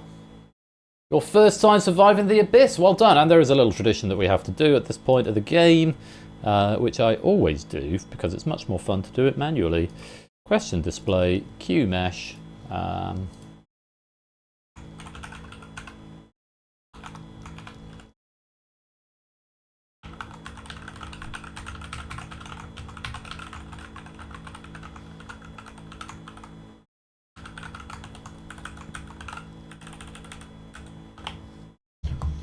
Wrapped in bacon, and in fairness, also shapes Ralphter. Look at Ralphter. My bad. And I need to close the parentheses as well, don't I? And in fairness, also shaped Ralph and Zeus have survived the Abyss. There we go. Very well done, Ralph. Yeah, that means something very different, doesn't it? Great game there, and 45 out of 50 is a remarkable effort from both Toot and Oni there, but it's Oni, who the RNG favoured, managed to get into the Abyss and managed to hang on, and all 4 remaining players there down to their last life. So a very well pitched pack, I think, by Stimson's Angle there. Thank you very much for your efforts, Stimson's Angle. I know you're one of the newer writers on the team, joining us in the last couple of seasons, but I've really enjoyed your output, so thank you very much for the... David's going for that as a raid message, Ralph. Yes, thank you very much for your efforts and contributions to the community. That was really good fun. I enjoyed that a lot. Lovely pack, nice gentle pack, and hopefully you all enjoyed it as well. Right, we are going to our 4th guest game, which is going to be coming up very shortly. I've invited one member of the community to come and take part in this, another prolific writer. They will make themselves known when the next game loads up, because coming up in about 5 minutes time is going to be The Hive. The first time we've seen it for a very, very long time. It remains one of my favourite formats. There's a message from our sponsor, Matt the Ref. 5 years of game night, 58 months of subscription, 230 gift subs, and 32,160 bits donated. Prob need to round those last 2 figures up. Tempting. Very tempting, Matt. Thank you for the 58-month subscription. Most grateful to you. Yes, so play some more adverts, do some more bonus pennies, and then when we return, The Hive comes back for the first time in ages. I'm slightly frightened about this game because it's I haven't operated it for so long, and it's all done through Hackbox. I'm sure it'll be fine. But it's a question pack from Lewis, to whom I'm very grateful. And then we'll be into the final leg. So we're getting there. We're running about 15 minutes late now, so we've made it up, and I'll do a quick changeover, 5-minute changeover as we get into The Hive, but The Hive will probably overrun, so I reckon 9 o'clock will be done, ready for Hacker, and then Escape Artist 9:30, so probably Escape Artist maybe 50 minutes, 20 past 10, 10:30 for Buzz Off, 11:30 for Distinction. That's the goal. Done by about 12:30. Keep those donations coming in as well. We are at £800. There are more Steam lottery codes available. I think there's 2 left if you want to come and claim them. And there's a noise. What's that noise for? Oh, SJ, thank you for the That must have come in at the same time. Oh, is that the gift sub has come out? Matt's gifted out 5 subs there. Oh, but they're coming through one at a time for some reason. Matt, thank you very much for the 5 gifted subs there. Going out to Flyboy, Divalis, what's that? Yes, Divalis, Optimat, Arun, and SJ. Matt, thank you for your generosity there. Right, I'm going to roll credits. Oh, now it gets the notification. There we go. It's figured itself out. Right, thank you again to Stimpson's Angle. Coming up after the break, we'll see the return of the Hive. You don't want to miss it. It's going to be great fun. Thank you very much again to Stimpson's Angle, and congratulations to Oni. You, over the top of the red herring signal. Congratulations, Oni. You have survived the abyss. See you in a minute.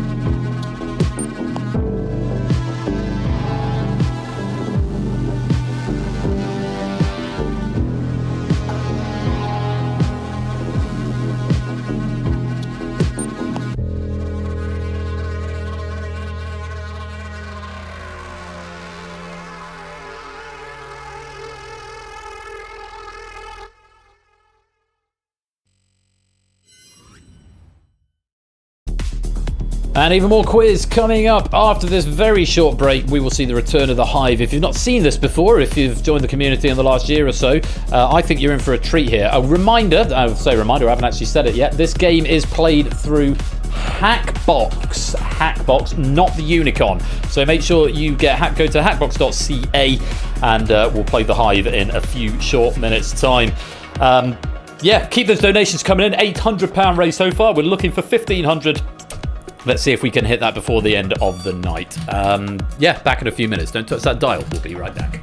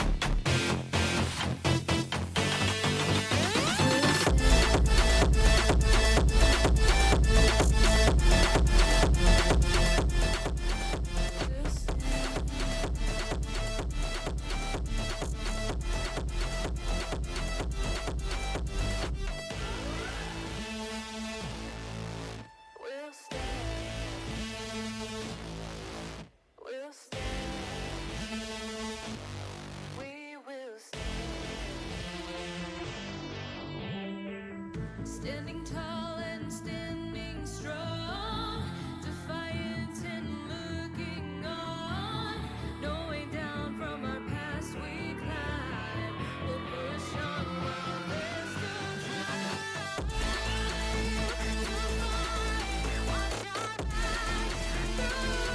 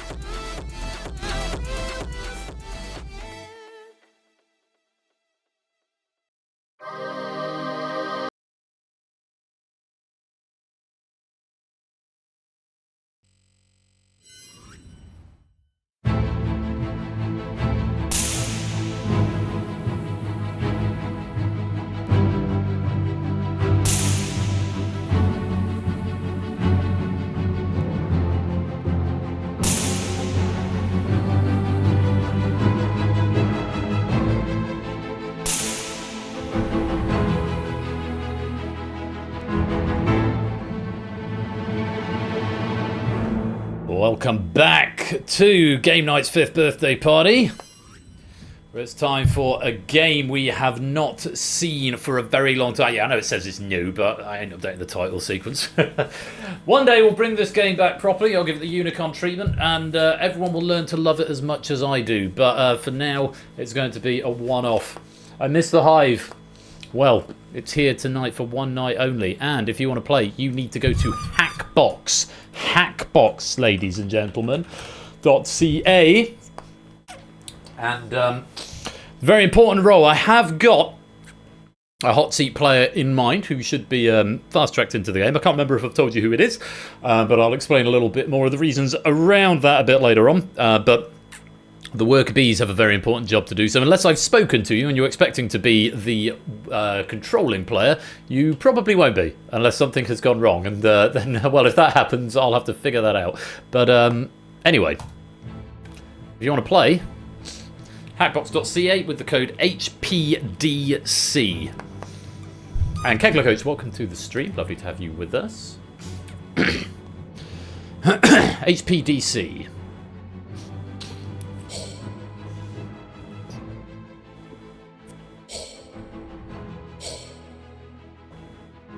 And you can join this game at any time, but it will only try and select people in this section of the game. So I'm hoping... Oh, goodness me, there are lots of interesting logs. It's been such a long time since I played this game. I'm hoping it'll all just work. I'm sure it will. Now, I'm waiting for my hot seat person to appear. They may have already done so, actually, but I don't see them yet. Soon as they do, maybe they have. Maybe I wasn't looking close enough. There's more room to join this game afterwards. Code doesn't work in chat. It might be case sensitive. It might be case sensitive, or you might have to whisper it. Possibly. Might be case sensitive, you might have to whisper it. I say this is old software, it's legacy software, and it's not. Oh, it does work. Yes, it does. Oh, sorry, I'm not really. Yeah, sorry, I've been streaming for 10 hours. Yeah, that's I miss things in chat. It wasn't case sensitive for me, but it was. Oh, that's interesting. But yeah, legacy software, it's just going to do its own thing, isn't it? So hopefully we'll all be fine. Of course, I control this game through Hackbox, so got 26 of you in so far. I'm going to lock it. There's room for more of you to come join, so don't panic if you haven't yet got into the game. A midget on the internet, welcome to the stream. That is Around the Loop. This soundtrack is amazing. Let's select tonight's hot seat player. Fingers crossed.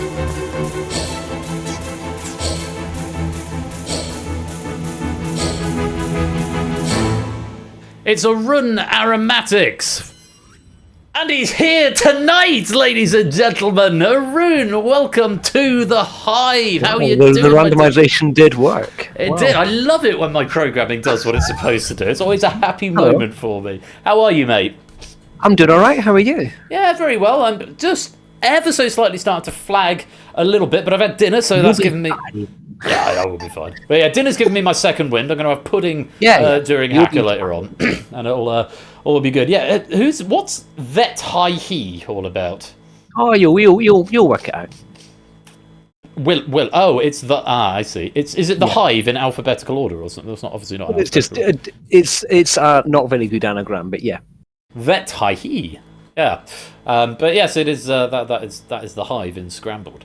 Now, Arun, you are another one of the most prolific question writers that we've had in the community, and you've given a great deal of very, very high quality trivia over to the screen. And of course, you've no stranger to game shows. You've had a couple of TV show appearances, which I know are meme worthy in their own right. Meme worthy is the right word, yeah. So now you have played the Hive before, and as I recall, you had an awesome opener, but then rather fumbled the landing. Ruined the final. Yeah. Well, we're hoping absolutely ruined the final. We're hoping that we can do something about that this evening. I am too. Yeah. Now, these questions have been written by Lewis, who I know was doing a sound check with you earlier on. And hopefully he's not given up any of the information. But will Arun successfully go for... poll is now open. Will Arun successfully go for a hole-in-one? Can you just say the line? Because it was a buzz-off buzzer for a long time as well. This is where I heard it. Can you just say the line for us? Go on. I'm Arun. I'm from Glasgow. I'm a keen golfer. And today I'm going for a hole-in-one. Fantastic. That line was not scripted by me, but instead given to me in a bit of paper. It was written by, I assume, the producer. Kate Quiz. Yeah, it did become a bit of a meme, I think. But but everyone, hey, look, it's Arunu Tamjandani off the TV. You know, he's that well famous, isn't it? He said the line. Absolutely. Well, look, here's what we're going to do. We're going to play the Hive. Now, for a number of people, you probably haven't played the Hive before, because if you're relatively new to the community, this may be your first time playing it. So I will give you a quick overview of the rules. The main game is for Arun, who's got the complicated rule set. What you've got to worry about in the audience game is getting the questions right. Okay? Okay. The scoring element in the lobby game is that the fewer people who get it right, the more points you get. So that's an important distinction to make. So you get more points, the fewer people get it right, and it's as simple as that. Arun, your rules are a little bit more complicated, and we'll explain them as we go. But again, thank you very much for being here. Are you ready to play? Thanks for having me. Yes, ready to play. It's always a pleasure. Let's go to the game. As we always do with phase number 1, and let's take a look at your board. Which of these board games has the longest maximum playing time? Which of these 90 songs peaked highest in the UK singles chart? Which of these book series had the longest gap between its first and fifth instalments? And which of these months is most common for birthdays in the USA? Just before we go into the game, Arun is going to have to answer 3 of these questions. The 4th question that he doesn't answer will go to the final phase at the end of the game, which you in the Hive will answer. For each of the questions we go through, they'll get increasingly more options. So 2 for the first, 3 for the next, and then 4 for the last one. For each question Arun gets right, he'll get increasingly more points. And the way he must answer the questions in each phase, he must answer it himself once. Hello. That's a noise. David J, thank you for the £10 donation. I'll go and read that in just a moment. For each, he must answer at least one question himself, and he must use the Hive at least once. I.e., he can either trust the Hive if he thinks plurality are right, or he can mistrust the Hive if he thinks plurality are incorrect. You'll pick up that nomenclature and those rules as we go. For you in the Hive, all you've got to worry about is getting the questions right. That's an overview of the game. Arun, where are we going first? Let's go for the night songs. Night songs, okay. Nice and quiet from Arun. This is just for the Hive. 2 options for this first question, and let's take a look. Which of these night songs peaked highest in the UK singles chart? Was it Elton John's Saturday Night's Alright for Fighting, or Rod Stewart, Tonight's the Night?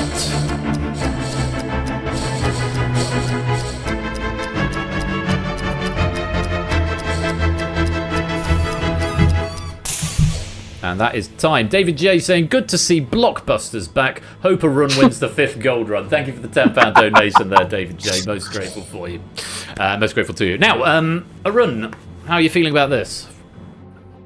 Well, I know both the songs. I'm not as keen on how are they charted. Mm-hmm. Which of these night songs? Because I've written questions about Elton John before, and I don't remember that being Saturday Night's All Right for Fighting being particularly one that charted. But it's not the most well-known Rod Stewart song. So I'm probably going to play... You're going to play Not Use the Hive? I'm going to play, because... Okay. Yeah, let's go with Saturday Night's All Right. Saturday Night's All Right for Fighting by Elton John. We'll lock Elton John in, and let's take a look and see how the Hive got on. We've locked in that answer. Hive. Green if you're right, red if you're not. Oh, well. A lot of red. Ah. And the Hive, thinking the same as you, are largely incorrect. 81% thought the same as you. I don't feel as bad. Just 19% getting it. Yeah, Rod Stewart, that peaked at number 5. Elton John peaked at number 7. 7? Wow. Yeah, only got to number 7. So if you did get that right in the Hive, very well done. You've got yourself 23 points for that. But Arun, we're yet to score, but you've got all 3 answering options available for the next question, which is going to be either games, 5th, or birthdays. Where are we going next? Right, I don't know anything about board games particularly. I don't like the look of the book series one, and more than... let's try the months. Months?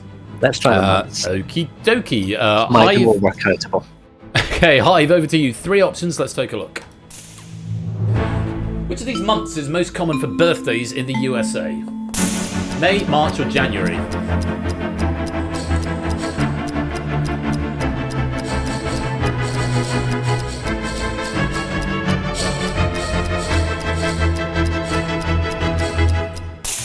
It's nice when we get over to that second column. That's time. 29 players answered. Now, you can either answer yourself, trust the Hive, or mistrust the Hive. Trust if you think most players will get this, mistrust if you think most players will get this wrong. These weren't the months I wanted to see. I wanted to see some months around about the sort of August, September, October time as being 9 months on from the dark, cold winter times. Do you think that's how procreation happens in the States? It's dark outside, so people are just going to go and shag and make babies. Is that? Well, it's cold out, isn't it? There's nothing else to do. There's nothing else to do. There's a certain logic in that. American television isn't worth watching. It isn't what it was. Yeah, you might as well. Wow, quite. I think the Hive of know those this. months, I know I know disproportionately large number of people with a January birthday. Okay. So if I was to answer, I'd probably go for January.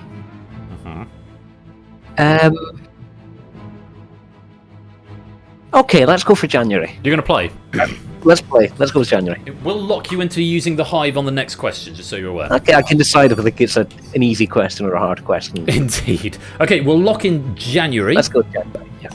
And let's see what the Hive went with, and whether they were right or wrong. Green if you're right in the Hive.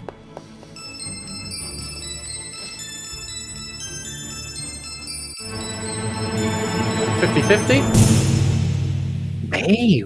May, yeah. 5th most popular month, March 7th most popular, January 9th most popular. I have to say... I know everyone born in January. I know lots of people born in January. How does that work? I have to say, RNG has done a bit of a number on you, because you mentioned the summer months. The options that didn't come up were August and September, which were 1st and 3rd, respectively.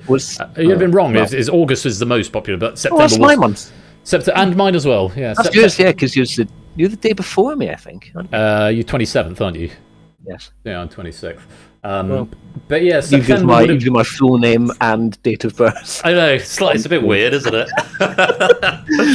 September would have been more right than all of the options that were there. But, Okay, yeah. May was the correct answer of the ones that were presented. 45% of the Hive getting that and getting 17 points as the result. Now, you're yet to score a run, but Yeah, I've you noticed are...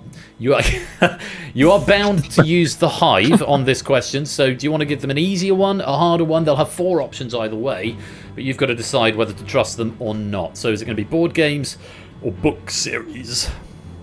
I'm going to go for... Hole in one. Yeah, well done. Well done. So far. Well remembered that as... Well done. Let's go with book series. Book and series. Hope it's impossible. Okie dokie, let's take a look. Hive, over to you. So these book series had the longest gap between its first and 5th installments. Discworld, Outlander, Mr. Men, Shopaholic.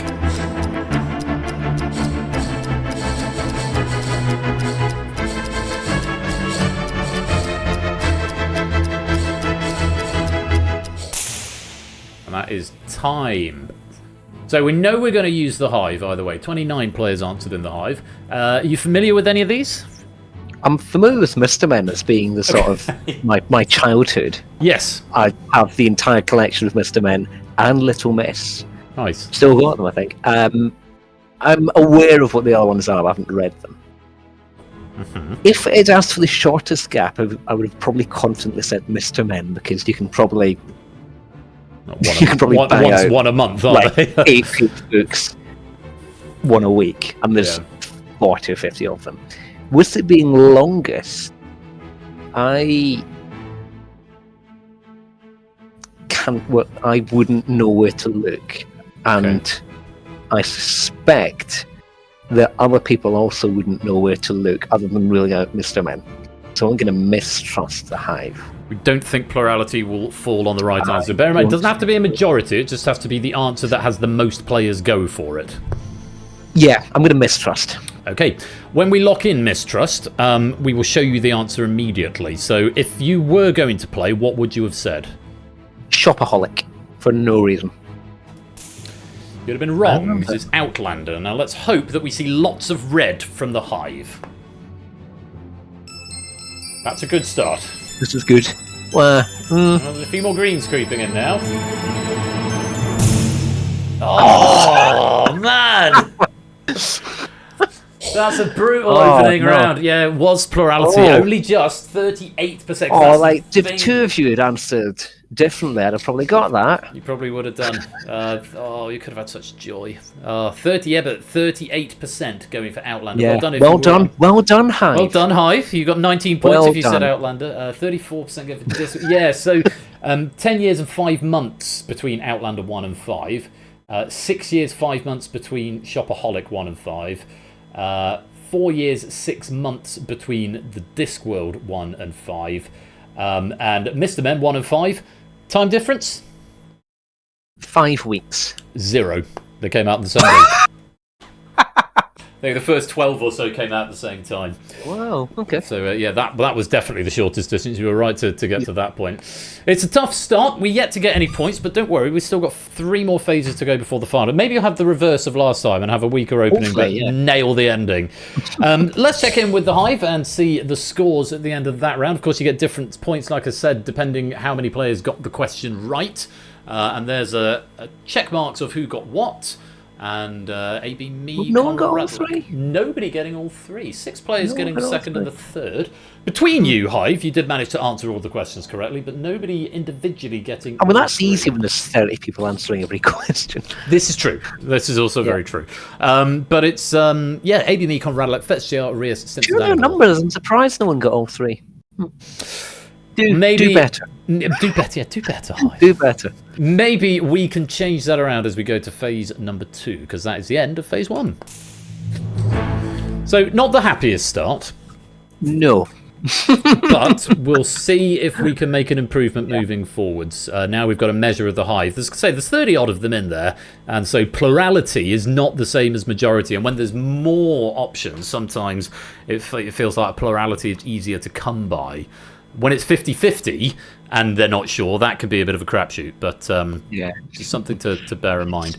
Let's go on with the game. Into phase number 2. Let's take a look at your board. Questions this time. See if there's something more cromulent for you. 20 points per Well, 20 points for this first. 2 options for this first question. Here's your board. Which of these historical figures was reportedly the tallest? Which of these companies was founded by the youngest person? Which of these podcasts has released the most episodes as of 1st of March 2025? And proportionally, which of these national flags contains the most blue? Right, all the nerds here know flags, so I'm probably going to leave that for a bit and then trust them. Let's go podcasts. Podcasts, okay. Try that through. 2 options are coming up for you, Hive. Let's take a look at them. Which of these podcasts has released the most episodes as of 1st of March 2025? The Rest is Entertainment or Pod Save America?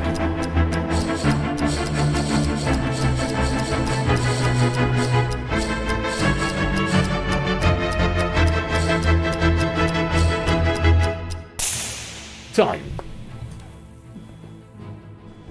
Any strong thoughts? You listen to either of these? I listened to one of these. You can have a guess as to which one. Might it be The Rest is Entertainment? Correct. That's is that Richard Osman's? Richard Osman, Marina Hyde, and it's really interesting. good. Yeah, it is. I enjoy that podcast. So that's been going, I think, since it's been going about a year, probably a bit more than a year. Okay. And that's 2 a week. Because they do general episode on Tuesdays and the questions and answers episode on Thursdays. Mm-hmm. So they've been doing 2 a week for over a year. When did it start? Can I listen to it? I'm going to say it started around about New Year's Day 2024. Okay. That's 100 odd. And then we've had 12 weeks of this year, 24 episodes. Let's say about 124. Okay. I don't know what Pod Save America is. I don't know how long it's been running. I don't know how many episodes. I don't know how often it releases episodes. But for a podcast series, say you go 1 a week and you've been going since 2021, you'll have more. So I'm going to go for Pod Save America. You're going to play? Yeah, let's. All right, let's lock in Pod Save America. And let's see how the Hive got on. How much saving does America need? How much time have you got, Lewis? Green if you're right in the Hive.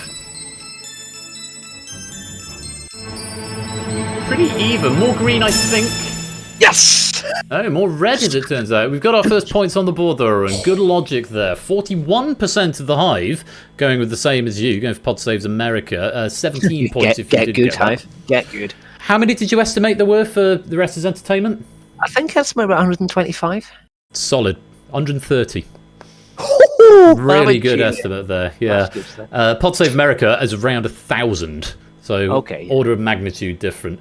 You did have the most and the least, or the most and the fewest on the options that came up. So the newsagents Call Her Daddy and The Diary of a CEO could have come up as the 2, 3, and 4 in the middle.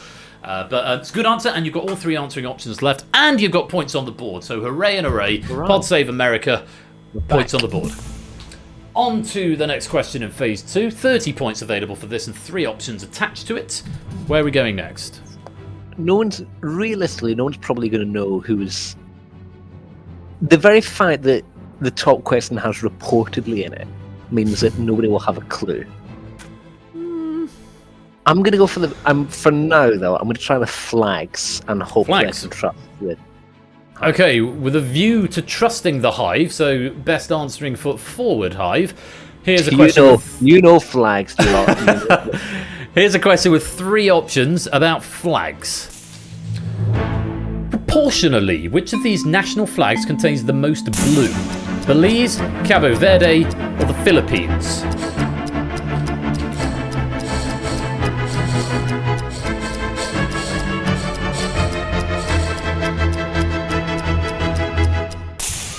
And that's time. So the goal is to trust the Hive here. 26 players have attempted it. Ideally, can you think of any of these flags? Can you picture any? I can vaguely picture Belize and Philippines. I've almost certainly seen Cabo Verde, but I cannot bring it to mind. But this slot no flags, don't they? This slot definitely no flags. Want to trust them? I'm going to trust the Hive, yeah. Okay. We will lock in trust. If you were going to play, what would you say? I think Belize has got a big sort of blue bit in the middle, sort of the sky. So I'd probably go Belize. You'd be wrong. Oh, okay. Cabo Verde. I'll tell you more about them in a minute, but we want to see lots of green. Hopefully the Hive knew better. Hopefully the Hive knew better. Hopefully the Hive knew better. He went to no flags. Hive. Wrong to trust. Just 19% go for Cabo Verde. 22 points if they did get it right. Yeah, Cabo Verde's got green in the name, but its flag has got 74% blue. Oh, okay. Belize is 54%. The Philippines is 39%. Iceland could have come up to put a cat among the pigeons at 65%, and the Dominican Republic. I would definitely have gone for Iceland. Yeah, there's a lot of blue on the flag of Iceland. Okay, not to worry. Well, the Hive players are getting that one right, but no good for you. One more question this phase. I can't trust the Hive. I can't mistrust the Hive. You can mistrust them on the next question, or you can answer yourself. Let's go historical figures. Okay, well, let's take a look. And Hive, because I don't think they'll have a clue. Let's find out. Hive, which of these historical figures was reportedly the tallest? Charles de Gaulle, Vladimir Lenin, Mao Zedong, Henry VIII.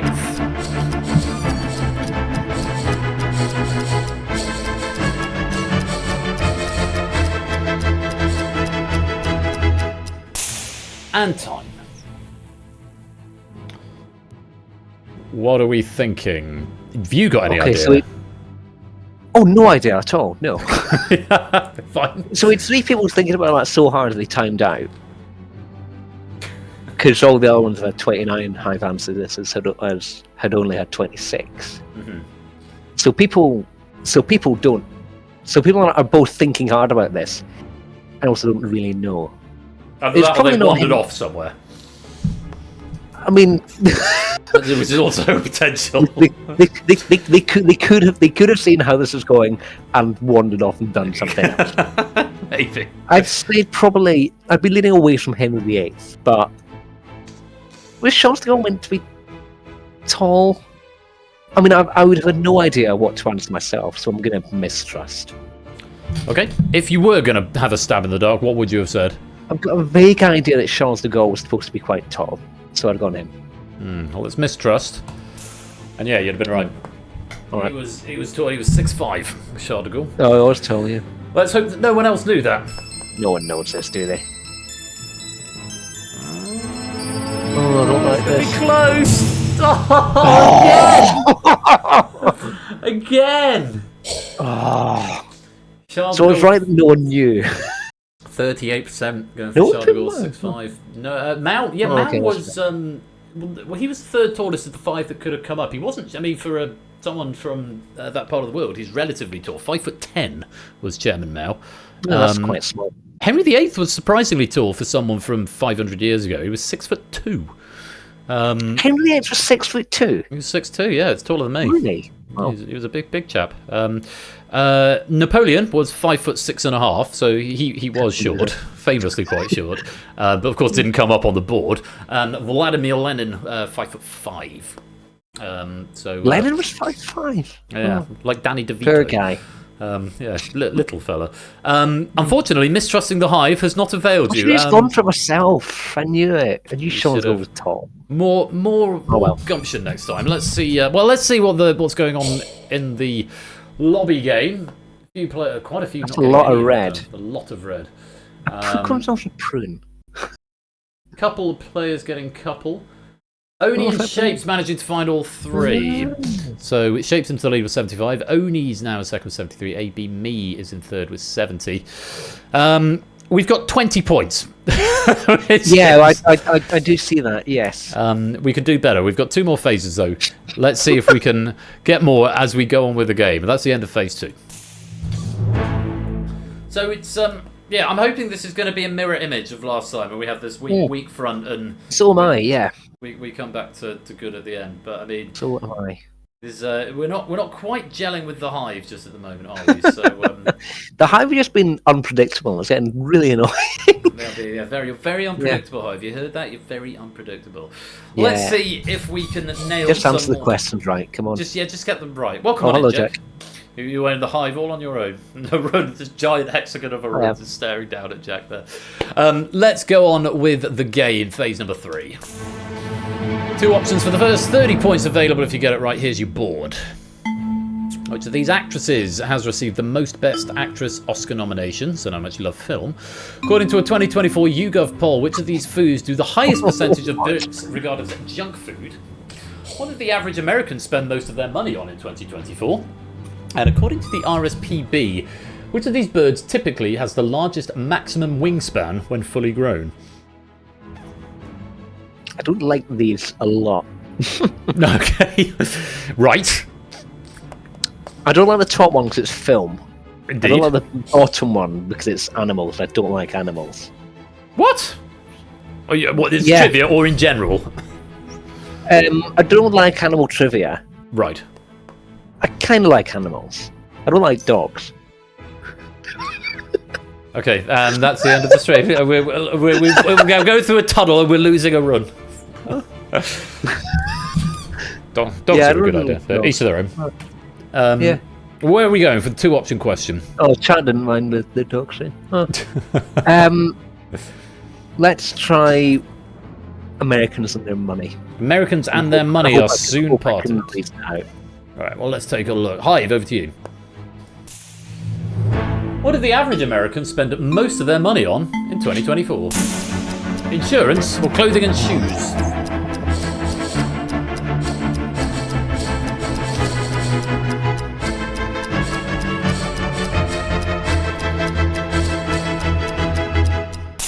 Time.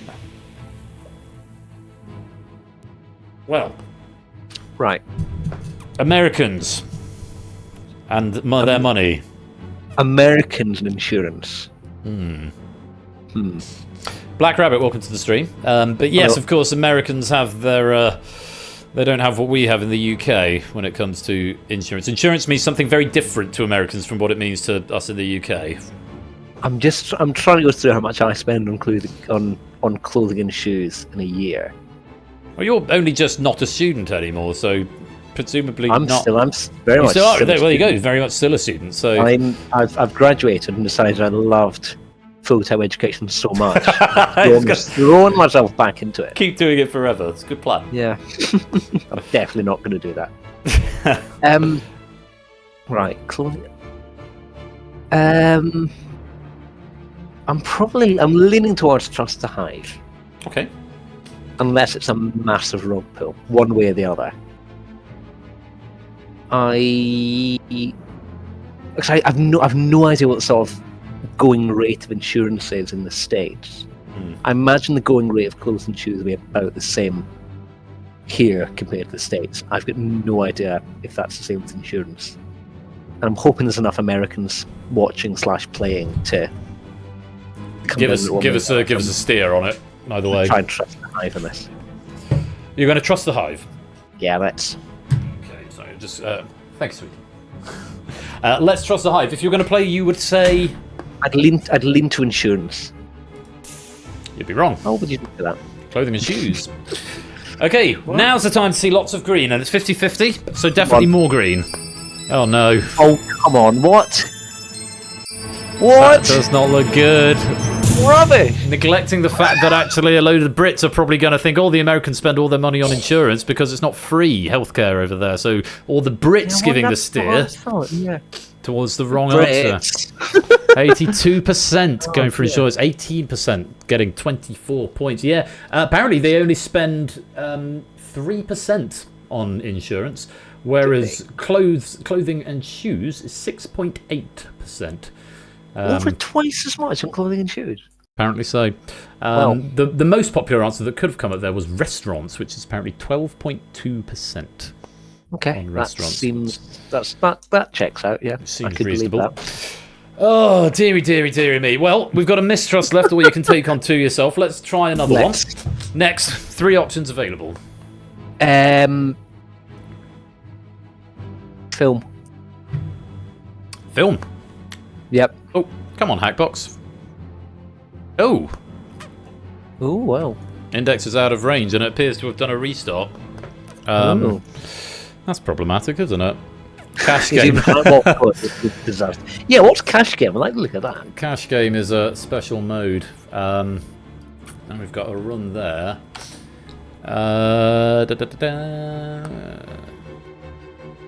Oh my god. It's rather balked. What has happened? Oh, it's disconnected and reconnected. Is what has happened there. Checks out. Does check out. Let me see if I can fix this. Let me refresh my controller first of all. I press progress gameplay. Oh. That question. Wingspan, Golden Eagle, Herring Gull, or Peregrine Falcon? Sorry you didn't get a choice, I just pressed the button. People are getting answers. And I'm going to get rid of that...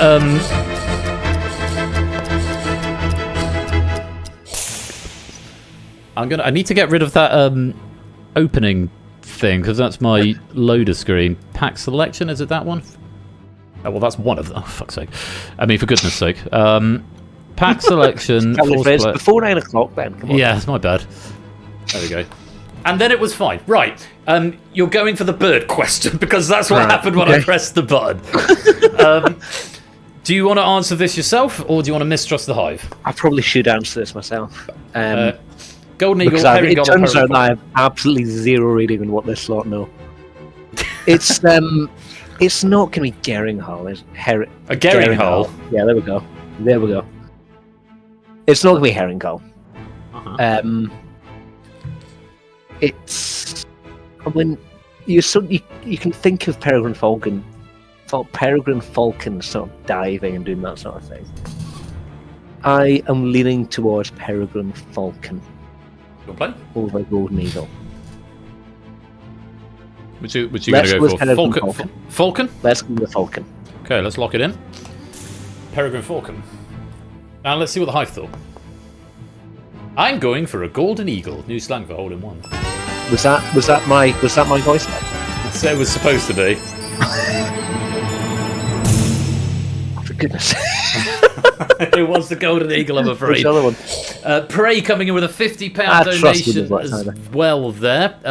Prey saying, hope you're doing well on this game night, 5th birthday. Oh, and special effect, take my money. More than happy to, Prey. Thank you very much for the £50 donation. That's most kind of you. Golden Eagle, yeah, 42% of the hive going for that, getting themselves 16 points. Peregrine Falcon is actually the smallest up there. Less than a Herringull. Less than a Herringull. 115 centimetres for a falcon. 150 for a Herringulls are massive. The Peregrine Falcons are small and speedy, but they're not very big. Golden Eagle. Don't like birds. Don't like birds. 220 centimetres for a Golden Eagle. Don't like birds. So yeah, bad luck. But I mean, 38% of the hive thought so as well. But still, I'm afraid no points for that one. Right, I'm actually going to give you a choice now. Thank you. You were going to go for film last time. Do you want to stick with that? No, junk food. Junk food, leaving film to the end, okay? Let's take a look at this junk food question. Hive, over to you. According to a 2024 YouGov poll, which of these foods do the highest percentage of Brits regard as junk food? Jelly, scones, popcorn, or ice cream?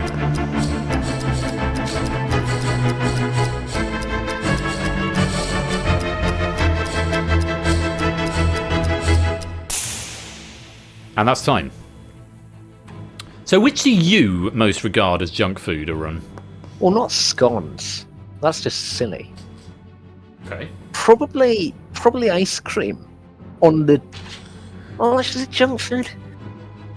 There's dairy in it, I suppose. Popcorn's sort of healthy if you don't add sweeteners to it and too much salt. Jelly's got no nutritional properties whatsoever. So I'd lean towards jelly. It's definitely not going to be scones, is it? We're talking most Brits. Once again, rule out scones, then not really know between the other three. I've mistrusted every time from here, and it's not gone well. It's not so I'm gone going to well. have to answer this myself. would people? Could you buy popcorn in sort of the crisps aisle? Often? Sorry, this just in from Lewis. Gallery request. Ben, please say option B properly. I did, Lewis. Scones. Say it again. Yeah. It's not scones. It's scone. Scone. Is it scone? Yeah. Yeah. It's not. It's scone. You must go back to school. No. As in stone of scone. It is. It's What do we go for? What are we playing? It's not scones. It's gonna be popcorn. You gonna play? I'm also not sure because it's what British people think. Yeah. And British people are very good at being silly when it comes to this sort of thing. But you buy it in the sort of you wouldn't consider jelly as a junk food because it's a pudding. Same with ice cream. I'm gonna go with popcorn because you buy it in the crisps aisle. All right, well, let's lock in popcorn, and let's see what the Hive thought of that. Green, if you're right. Lots of green would be good.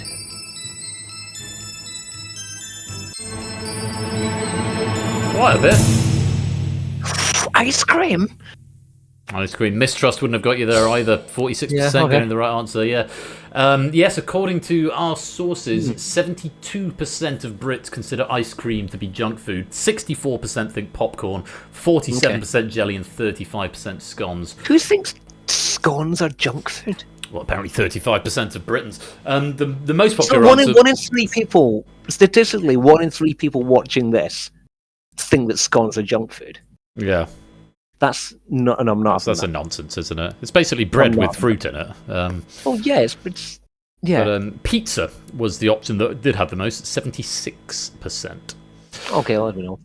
Which would make sense. If you got that right in the Hive, if you said ice cream, you got 15 points. Mr. V, welcome on into the game, and let's check it in at the end of the round, or the end of the phase. Again, a pretty tricky one for you there, Ron. They don't know things either. It's fine. And nobody getting all 3 on that one. Shapes with the lead still. Mononi in second. Matt is in third. And yeah, that is the end of phase 3. Right. Arun, I feel like I need to just impress upon you what's going on here. At the moment, you have earned 20 pennies. Yeah, yes, I see that. Plus, you'll get 10 at the end because you get 10 pennies for every one you get right. Okay. So at the moment, if we have a disaster in phase 4, you are going to be playing for a grand jackpot of 30 pennies. Yes. I mean, we had a lovely time and a wonderful chat, but I was kind of hoping for a little more than that. I mean, so was I, yeah. Let's see. Look, come on. Let's turn it around now. Phase 4. Let's get in tune with the Hive, and let's see what we can do. Let's go to phase 4. Prey, welcome to the stream, dude, and thank you again for that donation. Here's your board. In the past year, which of these sources has produced the most energy for the UK national grid? Which of these competitions awards the heaviest trophy to the winner? Which of these parliamentary chambers has the most seats? And which of these has occurred least often since the 1st of January 2000? Well, the problem with the bottom one is it could be literally anything. It could be anything whatsoever. I'm going to leave that and hopefully mistrust. Okay. I'm going to do competitions. Hope that the Ashes comes up so I can pick the other one. Okay. Hive, over to you. 2 options. Which of these competitions awards the heaviest trophy to the winner? Ashes. 2 options. The Masters Snooker or the Wimbledon Gentlemen's Singles?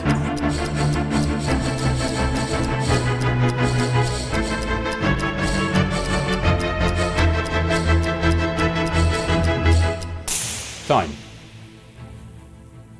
Are you familiar with either of these? I'm familiar with the Wimbledon one. It's the one with the pineapple hat, isn't it? That's the one. That's indeed the one with the pineapple hat.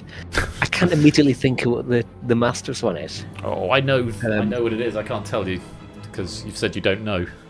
I mean, you definitely could. Also, it's not the World Championship. The Masters is the triangle with the snooker balls in it.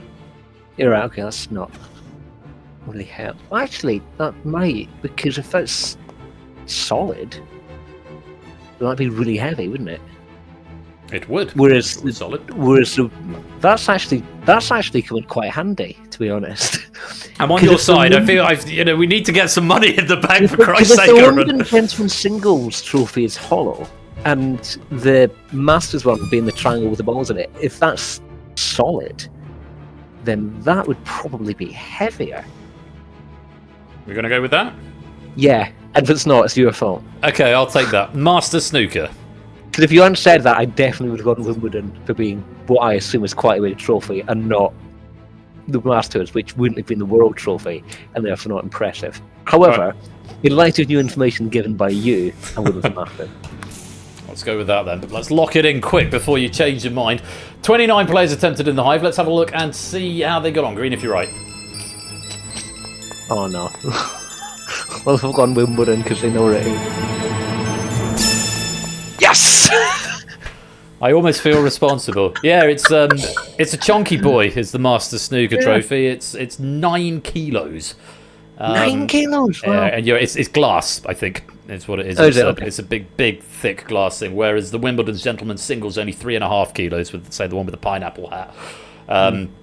I'm really sad that the Open Golf Trophy didn't come up, which was a potential option on there, but that's only a little thing. It's only 2.5 kilos. But yeah, it's a big lump of glass. A keen golf fan like me knows about golf. Would have known that, yeah. But Prug's saying it's a big lump of glass or crystal, but yeah, it's a chunky boy. And oh look, we've got the cursed percentages again. With and once again 48% making the 48% made the right decision, but 52% were wrong. In modern British history, 52% have made the wrong decision. Okay. And no, let's not get. Let's go back to the phase before I end up politicising myself into a corner. You brought up the politics bit. I did. I know, and I'm ashamed. There is a parliamentary question up there, and you've got all options available: trust, mistrust, and answer. What are we going for next? You parliament that. The thing, because I know what I would do if I was writing this and I wanted to be difficult, is I would go for something like, because the House of Lords has got loads of people in it, and I don't know what other countries are in terms of having sort of second chambers, and other bits of government that aren't necessarily the one the elected MPs are in. So I'm predicting that this is going to be unnecessarily difficult, but I'm going to go for parliamentary chambers. Parliamentary chambers, okay. 3 options. Hive, over to you. Which of these parliamentary chambers has the most seats? National Assembly in France, the Lok Sabha in India, or the Supreme People's Assembly in North Korea?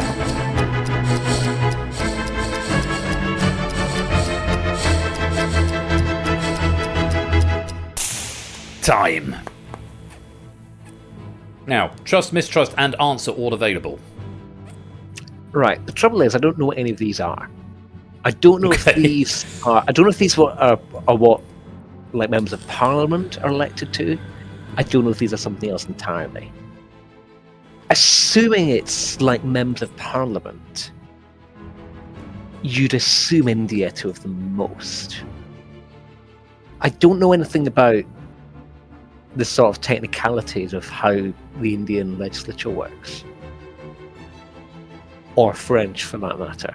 I don't know how many. I don't really know how many. Or the North Koreans for that matter, which is sort of fundamental. Yeah, I don't really know how these sort of legislatures are set up.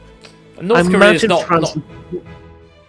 Sorry. Go on. I was going to say North Korea is not exactly famed for its democracy, but I don't know if the Supreme People's Assembly has. But there will still be a legislative system, and I don't know how it operates. Do you think the Hive will know this? No, I think the Hive will have no idea. Is it worth mistrusting? I feel like we're a team now. I feel like we need to club together to get some more points in the bag. Is it worth? I also feel like you just randomly. I don't know. I don't have any of the information on the screen. It comes through, but it's all encoded. I can't actually read what the Hive have said. I am. I'm trying to do it because I have. On the other hand, I have actually got the answers open on that screen, so I'm avoiding directly telling you the answers. But I just feel like we need some team bonding here. Because Britain gets 650 MPs. Yeah. France has got France has got a probably smaller the- population than the UK, so you'd think that would Yes. have fewer than It's the good. UK, but It's a bit smaller, but it's much bigger. that It is must- literally it an must- oxymoron. It's a bit smaller, but it's much bigger. Yeah, but the size is Well, bigger. the population is a bit smaller, but the The National size Assembly is bigger, yeah. Right. I finished all words of that sentence in my head. I didn't really think to say them out loud. If I'm ever writing this, I think the obvious answer is for it to be India. So I'm going to go with France. You sure? You want to play? You can use the hive if you like. I'm going to go with France. Okay, let's lock in France. Let's see how the hive got on. They're not India. So they're getting it all wrong. You should They're have not India. mistrusted them. Let's have a look. See? Oh, Silent Marine's got it. And a couple of others. Okay, right. Okay, fine. That sounds great. They thought the same as you. They thought it was India, which was not the right answer. It's the Supreme People's Assembly in North Korea. Just 17% getting it right and getting 25 points. Yeah, there's 687 seats in North Korea. Alright. The National Assembly was the second highest, 577. And then you were right that France was more than India. India's only got 545. They were the top three of the answers available. I know the writers here are like. Yeah. Oh dear me. Okay, we're bound into using the hive. So let's club together because again, I can see the answers, but I don't see the hive results. So let's team effort here. Come on, let's get ourselves some points. What are we going for? National grid or which of these has occurred I least think the often? last one is probably going to be impossible, so let's go with it. Okay. Hive, 4 options. Which of these has occurred least often since the 1st of January 2000? European Parliament elections, leap years, players competing in a Golden Slam in singles tennis, or Baldur's Gate game releases?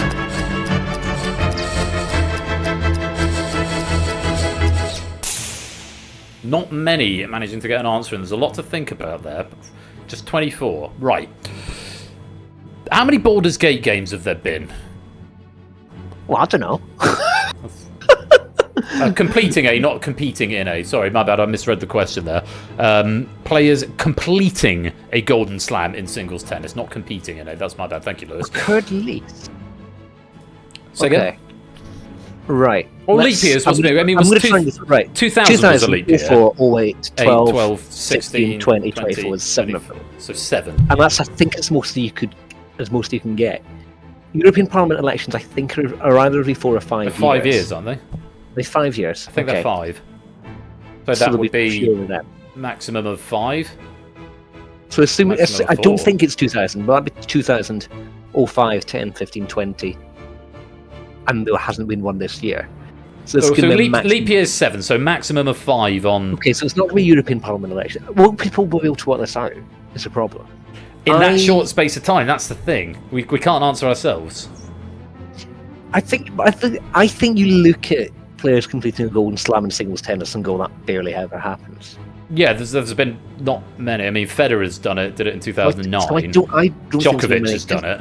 Because Golden Slam requires there to have been Olympics. Because a Does Golden it? Slam's the majors and a gold medal in it. I'm not gonna lie, I don't think it's players completing a Golden Slam. I don't think there's many. There's Djokovic, Murray didn't do it. I don't think Nadal did it. Federer's done it. Djokovic has done it. Maybe Nadal. Did Alcaraz do it last year?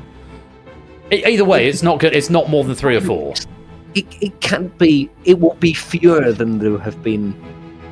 I've no idea in Baldur's Gate. I'm going to trust the Hive. I'm going to trust the Hive. On instinct, just looking at it, my first instinct was there probably weren't that many. Just to Manic Volcanics just pointed something out. We're looking for least often. Yeah, least often. So the one that's happened least is the one that's hardest to do, and I don't think that's it's surely that's the Golden Slams. I think it's Golden Slam, yeah, and I sort of thought that straight away. Well, I think Golden Slams is like 2 or 3, and I'm sure there's been more than that Baldur's Gate games. I don't know how many, but there's been more than that. Let's trust the Hive. After all that, hopefully the Hive can work that out, but we think it's Golden Slams. And I think it's good. We do think it's Golden Slam, yeah. We want to trust? Let's trust the Hive, yeah. Okay, it is Golden Slam, so we were right. So we're vindicated either way. Hive, green, please. Come on. That's good. And you know this. You know this. You know this. Yeah! Well done, Hive. Well done. Knew you'd come through. 42% of you but well done anyway. getting 15 points. I'm actually going to look at my stats now. Golden Slam's 3, so I'm assuming Federer, Djokovic, and maybe Alcaraz. I don't know if Nadal did it. European Parliament elections, there were 5. Leap years, there were 7. Baldur's Gate games, there were 9, apparently. Oh, fair play to you down at Baldur's Gate HQ, but I have played none of them. No, likewise. Well, we've got some points at least. 15 points in the Hive. Let's see how the Hive got on with those questions. 32 of them in active rotation at the moment. A few ones. Cliffy getting a 2 there. Rias getting a couple of them. Flyboy and Draco Rex getting 2 of them. Silent Marine and Matt getting 2. Shapes getting 1, but Shapes retaining the lead on 130. Matt on 120. Silent Marine on 106. They're the top 3. That is the end of phase 4. Right, that was better. But we're all out of questions now. We've seen all of them except for one. So now it's the final phase. Now this is the bit that wasn't so great for you last time. So now it feels like we've got into the flow of the game. Let's see if we can flip. I've got the hand in that most of them. Most of the right answers sort of hit about the 40% mark. Well, look. Let's see if we can turn this around because, let's see how much we're playing for. I mean, it's not going to, change the world. Let's be honest. 9, 14, 23, and 45. But that could add up to 90. And I'll tell you what, we'll give you something for nothing because you've been a good sport. You got 3 of the questions right, so we'll give you 30 for nothing. Okay, we want to win a proportion of the pot, and we've split it into 10%, 15%, 25%, and 50% of what you amassed. That 90 has now been split. You've got to place the answer relative to the other answers onto the timeline as and when they come in. So to start us off, the Hive are going to get 1 question. You're not going to answer any of these, but obviously we'll have a chat about them.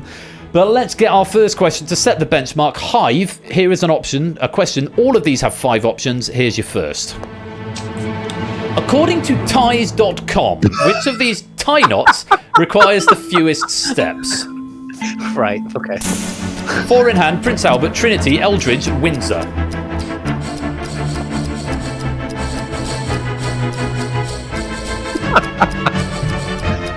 I see what you're saying. I was expecting you to be wearing a tie tonight, actually. I'm not going to lie. Yeah. That apparently didn't happen, but do you know anything about ties? Because I know a bit about ties. The fewest step. Okay, I've recently learned how to do a Windsor knot. Okay. I was about your age when I learned to do a Windsor knot, maybe a few years younger. It's a real pain. It's not. I tell you what is a real pain: an Eldridge knot. Yeah, I mean, I've never heard of an Eldridge knot. I've heard of a four-hand knot because I've written a question about it. The Eldridge knot is one of these. If you ever look at the Far Cry 6 cover art, the main antagonist on the front, who's played by Giancarlo Esposito, he's wearing an Eldridge knot. It's one I tend to wear to weddings quite a lot. Right, okay. Let me see if I can find a photo because it's my favourite knot. Okay. And it is an absolute work of beauty. And I've probably worn it on stream before. Right. You can just about see that.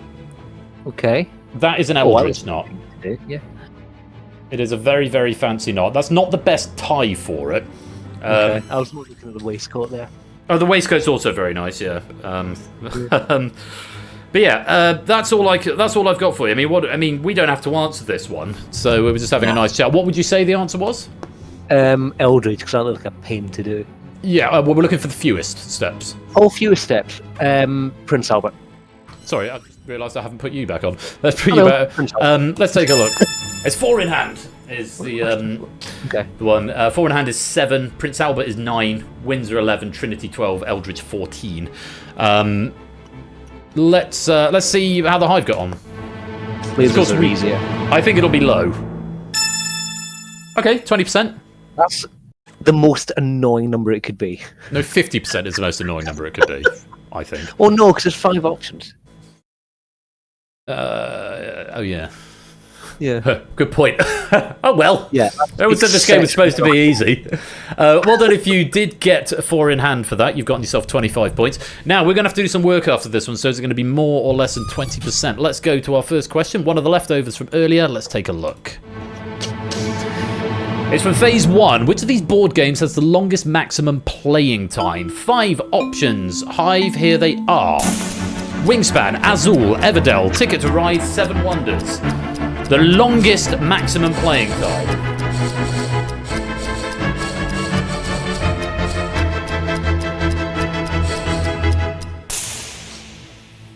Lewis, are you able to look at this question pack and tell me, is the trivia backwards or is the question upside down? Because I've got an answer down as most correct, but then it's according to the respective board game maker. But then in my trivia, it's starting with the lowest time, so I don't know if the trivia's just been... Trivia's backwards, okay, that's fine. Have you played any of these, Arun? No. I've not. I've looked at Ticket to Ride. I've looked at Azul, and I know the name Wingspan because it comes up in many quizzes. But other than it being the birdie one, I don't really know anything about it. No, I'll say I've never played any of these. Shall we have a look at the right answer? I guess 7 Wonders, because that sounds like it would take ages. It's Everdell. That'd be my other choice because I've never heard of that. Do you think Right, the Hive okay. would have known this, or do you think more than 20% of the Hive would have known this? I'm really not sure because I'm basically considering if it's more or less than basically blind chance. I mean, I don't know anything about the topic. I don't know if there's anything you could reasonably rule out. I'm going to suggest that the Hive members, are less likely to pick a game they haven't heard of. So I'm going to say less. We're going to go A. Yeah. Okay, let's find out. How many people said Everdell?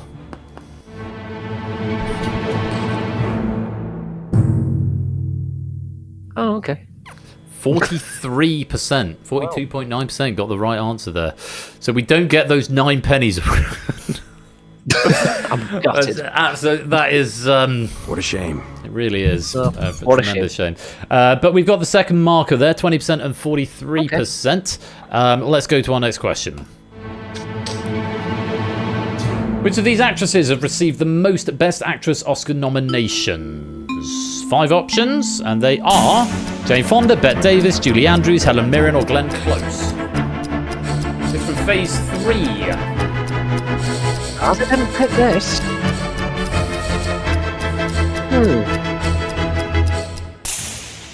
Incidentally, Everdell has a maximum playing time of 80 minutes. 7 Wonders was actually the shortest, at just 30 minutes. So what a game. What a game. Now, you obviously don't like film. Yeah. However, I've looked at lists of actress and actor winners. However, that's winners, not nominations. Yes. I'd probably guess Helen Mirren of those. Just has been... Oh, wow, really? Indeed. Bette Davis is the correct answer. Would you think of her as a sort of archetypal Hollywoody person? I don't think it's... I wouldn't, more than personally. 40%, no. Is that, what would you have guessed? I would have guessed Glenn Close, because she's been nominated for loads, but has never won. She's one of the most nominated without winning. Either that, or as you said, Helen Mirren. I wouldn't have guessed Bette Davis. I'm going to rule out C. Okay. Would you think that'd been Bette Davis would... I mean, with Helen Mirren and Glenn Close, Julie Andrews, I mean, Bette Davis is probably the least... Is she the least well-known? More than 5 people are going to get this right. How many I'm people going to said B. 28, yeah. B? I'm going to go B, yeah. Alright, let's see how many people said Bette Davis. Oh, a run! What is happening? No, 14.3%. 25 points if you did say Bette Davis. Well, no play to you. Well done. Yeah, Helen Mirren was the least, only 2. Julie Andrews 3, Glenn Close 4, Jane Fonda 6, Bette Davis 10. So Bette Davis by quite a long way, actually. Oh, never mind. We've got the big one to go. 23 and 45. Come on, we can salvage this. We can turn this around. Yes, yeah. Next one. For phase 2, which of these companies was founded by the youngest person? 5 options. Bumble, Tumblr, Alibaba, Glossier, Dell.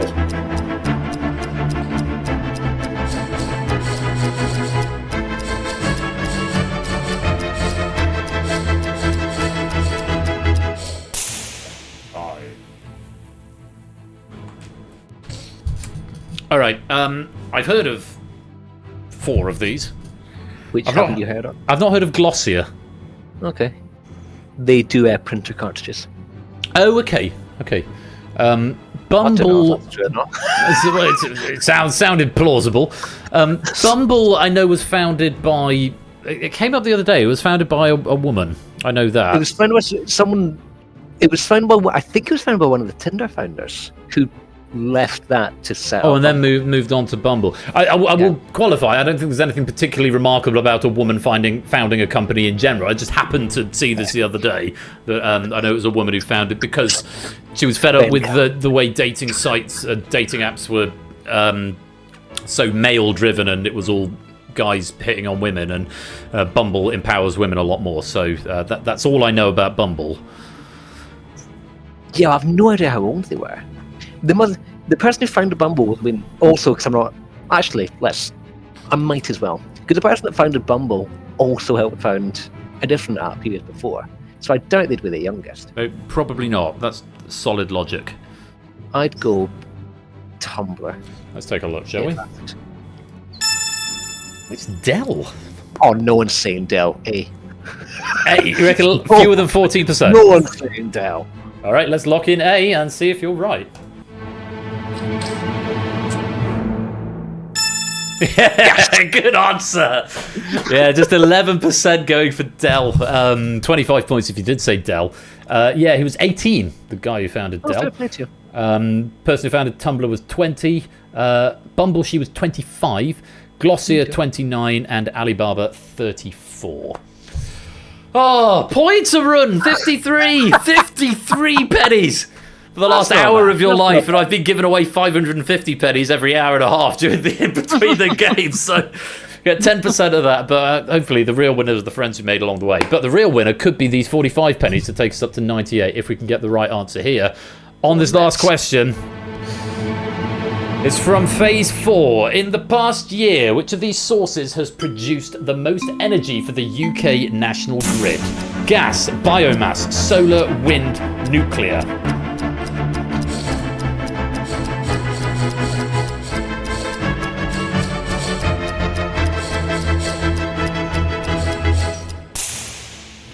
And that is time.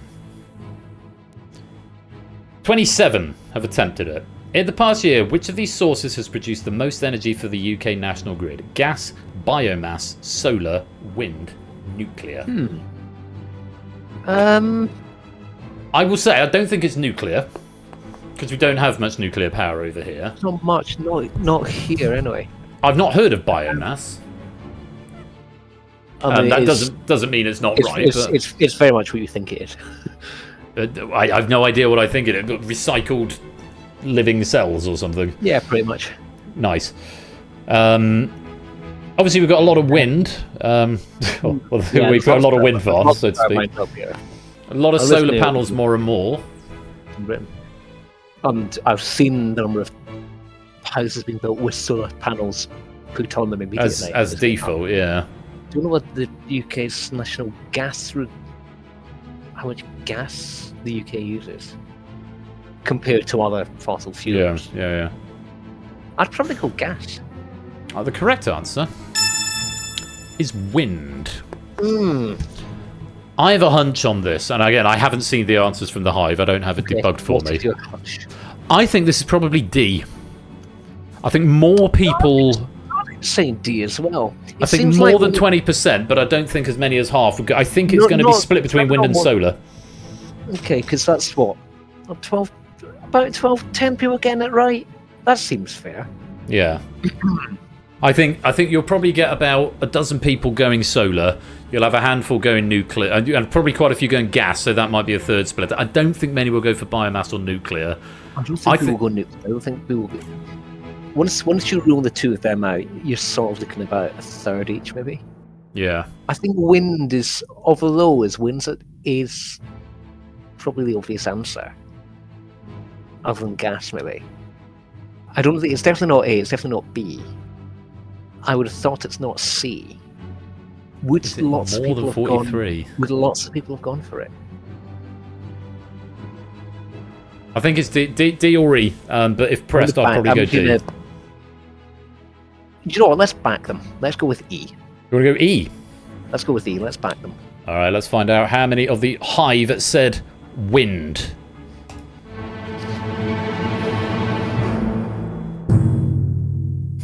What did you say? You said a third.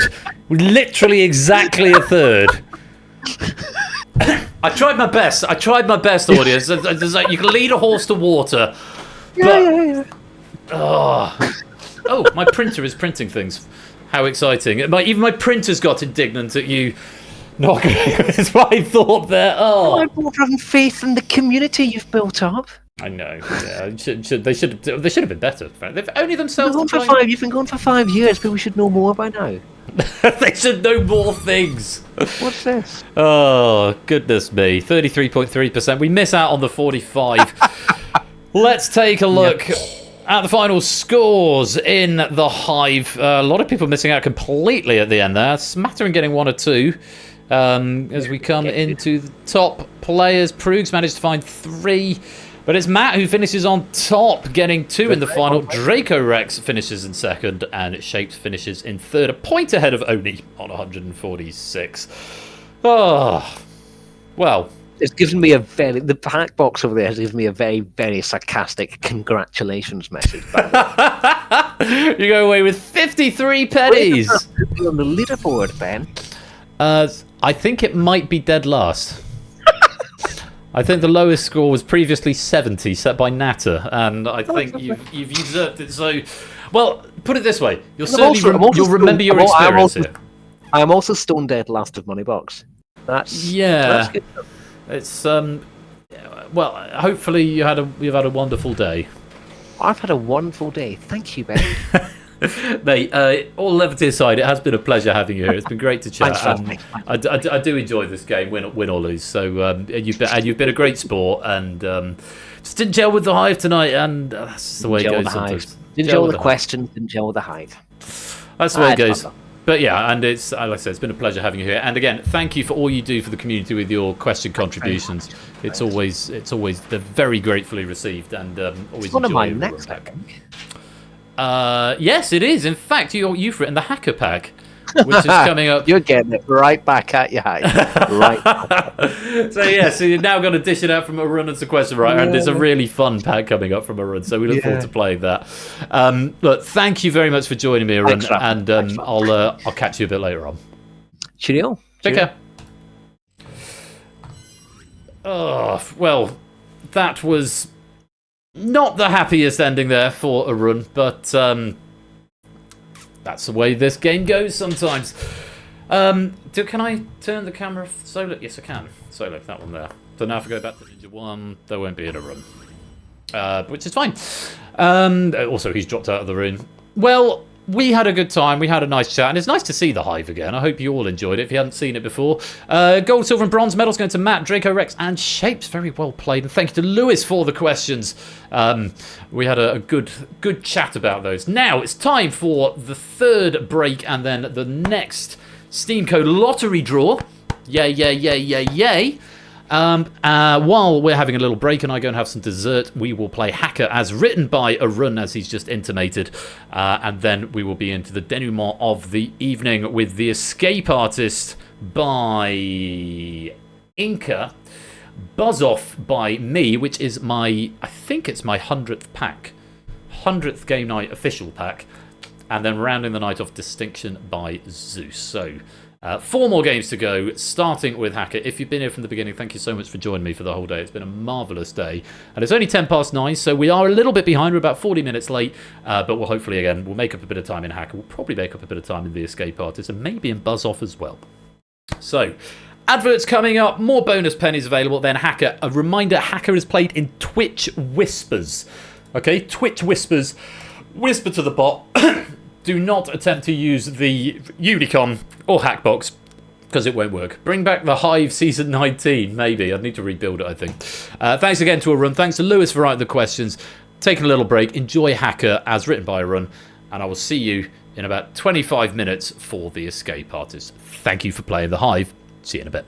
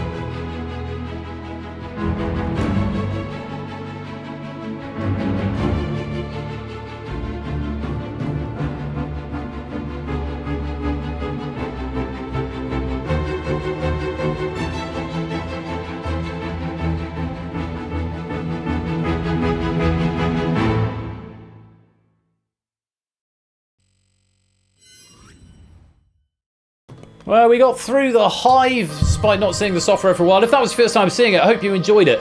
Keep those donations coming in. We are up to £880. I think that there are still 2 Steam lottery codes left. If you donate £30 or more, we're going to the Steam lottery draw. We're going to draw the next few of those in a few minutes, and maybe do all the rest of there and then do the last 2 at the end of the night. So get yourself some more drinks, get yourself some more snacks, go stretch your legs. Hacker will be here in about 3 minutes, and then we'll be moving on to the Escape Artist by about 9:30.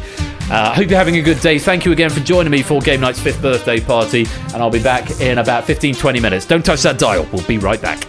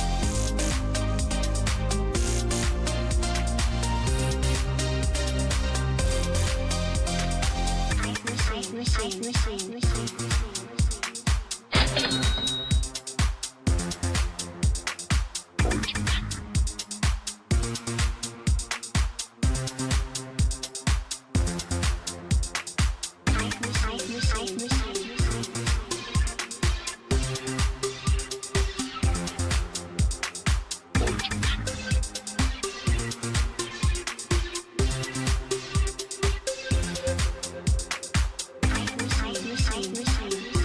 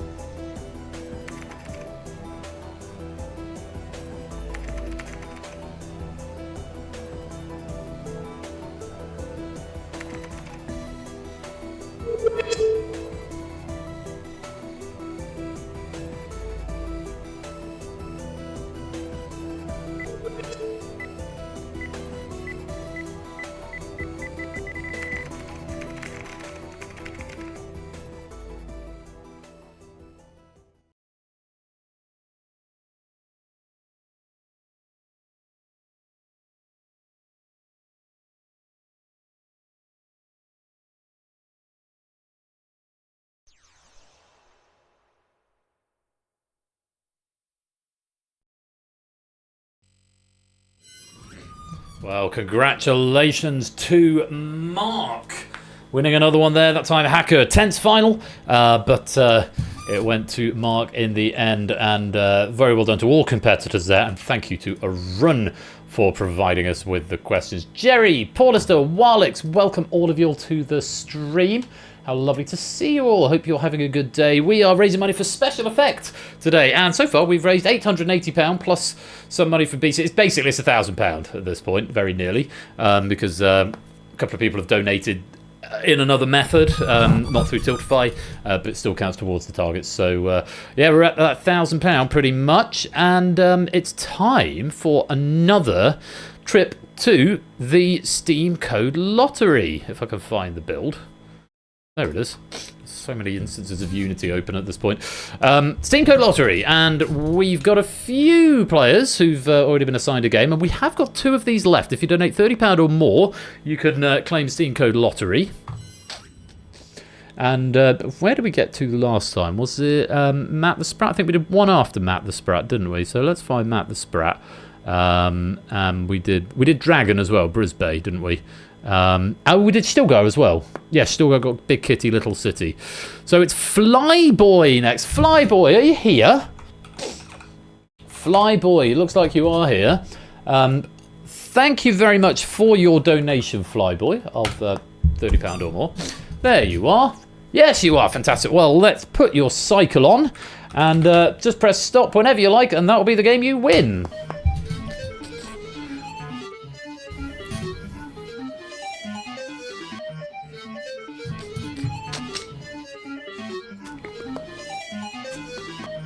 Without the full stop, though. It's exact text matching.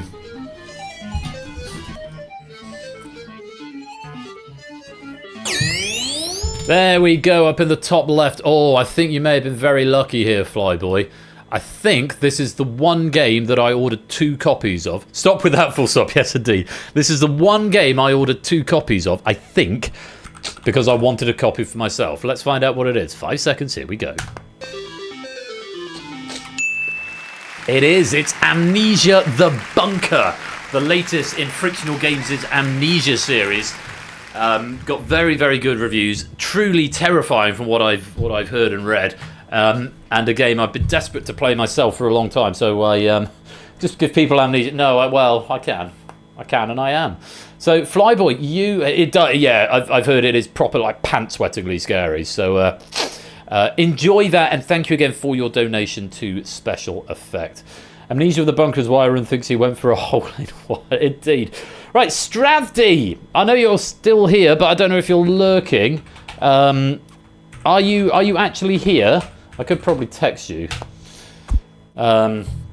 Grayscale. But if you are here, let me pop you a quick message. See if you can. If you're not here, there he is. Message.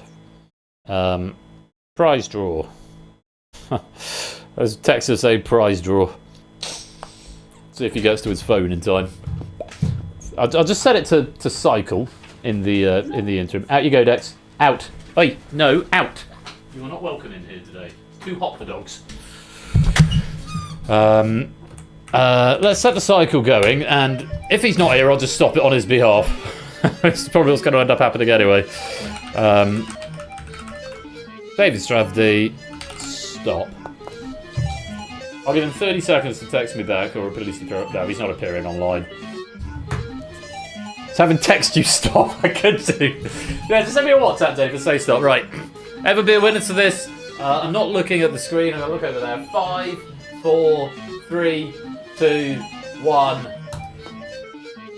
Oh, okay, let's try again. Well, Flash, here comes the raid. Flashy Lounge, welcome on in, Raiders. 5, 4, 3, 2, 1. And we've stopped it down there. Raiders, Flash, welcome. We're running a little bit late. We're about half an hour or so behind, but welcome on in, Flage and Raiders. Mammal 97, Flage, Henry the Quacker. Welcome to you all. Thanks for that raid, Flage. Welcome on in. Buzz Off will be commencing in about 50 minutes' time, featuring Flage and Lounge, your very own Flage and Lounge. And another guest who I'm assured is also going to be raiding later on. Welcome in, Connors and Kit Kat. Lovely to have you here. And let's find out what David has won in his absence. 5 seconds. Here we go. Reveal. Oh, hashtag reveal. There we go. It's Little Nightmares Ultimate Collection, I think, or something like that. The quote from SE, thank you for raising money for them. They're an awesome charity, DK. Welcome on into the stream. Great to have you here. And for those just joining in from Flage and Lounge, I'm going to give them a little shout out. Flage and Lounge, who I'm sure you all know because we raid him sort of most of the time. He's a GTA Vice City speedrunner. Welcome, Camping Banana. Great to have you here. He's a great guy. He's a lot of fun, and he's sort of been a part of this journey of mine on the wider Twitch community outside of the world of quiz. But we're bringing him in to give him some quiz along with HUDs a little bit later on. So go give him a follow. He's a good, wholesome guy. We got one game before that feature game.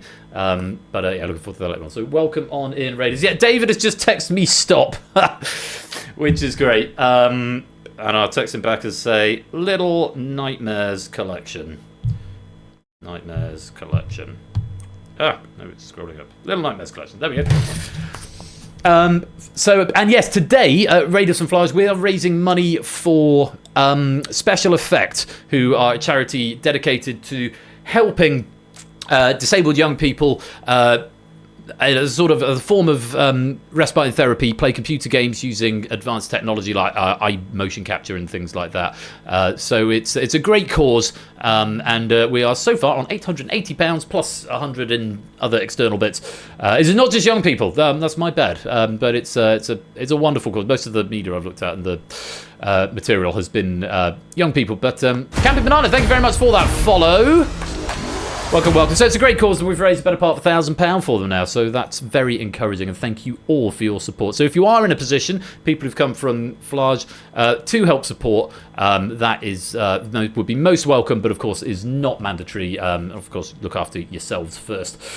Inca, you are next into the draw.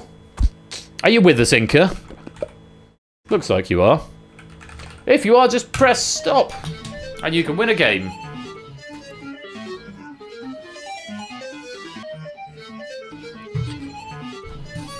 We're rapidly running out of games, but we have got 2 more. If people want to make any more donations, donation of £30 or more, you can claim a prize.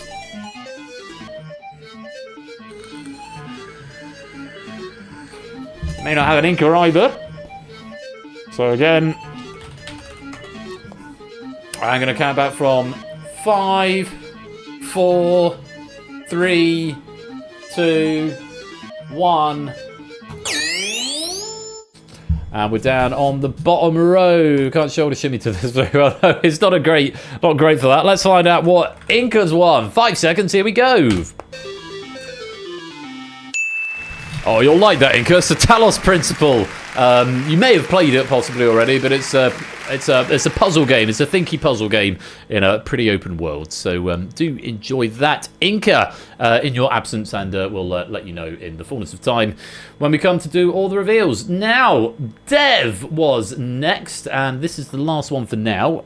Yeah, it is very good. It is very good. Dev, are you here? Let's load you in. Says you're here, but I know you possibly had to go away this afternoon, so you might not be here. You might just be lurking.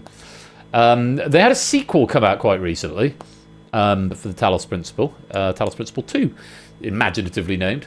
Well, let's start the cycle. I don't think Dev is here, so again, I will stop in his name. There's only 3 left to choose from, and we're going to stop in 5, 4, 3, 2, 1. Stopping up there on the top row. Let's see what Dev has won. 5 seconds. Here we go. Oh, I forgot to put that one in. This Deus Ex Human Revolution. which is an RPG from about 10 years ago, but Deus Ex is one of the greatest RPG series is ever made, if we forget about Invisible War, which wasn't so good. So there are 2 games left, one on the left and one on the right. Can you work out what they are? If you want a chance at winning one of those, you need to donate £30 or more at the Tiltify link, which can be found right there. Donate to Special Effect £30 or more, and you could be in with a chance of winning one of those games. There are only 2 rewards left available. JR's a guess at the one on the left. Well, no spoilers. We want to keep it out of the chat for now, so if you've got an idea, we can see if you were right a bit later on. And Risu thinks they know the one on the right. Well, we will find out a bit later on, assuming people made the donations. We may not find out. We may not find out. It depends if we get those donations. But I'm optimistic and hopeful that people will donate, and that will be lovely. We can give away those prizes. Now, it is time for our penultimate Mamorpaga game. Massively multiplayer online, but not role-playing, so MMO game. Stop without full stop, indeed. This is The Escape Artist. It's been written by Inca, and yeah, proofed by... Who proofed this one? It wasn't me, was it? Or was it me? Was it me? I don't think I did. No, it was Cola proofed this one. So Escape Artist by Inca now. We've then got Buzz Off featuring Flage and Huds. And then to finish off the night, we've got Distinction. So into the final stretch, gang, at 10 to 10 as we approach hour number 12. Or we come to the end of hour number 12, I suppose it is. We are going to play The Escape Artist. So if you've just come over from the Flage raid, Universe Controller right there if you want to take part. Mamorpaga, indeed. This is The Escape Artist as written by Inca. We'll see you in the game.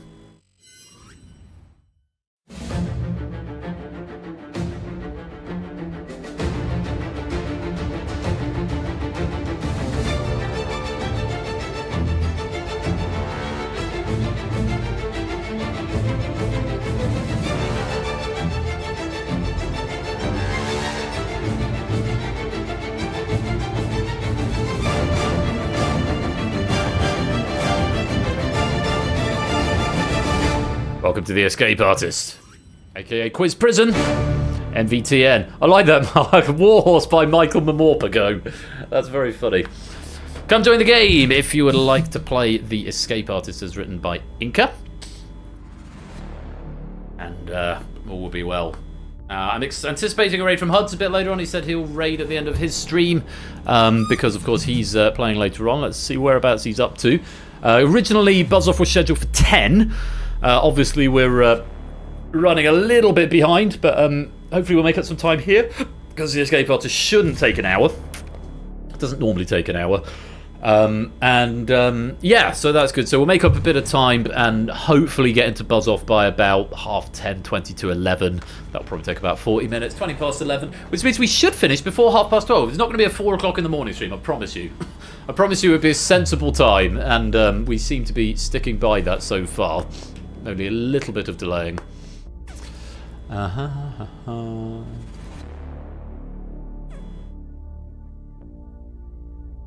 Thank you for your DM, Stilgar.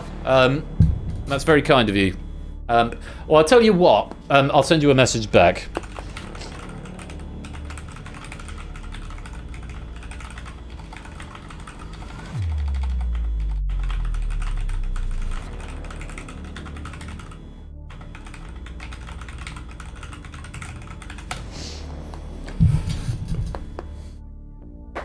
MVTN, there's 32 of you in so far, room for 39 in this game.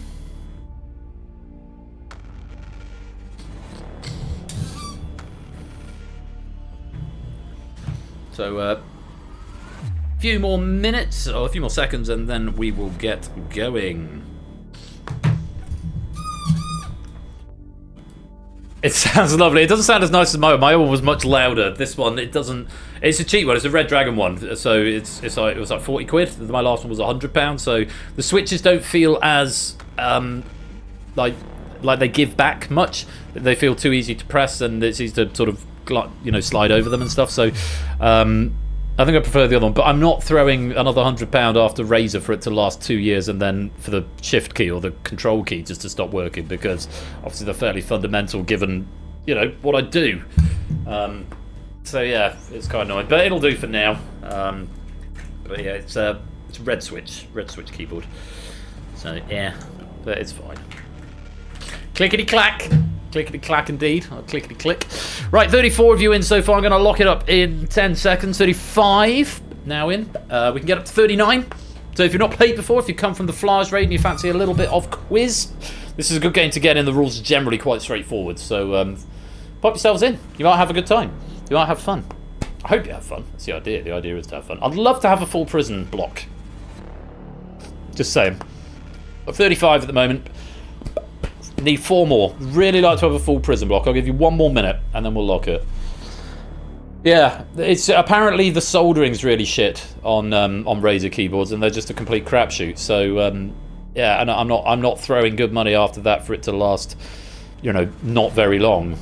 It's just not worth it. 30 seconds, and then we'll go. I think I've just chucked a V3. I mean, I've still got it. It's over there. I think it was a Basilisk V3. Was Basilisk the mouse? So I've got a Razer mouse as well. But I've always liked Razer mice and keyboard and Corsair headsets, and they've generally always done okay. But yeah, this mouse is about the 3rd mouse that I've had in about 4 years as well. So it just seems they're not made to last. And my work laptop's a Razer as well, and that's. That apparently there have been problems not just with mine but with others as well. So Razer's not as reliable as it thinks. Anyway, I'm being terribly boring and talking about technology, but what you don't cut your house with the Razer mouse. Indeed. Right, 36 players. Let's lock you in.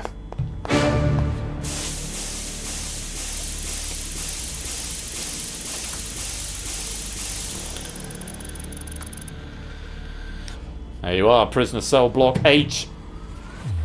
And time to play the escape artist. There are 4 cells available. If anyone wants to come and join, we will put you in those cells. If you join within 3 cells available. If you join within the first 5 questions, you can join the game. Thereafter, you'll join and then immediately be locked in.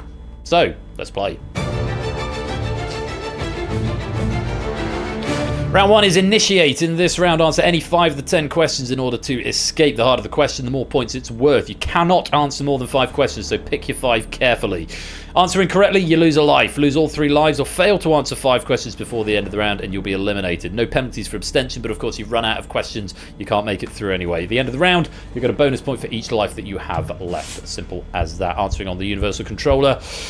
That's a pretty good difficulty curve with 3, 2, and 1 in the second half. 10 and 8 mixing it up, so you got a little bit of a difficulty spike, but I'd say that's pretty good as difficulty curves go. 7, 4, 5, 9, 6, 10, 3, 2, 8, 1.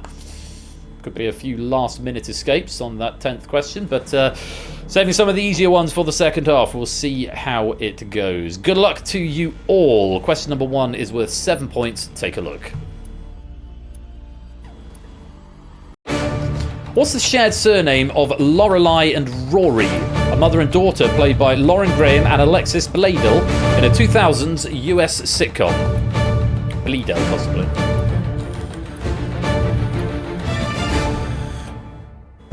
That's time up. 12 players having a go. The correct answer, of course, Gilmore. They are the eponymous Gilmore Girls from the series of the same name. That takes it down. You still could join, but yeah, that would have been 7 points for you for Gilmore.